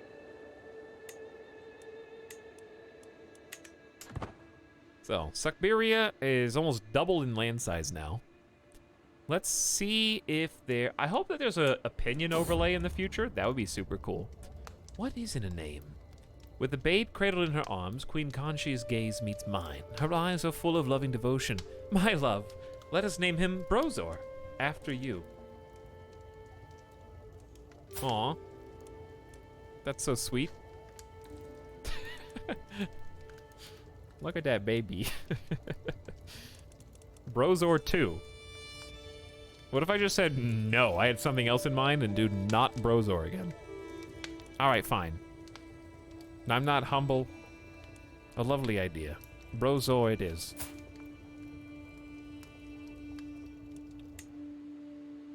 Baby Brozor.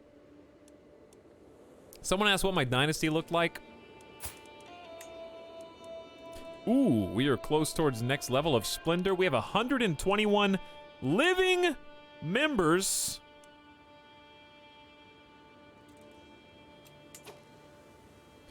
Our trees are expanding rapidly, dude. Do you have a particular character that you were especially interested in? Because we've got the next generation down here.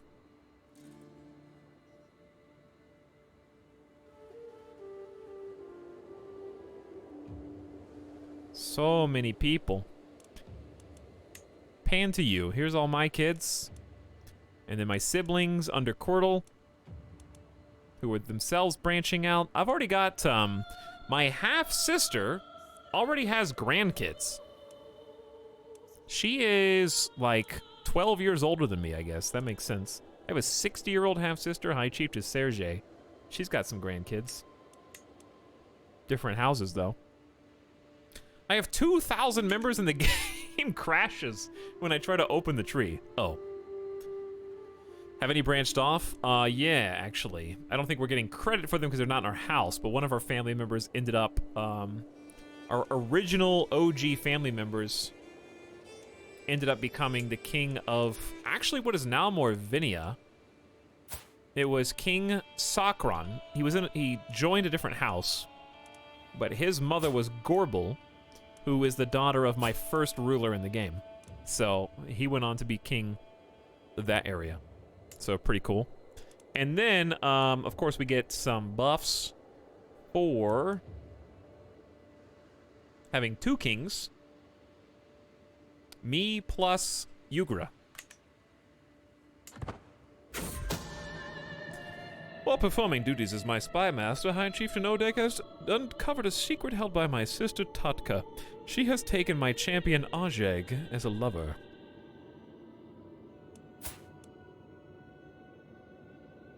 Well, good for you, I guess. This is going to get complicated. Well, you're not even married anymore, so I don't think... Would this make you happier?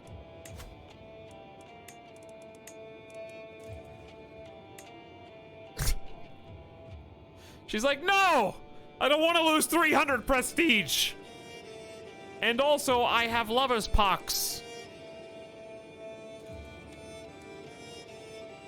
Well. What are you gonna do, say no? You got 800 prestige and you already love each other, so just go for it. Let me create true love. Hello, Vermantis. I sanction it. No longer that needs to be a secret.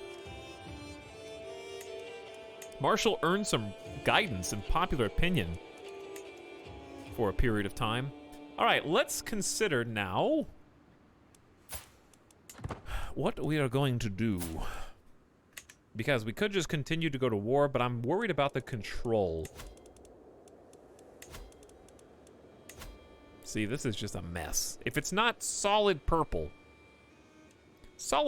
is good. Everything else is bad.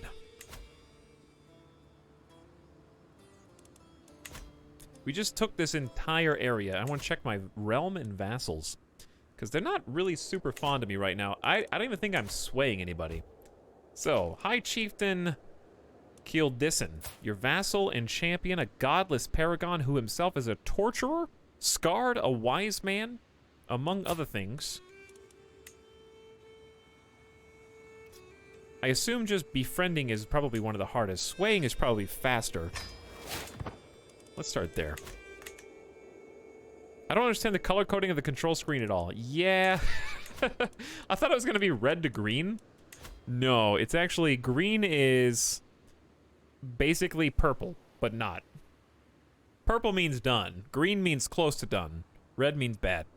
So purple's the only real curveball in there. So wait, your spy master said your sister has a lover, Metal Sand. It didn't say that they met one time, okay? They said lover. My spy master comes to me with grave news. We don't know who, but someone is plotting to kill my champion Kuons. Chat, we're 9 years away from the year 1000, finally. Another secret. My half-sister Tatka seems to be harboring doubts about the Sua Minusko doctrine. Oh, Tatka, what would the elders say? Well, I did just marry you. You learned that she's a non-believer. Getting all sorts of secrets right now. Okay, let's do the thing that we were gonna do before and I got distracted. Commission an epic. You gain 150 prestige and a commissioned family epic for 10 years. Probably a good time. I'm 46. So let's begin. My family history contains many tales of great success and honor. If any of those were composed into a single story, it would certainly reflect very well on myself. A family epic. What I need is a classical tale of the grandeur of my family. A song of the origins of the Avran dynasty and how we are destined for greatness. I only need someone who knows how to tell a story.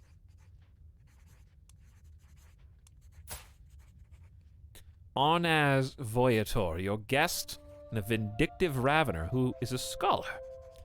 Gregarious, greedy, and vengeful. He's apparently a high chance of an exceptional epic, gathers some of the best bards, cheaper, but unpredictable chance. Surely any low sorcerer could do this. Sauce? Euperga the Servant composes the epic. You lose 2 gold. I kind of want to see what would happen, but let's go with the best of the best. Arnaz.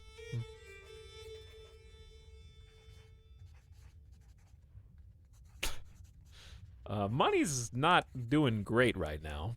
That's probably because I have domain limit too high.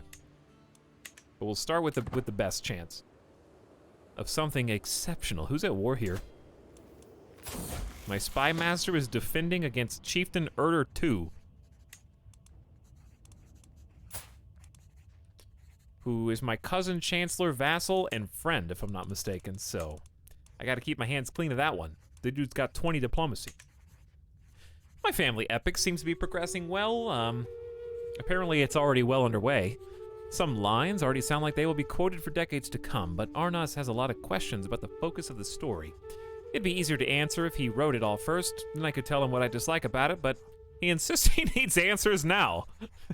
Just write it. I'll correct it afterwards. It should focus on me and my destiny, of course. I'll gain more personal prestige when the epic is done. It is a family history, so be generous.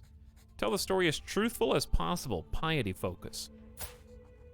What would the patient, forgiving, and gregarious person do? Son of Cordal. I think it would be family history. I don't think I'm particularly arrogant. It is a family history, so be generous.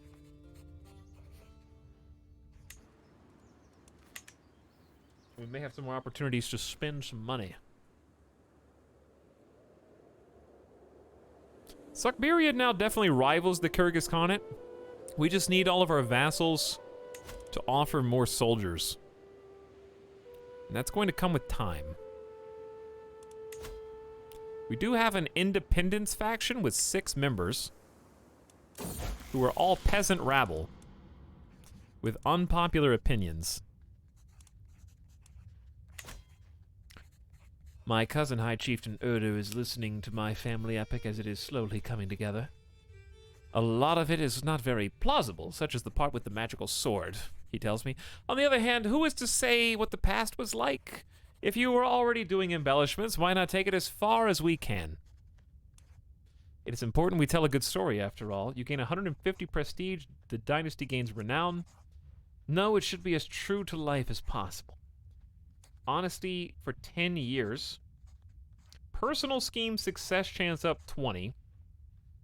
And 300 learning lifestyle.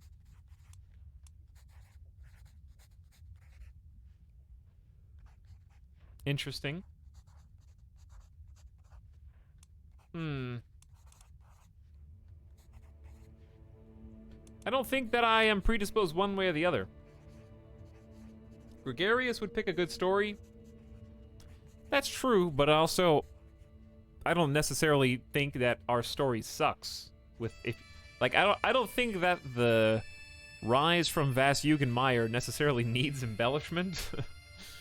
It's already pretty substantial having 1, 2, 3 crowns plus a 4th in the family. You know? In honor of my father, King Quirtle, who was humble and content, it should be as true to life as possible. Plus, I think the learning lifestyle experience could be cool once we change. Maybe we'll change to some learning at the end. A new sub for your collection. Good while you still can. You know what, guys? Being a sub's not so bad. Get that guy. Look at Alba's power. Oh, yeah. Been watching that. They've also moved into West France. Finland has decided that Finland's not good enough, by the way.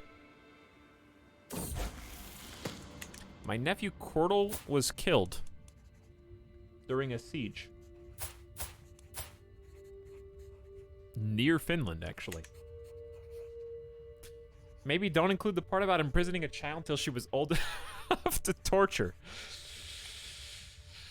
It worked, though, didn't it? I am proud to see my daughter no longer as a child, but an adult. Pasheka can truly come to understand any subject. As an avid learner, she's become quite the purveyor of knowledge and has proven herself fully capable of structuring advanced theoretical and theological arguments. Brave, calm, zealous, and an astute intellectual. Wowee. Just waiting on Hines or Heinous? My court physician's still alive? 58, I guess so. My friend High Chieftain Odeg seems to be the latest person to have listened to excerpts from my family epic.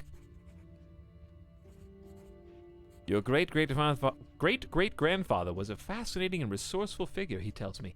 If we let it be known that you were even half as underhanded as he, people would think twice before acting against you. You're referring only to, Uchva, then. I only have one great-grandfather. The blood of that snake is flowing in my veins. Gain 10 dread, stories of intrigue for 10 years, and lifestyle experience for intrigue. Or we claim he was honorable and upstanding. That's true. My father did try to cover for me after I murdered that peasant, so let's try and erase that stain. While performing his duties as my spy master, Odeg has told me about High Chieftain Dondi. He's undertaken a secret noble woman lover from Umyai. Parava, 73 years old. Currently married to 24-year-old Tui Kazut.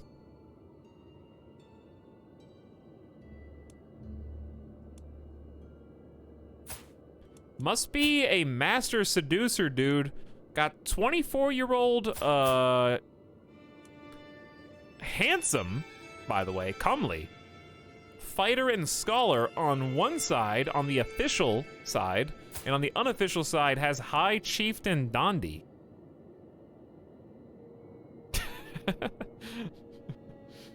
Who is my vassal and champion?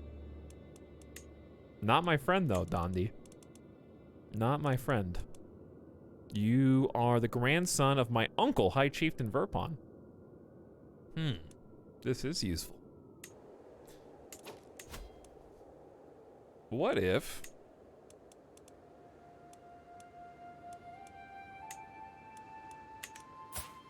Dondi, what if, I'm just saying, we caused a little turmoil? It's hard to do that as a patient and forgiving guy. It's hard to RP that.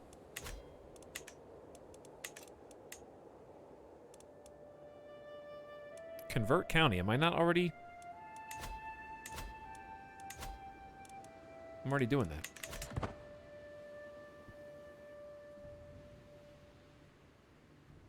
God, I love this game.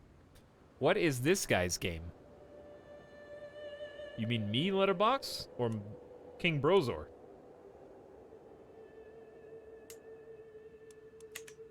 Right now we are RPing as King Brozor, the patient, forgiving, and gregarious of Suckberia.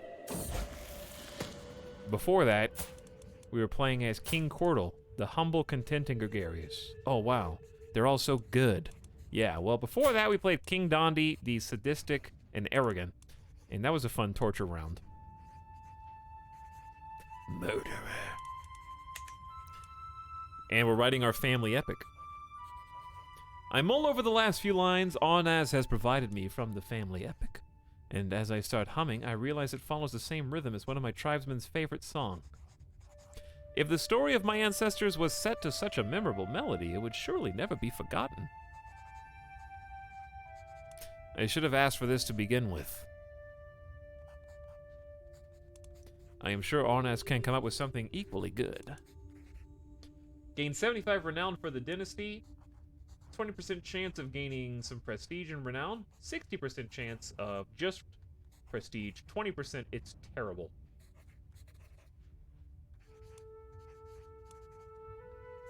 I mean, you gotta take the gamble here. 75 renown's really not that much. It's like a year of renown. That being said, it's only like... We're making 9.9 prestige per month, too. But there is just greed. 20% chance of getting both. Let's just go with the dynasty renown, guarantee. I should have asked for this to begin with. The Avran dynasty is known far and wide. We have reached reputable level of splendor. Children are born with 400 base prestige. Marrying into this dynasty provides 300. Rulers get a max of plus 25 to their long reign general opinion. And then we go from there to well known. So, I could actually spend some if I wanted to. Or we could, oops, wrong button. Hold on, my bad. There we go. Legacies. I could get another tier 1, or we could just keep saving and get a tier 2. Cass's belly be cheaper 20% of the time forever. I'm really a big fan of the control growth bonus. I think it's a small one, but it adds up to every single county. Well, I guess it's only every single county that you control, so maybe it's not as good as I think. Dread gain. What would this character pick? Maybe it's time to go blood. Chance of inheriting good congenital traits up. Could be fun. And then we've got marriage acceptance plus 30 and fertility plus 10%.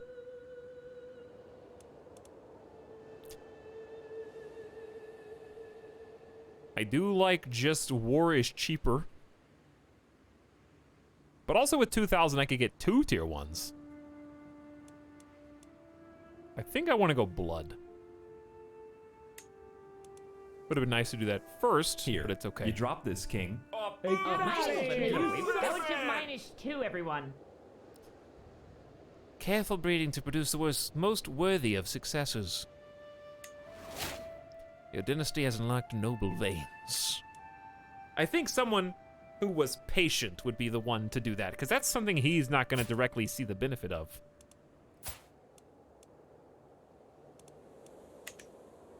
But a future generation might. Savage Orc, welcome for the fresh prime sub. How you doing, Savage Orc? And Whoop89 with the 7 months. Good evening. Chad, how is/was your Saturday? Did you guys do anything fun? Playing Crusader Kings, probably? I'm not surprised. Oh, my daughter. When's this dude gonna age?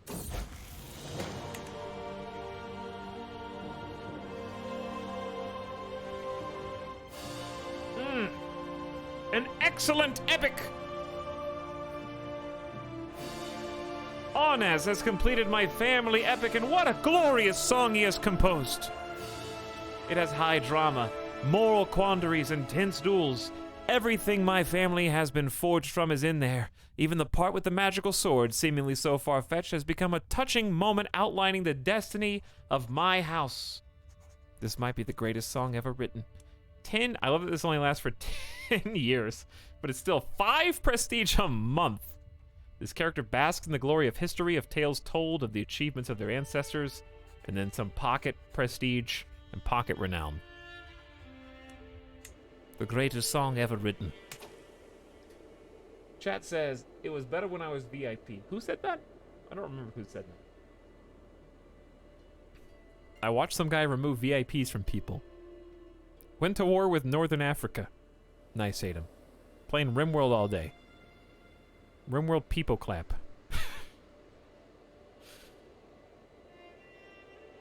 Hearts of Iron all day? That's the one Paradox game besides EU, I guess. 2 Paradox games I don't really know that much about.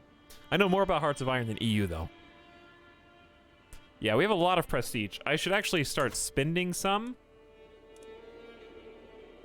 If I save up enough... Sorry, I just decided what I'm going to do. I'm going to not die. Okay? That's all I have to do, chat. If I can just not die as King Brozor of Suckberia,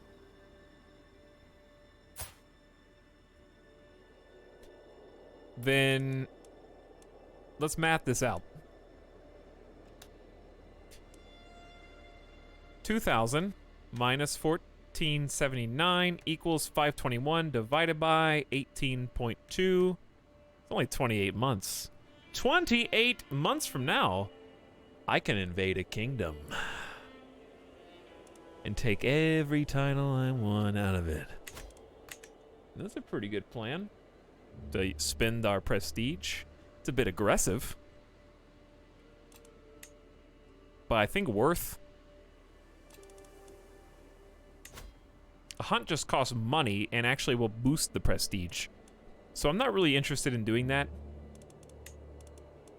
Maybe in this 2-year period of time, go on a pilgrimage. That might be good. Because we're kind of just consolidating our new giant area of land. Yeah, that'll definitely put us over the empire threshold. Okay, let's do it. I still want to know how many troops. We got 11,000. Special soldiers, King Brozor's host, from our wife, I think. Yeah, let's go on a pilgrimage.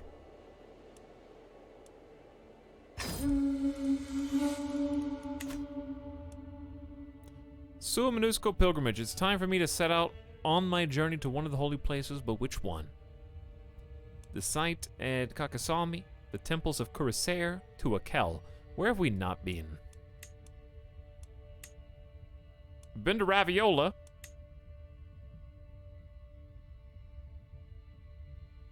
Do you guys want to go to Estonia? I don't think we've been to Estonia.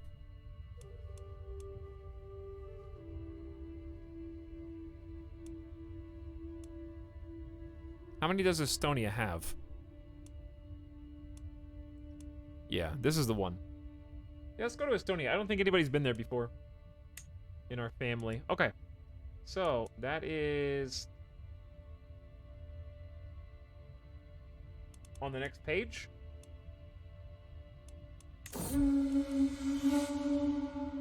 Wait, which one was it? This is the holy site of Hiuma.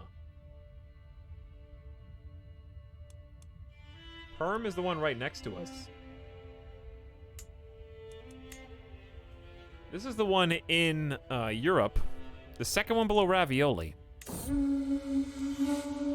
Cuirassier? So why is it called Hiuma?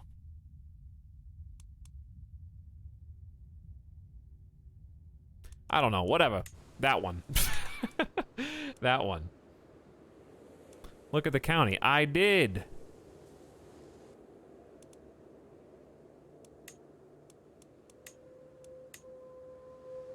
The county is Cell. The tribe is called Cuirassier, so it's not the county, it's literally the name of the tribal holding. The chiefdom is called Ocel, that's the county.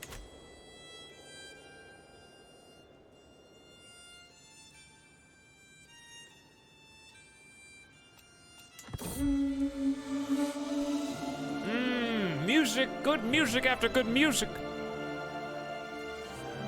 As I prepare for my journey, I know that I will travel safely under the protection of the gods. I'll be gone for a long time, and I can only pray Old Man watches over my realm as well. Come on, old man. You got this. Meanwhile, my spy master has uncovered a secret held by my vassal, High Chieftain Zarni. He schemed from the shadows to have Yassar murdered. Died under suspicious circumstances. Well, we will deal with this when I get back from my pilgrimage. My powerful vassal, who I tried to make my friend at one point? Not only cruel and heartless, but dishonorable as well. After all the time Arnaz has spent at court and how well he has gotten to know me, it feels strange he's about to depart. I have other places to go and other stories that need telling, he tries to explain. I also need you here. He becomes your friend and joins your court. As long as you write to me, he becomes your friend and leaves your court.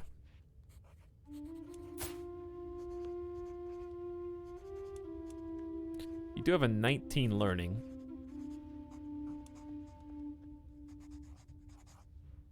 All right, chat. Can you remember Arnaz Voyator? Well, I guess he'll be my friend as long as he's alive, so you won't have to. Even though the friends page is kind of messed up. Because I'm thinking, what if I just told him to stay here and then hook them up with some land for writing such a nice story once I get some more land to pass out? Pin him? Oh, yeah, I can pin him. I also need you here. Oh, he's going to fight for me now. Let's give him some land. Speaking of giving land... As my daughter's betrothed come of age. Still no. No grandchildren yet. I look so surprised.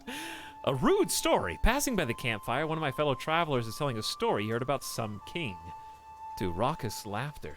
They all fall silent when I approach, except the storyteller. Ah, don't worry, my lord. You're nothing like the knave in this story. It's about the king of some faraway place called Suckberia.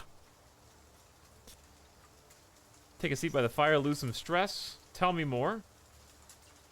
This dude removed people's VIP Omegalol. Gods fetch my whip. Perhaps it's time I found other companions. Really now? Tell me more of this king.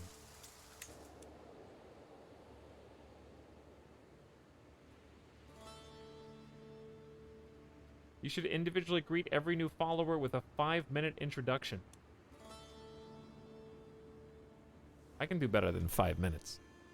But not for new followers. I'm thinking more like 20, 30 minutes when somebody says something really annoying. Like earlier.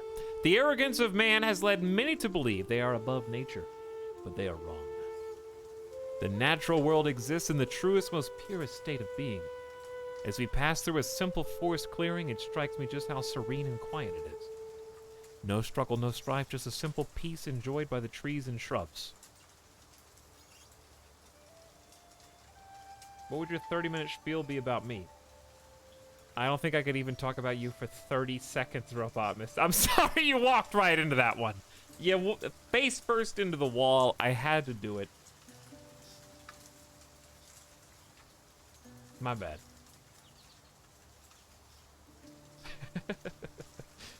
I'm just joking. Robot Mystic has had 2 timeouts. One of them was today. So clearly just a depraved and sick individual. Returning to the scene of the crime. Day of. Let's spend our time here and contemplate the universe. I got my first timeout this week. That's true. The other one was 3 days ago. That one was for 10 minutes.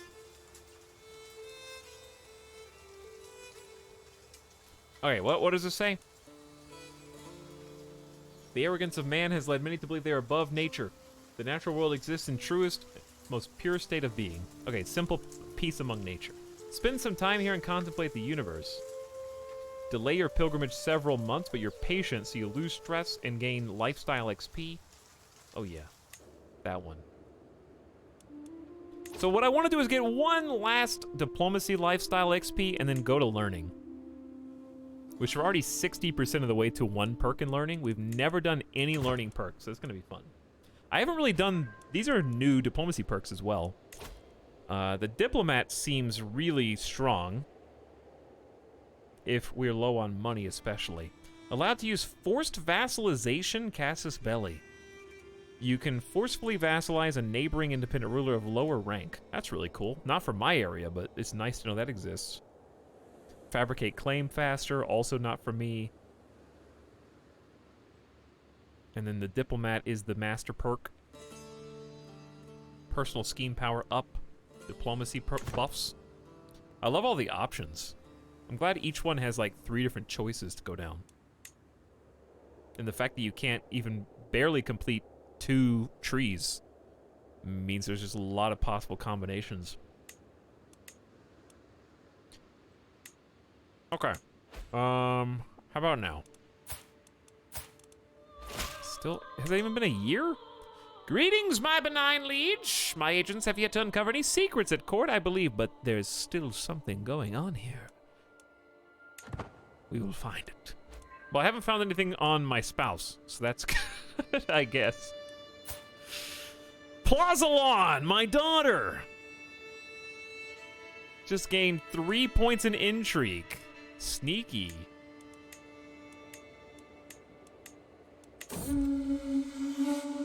At last I have arrived in Cuirassier. While some worship in churches or mosques, I know the most sacred of places are in the open forest where bare feet are caressed by the soft, nourishing earth on feet cams. The old groves here are especially venerable, and I find myself wondering about my place in the natural world as I stand amongst the great trees.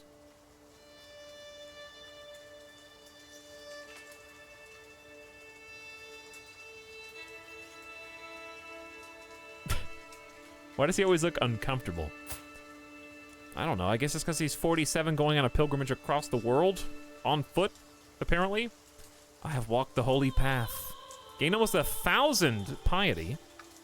Become a pilgrim. And follow in the footsteps of my forebears for 10 years. My close family loves me. Pilgrim's pretty cool too. Completed a pilgrimage to a holy site. Nice.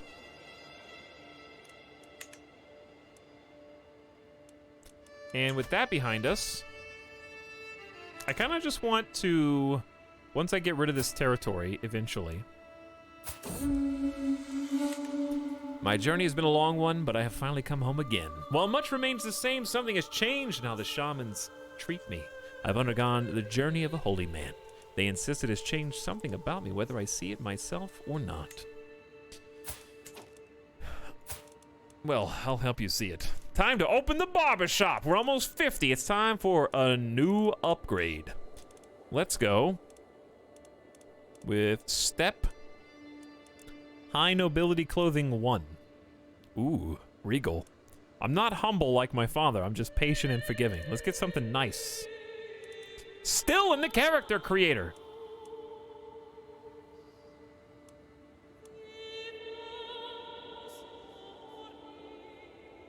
Metallics playing from my ancestors. No, they're my ancestors now.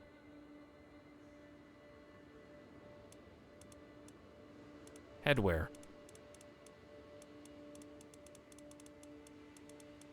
You can just wear whatever you want? Okay. So this is my default hair, chat. I look like kind of a Chad right now. I actually look like,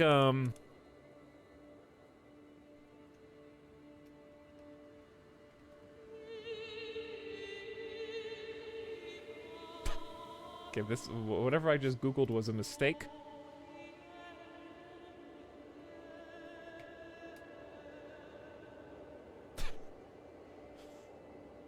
Oh, I know what I'm looking for. Okay, I couldn't pin it until just now.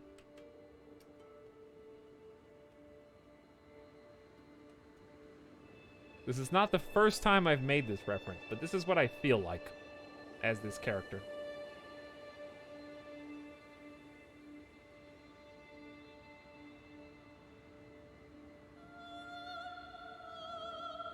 I don't know why, but the way that my beard and hair look remind me of Pierce's dad from Community.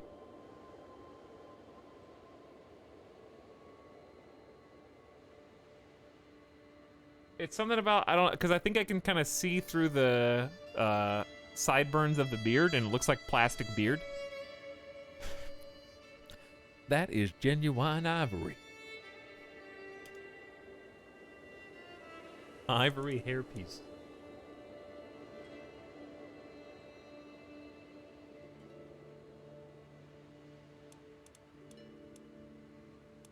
Hang on.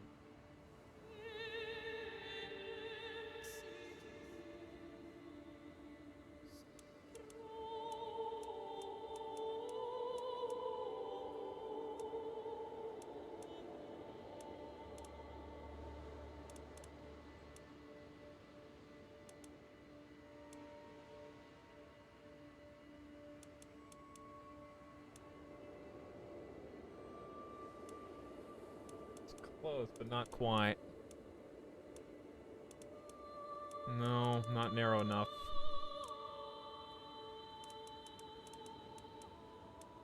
One of these is gotta be one of the fine curls. That's closer, but not as curly. Okay, then for hair.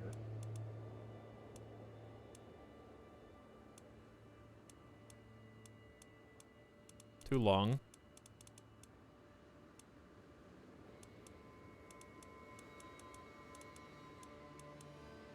I mean, curly was basically what we had, I think. It's pretty close anyway. These are all way longer.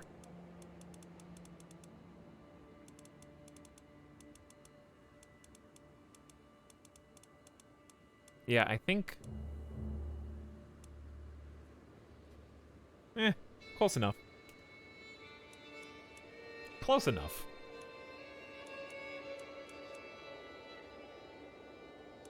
There you go. You look mighty regal now. You actually look younger.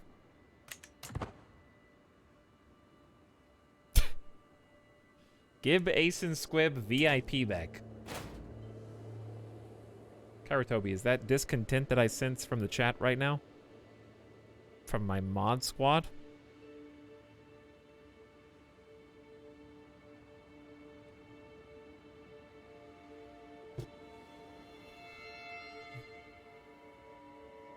Do you know what we do to peasant factions? I am very content, actually. My sister Zazie and my nephew Kuaz were captured by my vassal during the siege of Surgut. What?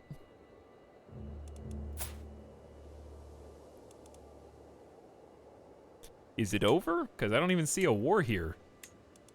Oh, your liege is probably in it. Defending against High Chieftain Dondi. Wow. Vassal wars, dude.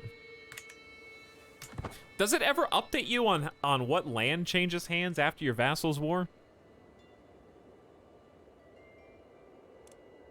Because it updates you on neighbors. Hey, betrothed can marry. I don't know why I was checking up on them. I forgot it would just tell me when they could.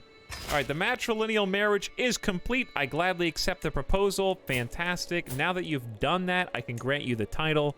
So this is all just part of my great scheme. To offload the chiefdom of Palniki and, in fact, the whole high chiefdom of Admertia, I just raised up this lad to be a Herculean husband to my daughter. It is a matrilineal marriage, so basically I'm giving it to her, sort of. I know that he's ambitious, but now Herculean will run in the family as well. He gains 100 opinion of you for 50 years, for as long as we live. And we also ditch, we could have kept that duchy, but there's better ones that we can get anyways. It's not a big deal. The upside of only having one duchy is that my heir will be the only one who gets it. My second-born will get Volga, Bulgaria, and Kingdom of Sibir. So it's kind of up to us to create an empire so that it stays inside of the same borders, but there's a bit of a rush in that. While performing his duties as spy master, Odeg uncovered a secret about my friend, Vergava. She has taken Polly, the Noide of my friend, to be her lover. This is useful to know. We're actually doing pretty good right now. Doesn't even tell you vassals are at war. Yeah. Yeah, that's what I thought was weird. It's like it notifies me when neighbors finish their war, but I never know what vassal now controls what. I'm not sure. I'm gonna go back to disrupting schemes. Ruling the multicultural kingdom of Suckberia comes with its own set of challenges. Foreign subjects feel alienated when they can't speak their native tongue in court, breeding resentment. My son-in-law, High Chieftain Heinz, suggests that I could significantly improve relations with my Sami subjects by learning to speak their language. Hit the books, hire a tutor. Last time I think I hired a tutor, but this is 55. It's quite expensive. Let's hit the books. 50% chance that I do it. 50% chance I gain 20 stress.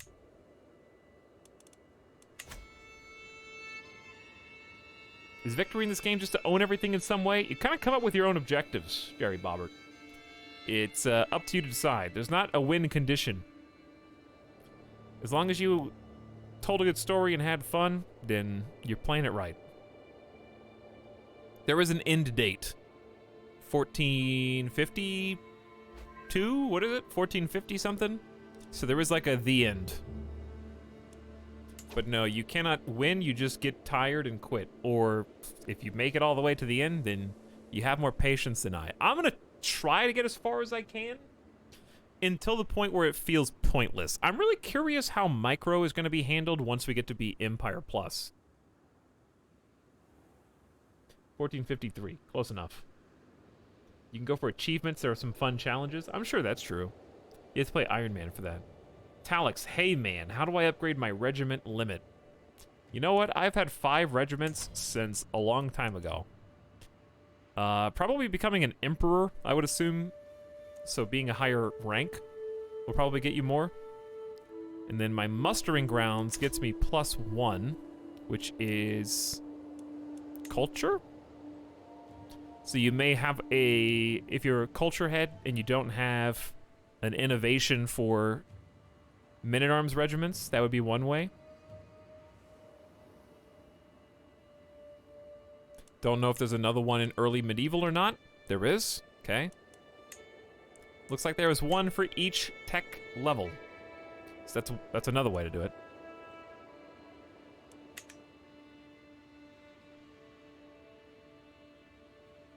Empires are fun, but the challenge is consolidating after generations of empire. Like right now, I hold 3 empire titles and just adopted feudal ways. Yeah, it's like a constant organizational challenge. And that's the fun, because sometimes you're going to organize by being friends. Sometimes you're going to befriend your vassals, which is what I'm playing now. We're playing King Brozor, who is trying to be friends with as many as possible. And he just got done swaying High Chieftain Kildisin of Volga, Bulgaria, my vassal and champion, and maybe Didn't we just learn that he killed a guy or something? He's 51. What I'd like to do is go down the vassalist. Dude, everybody loves me. My vassals think I'm awesome. All my council likes me except my Noidi, which doesn't have any power anyways. He's one of my champions, though.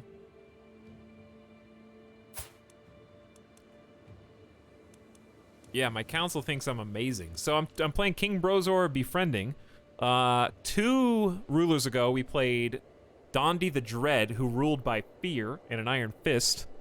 You could try and assassinate everybody who doesn't like you. We haven't played an intrigue character yet, so that's going to be interesting. Have a go on Galaxy stuff. Take it easy. But yeah, it's fun to like play different characters and play with completely different perks, play styles, and like any other character probably would have gone to war to take Yugra back. But not me. Not this time. We let Yugra live for now, because that's my brother. And we like him. So I just raced him for Permi. I got there first. It's fine. Let's sway someone else, though, now. We'll sort by military strength, I guess.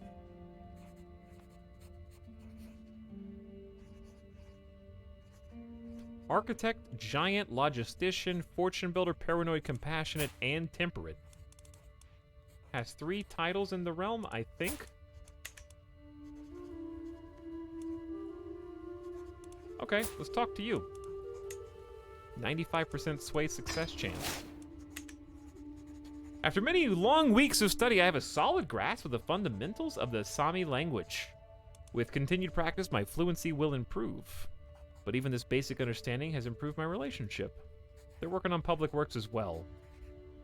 No, that's a different one. They're going for development. I don't know why. Time well spent. Or such a fascinating culture. Adopt theirs. Nah, I'm good. This would be a bad misclick. I should save. That's a good idea.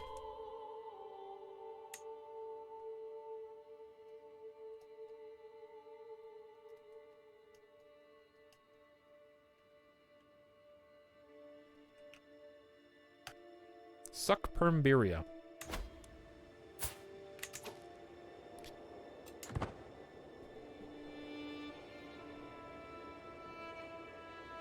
Usually you have a lot of fun by making weird scenarios and trying to survive. For me, in Iron Man, my game, I was Swedish and settled in Iberia and converted to Islam.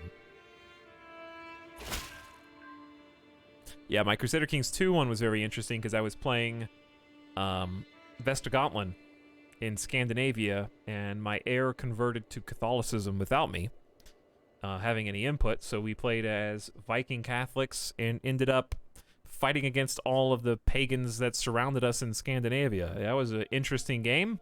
Relied on some smart matches. I got allied with the Carlings. I married my basically Norse, I guess at the time, offspring to the Carlings and had staunch alliances with West and East France for many years. It was a lot of fun. Ended up taking Egypt in a crusade. This time I'm trying to stay pagan. Unless I take over as a non-pagan heir, then we'll go from there. But yeah, it's just crazy things can spiral out of control. We're a little bit like bottlenecked in terms of we can only expand down, right, left, no up. But I'm kind of fine with just blobbing the map right now and seeing if we can handle being like this Eastern powerhouse. It's kind of interesting because like what happens if we do succeed in making like all this ours? What will these guys do? Are there like those kind of like danger alliances like in CK2 where you start becoming too powerful, you get like a threat? Or do they take that out because everyone hated threat? With Ostiak's settlement and the installation of a new admin, the people of Omsk has finally embraced your traditions. Good work, Klopton. Good work, bro. And we got a new Diplo perk. That's the last one, actually. August. A true ruler, honored and worthy of the empires of old. +1 prestige per month, which doesn't sound like a lot now. But the 2 diplomacy, 1 martial's cool. Let's take that one. Wow, what a good ruler I am. Now we're gonna swap to learning, I think.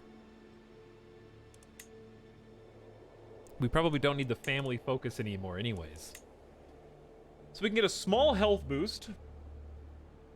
Learning +3, development +15, don't need learning and piety. Let's just pause for a moment. I'd like to just hang tight and look at the decision list for a few minutes. No defensive packs in CK3. I wish foreign rulers would hate you more in CK3, maybe a might power opinion penalty or threat like in Total War. I don't know, I haven't really gotten that far to think about that. I've already been declared on a few times, so the AI has been fairly aggressive. We got declared on once today in a major war that they almost toppled me. They would have only taken one county, sure, but it was still, you know, still spooky to know that I could be beat. How many people in my dynasty? Like over 200 right now, I think. Nope, close. 169 with 123 still alive. Okay, let's check these. A barony with a city or castle that can be leased out as a Holy Order headquarters. Well, funny you say that, because I am 21 months away from being able to build village centers, shrines, prayer halls, and trading outposts. So that's a nice step in the right direction. Defenders of Uko is Suamanusco holy site held by you, which is absolutely doable now. And I could very much do this if I was willing to just be a tyrant. Which, patient, forgiving, and gregarious doesn't preclude a little bit of being a tyrant every so often.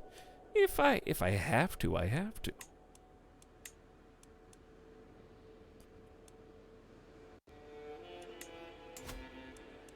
That is High Chieftain Kloptod. My brother. You can fabricate claims on your own vassals and revoke titles without tyranny. Really? That sounds potentially OP. AI is very aggressive and knows when to take advantage of your army's absence or the weakened state. Yeah, I've seen that a couple times.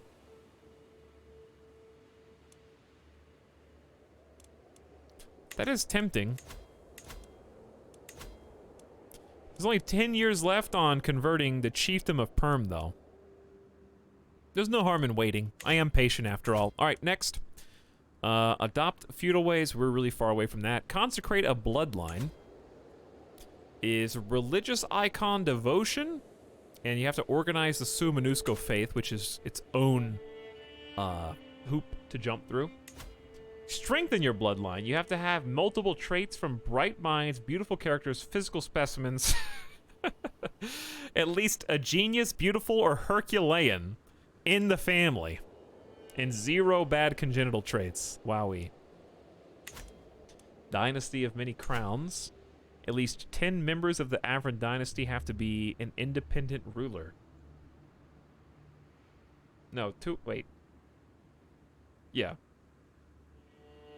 2 out of 10, independent, highest held title, greater or equal to kingdom rank. Found the new empire we already saw is big, 80 realm size. Okay, so I think we are relatively close to the Holy Order and the Defender of Uko, so that's kind of interesting.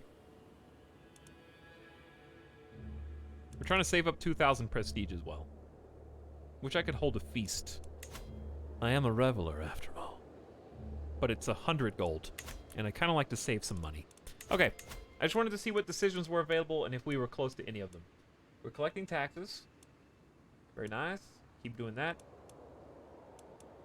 We probably don't need domestic affairs anymore. We could try integrating a title if there indeed is one. I think it's just Tara. Tara and Isham.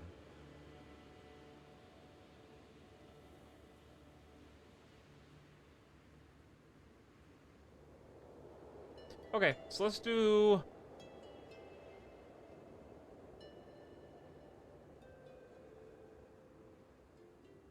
I said let's do the shorter one first. It goes faster if you're friends. Interesting. And depending on Erder's diplomacy skill. Huh. Pretty cool. We'll try that. See how it goes. Good morning from Sweden. What's up, Liquid Vamp? Galactic Turtle also arriving on the scene. Europe is waking up. 24 years. It is a long time. But I think we got it. King Brozor Suckberia is 48. He just got white hair really early, is all. So I'm not going to be very aggressive right now, chat, until I get 2,000 prestige. Because I just don't need... I can create 5 titles. Well, there's some prestige. It would just cost us a bunch of money, which I also don't have, as it happens. That much of. Beguiling King Brozor, we've been burdened with your oppressive laws for too long. No more. We're done paying you taxes. Once your coffers dry up and your larders are empty, you wish you treated us fairly. Peasant Revolt. Control level will change by -25 in every county in the faction.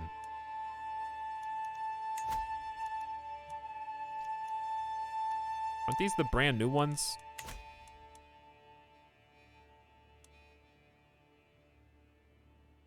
Increased autonomy is basically just as bad. I feel like this is not even a contest. Beguiling King Brozor, your arrogance knows no bounds. Were we not, you'll be taught a lesson in humility soon. Okay.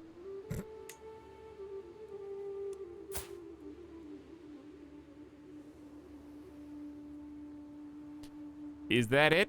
Right there?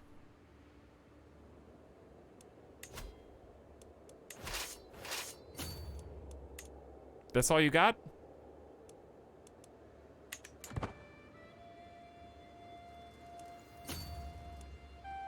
Okay, we'll be there shortly.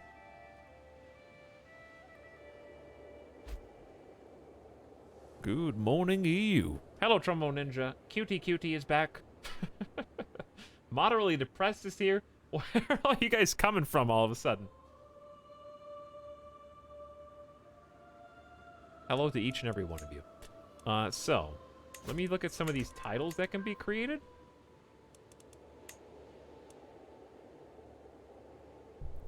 It's just 125 gold can be a lot. That's a lot of titles. 2 kingdoms. Including Bashkira. It's 250 gold.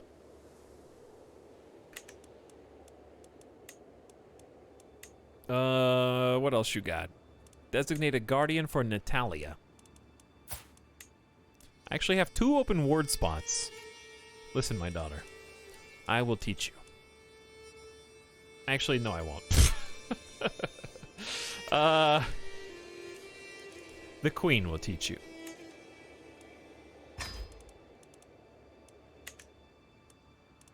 Call on your ally, King Plorgod. No. Don't think I will. You guys are very brave over here. I woke up. It's 2 a.m. here. Oh. So it's not morning at all. I see. 2 hours ago, Spoons for Self-Defense says Uber Eats versus DoorDash versus Grubhub versus Seamless versus Postmates. I don't know. I've only ever tried Uber Eats, and it's been mostly fine.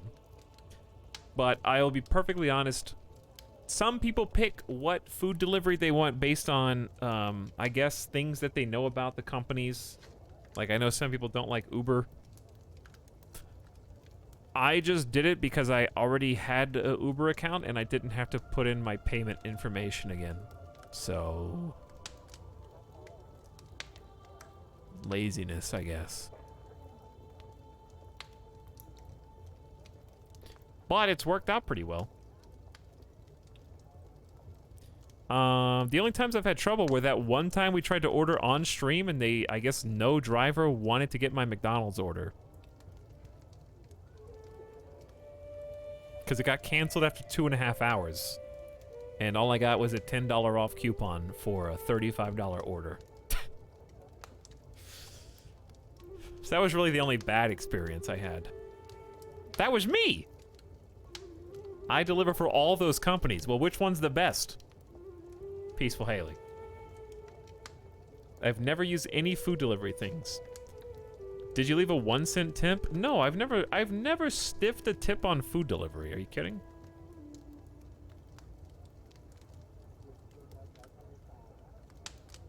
You can't even tip until, they don't even get the tip until after the order's been delivered. So like, they wouldn't have even known how much I was tipping. But I'm pretty sure that customers have reviews and stuff, right? We have like secret reviews that we can't see that are reviews of us.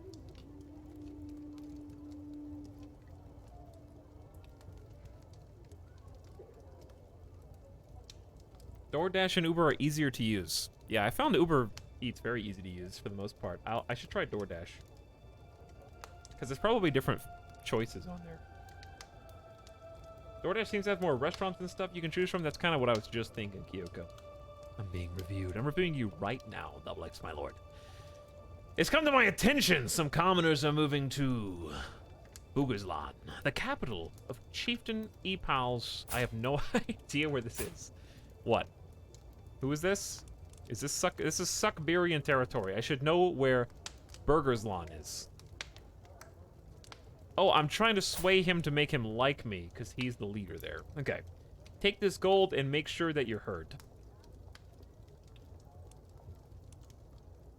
No. We have a 95% chance of making him already like me more. Not worth the money.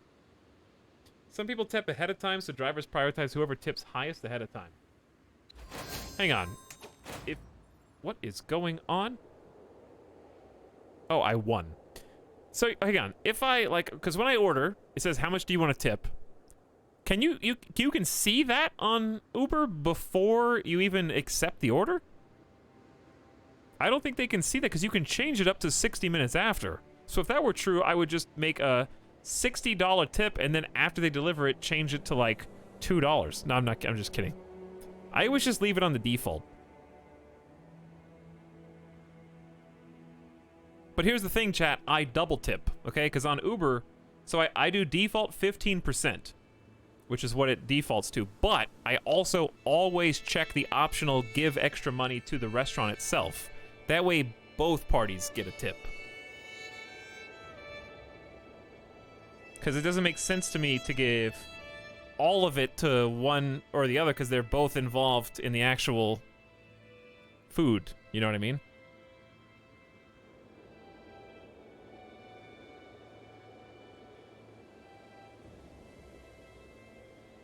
Insider info. Yeah, if you do it before. Really? I did not know that that could be seen. Well, now I feel better, actually, because my conscience is clean, okay? I have nothing to worry about. I have never stiffed a tip. Rich streamer brags about $500 camera and tips generosity. No, chat. I was asked directly. And also, I didn't know you guys could see behind the scenes all that stuff going on before it even happens, because you get 60 minutes after the service. If you're in the US, then you shouldn't use those services for free. People are driving... Here's the thing, though. I also heard that, I don't know if this is true. Do the delivery services... I've heard that tipping removes... Okay, let me put... I don't know how to put this. Like, let's say that, just hypothetically, for delivery, you were guaranteed $7 for that trip by Uber. If the end user tips $7, does Uber remove their $7 because the other patron already covered it, or do you get $14? Because I have heard that it's the former. Where, like, tips cancel out whatever the personal guarantee from Uber is. But I don't know if that was true or not. Maybe it was someone who just really hated Uber. That was just one company screwing people? I think it was DoorDash. Oh, maybe I misheard. No, you get 14. Oh, cool. Well, that makes you feel better. Hey, be nice. He gives huge tips. He even gave away all his furniture. All right, rip peasant faction. Well, now I know. Interesting to learn about, because I've been using it pretty frequently. But since there's no contact, I have no, like, I do the, like, drop off at the door. No contact deliveries. So I would never have any opportunity to even, like, find that information out, you know what I mean? Chieftain of Perm gained support for conversion for 5 years. Your court chaplain's excellent learning skill led to this windfall. Hey, popular opinion up in Perm is nice. The queen is educating one of your children. We captured this peasant. Well, I am a forgiving king, yes, but well, you are making it hard to execute. Brave, compassionate, and ambitious with a 19 martial skill and 14 prowess. Okay, all right, you've spoken to me. I demand you convert to our religion and recruit you so that you fight as my champion from now on, okay? Those are my conditions for your release. He said, yeah, absolutely. Faction is gone.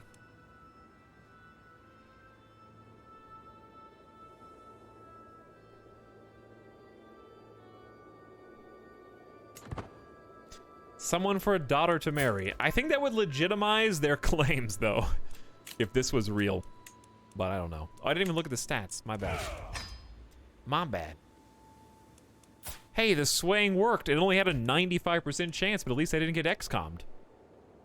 Your half-sister Zazzy's been released. I guess our little infighting amongst the vassals is, slowing down. Maybe over. Let's look at the rest of the world. Italia. Just dominating, but guess who's coming knocking? Is that Byzantine in the boot? There's some Byzantine in my boot. Chat, do you remember this? Remember our little thing? Italy is kicking. Remember? Go on. Remember our little mnemonic device?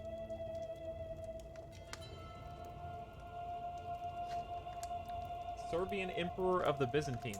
Wait, what? Yeah. Dude, the dust! I lived in Italy, so I remember it different than you. I was not here for that. You guys don't remember this?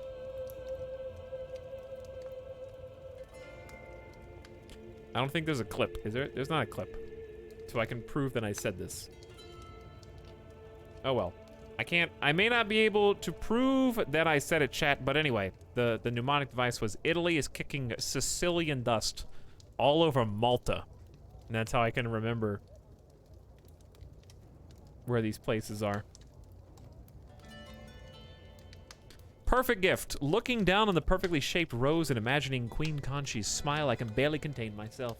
It is exquisite, do you not agree, my lord? The old merchant gestures to the rose with a wink. The perfect gift for a loved one. You did say a thing, but whatever helps you remember things is Pog. I remember because I'm epic viewer. Ah, so it is. Please wrap it well.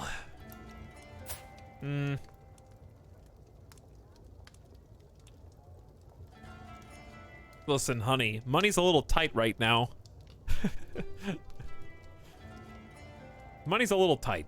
You understand being wrathful and sadistic and whatnot. Though, RP-wise, I am an improvident individual. So I'll at least wrap it well. All right, you can have a little bit as a treat. Chat wants to see the religious overview. Catholic is eradicating Cathar from France. Orthodox is still widely practiced. Tengri. Suamanusco has been basically stabilized by us. Brozor. Baby Brozor got a +3 to intrigue. Maybe we will eventually play as a intrigue king. Oh, dude. Your daughter, 20 years old, marrying Itlar. We are combining Hail and Quick. She actually does get prestige out of this, too, and it's a matrilineal marriage. So maybe we can land our boy Itlar, who is lustful, brave, fickle, and I guess a fighter now.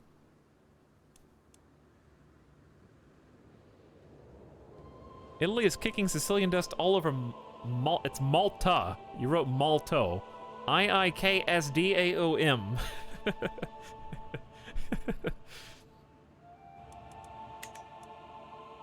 We're almost at 2,000 prestige, but do we jump on it immediately? I guess we could. And we're also almost to the year 1,000, dude. Time's just ticking away. We're still swaying this guy. Probably one more time. Nobody in prison. Your absent courtiers. I think these are my wards. We have a few guests. Who's this? Who is this? 17 prowess? What? Honest, diligent, and greedy. Also athletic? Come on in, my friend. Pimka. Shy, generous, and sadistic. Well, the king does enjoy, well, what he enjoys, let us say. Evil lackey. With good martial skill. I will also recruit you to court. And for the first time ever, I invite you into my household. Pimka, well, actually second time ever. We have one more open space and nobody here. And then Tisheka might leave your court. He will stay if given a reason such as employment, but he's not really... He's got a claim on the Khanate of Zaporizhia. I'll recruit you to court, but I honestly just don't think we can use that. That being said, I guess I could, how old are you? 15. Do we have another daughter? I don't think so. I have nieces, though. That might be worth it.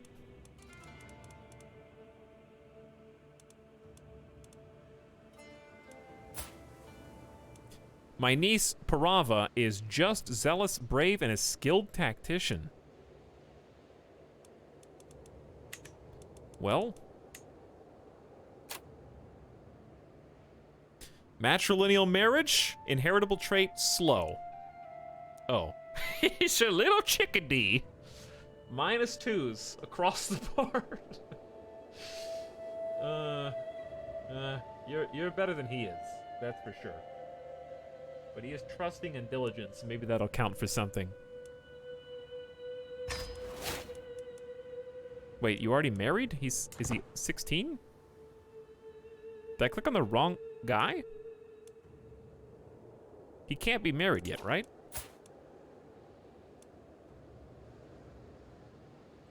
Betrothed. Okay, didn't it say married on the pop-up? All right, that's a lot of stuff we don't care about here.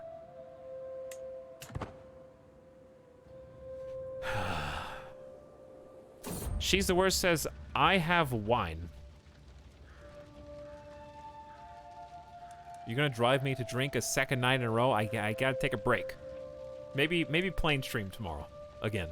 But I'm scared because I bought I never got this before. It's wild turkey, but it's like the one that's slightly better. You can't fly sober anymore. Denzel, come on, man. All right, yeah. It's the one that's like one tier better, and I'm like, I would not drink regular wild turkey straight, let's say. So I'm scared to try the one tier up one. I don't know, it might be riding the line between actually good and not good. Because I think it's just the 101. If we didn't drive you to drink earlier, I think you're okay now. That's true. Their good stuff is really good. That it is. The good one I had was like the Matthew McConaughey one. That one was pretty good. The reason why that one's good, this is gonna sound strange to say. I know that all liquor is gauged by its ABV, right? In terms of just alcohol content. But that being said, Oh yeah, Long Branch. The Long Branch one was pretty good. Some work better than others, even if they're the same ABV, and I can't explain it. I think they just have different effects. Long Branch in particular, let's just say the bottle lasts a lot longer.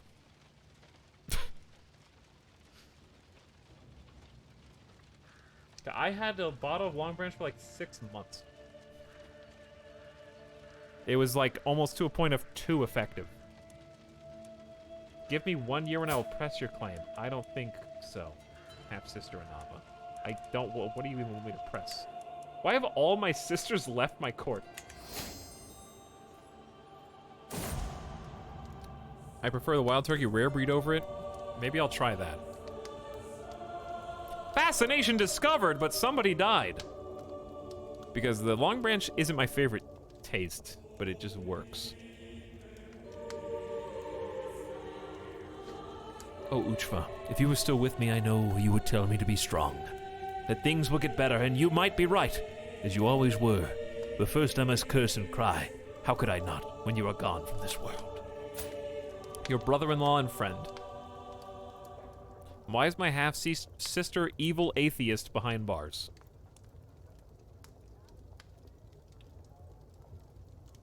He was an eager reveler, a schemer, gregarious, forgiving, and brave. What a great guy. Gained 10 stress because your friend died.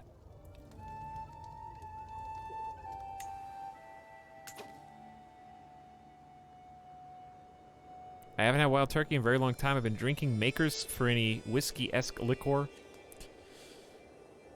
I really like Makers because I get to peel off the seal. And that's about it. Past that, it kind of tastes like rubbing alcohol to me.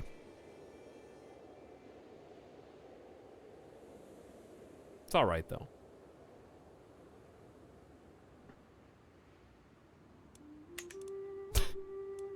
D-face. D-face.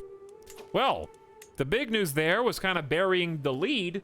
City planning is done. By designing our cities before we construct them, before we start constructing them, we can create new holdings in strategic locations which are both more functional and aesthetically pleasing than the older ones which haphazardly arose over time. So, all Ostyaks everywhere. So if we take a look, anybody, even if they're not in our kingdom, if they're Ostyak, this counts. So I'm curious, I guess Permians, even though they're inside, do they get the unlocks from the top liege's culture, or no?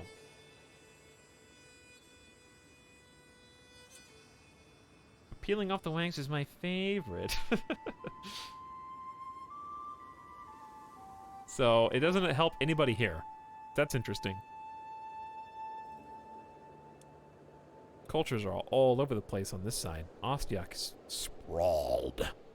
Now, how long till I can get this? We need 4 other techs before we can get to early medieval. So now we have to choose. We can go Mots, which are... okay, basically these are second-tier buildings. So we got a second-tier palisade, a second-tier barracks. We can get armored footmen. We have avoided heavy infantry the whole game. I'm going to continue to do so. Public works is for development, which I still don't use. Crop rotation.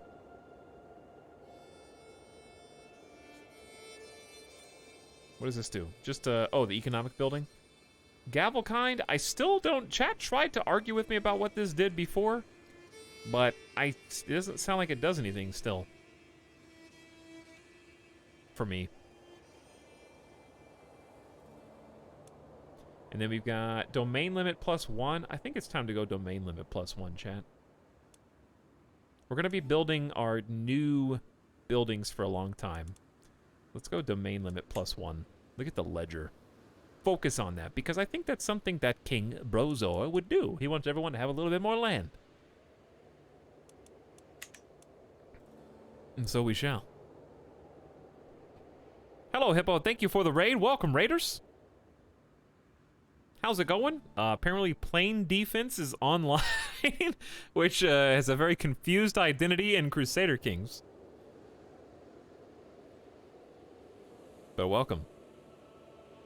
Hungry Hippo raid, indeed, Princess makes. Oh, hey, Buzz. What's up, Hippo? You been playing Crusader Kings? If so, have you been enjoying it? It's been extremely addicting.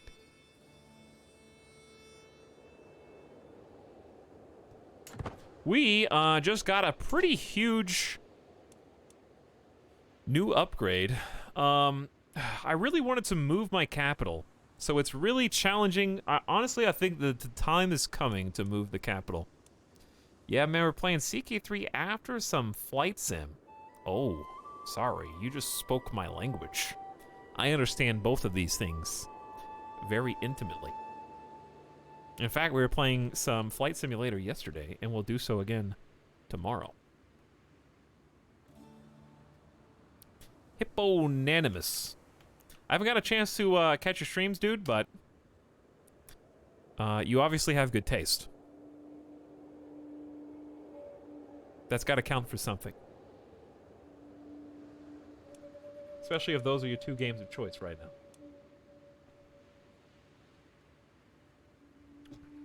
But I hope the realm's been going well. We are toying with an idea that we haven't gotten to do before. We did something similar earlier, but it's different now, okay?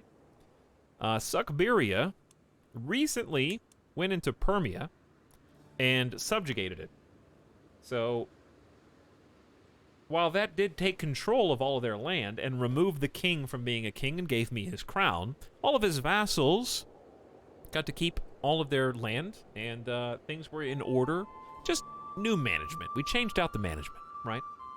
However, now that we've just acquired 2,000 prestige, I am tempted to go full-scale kingdom invasion on Kyrgyz Khanate and once and for all remove this stain before it has a chance to become even stronger. The trick, though, is they do have 2 alliances. Now, the difference between the subjugation and the invasion is much more than just changing the management, right? A full-scale kingdom invasion requires a certain level of, is it fame? I think tier 4 fame.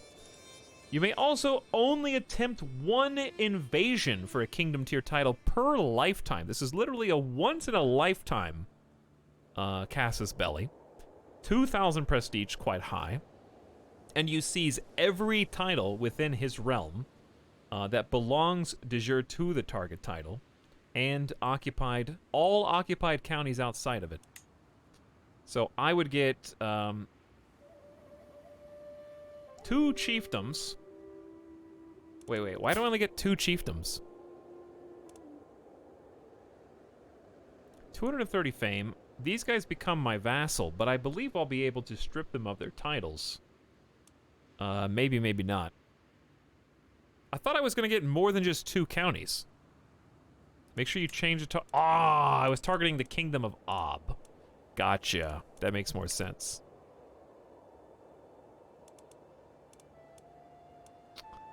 Okay. So we still gain all the vassals, but I actually get 1 full kingdom of my choice. That goes to me. And I can choose which one we target. You also get every county you occupy.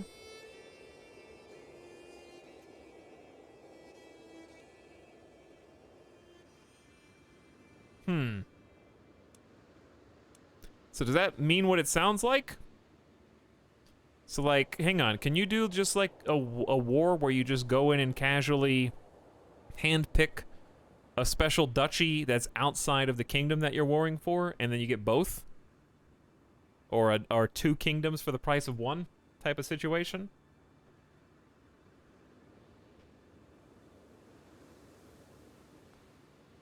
That's why invasion is so great. Okay, so I saw some things to learn about it too. Huh, that's pretty neat. So we need to be careful who we invade, I guess. Now, just looking at the objectives alone, Ob makes the most sense from a de jure standpoint, right?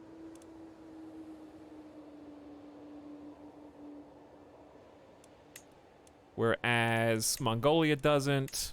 It doesn't matter. It's all going to be in our borders. It's kind of just what do you want, However, if we get Ob, I'm just looking here, and it just says we only get the chiefdom of Kondoma and Tarima by default, but if I take the other counties, like here we get 5. Because we're going to be able to create the title of Kingdom of Ob regardless.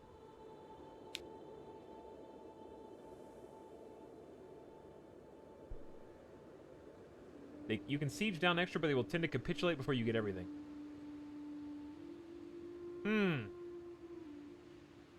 You get long war vassal opinion penalty as tribals. I'm scared to do a kingdom invasion because it seems like the war would take long to win. I guess as long as you conquer your target, it won't. Vintage, if you focus your target and you get that, it shouldn't be that long. Yeah, you take what he holds in that land as your land. But if I take the rest of the Kingdom of Ob on the way, will it go to me? Okay, before we declare war then, here's what we should do. I'm going to say let's sort by kingdom titles. Because one would assume that the de jure kingdom seat of power would have the most, you know, features, potentially, but maybe not. Because, like, Tuva over here has 5 slots. Maybe I'm wrong, and this is not the way this works at all. I think I'm still just salty about giving perm to my brother on accident, because this had 6.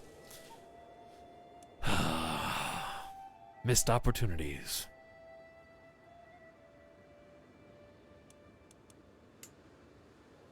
Five. Also 5. Also 5. Was the special one probably religious related? There's a 6. So Mongolia. Mongolia is very special. But it's very far away as well.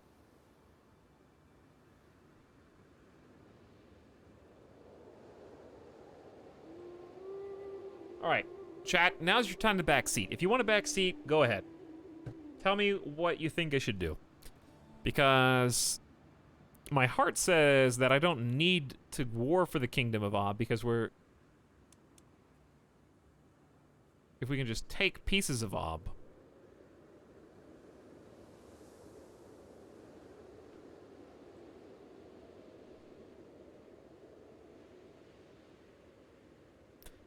Execute all your vassals. If you target Ob, then go siege border counties and then his capital. What happened? Suckberia is so small now? I'm just in a de jure kingdom overlay, so I could see where they are naturally.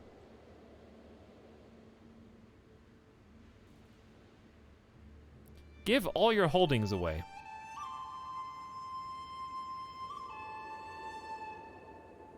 Regardless, you're invading for a little kingdom. I'm invading for a pretty chunky kingdom that we literally only own 1 county of. Everybody in this kingdom will become my vassal, and I get at least 2 counties by default.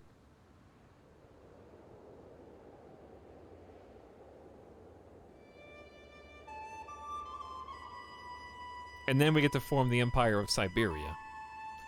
So I guess that's the one. It's interesting. I think I misunderstood because I wasn't considering the fact that they are an empire, and I am going to war to invade a kingdom. For some reason, I had it in my mind that I was going to eliminate the Kyrgyz Khan, which I would if I guess, tried to subjugate. But that, even though it's cheaper, is just such a pain in the ass. In order to balance. This way I get to actually control it piecemeal. Snide's pretty confident you keep occupied counties. So I guess my goal would probably be, let's open county view.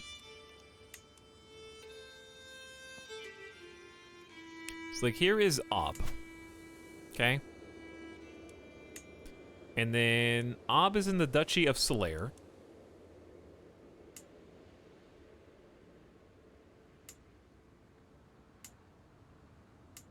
Dude, Solaire's got some buildings, man. I was curious why there were so many buildings.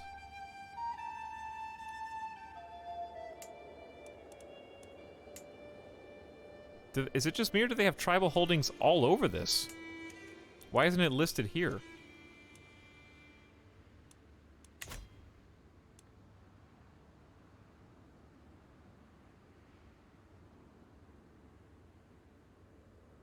How many counties in Ob? Well, I mean, if I go to war, well, I can just do this.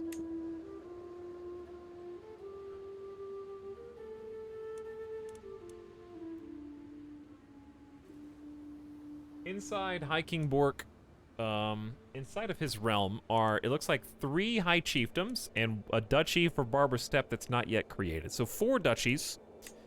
And then inside of the high chiefdom of Alatau,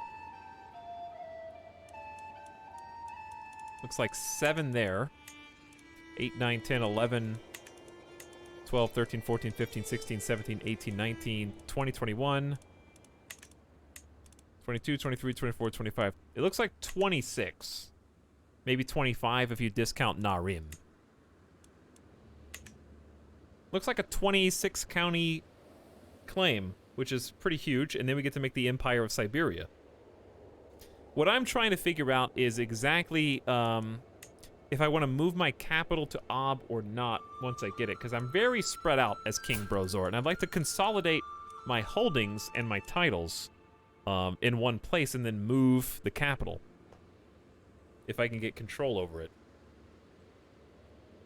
So what I'm looking at right now is I'm trying to see where is the actual capital of Ob, right there, and then inside of that is the entire Duchy of Solaire. So I would ideally like to have the counties that are in this duchy, but there are like a ton of them. So I guess I could just choose the ones I want the most and keep the Duke title for it. I could probably pick my top 5 and just go from there. Okay? Does that sound like a plan?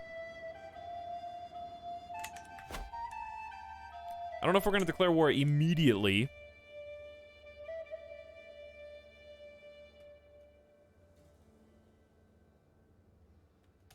Soon, though.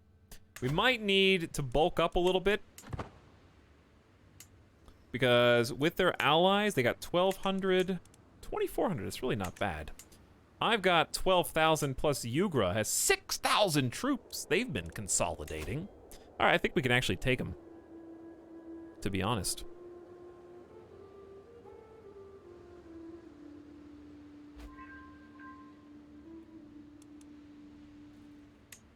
All my chieftains like me.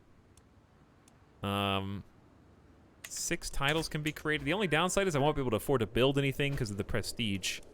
Aw, my acquaintance Asley died. That was the renowned physician. Not someone you want to die when you're about to go into war. Spouse aids you in diplomatic studies. You gain focused student for 4 years. Why don't you help me? That was very nice of you with the +1 learning. Why don't you help me? You're actually not super helpful with patronage. Probably help me with chivalry soon. So do that. Then, I need to find the new physician.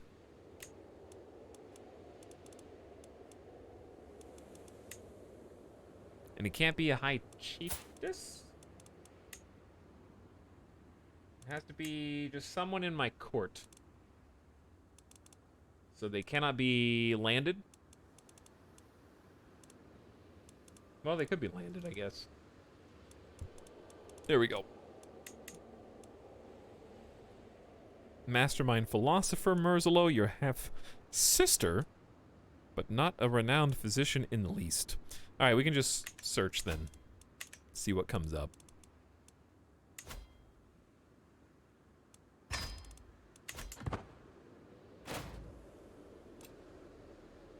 Oof. Oh yeah, I lost 1 domain point because I changed my wife's focus away from stewardship. The world is full of dangers even to a king and his court. As per my request, my servants inquired about my recommendations. Now they've assembled a few options to choose from, and neither of them are fitting for the job. One of them is shrewd, but still not super learned. Kind of just a good person to have in general, looks like. 19 stewardship. Shrewd is a good trait.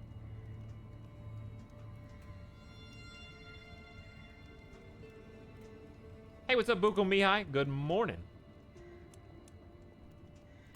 I kind of want you to come to court, but I don't want you to be the court physician.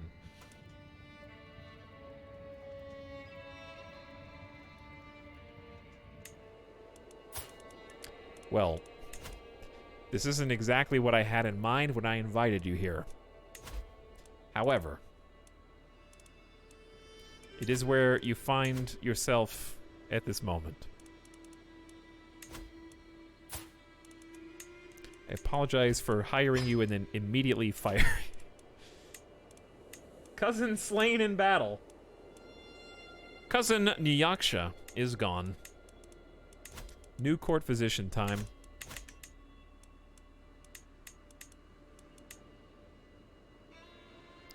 Honestly, it's probably got to be Arnaz, because at least he is a 19 in learning and a scholar both. So he's not a physician, but that's still got to count for something. And he's my friend. That's got to help a little bit, too. All right, chat. I think we just go, dude.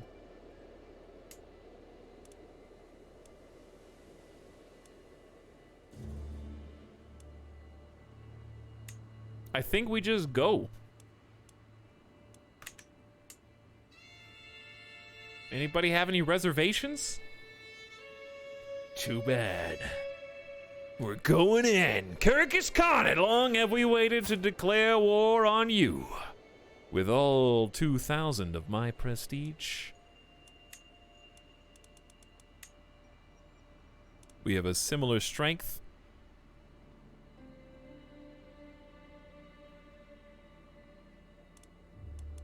I want to invade the kingdom of Ob, I guess. Whew. Don't allow the physician to fight. Oh, yeah. Ding, ding.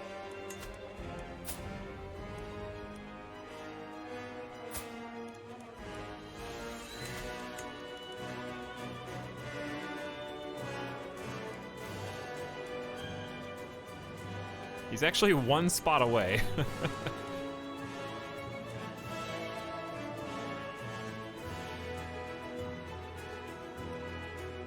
Everyone else must fight. It is the only way that we will show ourselves to be the supreme steppe gods. Long have we been bullied by the Kyrgyz Khanate. Now it is time to take what is ours and hopefully form an empire. We suck again, brothers and sisters. We will form ranks on the border of Kyrgyz Khanate. I'm trying to figure out who I want to attack first. I think from here, probably. Plus, this is the capital. So it kind of just makes sense to kind of get this action going. They're probably going to take Narim, which is rough.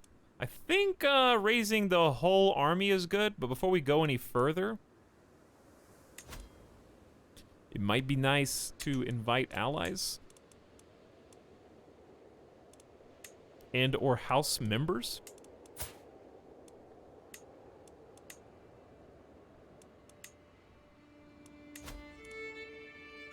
I have to spend 350 gold. I mean, 350 prestige.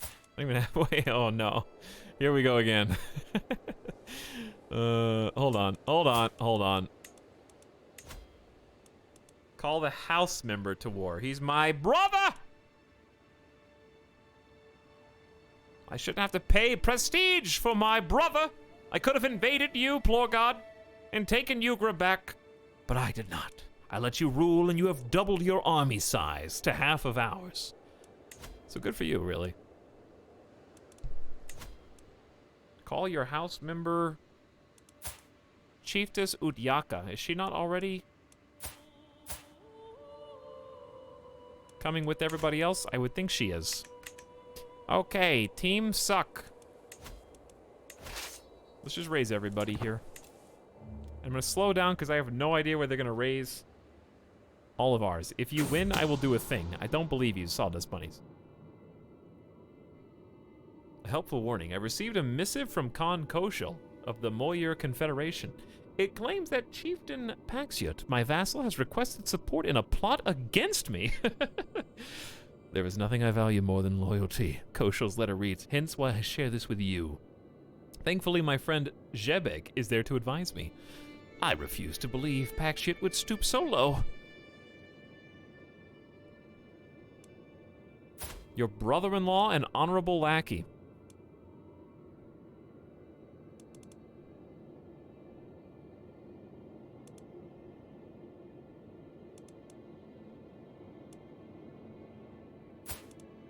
My vassal, champion, and basically friend.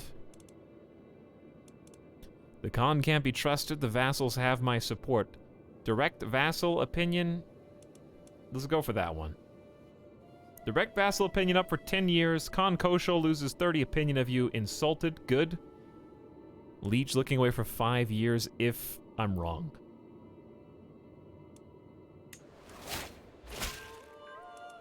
Oh. He did have a plot.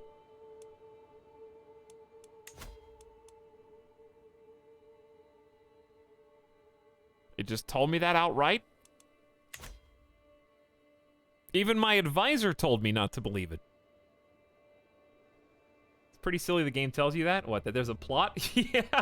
I don't know why it tells you that there's a plot. That is odd.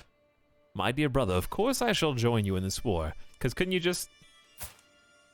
I guess you can't do anything without being a tyrant because you don't have any proof. Seduce. Of course. 30% chance.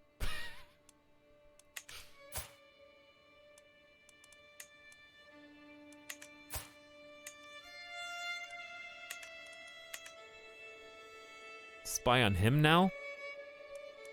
Maybe, but I'm currently,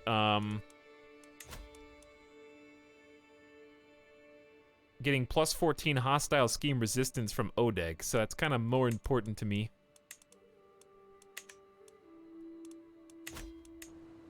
Okay, anywho.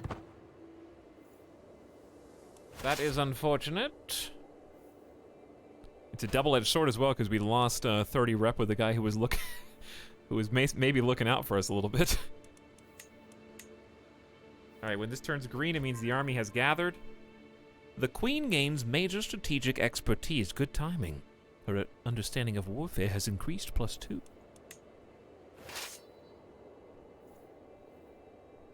I wish someone would tell me the odds of success when I'm trying to seduce. Let me help you, Double X, my lord.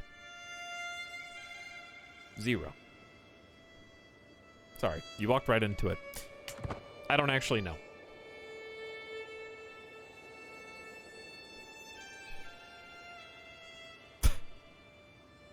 Same. Aw, new diplomacy perk. Wait, what? Did I not switch to theology? Chat, I never switched. Okay, well. How about obtain gain from sin to gift? No.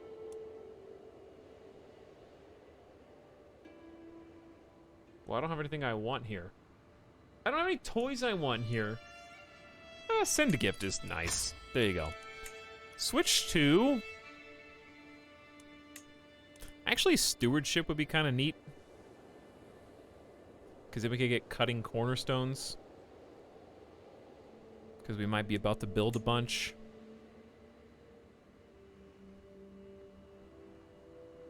Let's do medicine focus, an understanding of life beyond the vagaries of the world upon the body. Small health boost, which I don't think that we actually need, but I am 50 now, so. What? Well, I'm feeling fine. I got a plus medicine focus. It's got to count for something. Yeah, let's do medicine. Sure.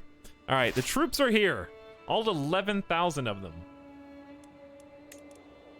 My best commander is currently commanding another army.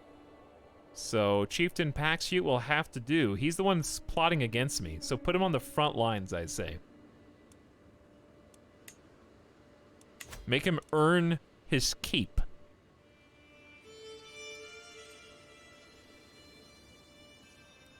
So, we need to divide. I'm gonna send the onagers right next to us and the other 5,700 here. So we're gonna try and stay really close because I have no idea where they're gonna raise their troops, and I want to be ready to rumble. And I gotta be ready to micromanage and not get caught off guard like I did last time. Also, I cut into my levies because I lost one holding, so I'm gonna go back to assist. I might have just like canceled some troops for no reason.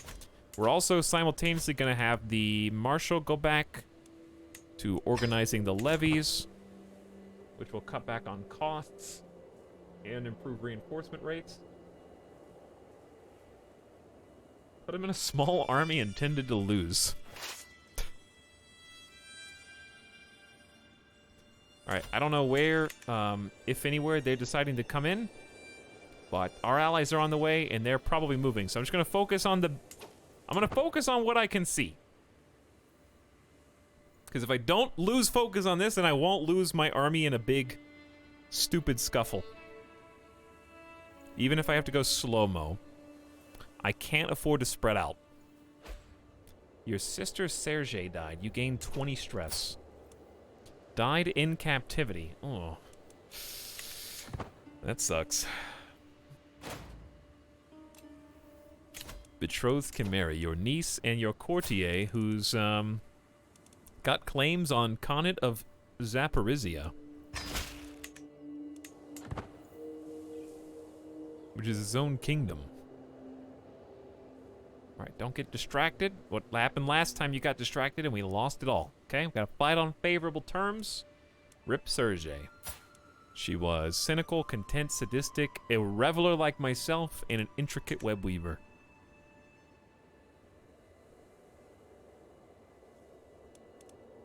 Okay, obviously the people who have the onagers are going to finish their siege first. My spy master comes to me with grave news. He is certain that High Chieftain Kloptod, my own brother and friend, is scheming against my champion Kuwas, your brother-in-law.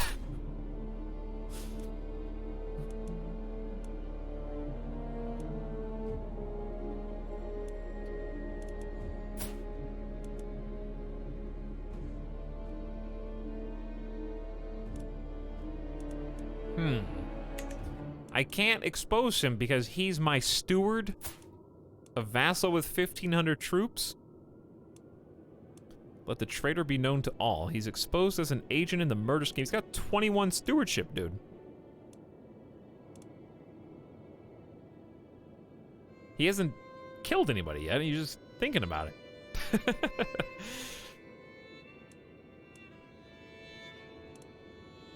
I say we give him the same chance our father gave us, a chance to go free.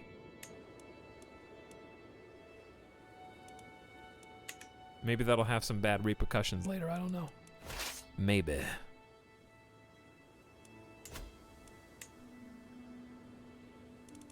You can call your family member Udyaka. I guess? I feel like they're just gonna come die. Okay, there's one siege, chat. That's one. Allies with 6,000 troops are on the way. I have no idea what the enemy's doing. All I know is I need to watch this very closely. Of course I'll join you in this war with my 500 troops. Hey, thanks. It's really nice.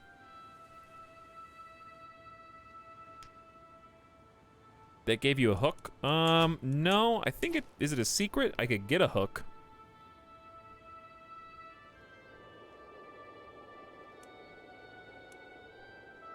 High Chieftain Zarni got murdered Yasar.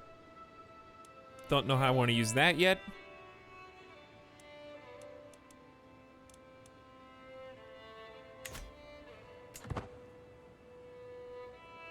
Tongue said break those stacks a little smaller. No. Thank you, though, for your unsolicited advice. 1% attrition never killed anybody.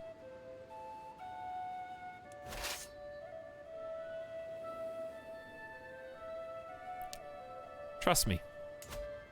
When a 14,000 strong Doom stack rounds one of these Fog of Wars, you're going to be thankful we just sacrificed a couple of people in order to keep our troops together, because as we have seen, the AI is more than willing to walk around with even thicker stacks than this. If this was some weakling, then yeah. But this is currently the strongest force in Northern Asia. So it's better to have a decently sized army that can hold out long enough for reinforcements to arrive. Ally joins war, Chiefess Udyaka. Thank you. Thank you. We took a prisoner in the siege.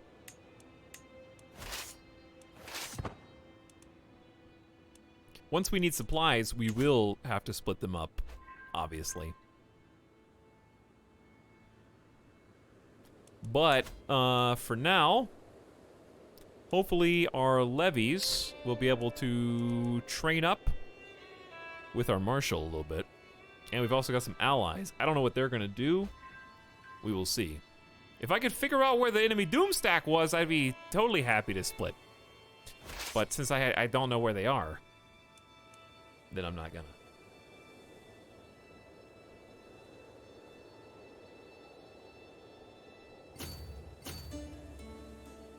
I learned this game because of you, Etal. Thanks. I've been trying to figure out Paradox games for years.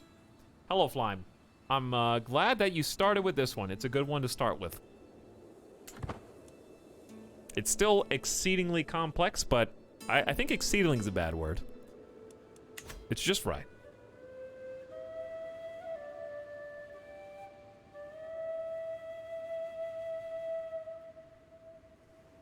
Okay, here come my allies who love to just go wherever I go. That's super nice.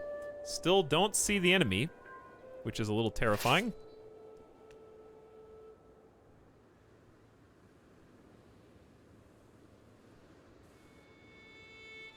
I don't know where they are, dude.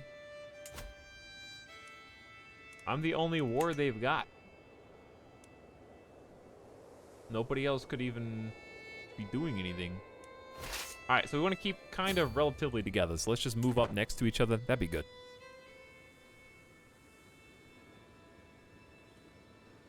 Nope, they're not at war with anybody else. It's complex but obtainable. Yeah, I think that's just because of all the tooltips. You usually have to pay attention to some of the wording that they have in different areas. Every courtier gains 10 opinion of you despite your spouse's poor stewardship skills. Ooh, that's nice. That's actually a really good buff.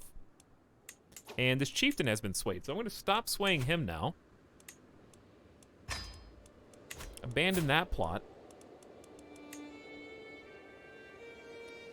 Everyone in my family thinks I'm awesome. Let's look at the vassal list. I can't believe that dude's plotting against me with plus 100 opinion. Huh. How about just most powerful military strengths in our umbrella? Chieftain Sheerputs. Or I could just start swaying outside leaders. Like King Puresh of Mordvinia. Because we might be able to vassalize him if we become an empire. That's thinking ahead. That's a good idea. Let's start, let's go beyond swaying. Let's become friends with King Puresh of Mordvinia.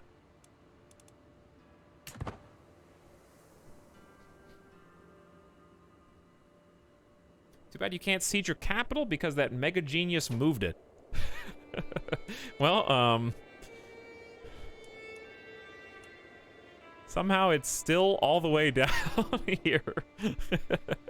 This is the Kyrgyz Khanate capital somehow. This is Kyrgyz Khanate. This is the Kyrgyz Khanate capital.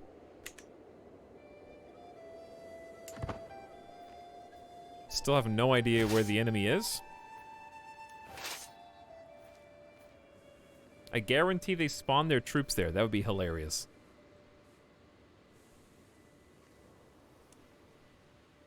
Maybe, maybe they did.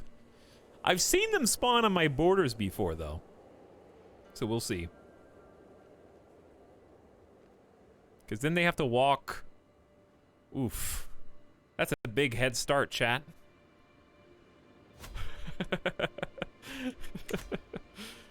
Oh, that's so funny.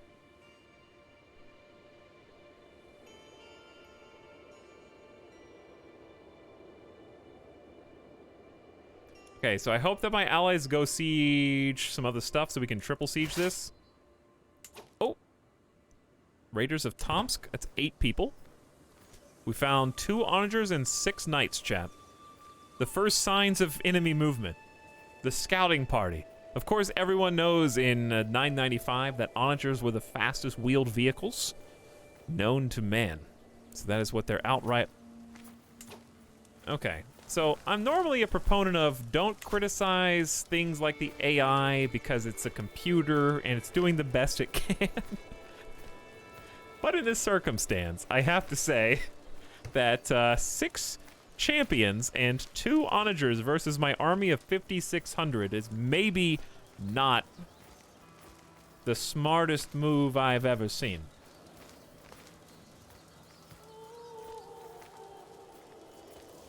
In fact, I'm going to take a screenshot to commemorate this.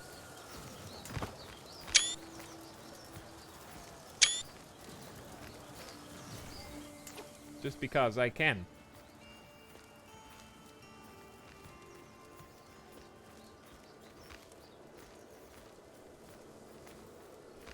The king is trying to get rid of his deadweight court members. That looks like a move a player would have made. Yeah, like he just forced 6 of his most disloyal vassals to be champions and is currently suiciding them in order to get rid of them. That is a 4,000 IQ player. I'm actually in multiplayer and didn't realize it. And then he's probably in line to inherit their lands. That's like way funnier that way. Oh, I can't even see what's happened. Okay, well, we got 21 gold. They actually managed to kill 11 men before we beat them. Did they get to retreat or are they all dead? I have no idea. But still, no one else... Wait. Some raiders there. We got our 500 allies coming in. Another successful siege. I would like to actually get Ob, like, proper. That seems like a good target if indeed we are trying to control Ob, the kingdom. There you go, we're at 23% already, chat. Alright, I don't want to get too far away. We have 52 supplies. So we'll probably just go ahead and cross over. And that way we're right next to each other, neighboring. Once we get to about 25 supplies or less, that's when I'm going to start worrying about splitting and resupplying. You captured Chiefess Goulet's granddaughter and 3 others. A longhouse was constructed in Omsk to try to help bring some control over this area. It's at 46, but that's definitely going to help. Hey, what's up, Air Ketchup? Doing my first ever kingdom invasion. So the Empire of Kyrgyz Khanate within it has multiple kingdoms, and we're going for Ob to add to Sukhbiria, which is quite greedy considering we just got Permia subjugated and now we're already going for this. I think after this we need probably a full generation of consolidation because this is just going to be so much land and not enough soldiers to defend it, you know, until we get all the land under control and vassals actually giving me taxes and levies and stuff. It's just, we're gonna be so thick. This is very wide instead of tall. I don't need an army, just give me 10 good men. And I'll siege that castle by climbing it at night, because there's no watchman. with my ladder. As I struggle to make out the tiny letters on the scroll before me, I feel a headache building once again. Why do the scribes insist on writing such small symbols? I squint and try again. Nothing short of a miracle. With the aid of a stone of glass, even old men struggling with bad eyesight could read with ease. Are they inventing glasses? Impregnate is the word? That was the Game of Thrones quote, right? For the Eerie?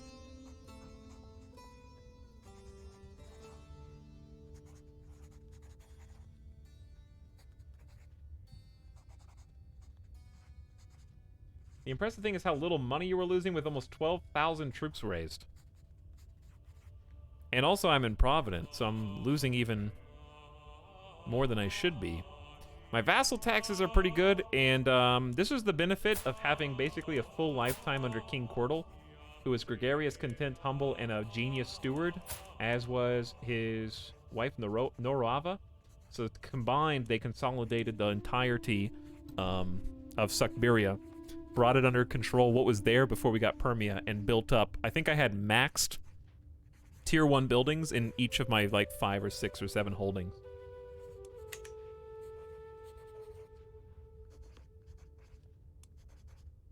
Gain 300 learning experience, and Vergas gets a weak hook on you. Lose 60 gold for the same, or sell everything which is impossible to read and lose some stress. Well, I want the learning XP, so you know what? Virias is my Noiti and champion and an evil atheist. Okay, there's something wrong with my Noiti being an evil atheist. I don't know if I want that type of person to be in a hook position. But he also is 56. So you know what? Let's see, because it might yield some interesting gameplay. Alright, time to choose our first learning lifestyle focus.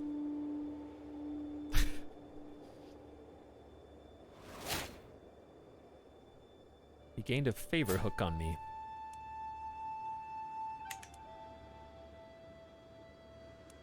Number 1, court physicians are cheaper and treatments have better outcomes. Wow, that sounds like useful. Wash your hands. Reduce chances of illnesses.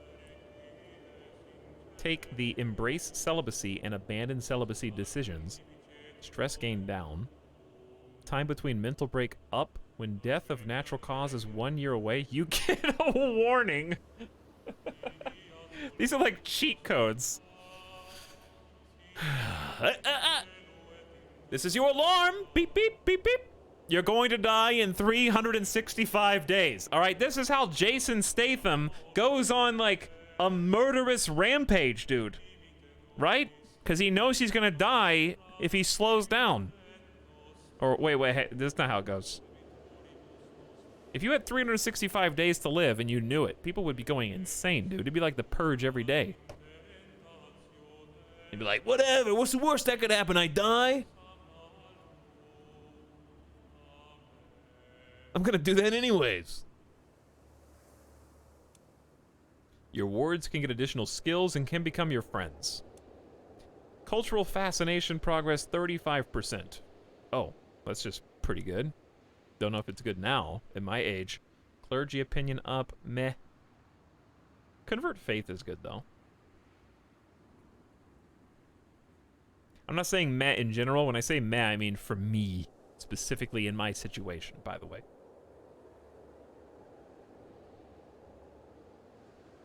I'm thinking that this whole of body one is pretty good, but then again, I kind of want cultural fascination progress up. Meh for meh, exactly.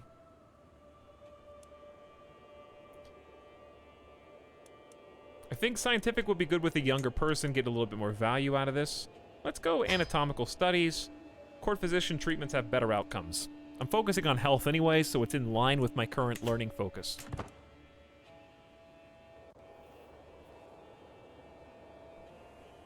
Still don't know where their army is, dude.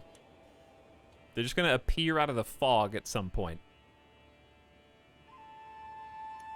I'm glad to see the AI is sieging with me. Do these perks stay between rulers? Nope, it is personal per ruler, which is really fun because you get to customize. I've done a different build for all 4 of my rulers, and they've been useful in different ways. I haven't felt like anything is just bad. There hasn't been one tree where I was like, never pick this at all. I can always see like a different situation. So like, last life we went all stewardship, architect and administrator maxed. As King Dondi, we got, I think we had at least 1 perk from every single tree. And then Uchva was mostly martial focused to get cheaper war. And also better knights.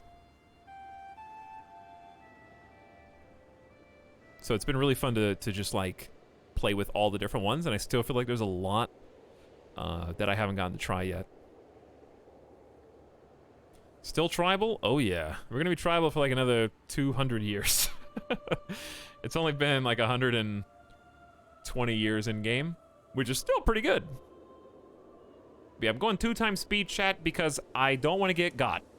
See, I can only see 1 county away from me, and if a big doom stack of 14,000 troops appears here, I need time to react. And if I'm on 3 or 4 times, I will get caught again, and we will lose the whole war because of 1 stupid thing. But we're going to get double sieges here. Bam, there's 1. We're going to get triple sieges here. Thank you, allies. Useful, good allies. All right, we're down to 36 supplies.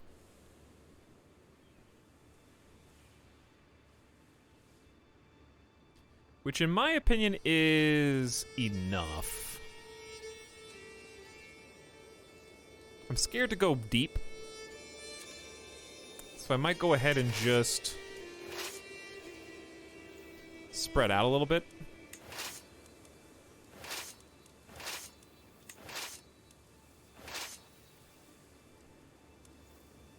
So 1 for you. 1 for you. By the way, control left click works for me pretty well. 1 for you. So instead of shift left click deselects all, or deselects the one you click, I think. Control left click selects only the one. All right, so I'm moving and spreading out, which is a little scary. I got really lucky there. The one army that had the 50 onagers is the one that I sent to the tribe, and they can actually siege. I find myself fascinated by the human body and all the secrets that it still keeps from us. Questions of life and death are constantly on my mind. To read text on the topic is all well and good, but I cannot help but feel like I would learn a lot more from hands-on research. I will study the ravages of disease on a corpse. Maybe I gain a perk. The bodies of the dead deserve our respect.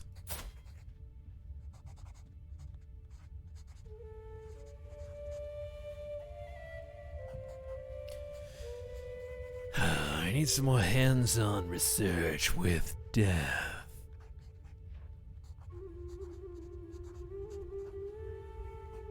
Alex just hopping in here. This game looks fun. Can't wait to get it. How long does the average game last? Until you give up. Basically. But if you start from the earliest start, it's like 500 years in game. There's a lot to do. A lot to accomplish. And I go pretty slow compared to most people. But I like weighing the options and trying to play and make each character memorable in my mind. So far, we have not had a single forgettable king, in my opinion. Yeah, you can turn off the end date and play as well forever, but I think I wouldn't do that personally. But I guess you can.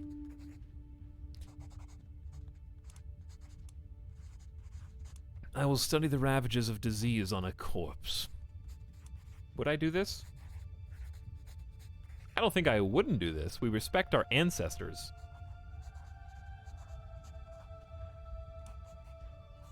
I'll take the gamble. But yeah, different people are going to play at different rates, but I find that it's easiest to learn all the new mechanics because the game is brand new. Even though I played Crusader Kings 2 for close to 200 hours, there was a ton that I'm still learning about Crusader Kings 3.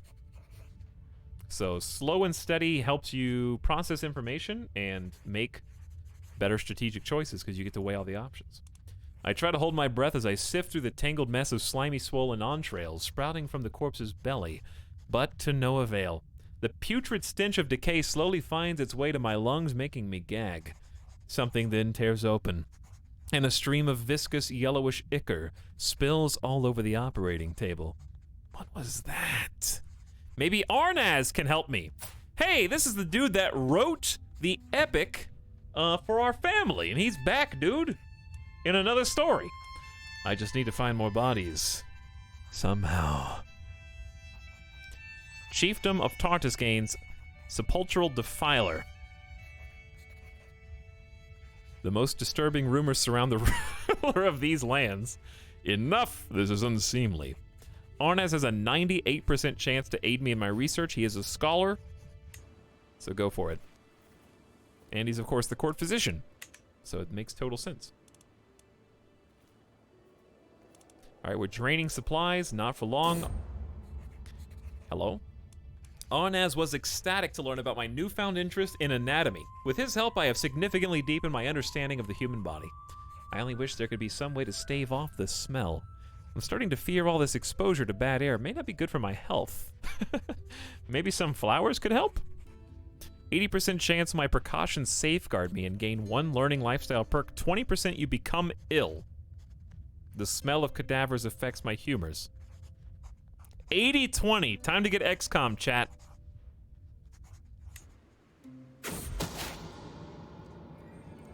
Okay, I got scared. Your wife, Queen Khan, she gained the trait pregnant.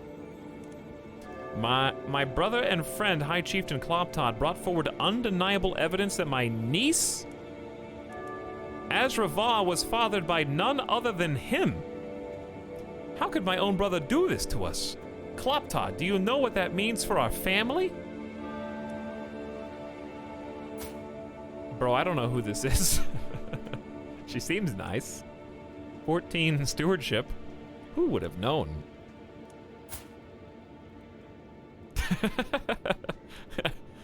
I mean, listen, adultery is fine in this religion. They don't care.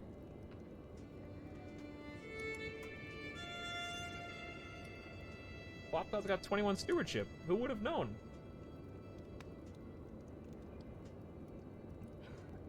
Nyalka loses 30 opinion of Kloptod. Yeah, because you cheated on her. High Chief is Ganya of Perm. Oh, that's my sister. Alright, so there's going to be a little infighting, but I don't think it has anything to do with me. A shameful truth reaches light of day. My acquaintance Nyalka has an affair? Yeah. I heard about that already. Oh, okay. You heard about that one? Yeah, dude, I already heard about that one. I don't see what the fuss is about. It's not as if lust is an unnatural affliction. Did he just get double dipped? I don't know.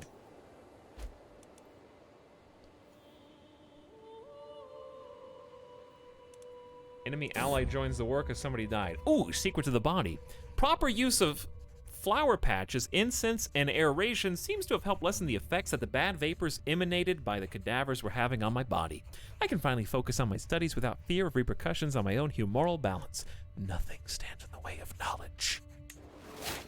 Hey, that's pretty cool. Lifetime learning perk instantaneously. Okay. Reduced chance of illness.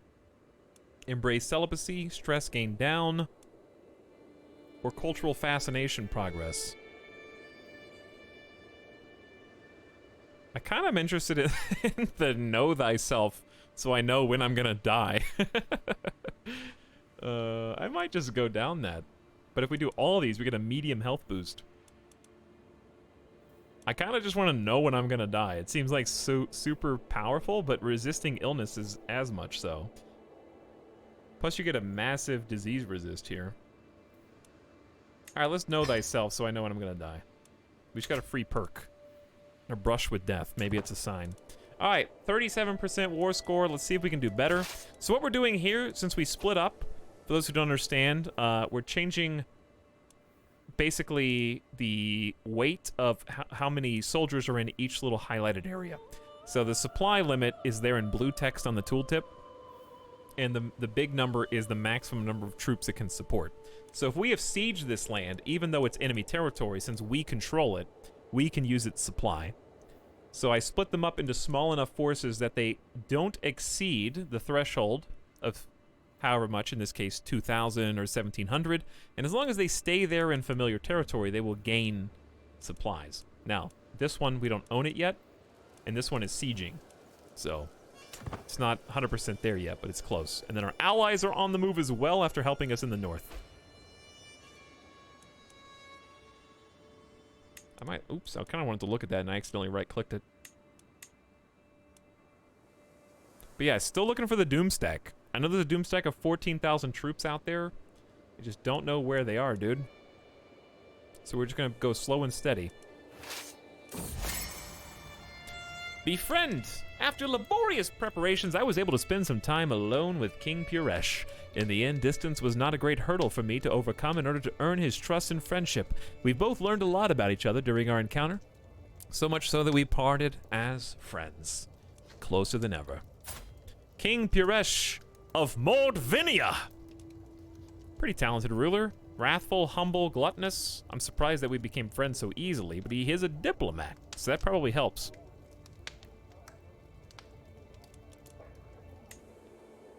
So, are we actually... Yeah, we are actually friends. Well done, dude. If I can live long enough, you guys are going to see some high IQ plays. Let's befriend our brother, King of Yugra, as well. In theory, if we win this war, and we form the empire that we're looking to form, we can possibly vassalize both of them, given the right circumstances. I don't know how to go to feudal. Landor, you have to go to decisions, and then adopt feudal ways. But good luck, because it ain't easy. You have to have all tribal era innovations researched, among having an organized faith, which, unless you adopt someone else's faith, is its own fun. 4,100. We're gonna have to. One of my rulers is gonna have to focus their whole life on that.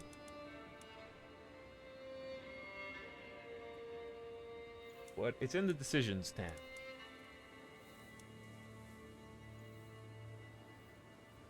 So, siege almost done.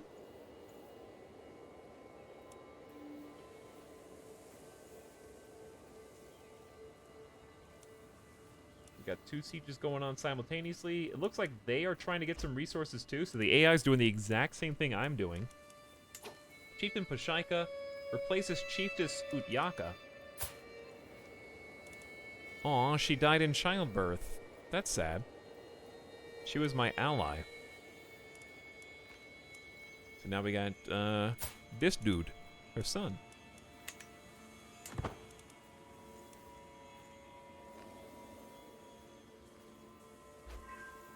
You now control Ob. Took a prisoner, we're at 42% war score, and I still have no idea where the enemy forces are. They've kind of just let me go wherever I want right now. I see some raiders, and that's about it.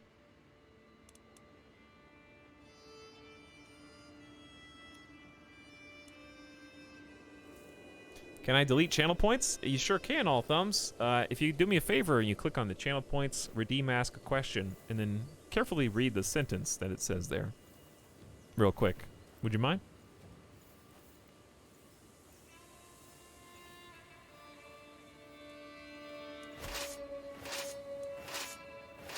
Okay, so these guys are full.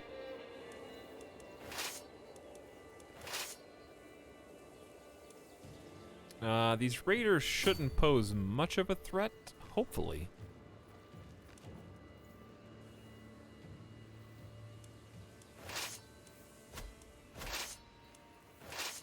Guys are at 92, so let's go ahead and start rolling out with them. I think I'm getting a little too spread out. I'm scared that we're about to get a surprise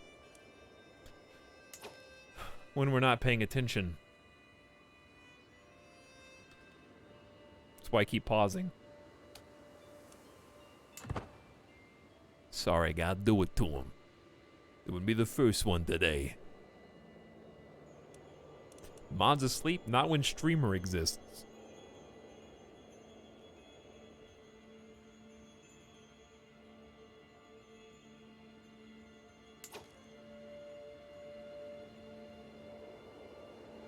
Yeah, am I missing something?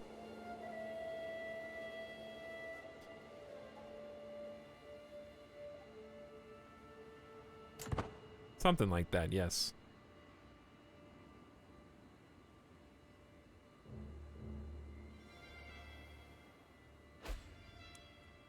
Your sister Kazalon died and you gained 40 stress.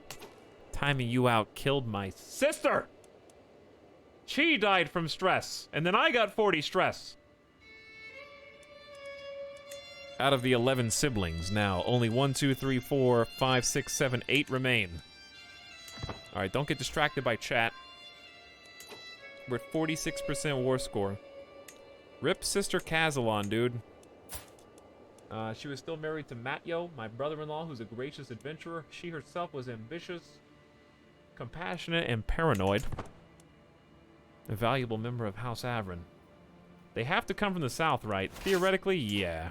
Alright, we gotta do the same thing here, where we split these guys up.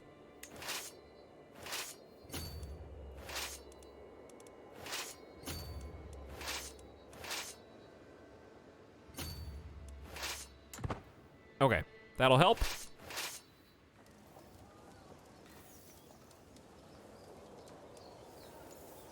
We kind of can just chill a little bit, because if we hold our objectives long enough... I mean, just looking at the Kingdom of Ob, right? We gotta control at least 35-40% of it right now.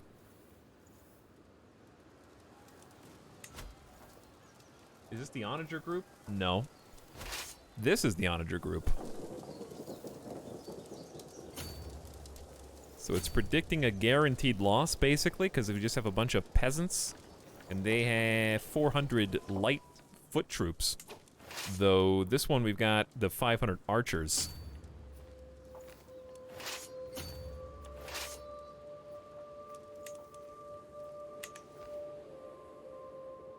Might just run on in and kill these dudes.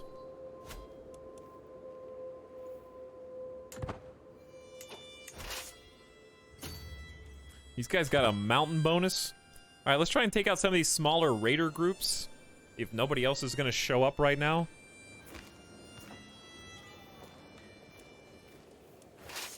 And then once we rebuild our supplies, like these guys, I guess we'll just go divide and conquer.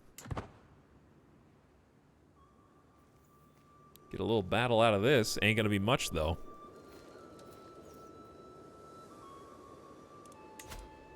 The Battle of Bia, 4,530 versus 500. A very staunch 500. We have no champions here, but we do have our Metzenvartia. One of our valiant soldiers did what? At least we counted their horse archers. That's nice.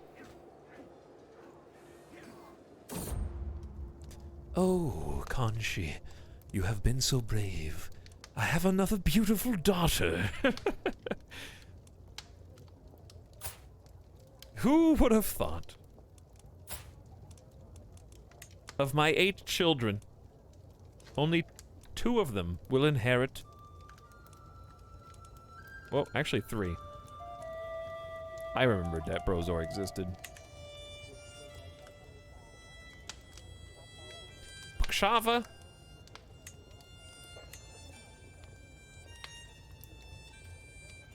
Your new name is going to be...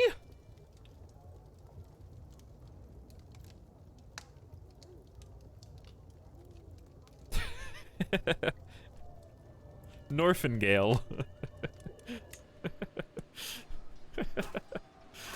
It's a good name. Very strong Siberian name. 112 losses versus 169. They took a nice hasty retreat. The champions killed 67. My Metzenvartia did work. And now we just kind of stand around.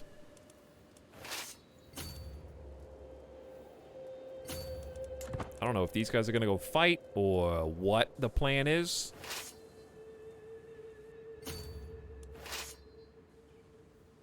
I love that they can kind of just retreat behind me. All right, we're getting really cocky now, chat. Really spread out here, dude. Like, way too spread out.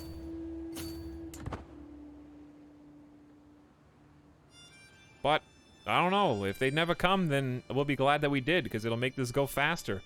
They're taking this lion down. I did not expect this at all. I was worried. This might be the least eventful major battle war of our entire career, and they just didn't even fight back. I don't know. My allies are like, enough of this, let's go kill some steppe nomads. I don't care if they're on the mountain.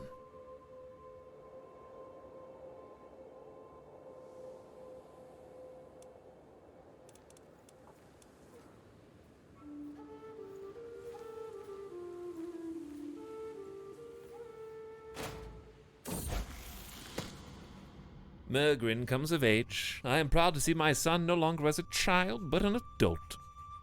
Even a child with little natural inclination toward diplomatic influence like Mergrin can come to truly understand it. A true silver tongue.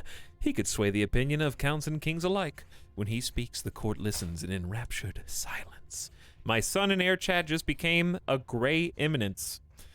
+8 diplomacy, 40% super buff for monthly diplomacy lifestyle, just like dear old dad. He is just cynical and vengeful. He only had a 1 diplomacy, so that gray eminence boosts him single-handedly up to a 7 from 1.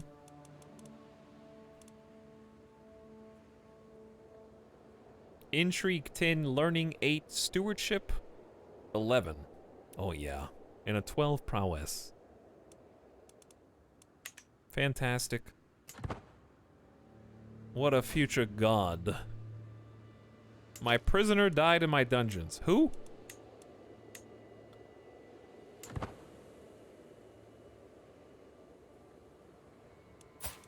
Is my son a vindictive atheist? Apparently. Well, that's gonna make it hard to focus on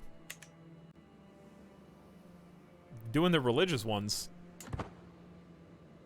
We'll see, though. All right, we got 1, 2, 3, 4, 5 sieges going on. If this ain't enough to take the whole kingdom of Ob and hold it, except for what's north, I guess, then I don't know, chat. You learned Nidog Elizaro's lover's secret.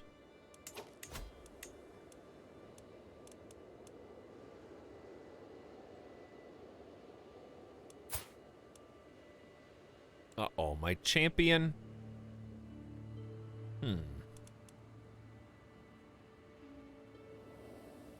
I am not honest, I am just forgiving, which I think, I don't know, I want to play a character that exposes literally everyone. But I haven't gotten there yet.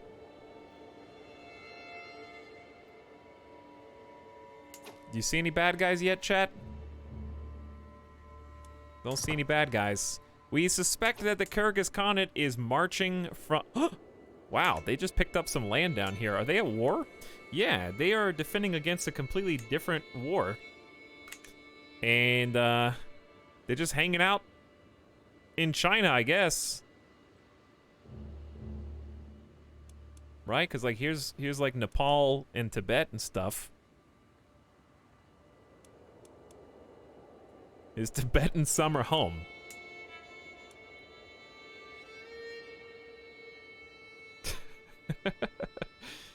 Did they vassalize all that? I don't know what they did, but they just took over like a huge chunk. They got tired of all the infighting from all these different nation states. They're like, we're coming, listen, we're gonna bring our big Starbucks brand Kyrgyz Khanate down here to China. We're gonna show you guys how it's done. We're gonna have a Starbucks on a Kyrgyz Khanate on every street corner when we're done. Maybe they're just giving up on Ob? It's not like they've had Ob for the entire game. They lost it, brought it back, lost it, and brought it back. After learning King Plorgot, my brother, would be guesting at a manor in the castle town of Tara, I realized it'd be a perfect occasion to meet him. By my request, I was seated next to him for the duration of dinner, and we both had a great time. I was surprised how much we had to talk about. By the time I left, it felt as though we had already known each other a lifetime already. Such a pleasant friend. Aw, I'm friends with my brother, who Chat wanted me to murder as soon as my last king died. And now we're besties.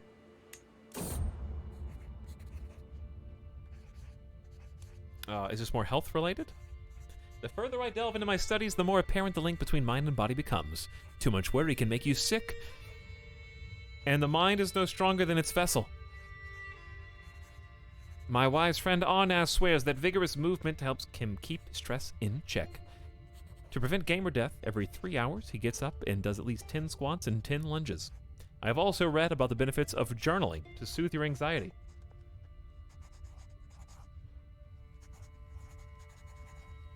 Exercise together with Arnaz. Gain the trait Athletic. Yo. Lose 24 stress. And Arnaz gets Athletic too. Spend the afternoon journaling. Gain the trait Journaler. Learning +1 stress loss.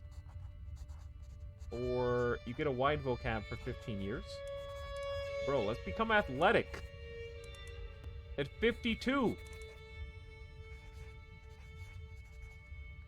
We invented exercise in 997.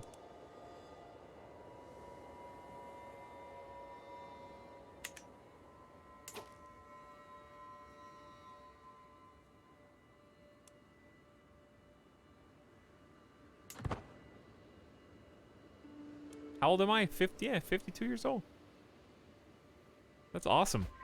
Dude, the health tree is really cool. This is my first time even trying the health tree. Or the learning tree, rather. Alright, speaking of gamer death, I am dying gamer death. So I guess hopefully this war is won soon-ish.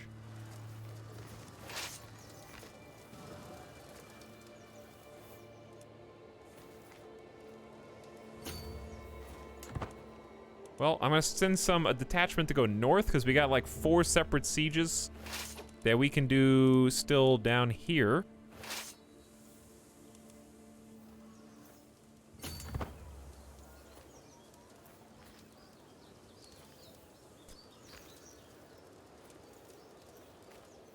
My allies are also getting a little antsy, understandably. We got a siege here. You can see the blue progress bar if you're curious at a glance whether the siege is almost done or not on each of the ones next to the spears.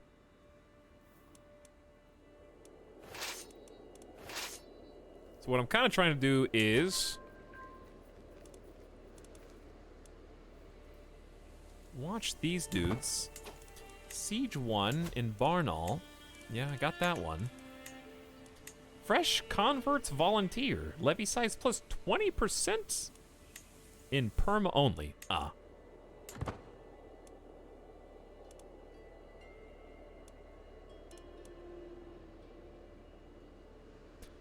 Like, at this stage, it's so difficult. I basically am sieging outside of Ob right now. We're going to, Khakassia. But really, to get outside of Ob from Kyrgyz Khanate, it can only be Angara, Khakassia, Tuva, or Mongolia. So I guess what I'll do is, once this guy sieges, move east. Maybe get some Tuva or something. We'll see. We'll do what we can do. At this point, we're only at 50% war score, so I don't really know what it wants. In fact, yeah. Are we going to be able to get this from occupied holdings alone, I wonder? You now control Bila.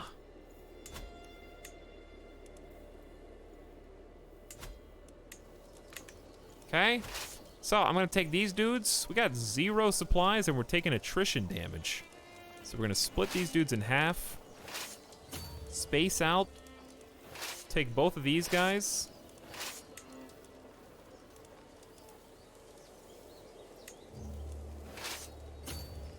Fight them. Potential battle. Opponent supply is running low, defending a river crossing and hills, but it'd be 3,500 to 1,000.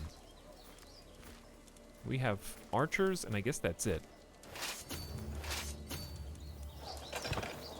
Well, I guess we're not in a rush. Let's not rush it then.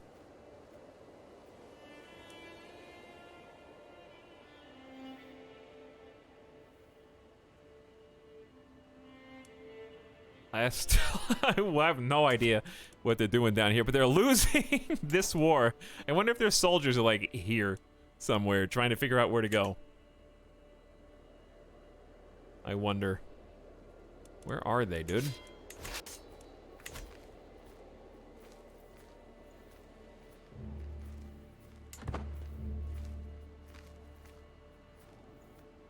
Just look for red. I've never played CK, and after 40 hours I know enough, I think. Psh. I mean, yeah, you know enough to have fun, but I have put close to 200 hours in CK2, and we're at about 65 hours in CK3. I only just learned how to see the succession of my inheritors the last time I played, so there's still a ton of stuff to learn. But yeah, you can get a nice start. Yeah, I was just answering that dude in chat. Well, then you can tag them with an @ symbol in their username. Otherwise, you're talking to me. And I am always watching.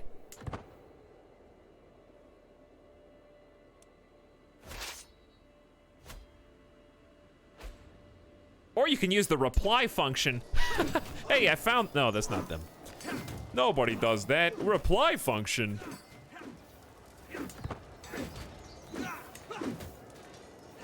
Imagine that. Your Commander High Chieftain Hines, the Foolish. He's taking this one. Alright, I see 1,000 troops, but not much else. We're gonna start heading east, I think.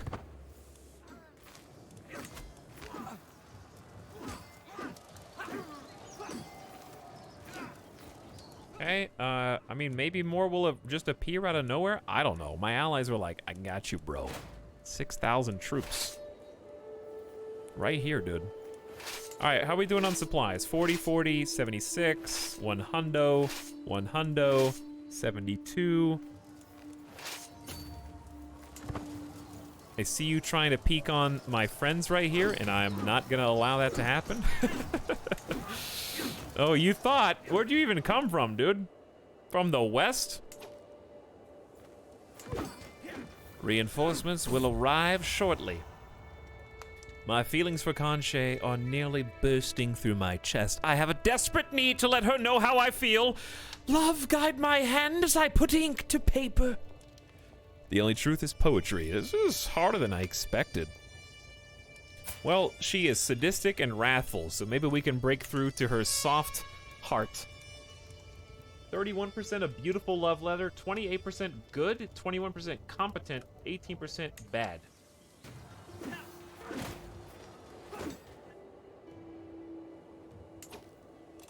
I don't know, what was it? Killed 884 in that duel? Good job, dude. 24 prowess? Where'd that come from, my Herculean hero? Can this be the new main character? He's a military engineer now and unyielding defender? Wowee. I'm glad I made you a duke. That was a good call on my part.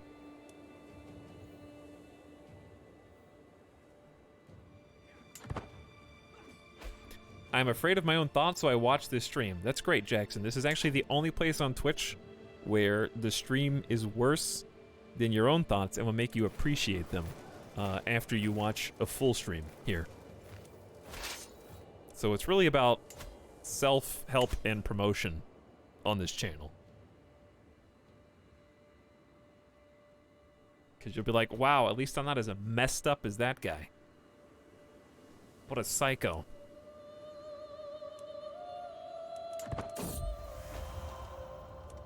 My letter was well received, and the queen has recited it to several people here. You dropped this, King. Oh, Minus two, everyone.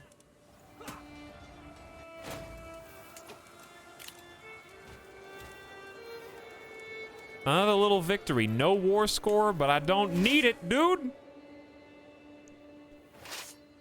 All right. Now, to feast on this hillside army.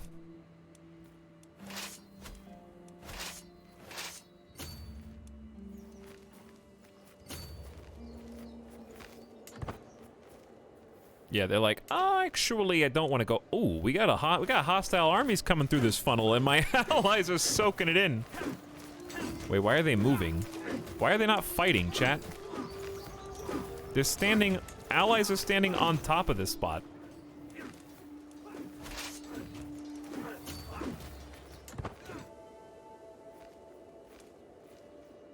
I don't know.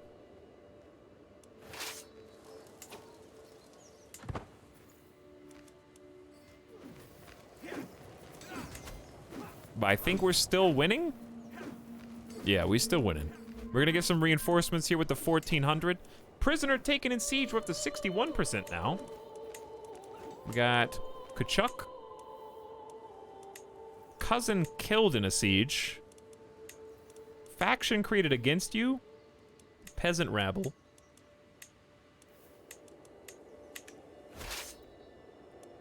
I mean, we got a ton of land here. I'm really not sure how to get much outside of this, because what I really would want, obviously, is like Angara. But then I have to go way north, and if anybody comes in from the south, I have to forfeit all the Ob territory, and it gets really messy. Because I'm starting to see more and more little hostile armies kind of pouring in. I don't know, there's like, maybe this is all that's left. Because I see like, this is not even related to us, I think. My allies are not fighting somehow, even though they're here?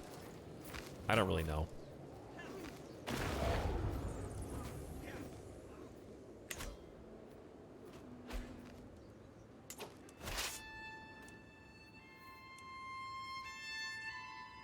How did I, there we go.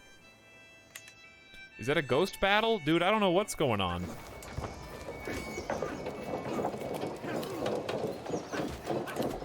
Your heir has no spouse and is unmarried.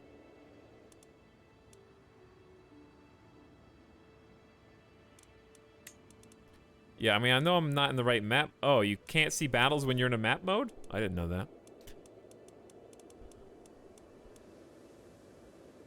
Your sister Nyalka died too. Oh, baby. That's not good. I mean, she was 63. But still. Alliance power. Babby. With the Kingdom of Estonia. That'd be a pretty good alliance. But I don't think it would work. What we really want is, I think, a Mordvinia. Oh, she's already betrothed.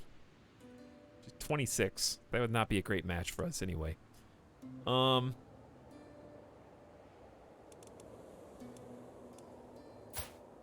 She's already betrothed. Byzantines, what you doing all the way up here, dude? Alright, Mordvinia would probably be the best match.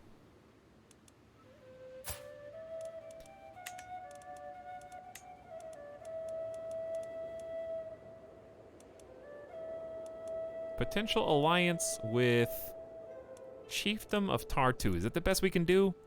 Well...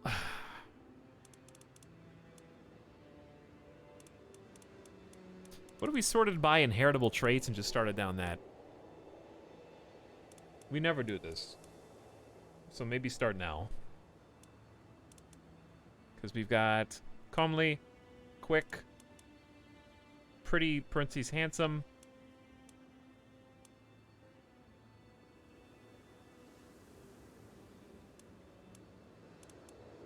Chicken.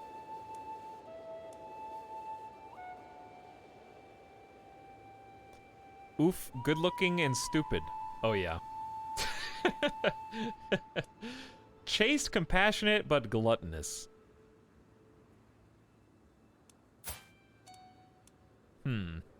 She's got okay. She got good diplomacy at least, and good learning. And I've got decent intrigue for once. That's gonna be kind of cool.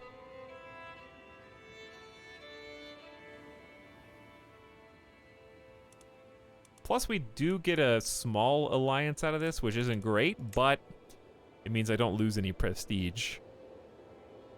Let's see where this actually goes. Wait, are you in Sweden?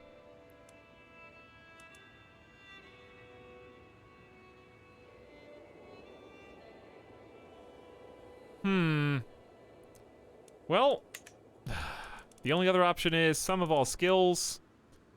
Cornelia is a little older, 20, but only 4 years older. Greedy, zealous, honest, pretty, 18 diplomacy, 10 stewardship, 0 intrigue, and is unreformed Slavic. Maybe that's our best bet? The 0 intrigue kind of gets me, though.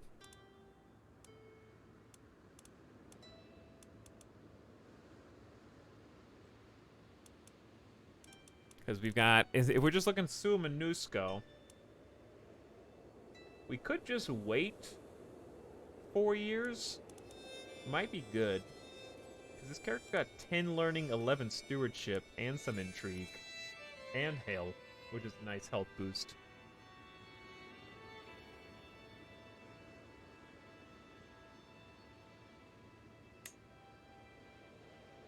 Plus, we actually get...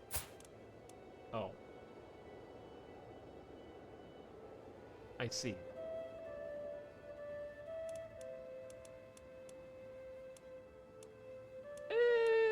It's probably fine. Like, if you don't recognize any of these names, there's Yolapa. Yolapa's a grandparent. It's fine, dude. 400 prestige bonus. Worth the risk.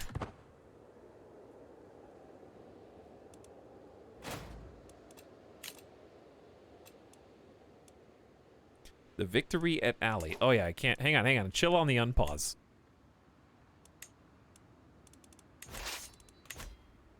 Because there actually are some enemy armies now. Not a lot, mind you, but enough to be partially concerned with, at least.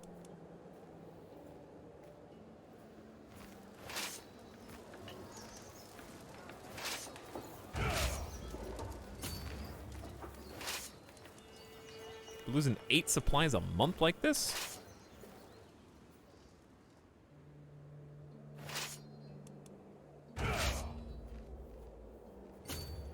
Okay, let's get everybody here. Who's this? Oh, we're winning that fight. Okay. To the benign Brozor, I gladly accept your betrothal proposition. My nephew's married to you. Okay. Putting it in perspective, we're at 61%. If we get a couple of good victories here, this might help push us a little bit. This is an elite army, and this is an elite army, so we need some better troops here. This is where this 2,800 is going to come in with the 17 champions and 500 skirmishers. So let's go ahead and kind of regroup.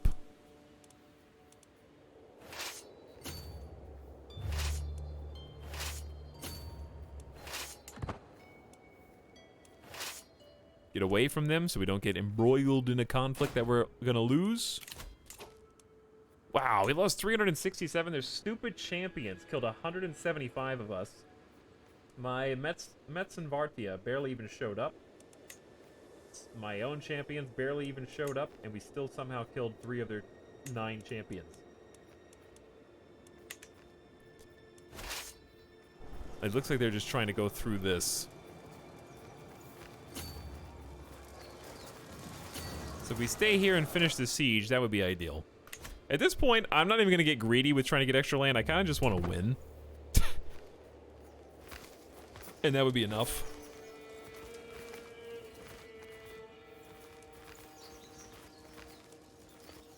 Why are these all... I'm surrounded by hostile armies.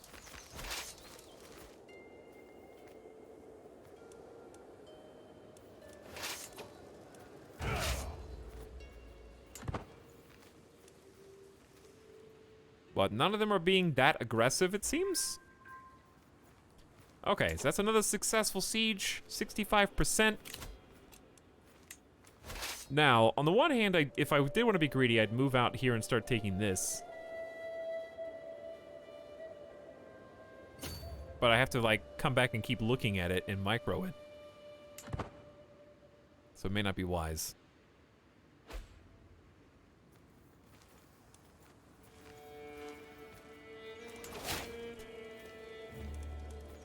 Your concubine is pregnant. Oh, how much do you have to take over to win one of these wars? I can't even get any war score from held objective points, even though I have this most of the kingdom that I'm trying to get. Okay, let's branch downward with our elite troops and try and find that decent size elite cluster.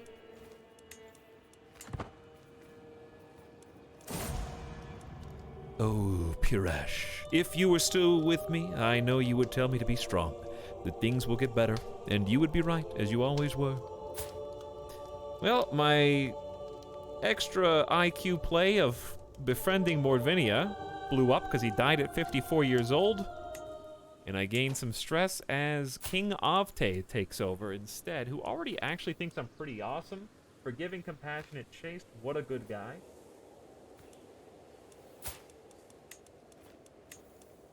So now I befriend you with a 100% chance of success. Befriending seems really good. Interesting alternative means of controlling your kingdom besides stewardship.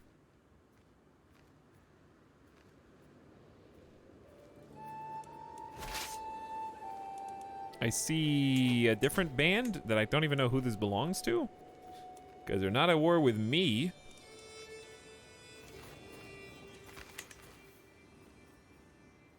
So I don't know.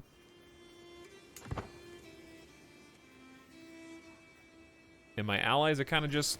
maybe I'll just wait for my allies to move.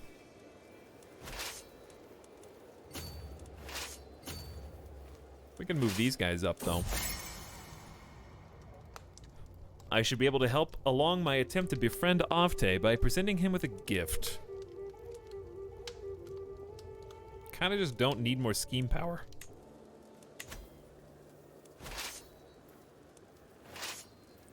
Okay, let's,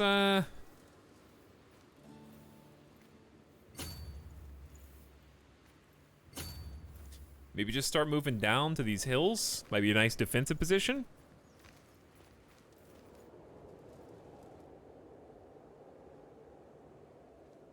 Oops, sorry. Forgot I was paused.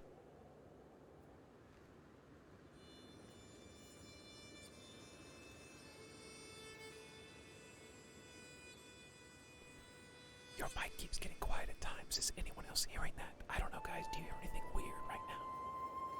I'm talking at regular volume, but it seems like there may be some technical issues.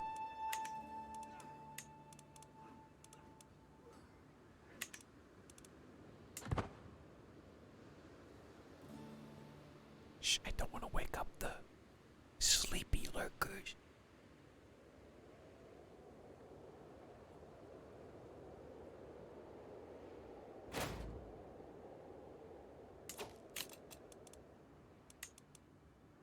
How are we still only at 65%?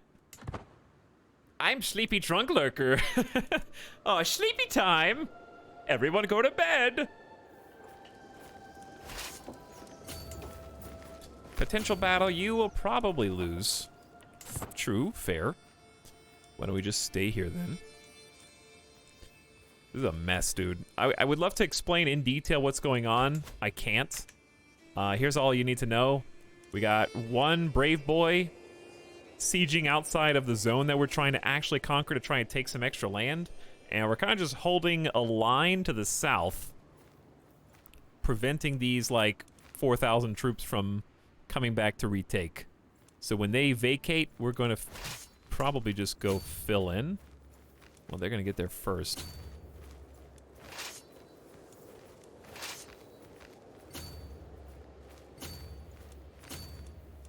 And we got 6,000 allied troops who I think are just gonna go fight them for us. Interesting decision to go fight me in the hills where I have the advantage, but I'm all for it.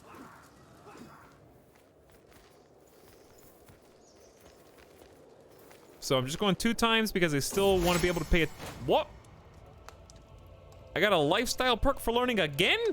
It's a miracle. High Chieftess Vagava had a vision from Ukko. She assures me that King Afte and I are divinely ordained.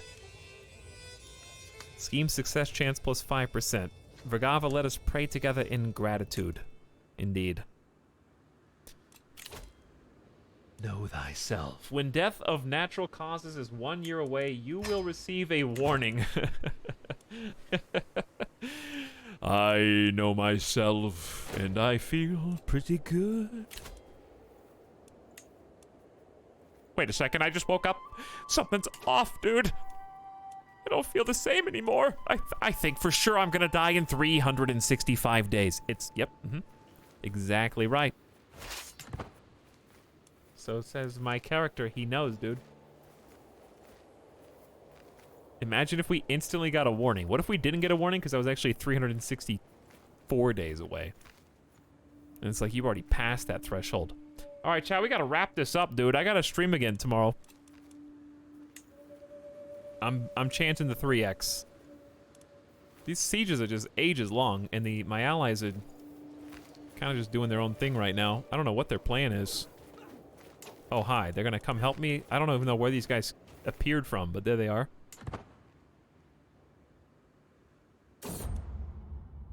Power of the Great Epics. Noaidi Virias often quotes passages from the great epics of the Holy Virtues. I should prove I have paid attention by quoting a passage of my own, preferably one which complements his personality. Courage, fairness, or serenity? I would say courage. Bam.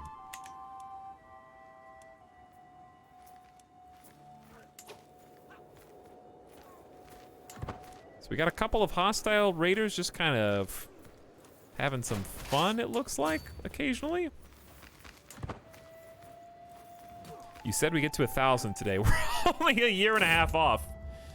Where do these guys keep appearing from, chat? My babies, praise Limpo. Ali has given birth to 2 perfect little children. Who will you become, my dears, and what shall I call you? Are you the temperate, compassionate, and zealous individual? We have Durgan and TK currently. Son and a daughter.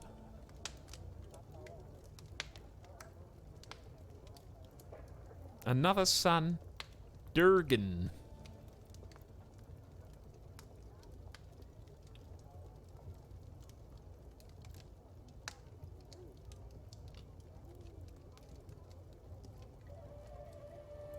Okay, we're gonna go.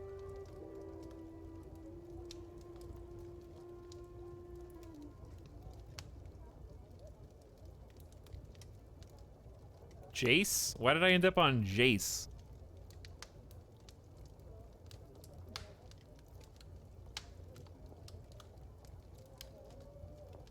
Jaceup. Jaceup and...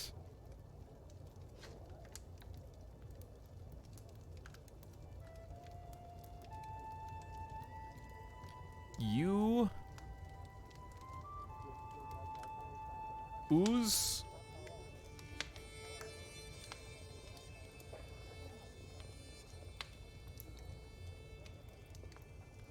Oozin...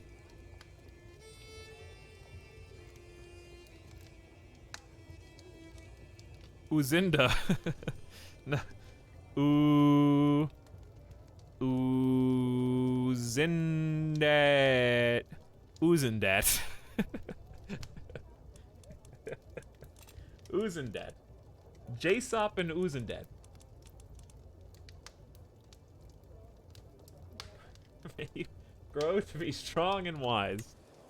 Beautiful names. Beautiful names for two beautiful children. Who's fighting here? Oops. You are known for your dedication to the faith. Did you guys do good, dude? I didn't even look. You only lost 18? Oh, yeah, you did great. Well done. BA, we lost 300. They're champions. They're getting some kills. All right, we should finish this siege. Hopefully. Any second now. And then we can maybe advance.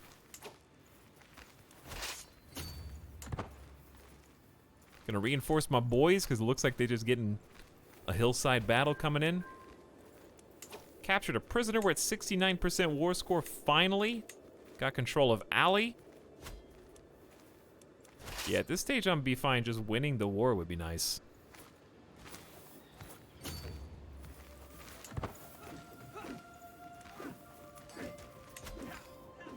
The Battle of Khatun. Freedom and friendliness. Interpreting my recent friendliness as a sign, King Ofte has come to me with concern as for one of my prisoners. It would please me greatly if you would release my acquaintance. Sure, that's nice. After learning Ofte would be guesting at a manor in the village of Sufar, I realized it'd be the perfect time to meet him. I feel like we have known each other for a lifetime. Such a pleasant man. Become friends with Ofte, who just took over for his father after his father passed away. Okay, Battle of Khatun got some reinforcements. Allies are getting some kills. We're scooping them out, chat. Got a war going on down here, too. Gonna come in and reinforce, because why not? And I'm gonna send this 28 hundo down to get the tribe of Terat Kai. Hopefully. Kuzba's Siege 1. That's this one. All right, let's try and take, what duchy is this? Shora. All right, let's go for Shora then.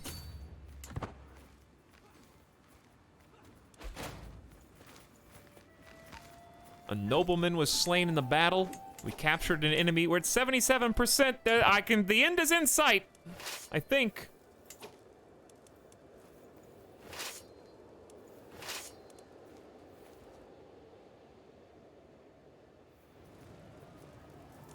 All right, where should I send the troops, though?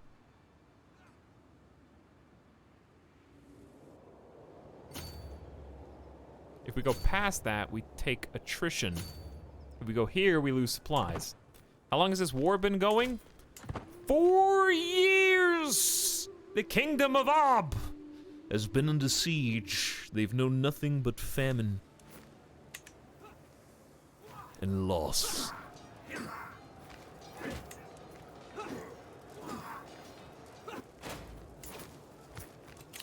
Did I see champion wounded? Did you get wounded by, like, some peasants, Arvo? Your Commander Verrier, you guys are doing fantastic. It's hard to get too invested in these because there's not any, like, big battles, you know? If there was a big battle, then we'd be talking. But we're not going to give it unnecessary attention right now because it's just a bunch of little weenie battles. What's going on with Kyrgyz Khanate again? Where are they?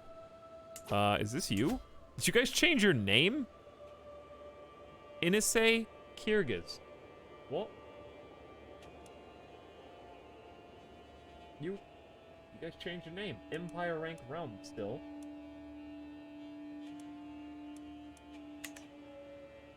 The 4-year war will end up in many a Suckbarian textbook. Perhaps. Mid-war rebrand, I guess. We can handle some supply drops. 84%, we captured Kozel's daughter. Won this siege and got some gold. I love that the sieges will pay for our income, for our troop upkeep, because it's getting a little expensive, dude. I'm gonna send this group way up there, which may or may not be a good idea. I don't know if we'll even have time before this is over at 84%. But you guys do what you need to do. That should be pretty fast siege with some good commanders. This is which one has the onagers? Populous faction gone. Your court physician is now a novice physician, dude. Arnaz, I love you, dude. I feel he's not gonna live long enough for me to give any land, but we trained together and we've cut up bodies together. I'm really excited about that. I mean, they were dead bodies that we cut up together, of course.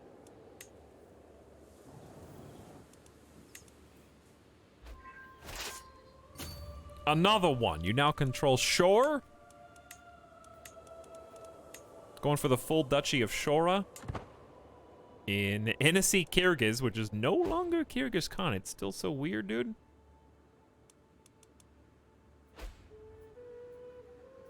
Alliance expired with Erder since Merzillo and Kuwaz are no longer married or betrothed.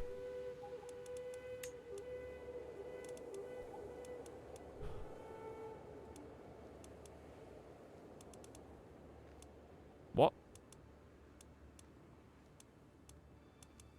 Wait, does he have his own Java bill? The name has entered into the common tongue.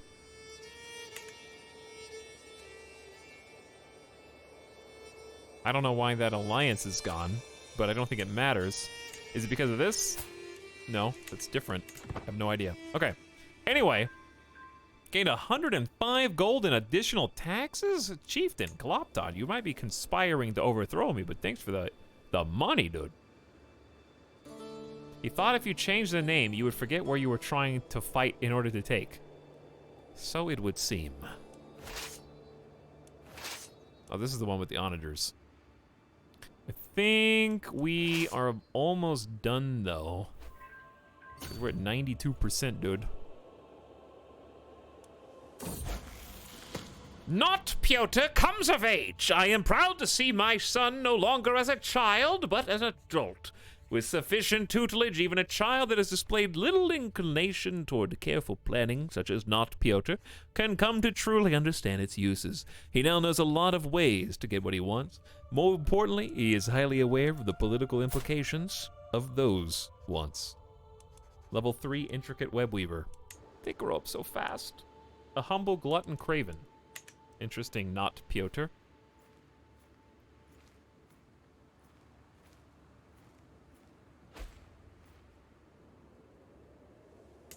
Your neighbor, Senpo Bork, has lost. Interesting. Against who? I wonder why he lost, chat. Maybe it's because he took a bunch of land down here for no reason?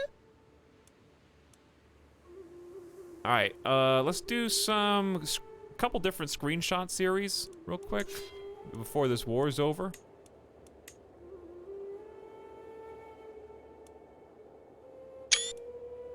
There's the overhead. Here is us.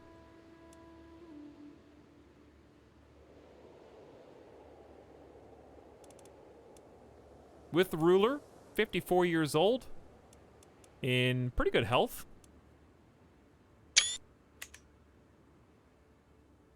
Alba pogging off. Oh my god.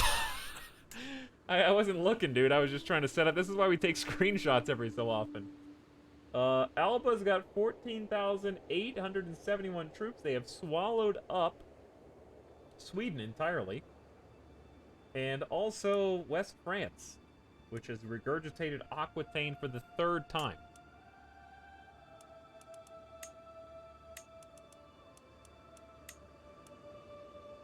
Carling Montarghi, I don't know how to say that. Hey, dude, check it out, chat. Do you see that? That's my boy.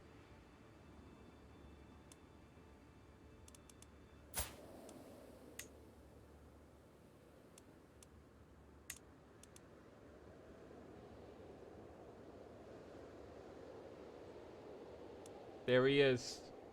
There he is. High Chieftain Otter of Vestergotland lived to 67. Died of unknown causes. Had Judmund and High Chief Hraffen, and then Hraffen II, Brain, Balder, Some other children.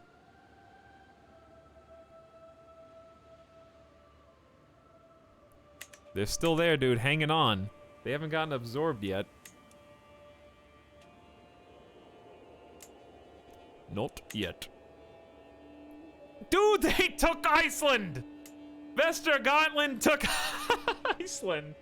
Oh, it's beautiful. Okay, for context, chat, we played Vestergotland in CK2 earlier this year, a few months ago. And that was my big CK2 playthrough and introduction to the series. So seeing my boys who start here take over Iceland's pretty cool. Italia, of course, now thinks that they are Norway. They didn't swallow up enough land. Alba's actually going crazy, dude. Almost fully united Britannia.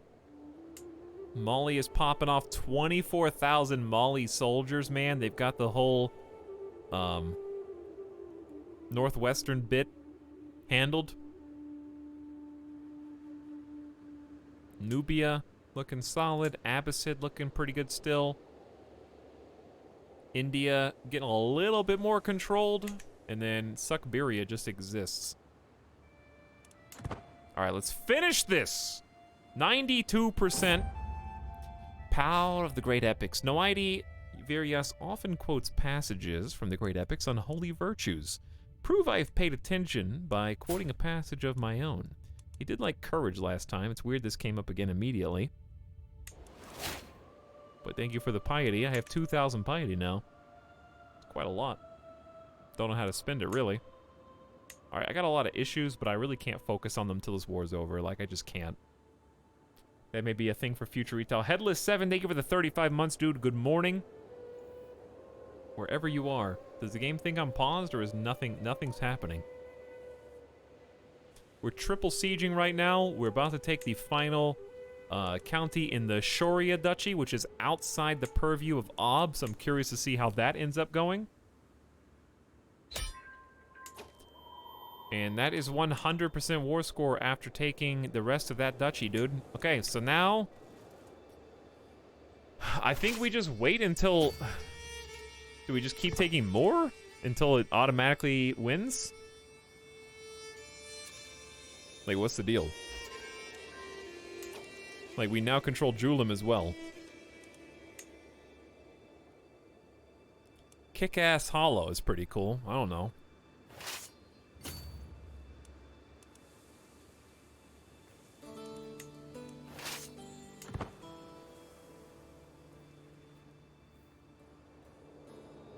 Where's my other armies? One way to find out. Oh, hi guys. I don't even think you guys need to siege this, because it's part of Ob. So we should get that automatically.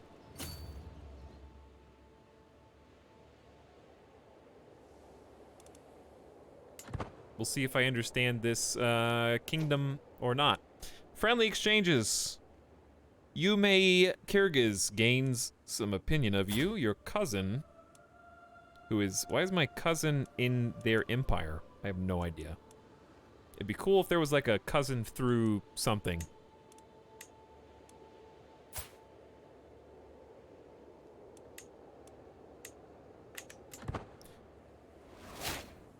Your hook on Tolan expired? That's fine.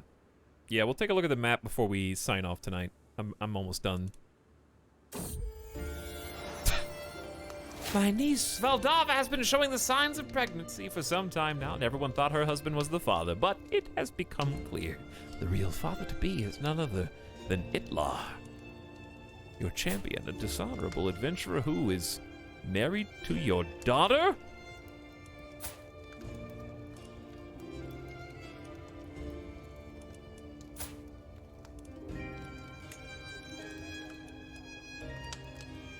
I can't imprison an ally without reason.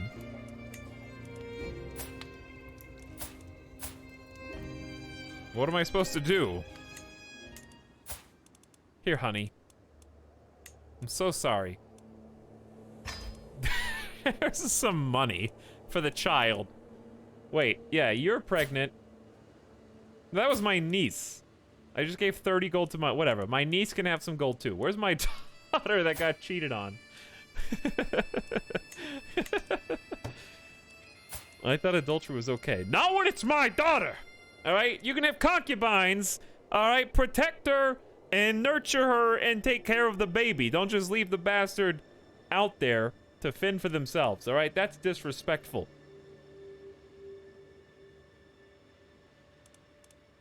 Good job cheating on my daughter, niece. Well, she's still family. Alright, who was that? It has to be like, not you. You've got literally Hercules. Oh, it's you, Mazava, who's also pregnant. That's why I got confused. They're both pregnant. Why is my niece so much more expensive?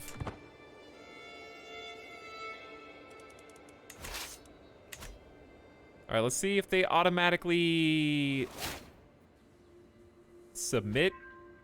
So here's what we're testing. For those of you who came in late, I may have already explained this, forgive me. Suckberia, we are in a kingdom war, which is a once-in-a-lifetime war that you're allowed to do for 2,000 prestige. Hilariously, we have gotten 2,000 prestige from the war, so it paid for itself, really. And the war is for a full kingdom, so you can see that the Empire of Inise Kyrgyz actually has multiple kings and crowns under its banner. I don't know how to show you all those, but you can just see that there's like a Ob crown, a Tseng crown, Gyalpo, and more besides. So we're going to war for one full crown, which I think is hilarious that we're actually getting his particular claim. Like, this is his seat of power of Ob. Like, we are taking this personally from the Emperor. Yeah, his spouse isn't looking great. She's a leper and has lover's pox, and yeah, not the best match.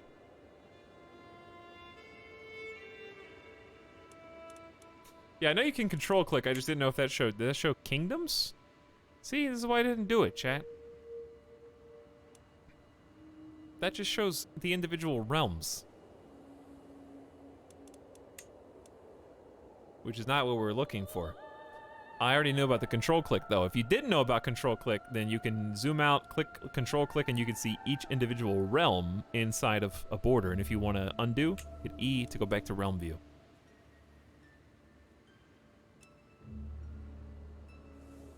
We're taking everything in de jure Ob, and they will be vassalized by us. So we're going to have a lot of interesting vassals after this.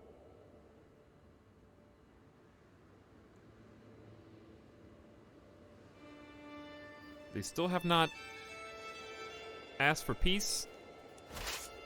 If they have not asked for peace, we're going to try and steal as much land as we want, because in theory, any land that we take, according to chat, we get to keep, even if it's not something that we were technically going to war for.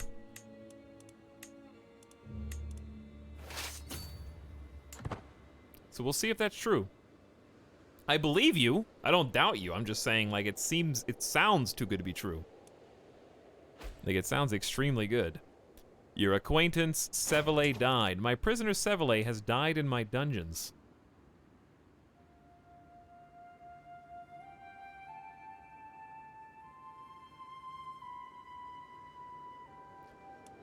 Well, sorry, Sevele. Prisoner taken in siege. Siege 1. We're getting money and lots of experience and fame.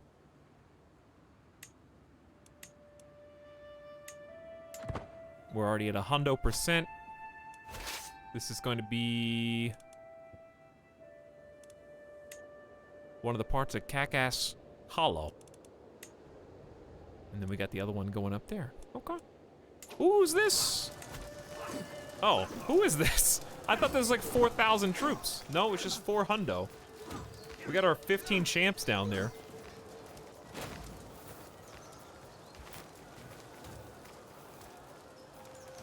Okay. I think more people are rolling in. 6 more people? Come on. I'll kill you, I guess. I don't know if I have a choice. Did it say our champion was wounded?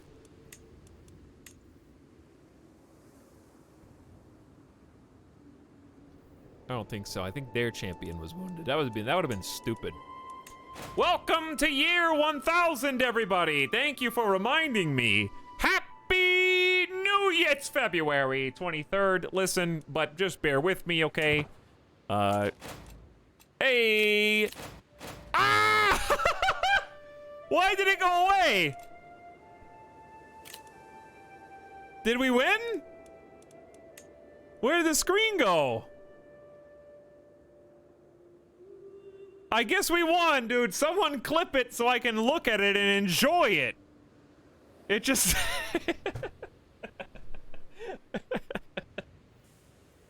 Alright, the AI like, ding dong, and I'm like, hang on, I'm coming, and I'm like running down the stairs. They keep ringing the doorbell, and I finally open the door, and they just throw the like lawyer paper at me and then slam the door on me. That's basically what happened.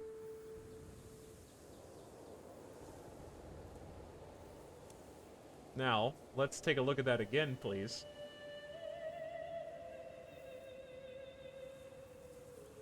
Okay. Dude, I can't, because I didn't get to scroll down, so I can't even see it. Here we go. I have no idea what I actually gained from this. I'm tempted to reload the save at the beginning of the year and just play it again so I can read the details, because it's really annoying to me. So here's when it popped up. Oh, I went to right-click the victory, and at the exact second, End of War bumped him over.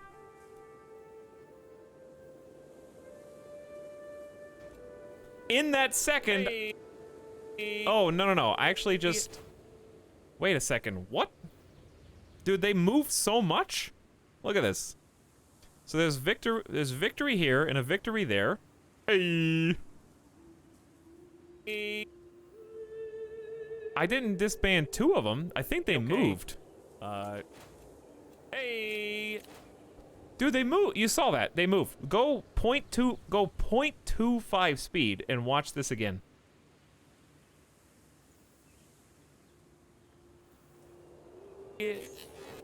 Hang on. Watch the icon itself, okay? Pay attention to the icon. Hey. Do you see? Do you see? They swapped places.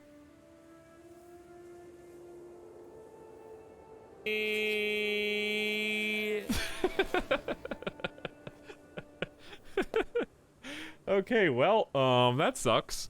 I wanted to read all the details of what happened. I've never done this before. All right, let's just make...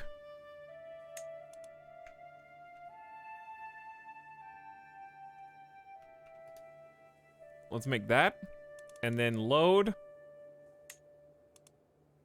This autosave should be the first of this year. Thankfully, you guys, we just celebrated the year 1000. I'm gonna go back in time in case this somehow gets messed up.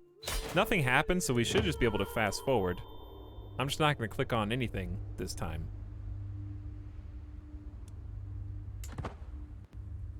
Because I'm pretty sure I didn't even have to give another command. It just triggered.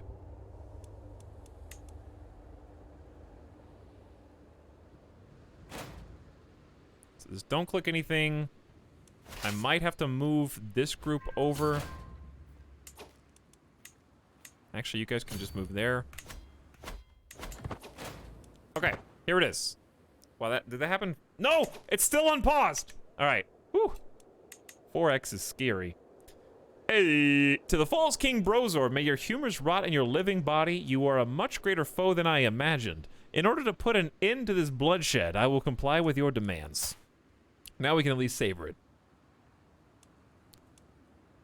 You seize all titles within Bork's realm belonging de jure to the target title, in this case, Ob, and all occupied counties outside of it. This is the part you guys were arguing about in chat a minute ago.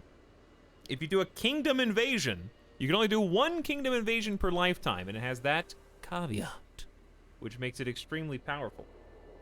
You may only attempt 1 invasion war against a kingdom tier title per life. You get the county of Ob and every other county that you occupied. You gain 520 fame, 520 ally prestige, and then everyone else in de jure Ob becomes your vassal if you didn't take them over manually yourself. Senpo Bork loses 500 prestige. We have 31 holdings. Now, the only way this could go bad, first of all, I'm glad we got to look at this because this really cleared it up for a lot of you guys and myself. I needed to see how it was going to work. So I think these are all the counties that we siege. And then these are all the counties in Ob that we didn't siege. Remember, there were a lot in the north that we didn't go to. So I think a lot of these are up north. Now, we have 26 recently acquired holdings, and we have until the 25th of February to sort this out. Now behold, the new kingdom. Nay, the future empire of Suckberia. You gained another zone by save scumming, did I? I didn't mean to.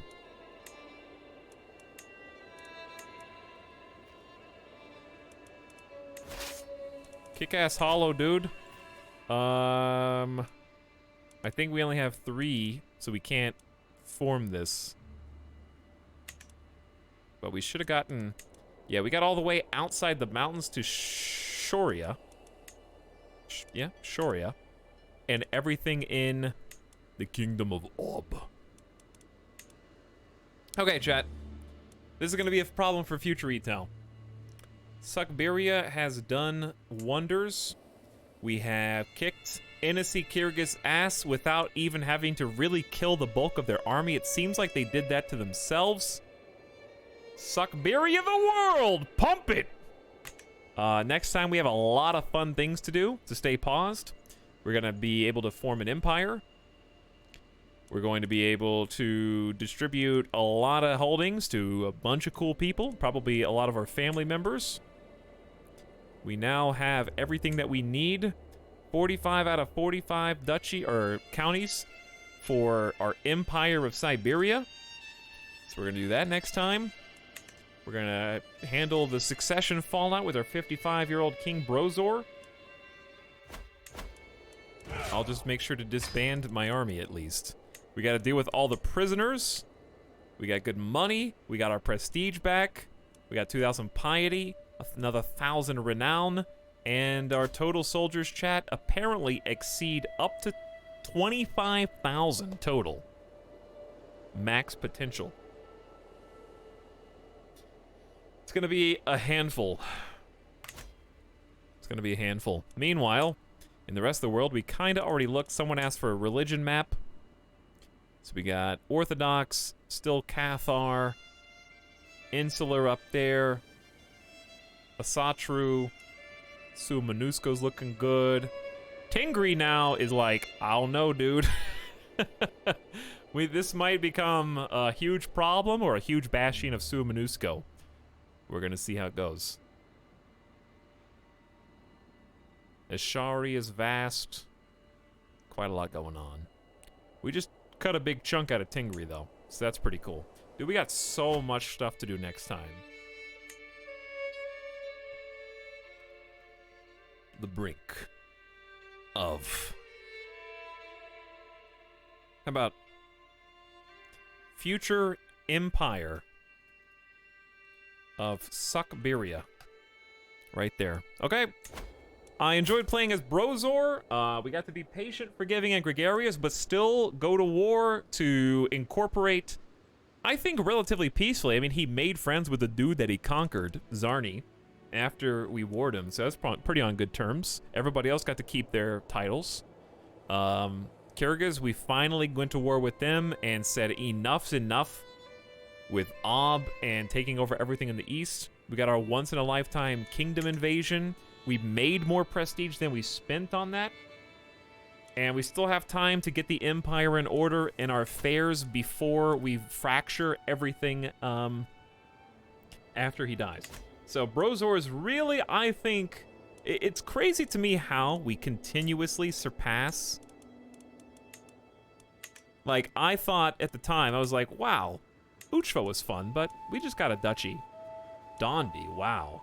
Dondi becoming a king. Who's gonna beat Dondi? He was so cool. Dondi the Dread. Cordal, dude. He unified the entire realm that Dondi put together with patchwork and made it work. Who's gonna beat that? Brozor coming in. Making an empire. I love that everybody keeps outshining the person who came before. These guys are extremely productive rulers for us. But yeah, we're gonna look at all this. We got 31 holdings. I'm gonna make a new capital.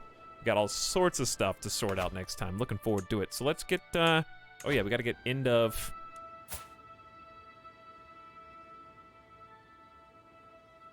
stream suck picks. I don't think we need to take an overview, because we already just did that like a moment ago. And then main menu. There they are. Including our heir. We really haven't given him much attention today, so we'll look at the heir a little bit more next time. But I've been really happy with this. I feel like each of our rulers has been totally different from the last. But Avron Dynasty GG's. Good job, everybody. Lots of fun. Did not mean to stream for 11 hours tonight, but I had to I didn't realize the war was going to take like 5 years. Whew. Still gameplay to go. We got the religious side of things with Sumanuskos. We still got to see feudal empire play. I'm excited to keep sprawling out. I guess just conquer the Northeast. Good game. Well, I was gonna try and do plain stream today. I'm still gonna try, but it might not be as long as we want it to be. Because it's already 2 o'clock in the morning. So, I'll do what I can. It's definitely not gonna be early boy 1 p.m. stream. Probably. Squib VIP before end of stream. I don't know, Syntax Squid. Are you sorry?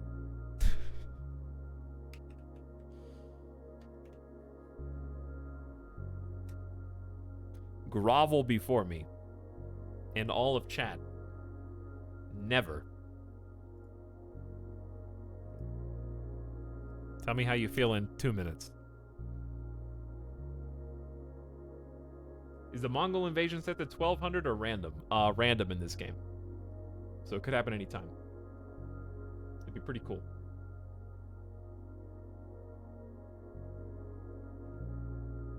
I accidentally just closed chat, but I can still see you. This campaign's been super fun. I feel like we've been making a lot of developments. What time do you start streaming tomorrow? I don't know.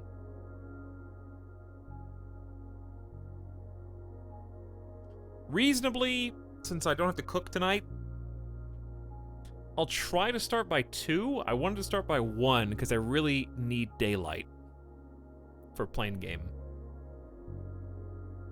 But we don't have, it doesn't have to be a 9-hour stream. If we just get 2 good flights in, then that's fine. You know, it doesn't have to be like a 12-hour streamathon every single time.